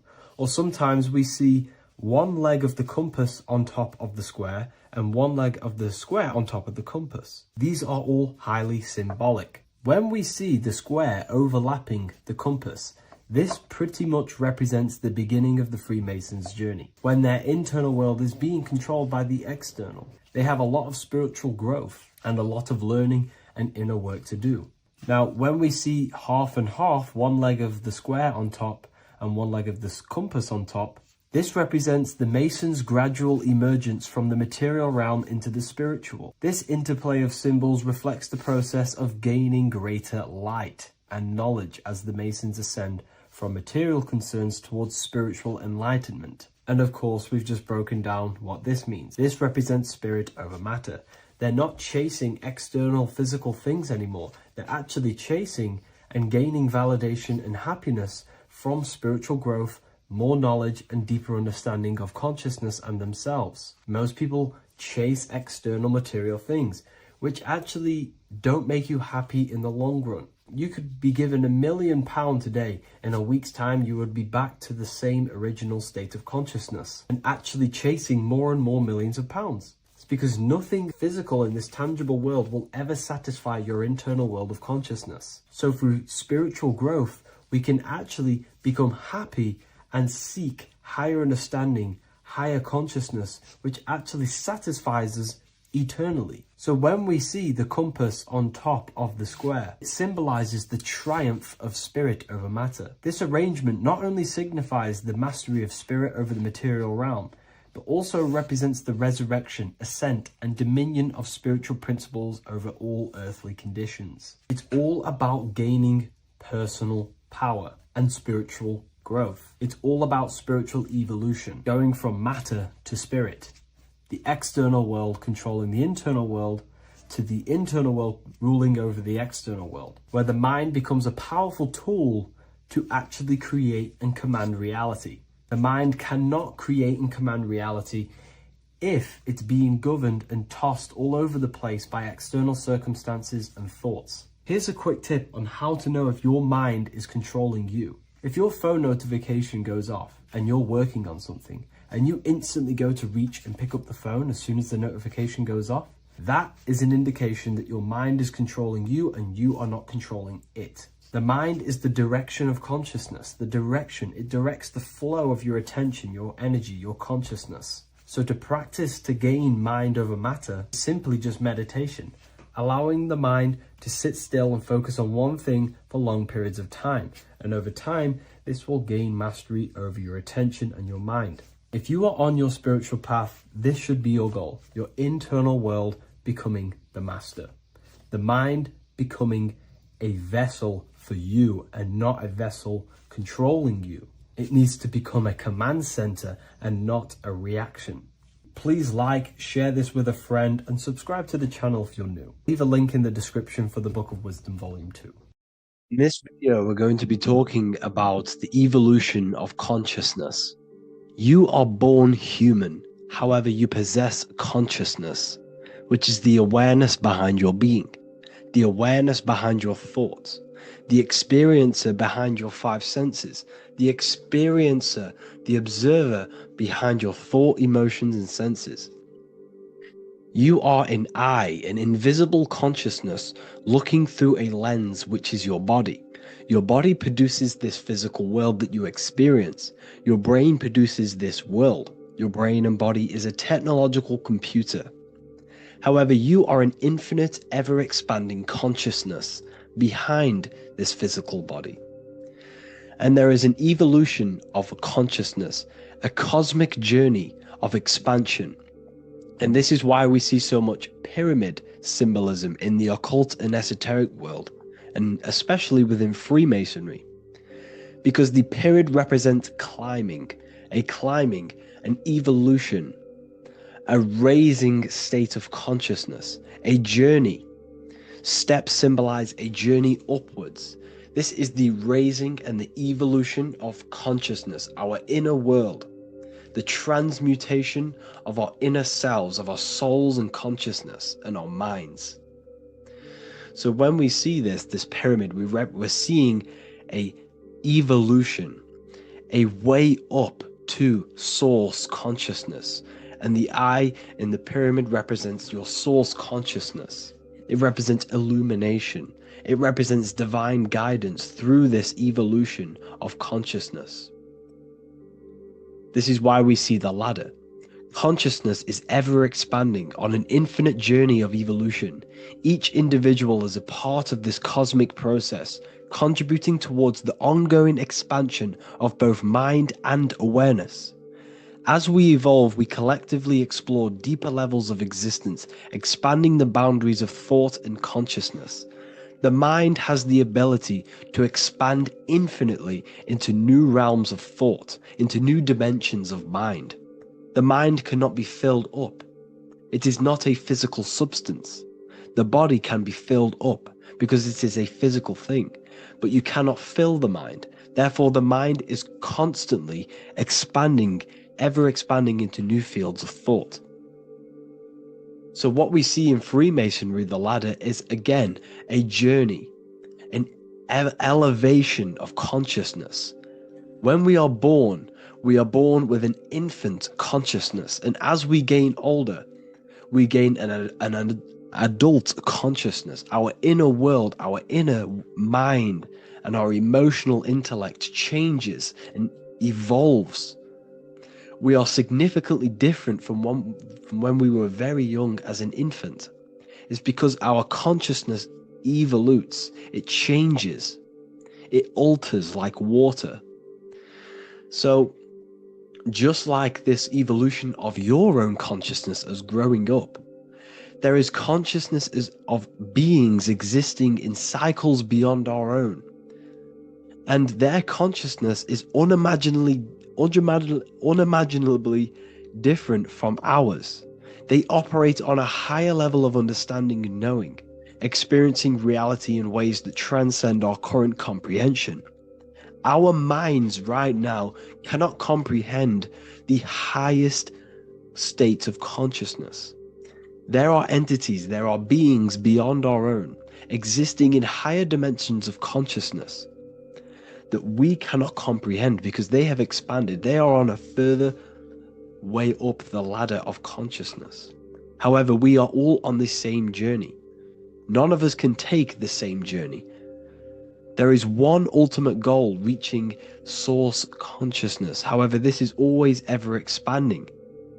However, we are all on a different journey. There is one truth, one source, one goal. However, there are billions in different ways of reaching it, and we are all on these different paths to source consciousness, to this ladder, this evolution of universal evolution. Okay? Their awareness is attuned to new dimensions of existence, reflecting a more advanced stage in the cosmic journey of consciousness evolution. So when you take DMT, you are shot into these higher realms of consciousness where you meet these beings who look similar to these images. They are not speaking to you physically.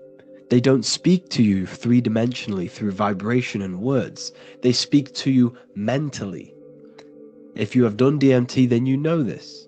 And if you have met these beings, then you know this. You might have even met some of these types of beings on mushrooms or any psychedelic drugs. Because ultimately, when you take these mind-altering substances, it's altering your consciousness. It's merging your consciousness with the spirit of that substance. And you are essentially attuning your mind to higher dimensions of consciousness. That's why we say we're getting high when we take these substances. Therefore, when you meet these beings on DMT, you are essentially meeting beings who are attuned to higher dimensions of consciousness, and they speak to you mentally. They speak to you telepathically through thought, because the universe is mental. Everything exists within the mind. The way you are now, your physical existence, is a state of mind. Mind thought creates matter. Spirit and matter are two opposing ways of thinking. If we have a very spiritual mind, we have an expanded mind, we are a spiritual person through the mind. However, if we have a very low state of consciousness where we think about food, sex, lust, and all physical things, then we have a physical consciousness. Matter and spirit are two opposing forces, two ways of thinking. The mind attunes itself to different levels of understanding in different dimensions. So, essentially, this is what we're looking at. The body is a vessel for the fluidic, formless consciousness, a temple that houses the essence of our awareness. While the five senses are limited to perceiving only the physical plane, the mind transcends these limitations, capable of perceiving the full scope of reality. It is through the mind that we access deeper truths beyond the material, tapping into boundless nature of existence. Physical existence is a thin band, a thin layer of reality. It's like 0.001% of reality. And your five senses are only tuned into this layer of reality. But the five senses are, by design, only allowed to perceive physicality. But the mind has the power to expand beyond this physical five sense state. The mind has the power to expand and evolute. It is a conscious decision whether you want to take this path or not. You can stay in a three-dimensional way of thinking, or you can expand your consciousness from within. It's not an external journey. There is no God going to save you. You must save yourself.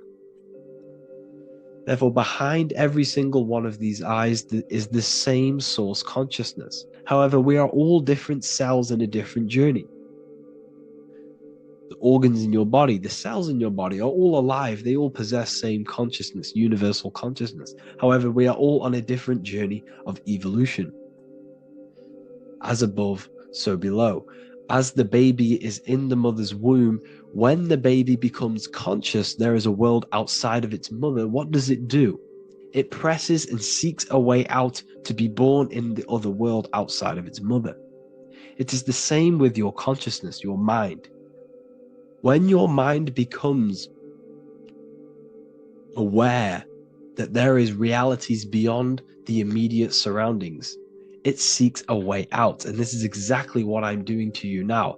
I am now expanding your mind and telling you there is other ways of reality. There's other dimensions of consciousness which you can access through inner transmutation, through different ways of thinking, spiritualism, and meditating and connecting with yourself and detaching from external things. We can upgrade our consciousness. Your body is a womb. Why Jesus says you must be born again to see the kingdom of God, because you are born physically and then you must be born again spiritually, awakening your inner consciousness. So like I said, as the baby is in the womb, it's the same principle. As above, so below. You were a baby, you were in your mother's womb, and you figured out there is a world outside of your mother, so you seek to weigh out your mother to be born in another world. It's the same now. You must do this now. This is your spiritual evolution. This is the evolution of consciousness. It's ever expanding. When you die, this is a transition. You must learn to not fear death. This is another part of your spiritual journey. You must master death. Therefore, like I said before, the mind has limitless capacity to expand into new realms of thought, continuously exploring uncharted ideas and concepts without boundaries. The mind can ever expand. It can never be filled. It can never ever know everything. There is infinite fields of knowledge, infinite fields of thought. Your current state is just one stage on an infinite pathway. You won't remain human forever. The human experience is a crucial phase where we learn to balance polarities, master the fundamental laws of the cosmos. It is a period of growth and transformation, preparing us for the next stages in our cosmic evolution. The goal is to strive for perfection, yet the true perfection is unattainable. It's like a tunnel, and there is a light at the end of the tunnel. And as you walk through this tunnel, the light is ever moving backwards. You should forever seek to meet that light, but you will never meet that light because consciousness is ever expanding. You should strive for perfection, yet knowing that perfection is forever unattainable. The journey is endless, with each step revealing deeper layers of understanding and experience. The pursuit of growth and expansion is itself the essence of our evolution.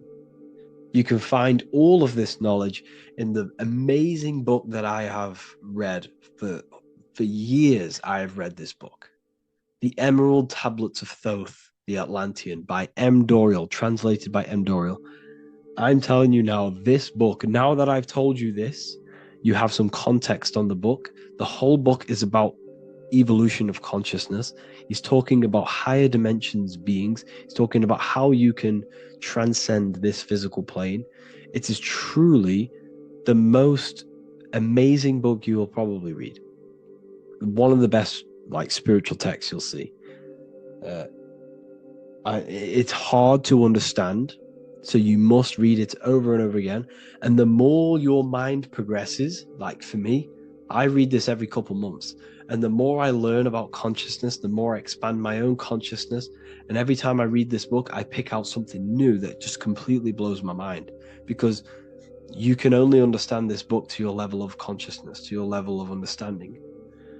So now that I've told you all this information, go and read this book and it will absolutely blow your mind. And so will the Book of Wisdom Volume 2, which is now available. I released it the other day.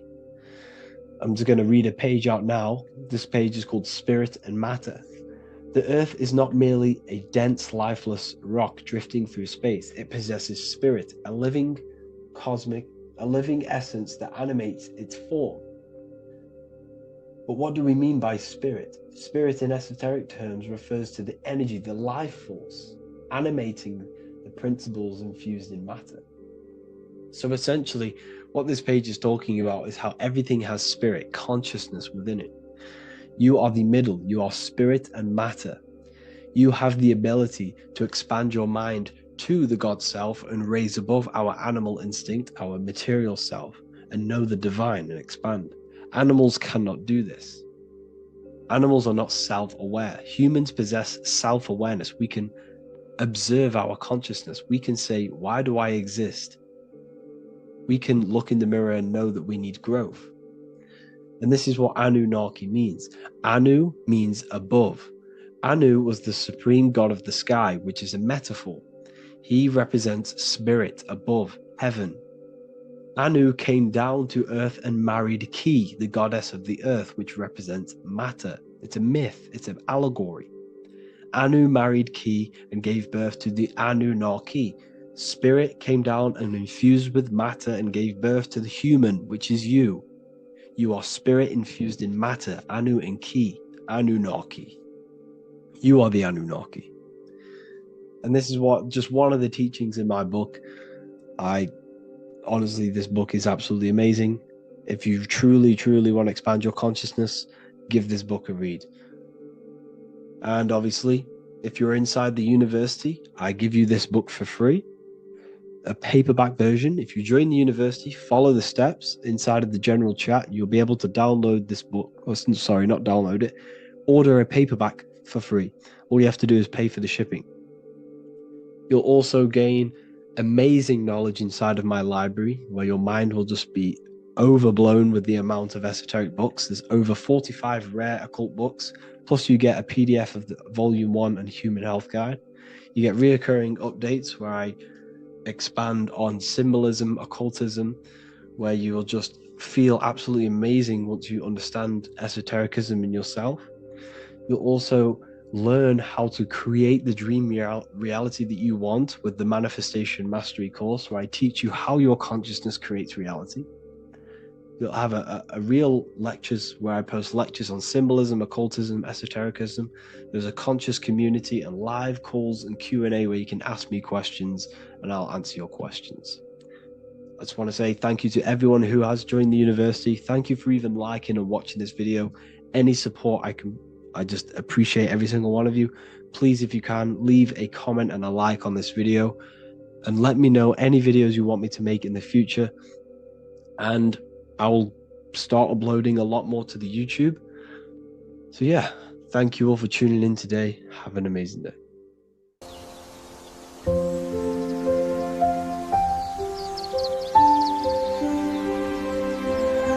bookofwisdom.com. Visit today.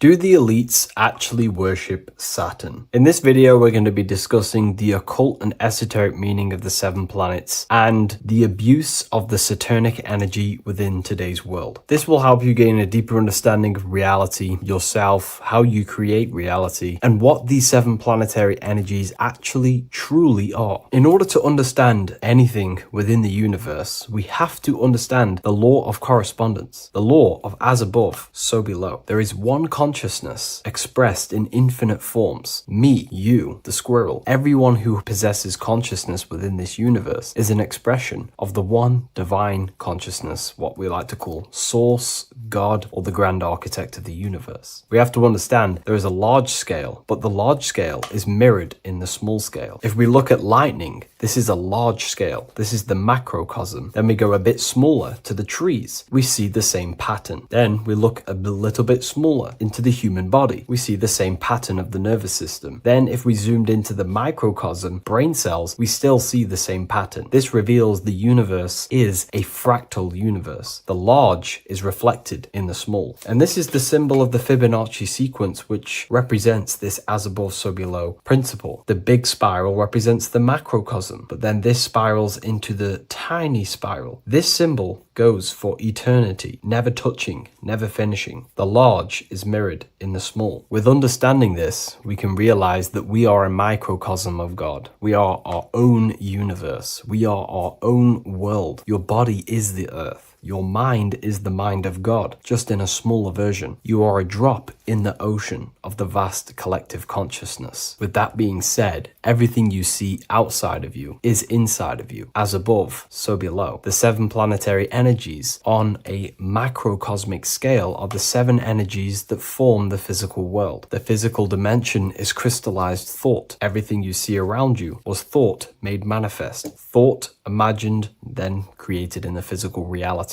Therefore, these 7 planetary energies are 7 astral forces that create and weave the material existence. For example, if we look at a tree has 7 categories of consciousness, 7 creational forces that create the tree. This is the reason why we have 7 days of creation in the Bible. This is the reason why we have 7 days of the week for the 7 planetary energies. Monday is for the moon, Mars is for Tuesday, Mercury for Wednesday, Jupiter for Thursday, which is Thor. Thor is Jupiter. Venus for Friday, Saturn day for Saturn, Sunday for the sun. This is also the reason why we have 7 major energy centers within the body. The 7 life forces that flow through the body to give physical existence to the physical form. Man is a microcosm of the universe. With that being said, if we look at a tree is nature, and nature is the macrocosm, the creation of God's mind. And if we look at the tree, we can see 7 creational categories that go into create the tree. For example, the stem of the tree, the trunk, represents the sun. The root system, the base of the tree, where the tree grows out of, is Saturn. If we look at the fruit of the tree, that represents Jupiter. The smell, the look, the colors of the tree, that's Venus. How the tree communicates with other trees through the root system is Mercury, the intellect, the intelligence, the communication. The leaves of the tree is the moon. The defense mechanism of the tree, how it defends itself from infections and other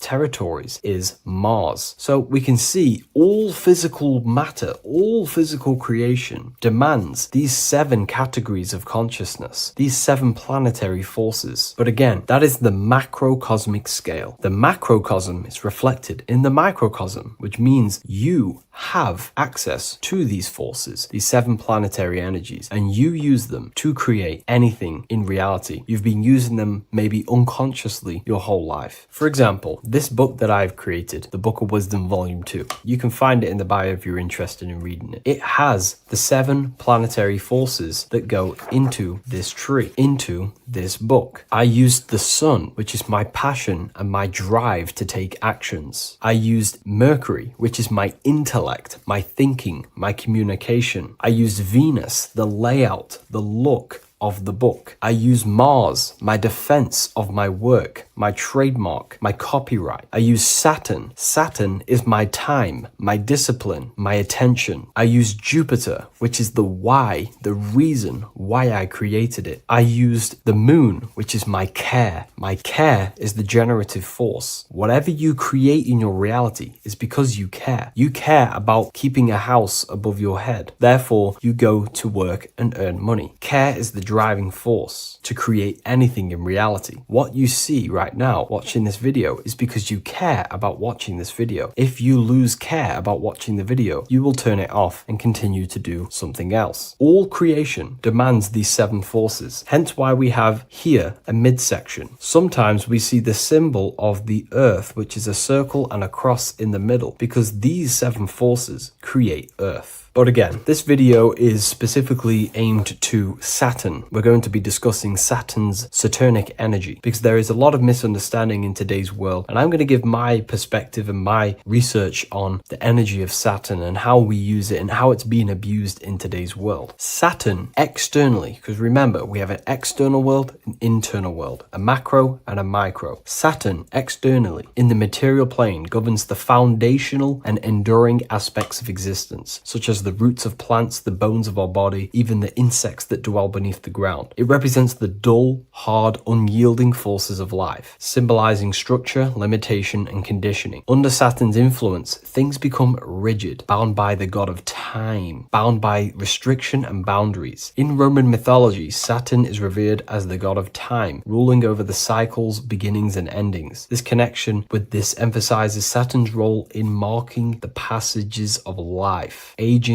and inevitable constraints we all face. Internally, inside yourself, the microcosm. Internally, Saturn embodies the conditioning within our own consciousness. When Saturnian aspects of consciousness dominates, we become overly rigid, fixated, restricted in our thinking and actions. For example, Saturn's influence is strongly felt in today's world, where many people's minds are confined to societal norms and conditioned responses. The pervasive control Saturnian energy can lead to the sense of limitation, as people become trapped within structure imposed by society and power structures. However, we have to remember that limitation, there is dark and light. Limitation is not bad. This is why Saturn is connected to the god Satan. They are the same being. It's something that restricts, holds back, and keeps you limited, conditions and limits consciousness to its lower power. Saturn is a great teacher, guiding us through difficult life lessons that ultimately lead to growth and expansion and power. Although Saturn's energy is harsh and often challenging, it helps us to develop resilience, discipline, and wisdom. Yet in modern age, this energy has overpowered the minds of the masses, fostering excessive rigidity and limitation. Instead of being ruled by Saturn's constraints, we should seek to embrace more freedom, love, joy, balancing Saturn's lessons with openness and fluidity in our life. So like I said, Saturn rules law. Anything that is limiting or holding back, something that is a restriction or a wall. This is why we see judges wear black robes. The color black is associated with Saturn because Saturn rules over the nighttime and the winter time. Capricorn, they wear black robes. A graduate also wears a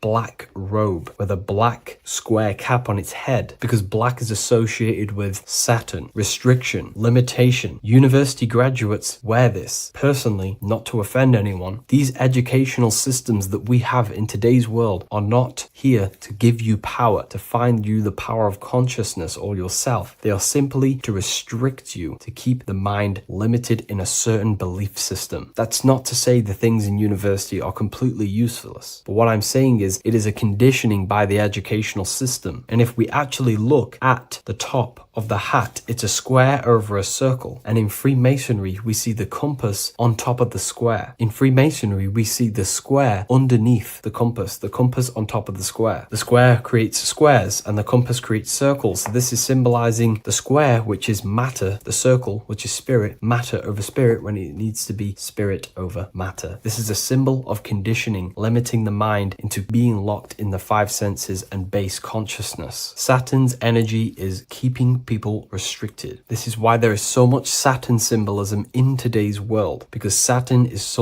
anything to do with limitation, restriction, and time. All of the systems in place are to limit our minds, to keep us on base consciousness, only thinking in a limited box, only thinking and aware of the five senses. In base consciousness, in animal nature, one only thinks according to their senses. When they have a sense, their mind thinks. This is an affect state of consciousness. They're living in the affect. We need to understand that in base consciousness, we have no true power to create. We're simply living in cycles of affect. Now, what do I mean? The physical world is the effect. It's already manifested and cannot be changed. Our consciousness needs to rise to become a cause instead of playing around and being lost in the effect, to become a co-creator. And this is what the system does not want you to do. It does not want you to become a conscious creator. So they keep you in base consciousness, not giving you the awareness that you are literally a god creating a world right now. You are a world and you are shaping the world. Our consciousness needs to be mastered, controlled, and then we can become a conscious creator instead of running around in the world of illusion and effect. As above, so below. What happens in the mind happens in reality. We do not want to be matter over spirit, which means the external world over the internal world. We need the internal world to rule over the external. Saturn symbolism can be symbolized as a black cube. The cube symbolizes this physical world because everything has 6 sides. We can move forward, backward, left, right, up, and down. We are in this cube. This is why we say think outside the box. Thinking outside the box means to become a cause and not an effect. The mind needs to be a cause, an instruction center, and not just thoughts that are reinforcing the effect and lost in the effects of the material world. Instead of reacting, we need to become a commander. This is a symbol of conditioning and the physical plane. Black is dull, lifeless. The physical world is lifeless. It has no power to create. It has no power to do anything. It is simply a projection and an effect. You, the mind, consciousness, are the cause. You can create the effect. In today's system, Saturn's energy is heavily relied on, which is just simply man-made laws, restrictions, time wasting, and keeping people in base consciousness, only aware of the physical 5 senses. Let's get something straight about the elites. They do not worship Saturn. There is nothing to worship. They simply use the energy of Saturn to keep people limited. They're not using the planet Saturn, but they're limiting people in their belief systems and physically where they can go, restricting boundaries, countries, restricting people's minds through mass media, which is all symbolism of limitation and restriction of Saturn. They're not worshipping it, they're using it and abusing it. Saturn could be anything in your mind that keeps you limited. If you have a limited thought that does not allow you to take action on something, that is a Saturnic energy within your own mind. Anything that is indoctrination, anything that is boundaries on you, that is a Saturnic energy. Some people say that the Saturn and the moon are working together to trap our soul. This is highly symbolic. Saturn and the moon are not forming a matrix to trap your soul and keep you reincarnated. Again, this is symbolic, and in the esoteric version and understanding of this, we can see that they do have a relationship. The moon is our subconscious mind, and Saturn is restriction. If we have restrictions and belief systems in our subconscious mind that keep the soul locked and trapped only in these 5 bases, these 5 senses, then we will think and condition ourselves that we are only the physical body and never actually free ourselves from the material world and ascend. Saturn and the moon are not working together, but these are highly linked. By limiting the subconscious, we keep people stuck in base awareness, keeping them locked in the world of effect, never becoming a conscious creator. We have 2 spiritual currencies, time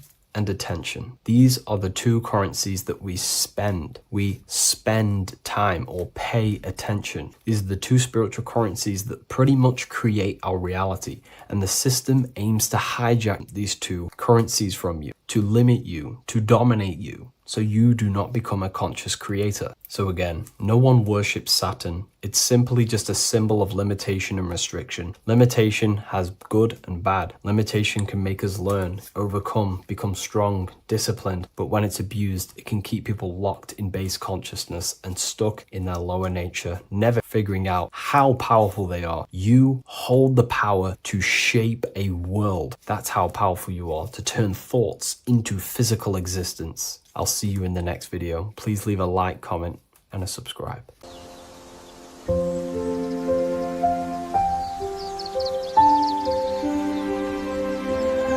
bookofwisdom.com. Visit today.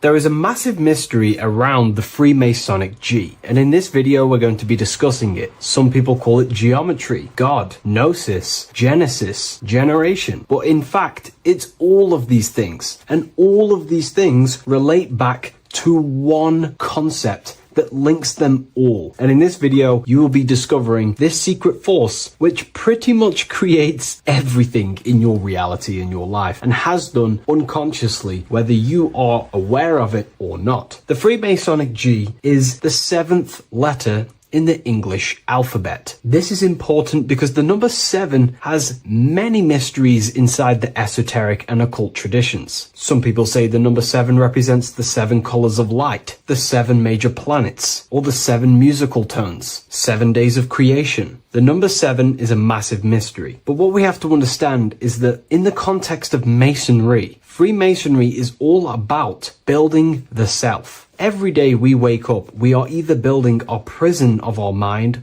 or freedom of our mind. Everything inside of esoteric Freemasonry is about building the self and reconstructing our consciousness, our inner dialogue, the inner voice. We're transforming the mind from low awareness to high awareness. This is why Freemasonry uses the allegory of stonemasonry, stones, chipping away at stones. The stone is in fact you, and we are perfecting the stone, which is your very own mind. Because the universe is a mental construct. Life is happening to us inside our minds. We are all the universal mind expressed and clothed in a different body. Therefore, now we understand that everything is about the internal inside of Masonry. This G relates to something inside of you. Hence why you see the G inside of the square and the compass. It's something internal in you. G is the 7th letter of the English alphabet, and the number 7 symbolizes the 7 cognitions of the mind. In esoteric and initiatory traditions, the 7 psychological cognitions of the mind refer to the 7 distinct modes through which human consciousness perceives, interprets, and transforms reality. Different schools use different names, but across Hermetic, occult, Gnostic, and mystical systems, the same underlying pattern emerges. The mind has 7 functional powers, each representing a layer of awareness and a stage of inner development. Number 1 would be perception. The first cognition is the raw reception of sensory and subtle impressions. It is the gateway where the outer world enters the inner world of our minds. Perception involves learning to see without distortion, to notice the symbolic dimension behind ordinary appearances in an occult interpretation of perception. The second one is interpretation. After perception comes the act of making meaning. The mind organizes impressions into patterns, beliefs, and judgments. Esoterically, this cognition determines whether a person interprets life through the ego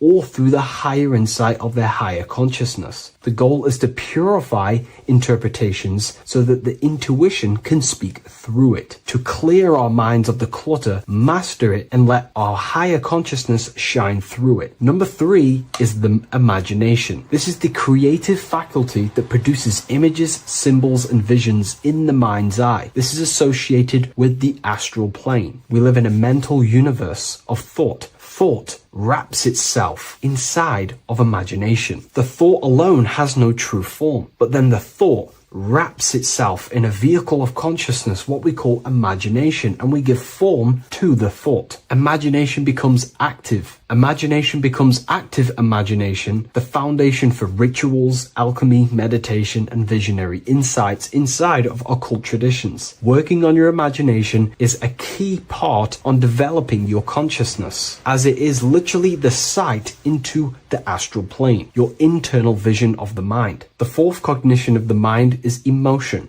Emotion is energetic response that gives intensity, direction, and magnetism to thoughts. Emotion fuels the magical will. Unrefined emotion binds us to lower impulses. Refined emotions become devotion, compassion, and the inner fire to transform thought into a tangible reality, to become a conscious creator. The 5th cognition is will, the faculty of intention, decision, and directed energy. Will is the power that aligns personality with the higher self. It is the driver of discipline, transformation, and the capacity to act consciously rather than react unconsciously. Most people walk through life as an unconscious zombie, living day to day, running off subconscious programmings, never actually using their conscious mind. We develop our will and try to align our will with the highest will possible so we can align our will with our higher mind. So the higher mind can manifest through us in the material plane. The 6th cognition of the mind is memory, the storehouse of experience, impressions, and archetypes. It shapes identity, determines how one repeats and transcends past patterns. Memory includes not only personal memory, but also a deep strata of the subconscious and the collective subconscious field, what we call the Akashic records. Memory is a massive quality that you must work on inside the Masonic system. You are required to remember certain rituals and certain things so that you can regurgitate them to pass on along the degrees. Based off my research, I myself personally am not a Mason. The 7th cognition of the mind is intuition, the highest cognition possible. It's direct knowing. It bypasses the linear reasoning and reveals truth as the inner illumination. Intuition is the voice of the soul. It is the guiding force, guiding our physical vehicle of consciousness through this physical experience, providing revelations, insights, and even sometimes gnosis and higher understandings.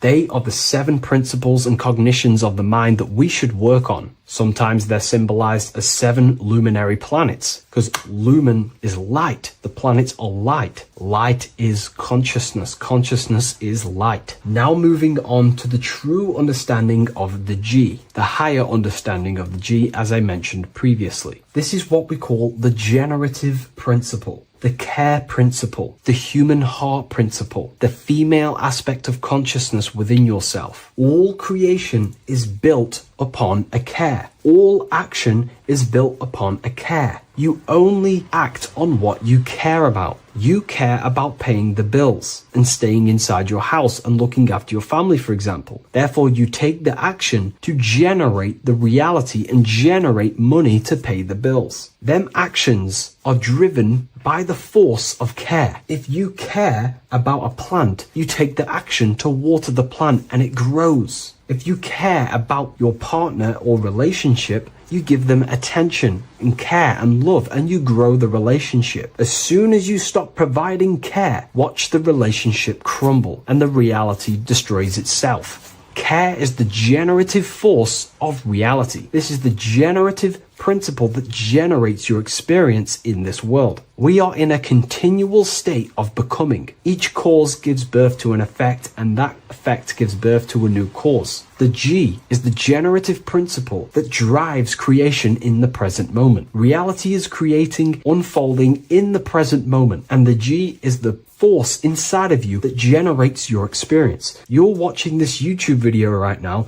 because you have a care in your heart for the information I have provided in the past, and you have a care about watching this video. As soon as you don't care, you take action to do something else with your time that you actually care about. The G is the generative force of the heart. It is the love energy. You only take action on what you love or care about. The whole world is built upon this principle. This is why we say money makes the world go round, because the whole world has a G or a care for money, and it's making everyone wake up in the morning, take actions, and make the world go round. It is the G, the care for that principle or money object to generate that reality. It is the force that drives you, hence why the G is sometimes surrounding with light rays, because it represents a force, emanation, something that is invisible but driving the physical body. The G is the internal force that focuses thought into an action. We can think many thoughts, but the thoughts you don't care about, you don't take action on. But the thought you care about, that you have a G for, intensifies that thought, focuses and directs it into an action to generate that experience and reality. The whole world is built upon this principle. The sun is a perfect example of the generative principle. The sun gives all of its life, light, never asking for anything back, making everything grow and generate on the earth. Everything in your life is built upon this principle, and gaining control over your care gives you control over your actions and your reality and what you generate. Once you see this, it is truly beautiful that the world is actually built upon love. This is why they say love is the force of God. It is. Truly. This is the reason why God begins with a G. It's about Genesis. Genesis means creation. G, generation. Anything that generates and creates is all to do with a care or a love energy. But don't get me wrong, people can love sick and twisted things, and they act upon them sick and twisted things. This is why purification of ourselves is important by understanding this principle, as it is a very powerful principle to understand. This is the reason why the word gift begins with a G. You're giving something. I care, I'm going to give you something, a gift. Or guidance. This is what guides you into becoming something, what you love. This is why also gnosis begins with a G. Gnosis is not actually knowledge. Gnosis is knowledge obtained, attained by direct experience or through direct experience. For example, you're not believing you're watching this video right now. You know you're watching this. Know, gnosis, same phonetic sound. It's about knowing. Gnosis is about gaining knowledge of the self. Self-knowledge through direct experience.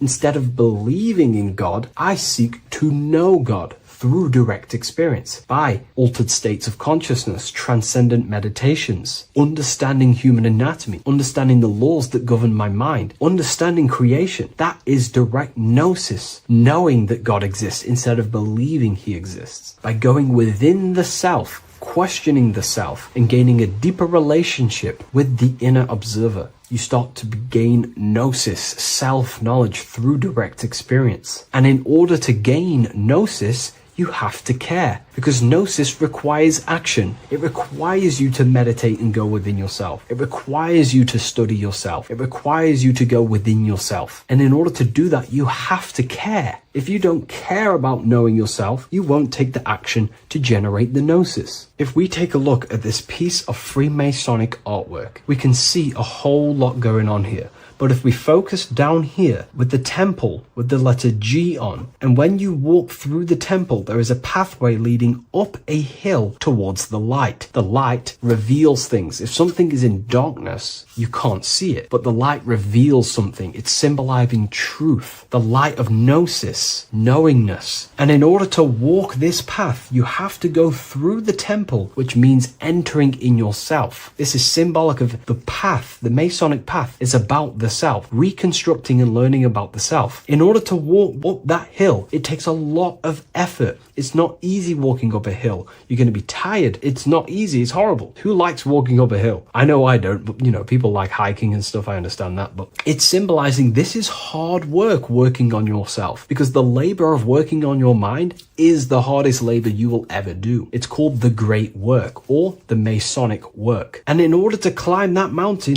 you go through the G. You have to have the care. If you do not have the care, you will not walk up that mountain. You will not generate the gnosis. You will not get close to the light. You have to have the G to walk that path of self-mastery and working on your mind. This is very, very important. If you want to gain the light, you have to have the G inside of you. You have to have the care to generate a higher consciousness. If you want to earn more money, you have to have the care, or else you will not take the action necessary to generate that reality. This is why we have to master ourselves and write down everything you love. It could be even the bad things. It could be lust. It could be anything you're wasting your care energy on. Try and remove them one by one. Master them and become disciplined. And then you will have more G energy, care energy to direct towards something else in your life to generate and grow that experience or reality. Again, the word grow, G. It is a growing force. What you place your love and care into grows and expands. What you have a G for is what you spend your time and attention on, your two spiritual currencies. So this is the Masonic G, and I hope you gain a deeper understanding of this. So that is pretty much everything about the Masonic G that you need to know, and hopefully this has helped you. If you wish to learn more and gain guidance through your life and understand yourself on a deeper level, the book I've used today is called The Book of Symbolism. I'll leave a link in the description.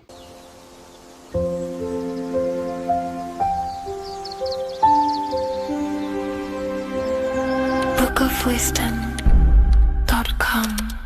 Visit today.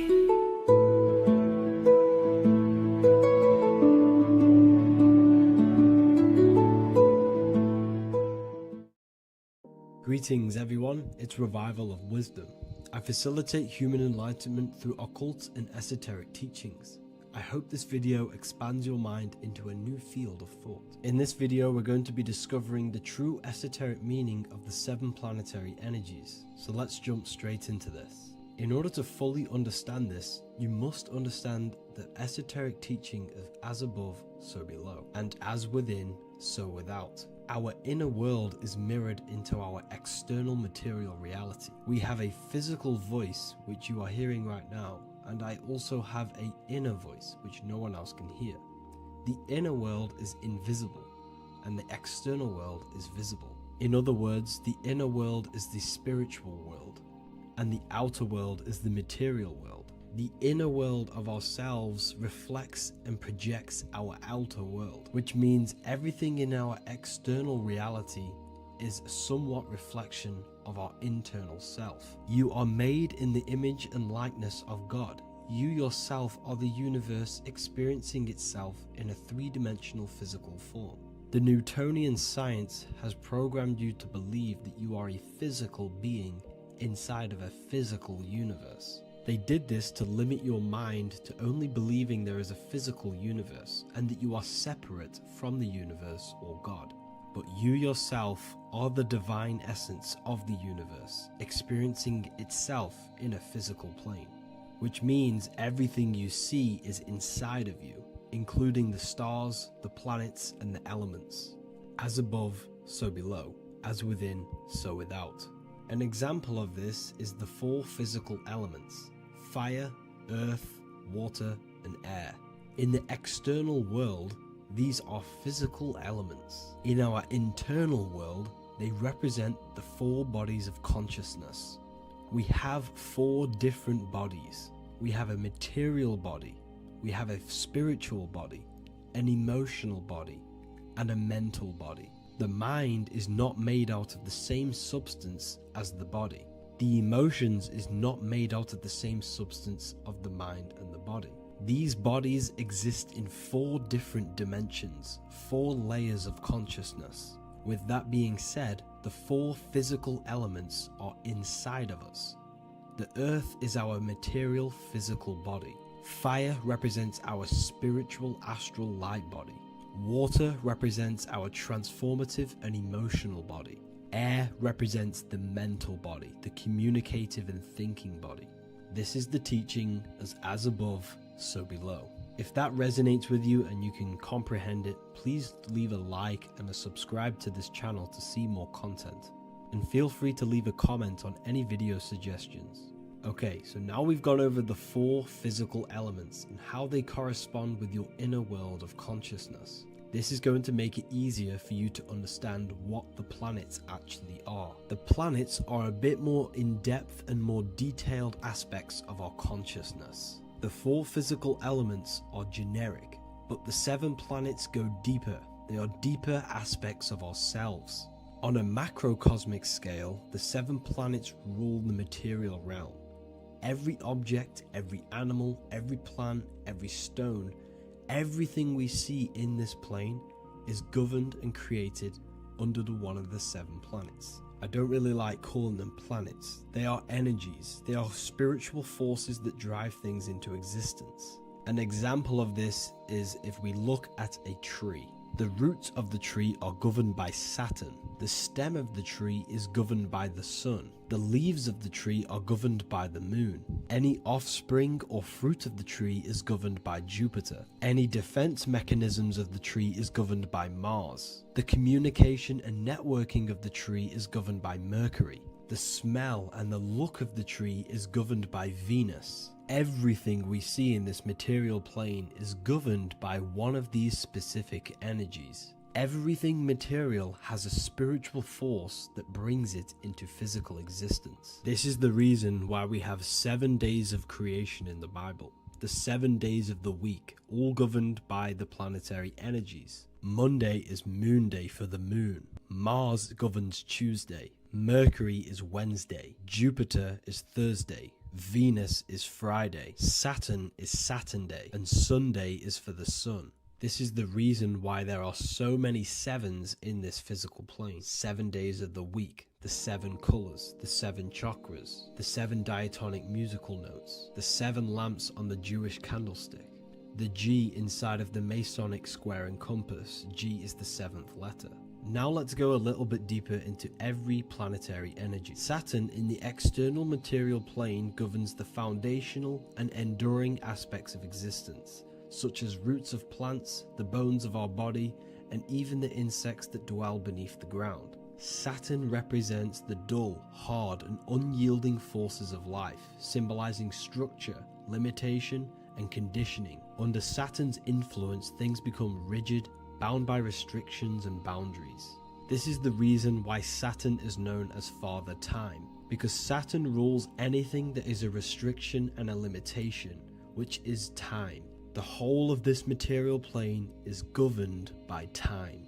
You will be born and you will die. This explains why there is so much Saturn symbology in this material plane. Saturn is one of the most important planetary energies. You are a spiritual being in a physical body. Your light, your consciousness is bound to the physical body until you learn how to escape the physical body. The body is a limitation for our infinite minds and spiritual bodies. Our infinite mind is stuck in this material body, governed by Saturn's limitation of time, matter, and space. Now let's dive into what Saturn means to our consciousness within our internal world. We've gone over what Saturn means in the external world.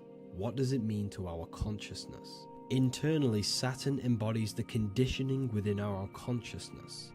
When the Saturnian aspect of our consciousness dominates, we become overly rigid, fixated, and restricted in our thinking and actions. For example, Saturn's influence is strongly felt in today's world, where many people's minds are confined to societal norms and conditioned responses. Saturn is the aspect of our consciousness, our minds, such as limiting belief systems and limiting thoughts and emotions. This is the negative thought that you can't get rid of that's holding you back. This is a Saturn aspect of our consciousness. However, this is not a negative thing. The Saturnian aspect of our consciousness is a great teacher, guiding us through difficult life lessons that ultimately lead us to growth and expansion. Saturn's energy allows us to experience and overcome fears and limitations so our minds can expand into new fields of thought, into new life. Although Saturn's energy is harsh and often challenging, it helps us develop resilience, discipline, and wisdom. However, in the modern day, this Saturnian energy has overpowered the minds of the masses, fostering excessive rigidity and limitation. This is why we see so much Saturn symbolism. It's literally everywhere because our minds are being dominated by the Saturnian limiting aspect of our consciousness. Now, let's move on to the moon. The moon, or lunar energy in the external material macrocosm plane, governs the elements of water, influencing the natural cycles such as the ocean tides, which rise and fall in harmony with the moon's phases. Beyond water, the moon also guides instinctual behaviors such as animal migrations. Birds, insects, and other creatures rely on the moon's subtle energies to navigate their journeys. For example, dung beetles use polarization patterns in the moonlight to orient themselves and travel safely home. The moon creates the months. M-O-N is moon. There are 28-day cycles, and this 28-day cycle of the moon is reflected in the woman's body, known as the menstrual cycle. The moon is a feminine energy, governing the feminine elements such as water and the feminine cycles of the body. The moon is the womb. This is why eggs have the same color as the moon, because eggs are ruled by the moon's energy. Now that's the external world. The internal world, the moon symbolizes the emotion aspect of our consciousness. It represents the subconscious mind, the seat of intuition and psychic abilities. Just like in the external world, things are born out of the moon, such as eggs and the womb. The subconscious mind acts as a womb for our conscious mind. Our deep subconscious emotions and programs are born into light into the conscious mind and controls the conscious mind. The moon represents our hidden psyche, our shadow self. Now let's go on to the sun. The sun represents the life force. In the material external world, the sun is ruling over pretty much all life. The sun gives life to all things. Without the sun, animals could not exist, the human body could not work, and plants would not grow. The sun is the life force. It's the soul of the world. Now, in our internal world of consciousness, the sun represents our passion, our drive, our conscious mind. The aspect of our internal world that wants to drive things and give life to physical manifestation. Now we go on to Mars energy. Mars is well known for being the god of war. Mars energy manifests into the material plane through anything that seeks to protect or defend itself. For example, the holly tree. The holly tree leaves are very sharp and they defend itself. Anything that is protective in the material world has Mars energy and is governed by this specific aspect of consciousness. For example, any predators or animals such as hedgehogs with spines on their backs for protection. Mars represents all things that is driven by conflict, aggression, and defense. Now, internally, inside of our inner world, Mars symbolizes the aspect of our consciousness that is focused on self-preservation and protection. Mars governs our ego, the instinctual urges of anger or maintaining reputation. Mars is not evil, it's necessary. Sometimes it's necessary for us to protect ourselves. Mars is the aspect of our consciousness that is anger, rage, the desire to fight or conquer. When this energy is activated within our consciousness, we become defensive, assertive, and even combative, ready to dominate others and destroy obstacles in our way. Now let's move on to Venus energy. Venus in the external material world manifests its energy through the aesthetics of creation. This planet governs the beauty and harmony found in nature, including the nurturing environment of a mother's womb where life begins. Venus embodies the essential love, not only in romantic relationships, but also in the bonds between family members and all living beings. Venus represents relationships. We have relationships between plants, animals. They all depend on each other to give life. Plants provide food and medicine, while living creatures contribute to their own growth and pollination.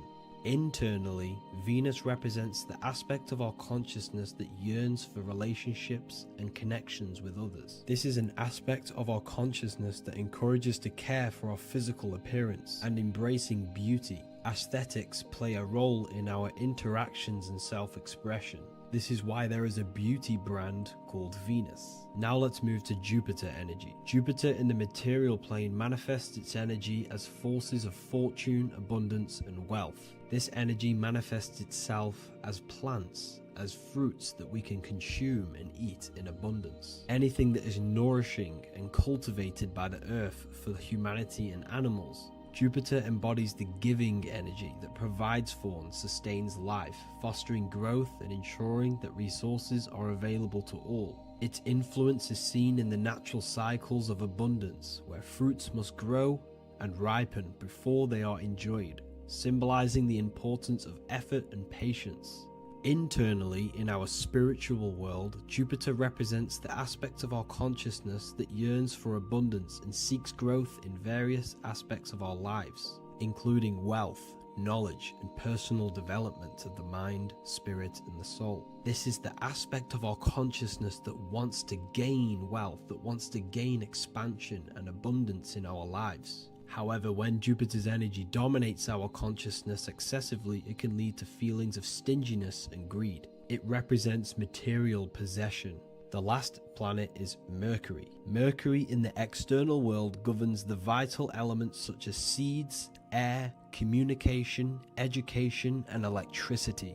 Known as the messenger of the gods, Mercury rules over intellect, communication, and the transmission of knowledge. Mercury's states of consciousness manifests itself in the material plane as the network between trees and plants, how they all communicate together. It represents the intelligence behind all physical things. It's the intelligence behind the seed that allows it to grow into a plant. Mercury's creative energy is manifested in the nervous system of the human body and all living animals. The intricate messenger that transmits signals from the body to the brain and then to the mind. This intelligence within us allows us to facilitate thought and movement. Internally, in our spiritual aspects of consciousness, Mercury is the state of consciousness that seeks knowledge, understanding, and intellectual growth and expansion. This part of us is curious, eager to learn, and driven to communicate ideas and information. It represents our mental body. The Roman god Mercury is often depicting flying because this symbolizes the air. Air represents our mental body. When the Mercury aspect of our consciousness dominates, we become highly intellectual, constantly seeking information, analyzing situation, and communicating our ideas. While this can enhance our understanding and ability to interact with the world, an excess of Mercury's influence can lead to overthinking, excessive analysis, and focus on intellect over emotions or intuition.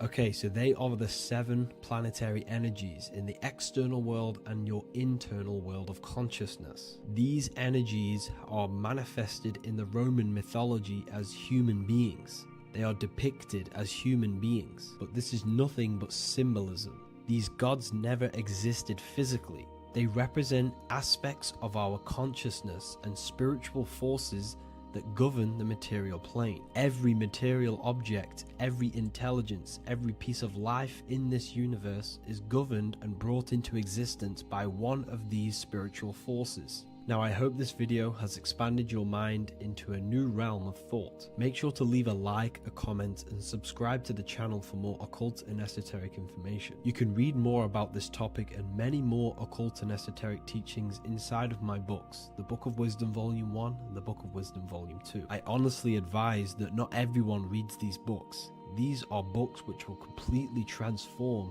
your view on reality. You will feel a lot better reading these books because you will find a connection with yourself and the universe. Understanding truth and knowing thyself gives you a sense of well-being. Like I said, this is not just a book. This is a beginning of your journey of expansion and growth.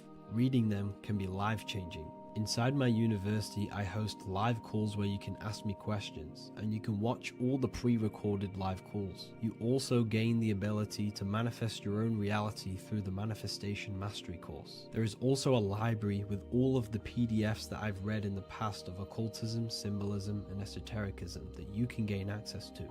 There is a whole lecture section where you can watch all of my occult lectures. This is a place of transformation. The price of the university will be going up very soon. If you join now, you will gain a free sexual alchemy course which will teach you how to transmute sexual energy into creativity. I'll leave all the links in the description for the university and also my website where you can get my books. I hope you enjoyed this video. Take care.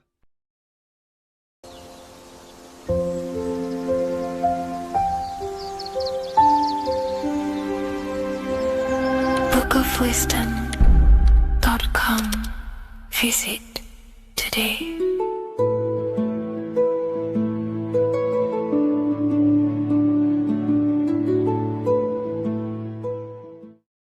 Hello, Seeker.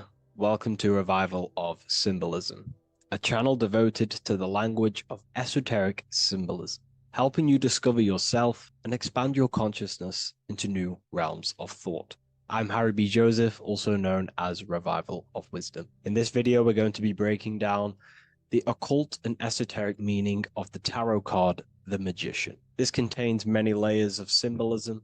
Let's get straight into this. So if we look at the card of the Magician, the first thing we notice is this gesture, his hands. We have one hand up, one hand down. This corresponds to the teaching and the principle of the universe called the law of correspondence, also known as above, so below. As above, so below pretty much corresponds with everything in the whole world and life. Everything functions underneath this law.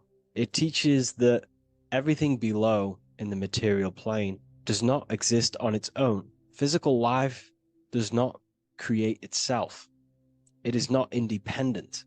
It cannot sustain itself. Everything below in the material plane has its spiritual counterpart within the heavenly realms of higher consciousness dimensions. Everything above manifests that which is below. It's simply representing how reality is dual and you are dual. You have a self outside the mind, which is the physical body, and a self inside the mind, the spiritual self. While most people are fixated on the external self, the physical body, they never give attention to their internal self, the self inside the mind. The self inside the mind is limitless, has infinite potential, and is not bound to any true form or identity. The internal self is the immortal self, the higher self. It is the self that can turn anything, any thought, into a form within the realm of imagination. This is what we call the astral plane. The astral plane being a plane or a dimension that sits just above the physical plane, and it's the realm of imagination, emotion, and desire. Because in order for us to imagine something, we have some sort of emotion or desire to create it. Therefore, it is the astral energy, the desire and the imagination of something above in the higher realms and dimensions of consciousness that make it possible and physically created within the material realm. It is the astral forces of desire manifesting the actions of the physical body, because the physical body only moves to what we care about or we have a passion or desire. These forces, what we call passion and desire, are not just chemical reactions in your body. They are astral forces directly coming from your astral body. We think with thought. This is the beginning of all creation. We think, we imagine, we desire, then we act. It is the higher realms first, then the external realm, the material. Higher dimensions over the lower dimensions. This fits in perfect with the magician, because a magician is not someone, like Harry Potter shows you with wands casting spells. This is fantasy. The real magic is about changing consciousness at will, because consciousness above creates that which is below, the material, as within, so without. Reality is created from the inside out. So the magician understands that by changing consciousness, we change our external circumstances. You see this reflected in your life, and I've seen this reflected in my life. When you change your consciousness, for example, you start to spiritually awaken. You start to think differently, see the world differently. What happens to your external reality? Notice your friends start to say you've changed. You may not fit in with your current friendship circle. Your friends will change and you will outgrow them, and you'll have to seek to find new friends that fit with your new internal state of consciousness. This is teaching that the internal world rearranges the external world. While most people stay in a cycle of trying to change the external world, not realizing that they must first change the internal. This is what magic is about.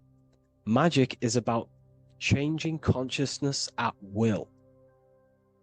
Because when a magician holds the ability to direct all forces of their consciousness to a specific reality within them, to create that form and reality within the internal self, they can actually start to produce change in the external reality. We have masculine forces of consciousness, feminine forces of consciousness. The feminine forces of consciousness are imagination, intuition, emotion. The active masculine forces of consciousness are willpower, actions, and intellect, thinking. When we combine the imagination, seeing the reality within our mind, forming the reality within our spiritual vision, the internal vision of the soul, because imagination is the expression of the soul. It is creating with astral light, astral vision. Freemasons, occultists call imagination spirit vision. When we see that reality with our spiritual vision, this is why we have to increase our ability to vividly see within our imagination or the astral plane. If we do not develop these faculties of consciousness, we will struggle. This is what the esoteric is about. We have to increase and develop every part of our consciousness to develop spiritually, to try and reconnect with the internal world, while our whole past life we've been focusing on the external. When we combine the soul's vision of imagination with a feeling and a desire of creating that reality, that's then the internal world pretty much sorted. Then we have to combine that with willpower and actions. The masculine and feminine come together to give birth to a child. The masculine and feminine come together in your consciousness to give birth to a reality. It's about changing what's inside the self to produce change below. This is what true magic is. Look at the word magic, magi, and the word imagination, imagination. Imagination is about working with the forces of the soul and the forces of consciousness, producing change in consciousness at will to produce change in the external. This is what this represents. Changing above so we can change below. No point trying to change the external world, because the external world is already formed. It is a form, it is an effect. So to produce true change in the external world that lasts long term, we must first gain control over ourselves. We produce change internally. This is why the magician is called to gain mastery in every element of their being. They have to gain control over every aspect of consciousness and develop every faculty of the soul. This includes developing strong imagination, developing a very strong willpower. We can do this through exercises such as imagination exercises, holding one specific vision for a long period of time, meditation, thinking on one specific thing for a very long period of time. This will increase the willpower. It's also about gaining control over the subconscious impulses, the subconscious thinking patterns that seek to control us. It's about gaining control over every aspect of our consciousness. This is what a true magician is. And this is what the true spiritual path is. Developing every faculty of consciousness. It's a never-ending journey of self-mastery. If we look at the magician, we see this infinity symbol rising just above his head, symbolizing the mind being filled with higher knowledge. The mind aware of higher dimensions. You see, the mind is the cause, physical reality is the effect. We need to raise our consciousness from effect consciousness to causal consciousness to truly become a magician and a master of our reality. What do I mean by effect consciousness? Most people live in the realm of effect and reaction. Their consciousness, their mind, emotions, and imaginations are constantly thinking, feeling, and imagining the things that have happened to them. Instead of doing this, we need to change this state. Instead of reacting, we need to become the cause.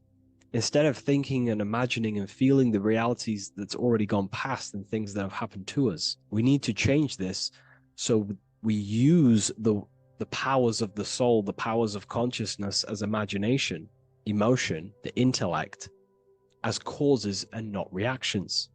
This is how we truly become a magician and apply this principle of as above, so below. We need to think, feel, act, imagine, and use all the faculties of consciousness and the creative powers of the soul to cause things, to create a better future, to imagine a better outcome, instead of dwelling in reactivity, because reactivity will create a constant cycle of negative manifestations. If we sit around and moan, complain, think, imagine, feel the things that have happened to us in the past, the mind is the cause. And if the mind is in that state of reactivity, it's just going to constantly create more negativity in your external reality. This is what it's all about, as above, so below. You can see the sword here. The sword cuts through the air. The air is one of the 4 physical elements. Fire represents the spiritual body of consciousness. Water represents the emotional body of consciousness. Earth represents the physical body of consciousness. Air corresponds to the mental body of consciousness. So this sword is a symbol of a sharp mind. The mind needs to become very sharp and very disciplined and very controlled, both consciously and subconsciously. What does this mean? We have to gain control over the mind. We have to become more conscious of the thoughts that are happening inside our mental field, because the mental field of consciousness is pretty much the birth of all creation. We think, imagine, feel, then act. So we must gain a sharp intellect, a sharp mind, a sharp, powerful mind. The sword is also a symbol of power. So this is a symbol of a powerful mind, a mastered mind. This is your sword. This is your tool to create, because you are a co-creator. As above, so below literally tells you that you are God itself. The same powers God used to think everything into existence, such as nature, the stars, the human body, the macrocosm, the world. God thought the world into existence. We live in a mental universe. All creation is first thought, then manifested physically. The same powers of thought God used to create the world is the same power that you use to create your world. You are cut of the same fabric of God. You are a microcosm, as above, so below.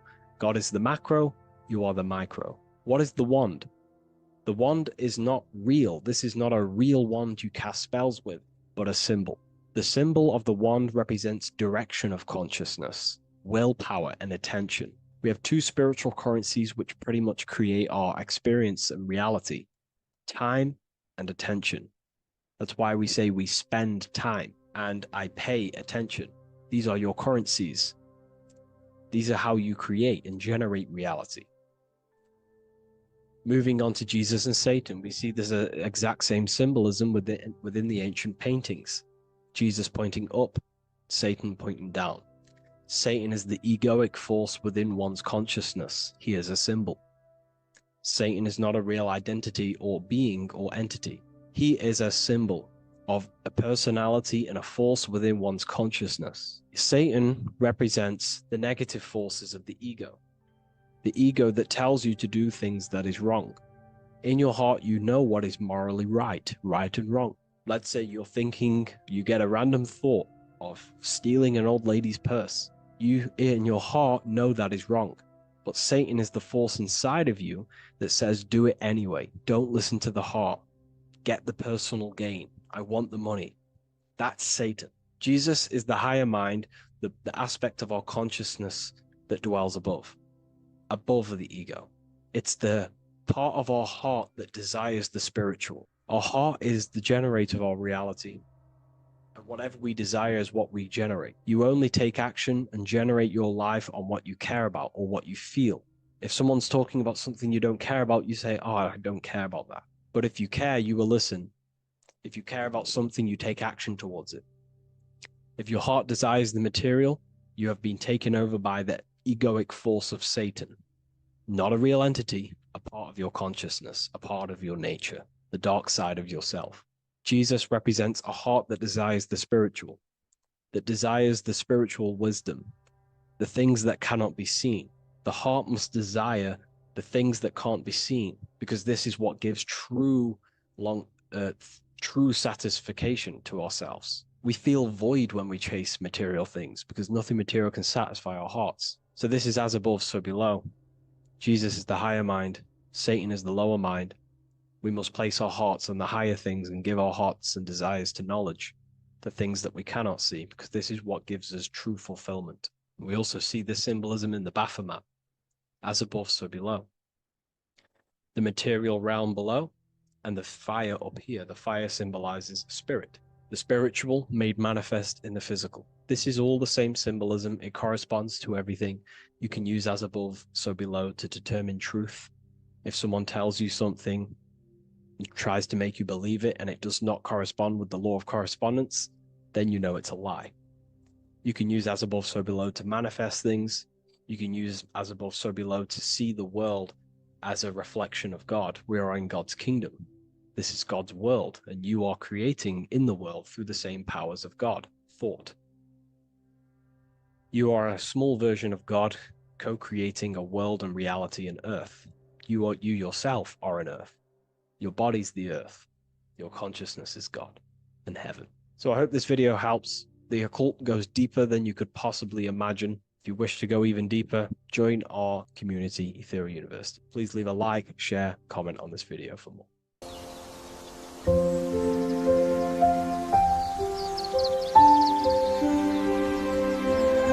bookofwisdom.com.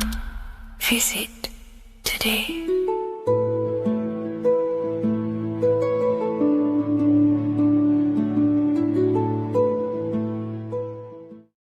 There is a massive mystery around the Freemasonic G, and in this video we're going to be discussing it. Some people call it geometry, God, gnosis, genesis, generation, but in fact it's all of these things, and all of these things relate back to one concept that links them all. And in this video, you will be discovering this secret force, which pretty much creates everything in your reality, in your life, and has done unconsciously, whether you are aware of it or not. The Freemasonic G is the 7th letter in the English alphabet. This is important because the number 7 has many mysteries inside the esoteric and occult traditions. Some people say the number 7 represents the 7 colors of light, the 7 major planets, or the 7 musical tones, 7 days of creation. The number 7 is a massive mystery. But what we have to understand is that in the context of Masonry, Freemasonry is all about building the self. Every day we wake up, we are either building our prison of our mind or freedom of our mind. Everything inside of esoteric Freemasonry is about building the self and reconstructing our consciousness, our inner dialogue, the inner voice. We're transforming the mind from low awareness to high awareness. This is why Freemasonry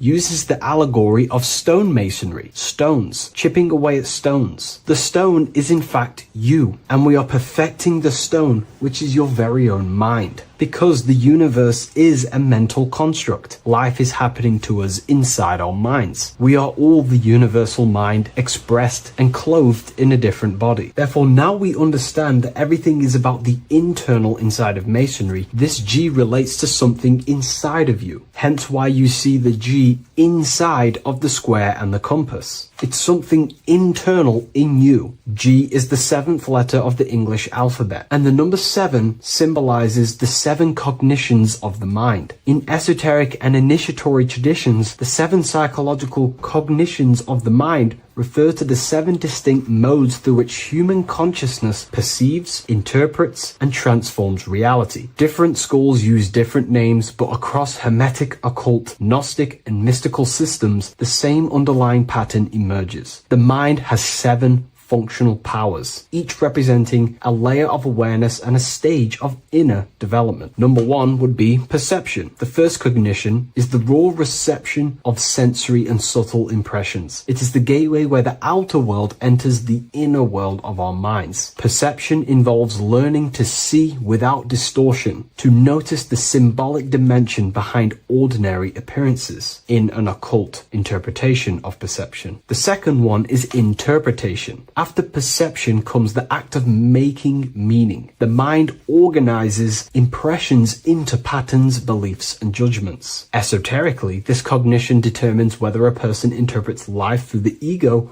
or through the higher insight of their higher consciousness. The goal is to purify interpretations so that the intuition can speak through it, to clear our minds of the clutter, master it, and let our higher consciousness shine through it. Number 3 is the imagination. This is the creative faculty that produces images, symbols, and visions in the mind's eye. This is associated with the astral plane. We live in a mental universe of thought. Thought wraps itself inside of imagination. The thought alone has no true form, but then the thought wraps itself in a vehicle of consciousness, what we call imagination, and we give form to the thought. Imagination becomes active. Imagination becomes active imagination, the foundation for rituals, alchemy, meditation, and visionary insights inside of occult traditions. Working on your imagination is a key part on developing your consciousness, as it is literally the sight into the astral plane, your internal vision of the mind. The fourth cognition of the mind is emotion.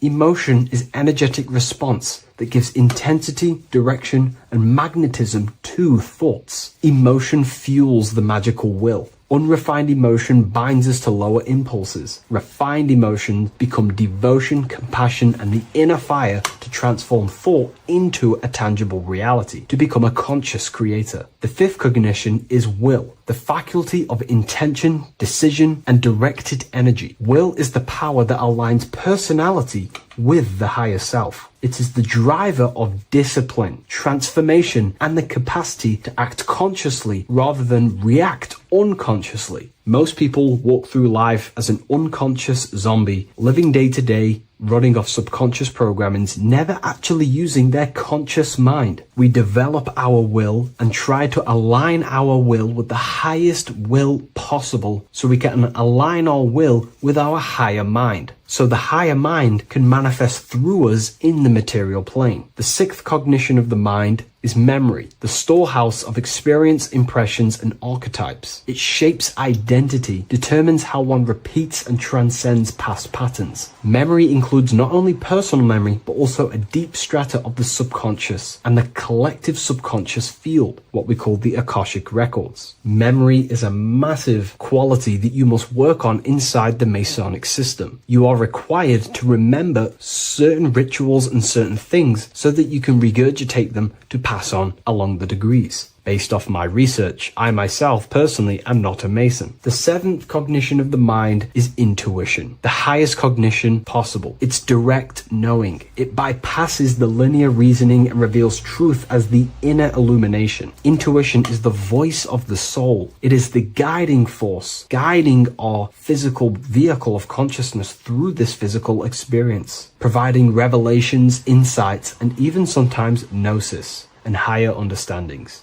They are the 7 principles and cognitions of the mind that we should work on. Sometimes they're symbolized as 7 luminary planets, because lumen is light. The planets are light. Light is consciousness. Consciousness is light. Now moving on to the true understanding of the G, the higher understanding of the G, as I mentioned previously. This is what we call the generative principle. the care principle, the human heart principle, the female aspect of consciousness within yourself. All creation is built upon a care. All action is built upon a care. You only act on what you care about. You care about paying the bills and staying inside your house and looking after your family, for example. Therefore, you take the action to generate the reality and generate money to pay the bills. Them actions are driven by the force of care. If you care about a plant, you take the action to water the plant and it grows. If you care about your partner or relationship, you give them attention and care and love and you grow the relationship. As soon as you stop providing care, watch the relationship crumble and the reality destroys itself. Care is the generative force of reality. This is the generative principle that generates your experience in this world. We are in a continual state of becoming. Each cause gives birth to an effect, and that effect gives birth to a new cause. The G is the generative principle that drives creation in the present moment. Reality is creating, unfolding in the present moment, and the G is the force inside of you that generates your experience. You're watching this YouTube video right now because you have a care in your heart for the information I have provided in the past, and you have a care about watching this video. As soon as you don't care, you take action to do something else with your time that you actually care about. The G is the generative force of the heart. It is the love energy. You only take action on what you love or care about. The whole world is built upon this principle. This is why we say money makes the world go round, because the whole world has a G or a care for money, and it's making everyone wake up in the morning, take actions and make the world go round. It is the G, the care for that principle or money object to generate that reality. It is the force that drives you, hence why the G is sometimes surrounding with light rays, because it represents a force, emanation, something that is invisible but driving the physical body. The G is the internal force that focuses thought into an action. We can think many thoughts, but the thoughts you don't care about, you don't take action on. But the thought you care about, that you have a G for, intensifies that thought, focuses and directs it into an action to generate that experience and reality. The whole world is built upon this principle. The sun is a perfect example of the generative principle. The sun gives all of its life, light, never asking for anything back, making everything grow and generate on the earth. Everything in your life is built upon this principle, and gaining control over your care gives you control over your actions and your reality and what you generate. Once you see this, it is truly beautiful that the world is actually built upon love. This is why they say love is the force of God. It is. Truly. This is the reason why God begins with a G. It's about Genesis. Genesis means creation. G, generation. Anything that generates and creates is all to do with a care or a love energy. But don't get me wrong, people can love sick and twisted things, and they act upon them sick and twisted things. This is why purification of ourselves is important by understanding this principle, as it is a very powerful principle to understand. This is the reason why the word gift begins with a G. You're giving something. I care, I'm going to give you something, a gift. Or guidance. This is what guides you into becoming something, what you love. This is why also gnosis begins with a G. Gnosis is not actually knowledge. Gnosis is knowledge obtained, attained by direct experience or through direct experience. For example, you're not believing you're watching this video right now. You know you're watching this. Know, gnosis, same phonetic sound. It's about knowing. Gnosis is about gaining knowledge of the self. Self-knowledge through direct experience. Instead of believing in God, I seek to know God through direct experience by altered states of consciousness, transcendent meditations, understanding human anatomy, understanding the laws that govern my mind, understanding creation. That is direct gnosis, knowing that God exists instead of believing he exists. By going within the self, questioning the self, and gaining a deeper relationship with the inner observer, you start to gain gnosis, self-knowledge through direct experience. And in order to gain gnosis, you have to care, because gnosis requires action. It requires you to meditate and go within yourself. It requires you to study yourself. It requires you to go within yourself. And in order to do that, you have to care. If you don't care about knowing yourself, you won't take the action to generate the gnosis. If we take a look at this piece of Freemasonic artwork, we can see a whole lot going on here.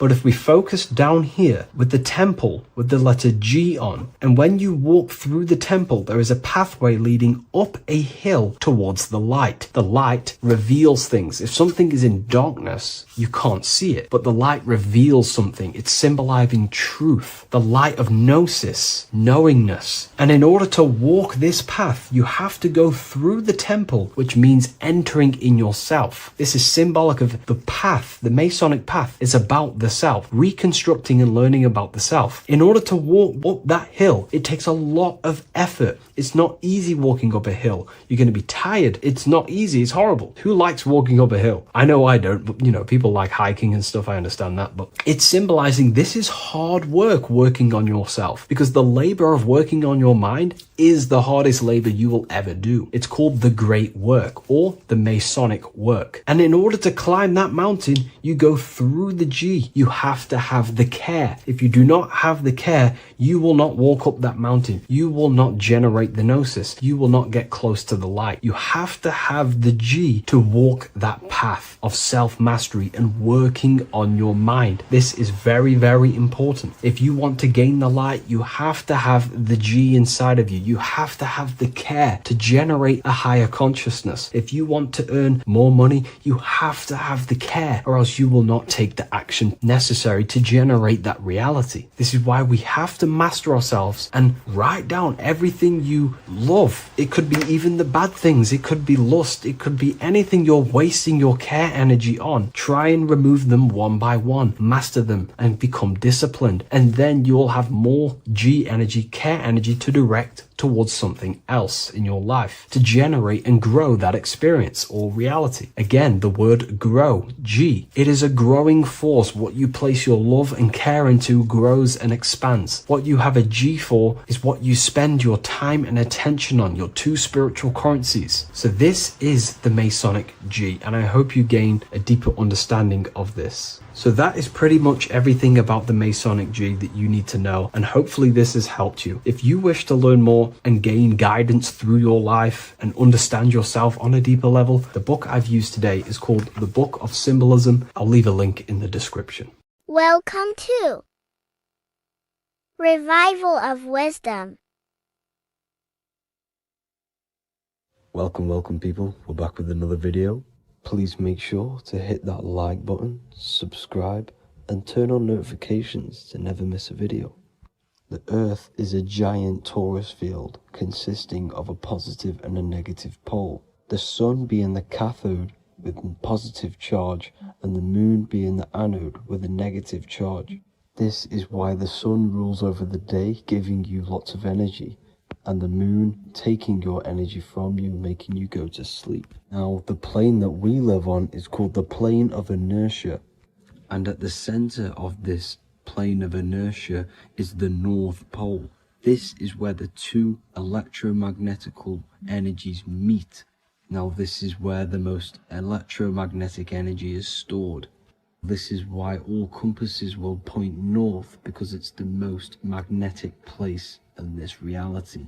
So the Sun and the Moon is spinning around this center point, which is stirring the ether of this reality and making everything move in circles, meaning this is a cycle. Everything's recycling itself. It's an organic simulation. The ancients also knew about this sacred land at the center of this reality, known as the North Pole. As you can see on this map from the 1500s of the North Pole, you can see 4 islands around this center black rock. Ancient civilizations like the Mayans, the Buddhists, and ancient Chinese also depict these 4 islands. The endless symbology of these sacred lands at the center has been going on for thousands of years. These sort of secrets are now kept by the elites, But as always, they have to show the truth in plain sight, and this is what they are doing with the Windows symbol and also the Wizard of Oz. Now in the Wizard of Oz, as you can see, there's something called Munchkin Land. Munchkins are these unusually short people. Then on the ancient 1500s map, it says Pygmy. And then the Pygmy people in mythology are also these unusually short people. Just like Santa and his elves, they come from the North Pole. And elves are these unusually short people. These stories that we are told about Santa and Munchkins are putting truth in plain sight about this sacred land. This sacred land at the center of the earth is where the aurora borealis comes from and is being emitted from this black hole in the center, also known as the black sun. The aurora borealis is the Earth's aura, hence why it has the word aura inside of it. It is the life-giving essence to all life within this realm. As this dualistic reality we live in consists of both physical and spiritual, the black sun is like our sun for the spirit. It's our spiritual umbilical cord, connecting us to the spirit realm. And the rising sun is the opposite. It's our sun for our physical 666 carbon suits, known as our human body, our physical aspect. As it states in the 40,000-year-old emerald tablets, deep in Earth's heart lies the flower, the source of the spirit. The flower of life is as thine own place of spirit, and streams through the earth as thine flows through thy form, giving off life to the earth and its children. So the North Pole is the core of this spiritual reality, and the closer you get to it, the more spiritual and lucid it becomes. So the elites have covered this up in order for us to forget the true nature of this reality. And they did this cover up by introducing the globe model. Nicholas Copernicus was around in the 1400s and he introduced the globe model. As you can see, he is a Freemason. He depicts himself with a globe and a Masonic compass in all of his paintings and portraits. Galileo was also a Freemason, as you could see in all of his portraits with a globe and a Masonic compass. He was also a massive part of introducing the globe model after Nicholas Copernicus. So yes, the globe model was a spiritual and political move to gain more control over the masses. After the globe model was then introduced, they introduced the theory of evolution by another Freemason, Charles Darwin. See how these two theories go hand in hand? They both degrade humanity and they make you confused of where we actually came from. By hiding the true form of this divine creation and hiding the true power of each and every one of us, they maintain control over the masses. Now this is order out of chaos, known to be the 33rd degree slogan of Freemasonry. Now this is the Masonic cosmology, and as you can see you have the checkered board for the duality, the 5-pointed star for the 5 elements, the 4 corners for the 4 pillars, the all-seeing eye, which is Polaris, the sun, the moon, and the 7 stars. So even Freemasons are taught the flat earth cosmology and the true form of this reality. Now the true nature of the sun, the moon, and the earth is shown and reflected through the Masonic compass. The Masonic compass is the sun, the moon, Polaris at the top, and the black sun at the bottom. It makes sense why all the scientists who introduced the globe model all used the compass and the globe together, because it's truth in plain sight. As I explained in my other video, all Freemasons have to take the oath, so it goes to show, why are we all learning these theories from Freemasons who can't talk about certain topics that they learn about? Why should we believe their theories when they're holding back the real truth about this reality? Now going on to NASA. NASA means to deceive in Hebrew, and they are also funded by the government. They are not a private company. The old owner of NASA, Werner von Braun, on his grave has the Bible verse Psalms 91. The heavens declare the glory of God, and the firmament showeth his handiwork. Now why would the owner of NASA put this on his grave? Seems a bit suspicious to me, alongside with the NASA astronauts are all Freemasons.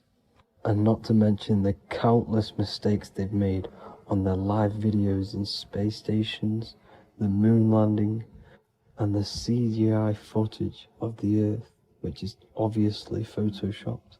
Just by tricking the masses that they live on a spinning ball, the elites gain the perception of the masses. Not only does it hide the divine creation we're inside of, it hides the divine spark within you. It hides the creator, the source. And by believing in space and we live on a spinning ball, it makes people come to the interpretation of that we are a coincidence and we do not have any purpose. And of course this is false.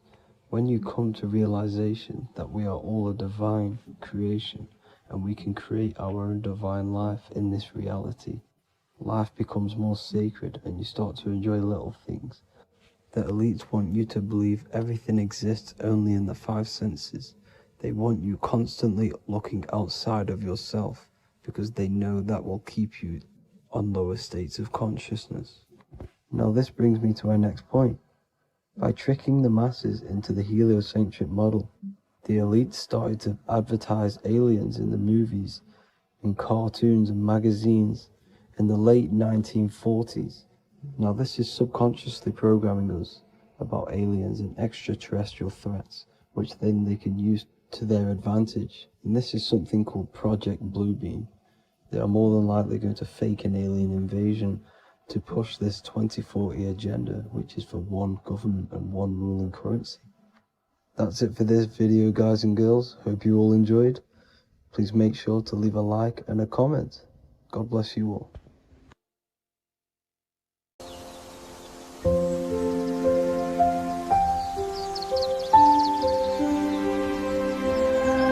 bookofwisdom.com. Visit today.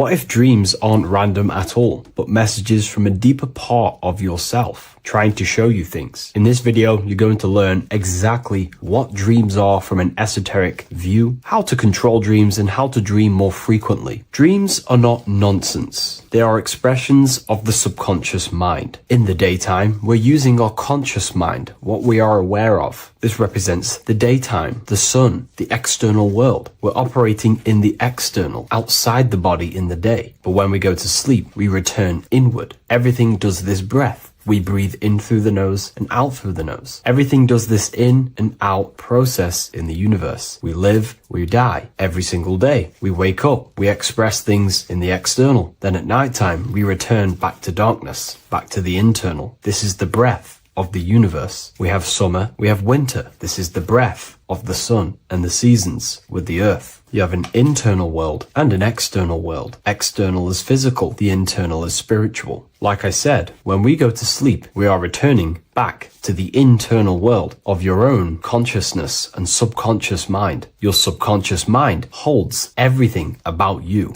your memories, your traumas, everything you've ever learnt, your language, your name, your job, everything you identify with is stored within this vast network of the subconscious mind. It is your own personal consciousness. Therefore, when we dream, we return back to the subconscious mind, and we are in fact thinking, but in a subconscious way. The subconscious does not speak the same language as the conscious mind. The conscious mind uses language, thoughts, and all things that are very logical and very easy to understand. The subconscious is the complete opposite. It is very indirect, metaphorical, and symbolic. The subconscious communicates and works in symbols. Ultimately, symbolism is the language of consciousness. This is why in occultism and esotericism, it is filled with occult symbols. because symbols are used to communicate directly with the consciousness within, the subconscious mind. And the subconscious mind is ultimately connected to the collective consciousness. We are all connected and tapping into the mental plane, where we receive thoughts, ideas, depending on what we attune our mind to. That's why we call it a mindset. But getting back on topic, the subconscious mind is your own personal network. It is like a net, an interconnected web of your thoughts, memories, traumas, emotional blockages, and all the things you identify with and have experienced in your life is stored within this network. It can be seen as a web. One example of the subconscious mind using symbolism is this next story I can tell you. Let's say I was in a very traumatic car crash as a young child. I experienced a lot of emotional trauma in that car, and that deeply impressed my subconscious mind with that trauma of emotion that I felt. Therefore, every time I see a car in my external world, that car is now a symbol that represents the state of consciousness I was feeling in that particular time of the traumatic car crash. The car is a symbol for a state of consciousness within my subconscious mind. Just like when you see a word, that word triggers what you believe that word to be in your subconscious mind. Symbols are the language of the subconsciousness. Therefore, when we dream, we are basically seeing symbols of our own personal subconscious mind. Our higher mind, which is basically our subconscious, the higher version of you that exists beyond your human thinking mind, communicates using symbolism. The higher mind does not speak human thoughts, human language. It speaks the language of symbolism. Therefore, when we dream, every event, every person, everything that happens, and everything you see is your own personal subconscious mind materializing within the plane of the astral plane. This is a dimension that sits just above the physical world that everything is pulled out of. For example, look around you. Everything you see around you was thought, then imagined. Imagination is the astral plane, and this astral plane sits above the physical world. As above, so below. These objects were thought, imagined within someone's mind, and then pulled into a physical reality. Therefore, the imagination is what you're experiencing within a dream. It is your subconscious mind thinking and materializing within the imaginative plane. For example, let's say you are a Christian, you believe in Jesus your whole life, you have lots of emotion towards Jesus. This deeply impresses your subconscious mind. You believe in him so much, you go to sleep, you have a dream that you meet Jesus. You did not meet directly with Jesus. You met with your own belief. It was your own belief materializing within the imaginative plane and revealing itself to you. Dreams are materializations of your memories, your subconscious beliefs, traumas, and anything that could be inside the subconscious mind. It is your subconsciousness revealing itself to you in a material form. Let's say you have a nightmare. There is a big dark figure chasing you and you are running away in fear, away from this dark figure chasing you. That dark figure is not an external entity. It is not a spirit or a jinn or a demon. It is in fact an aspect of your own mind. It is a symbol that represents maybe a fear, a trauma, or something you are running away from internally, inside your subconscious mind. Something that you are not addressing, but something that is fearful, something that can be controlling you on a subconscious level. Let's say you have a fear to address something in your personal life. You want to address someone who is getting on your nerves at work. You continuously put this off and you fear doing that situation. Over a long period of time, this can slowly control you subconsciously. You start to avoid the person, avoid any contact. It is subconsciously controlling you. This is not the best example, but you can see what I mean. Hidden fears and traumas in the subconscious mind can subconsciously control your actions and ultimately lead you to low states of consciousness, keep you from reaching your higher potential, and ultimately create blockages within your own consciousness. That figure in the dream is a materialization of something that you are fearing and running away from and not addressing. This is why people always have dreams of traumas that they have experienced as a child or when they were younger, or maybe from a year ago or two. It's because that emotion is deeply impressed in the subconscious, and the subconscious is always trying to reveal things to you, communicate to you that you need to change, purify, and maybe heal within your own consciousness. This is how the higher self communicates to you, through the language of symbolism. Once you understand this, dreams can become a very powerful tool, not just entertainment at night time. Your consciousness never rests. Your consciousness is eternal. It is the very spark of the divine. Your body needs rest. Your consciousness is not physical. It does not need rest. So this is a way you can identify what your dreams are trying to show you is by writing them down. A dream journal. Every single dream that you have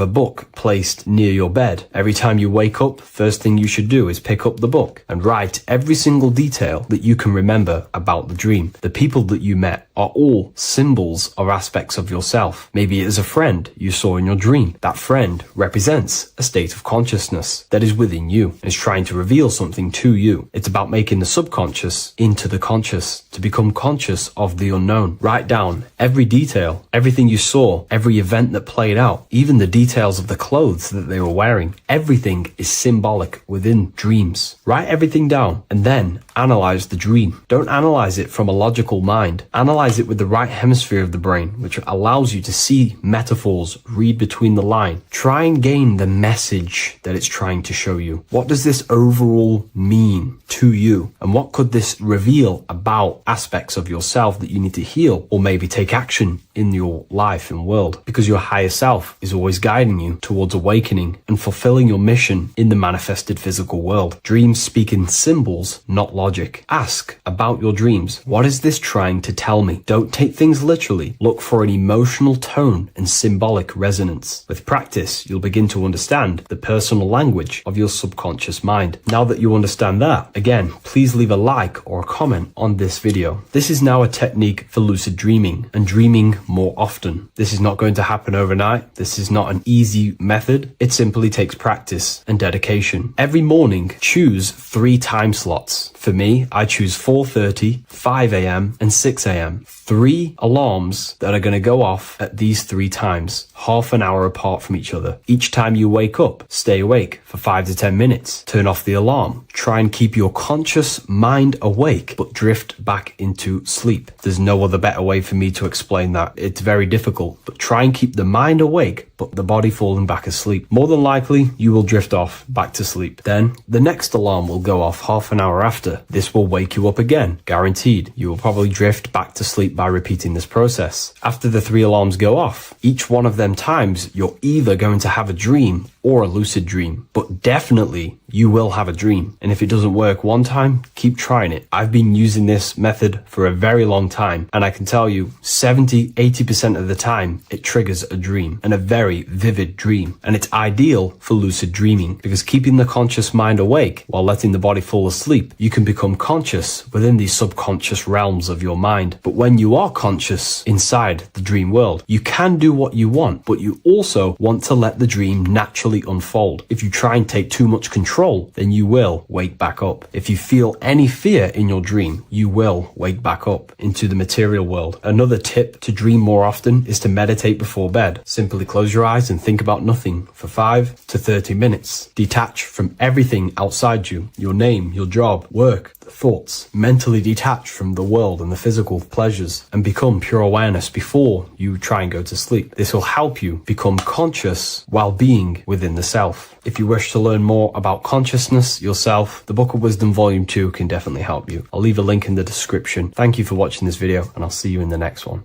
What if I told you that the pentagram can unlock the secrets of creation and make you manifest any reality you want? Hence why the pentagram is used heavily in magic and witchcraft. We have to understand that the pentagram has been heavily demonized. Religions, churches claim that this symbol is associated with Satanism and witchcraft. I personally believe this was intentionally done so that people do not gain their personal power over reality and their life. The pentagram reveals so much about you, and it is one of the most important symbols to understand inside the occult studies. It is one of the most common symbols that you will see across all occult esoteric orders and different occult traditions, such as Freemasonry, Kabbalah, Rosicrucianism, alchemy. You will see this symbol everywhere. And in fact, you even see this symbol, the pentagram, on old church buildings, statues of Jesus next to church buildings.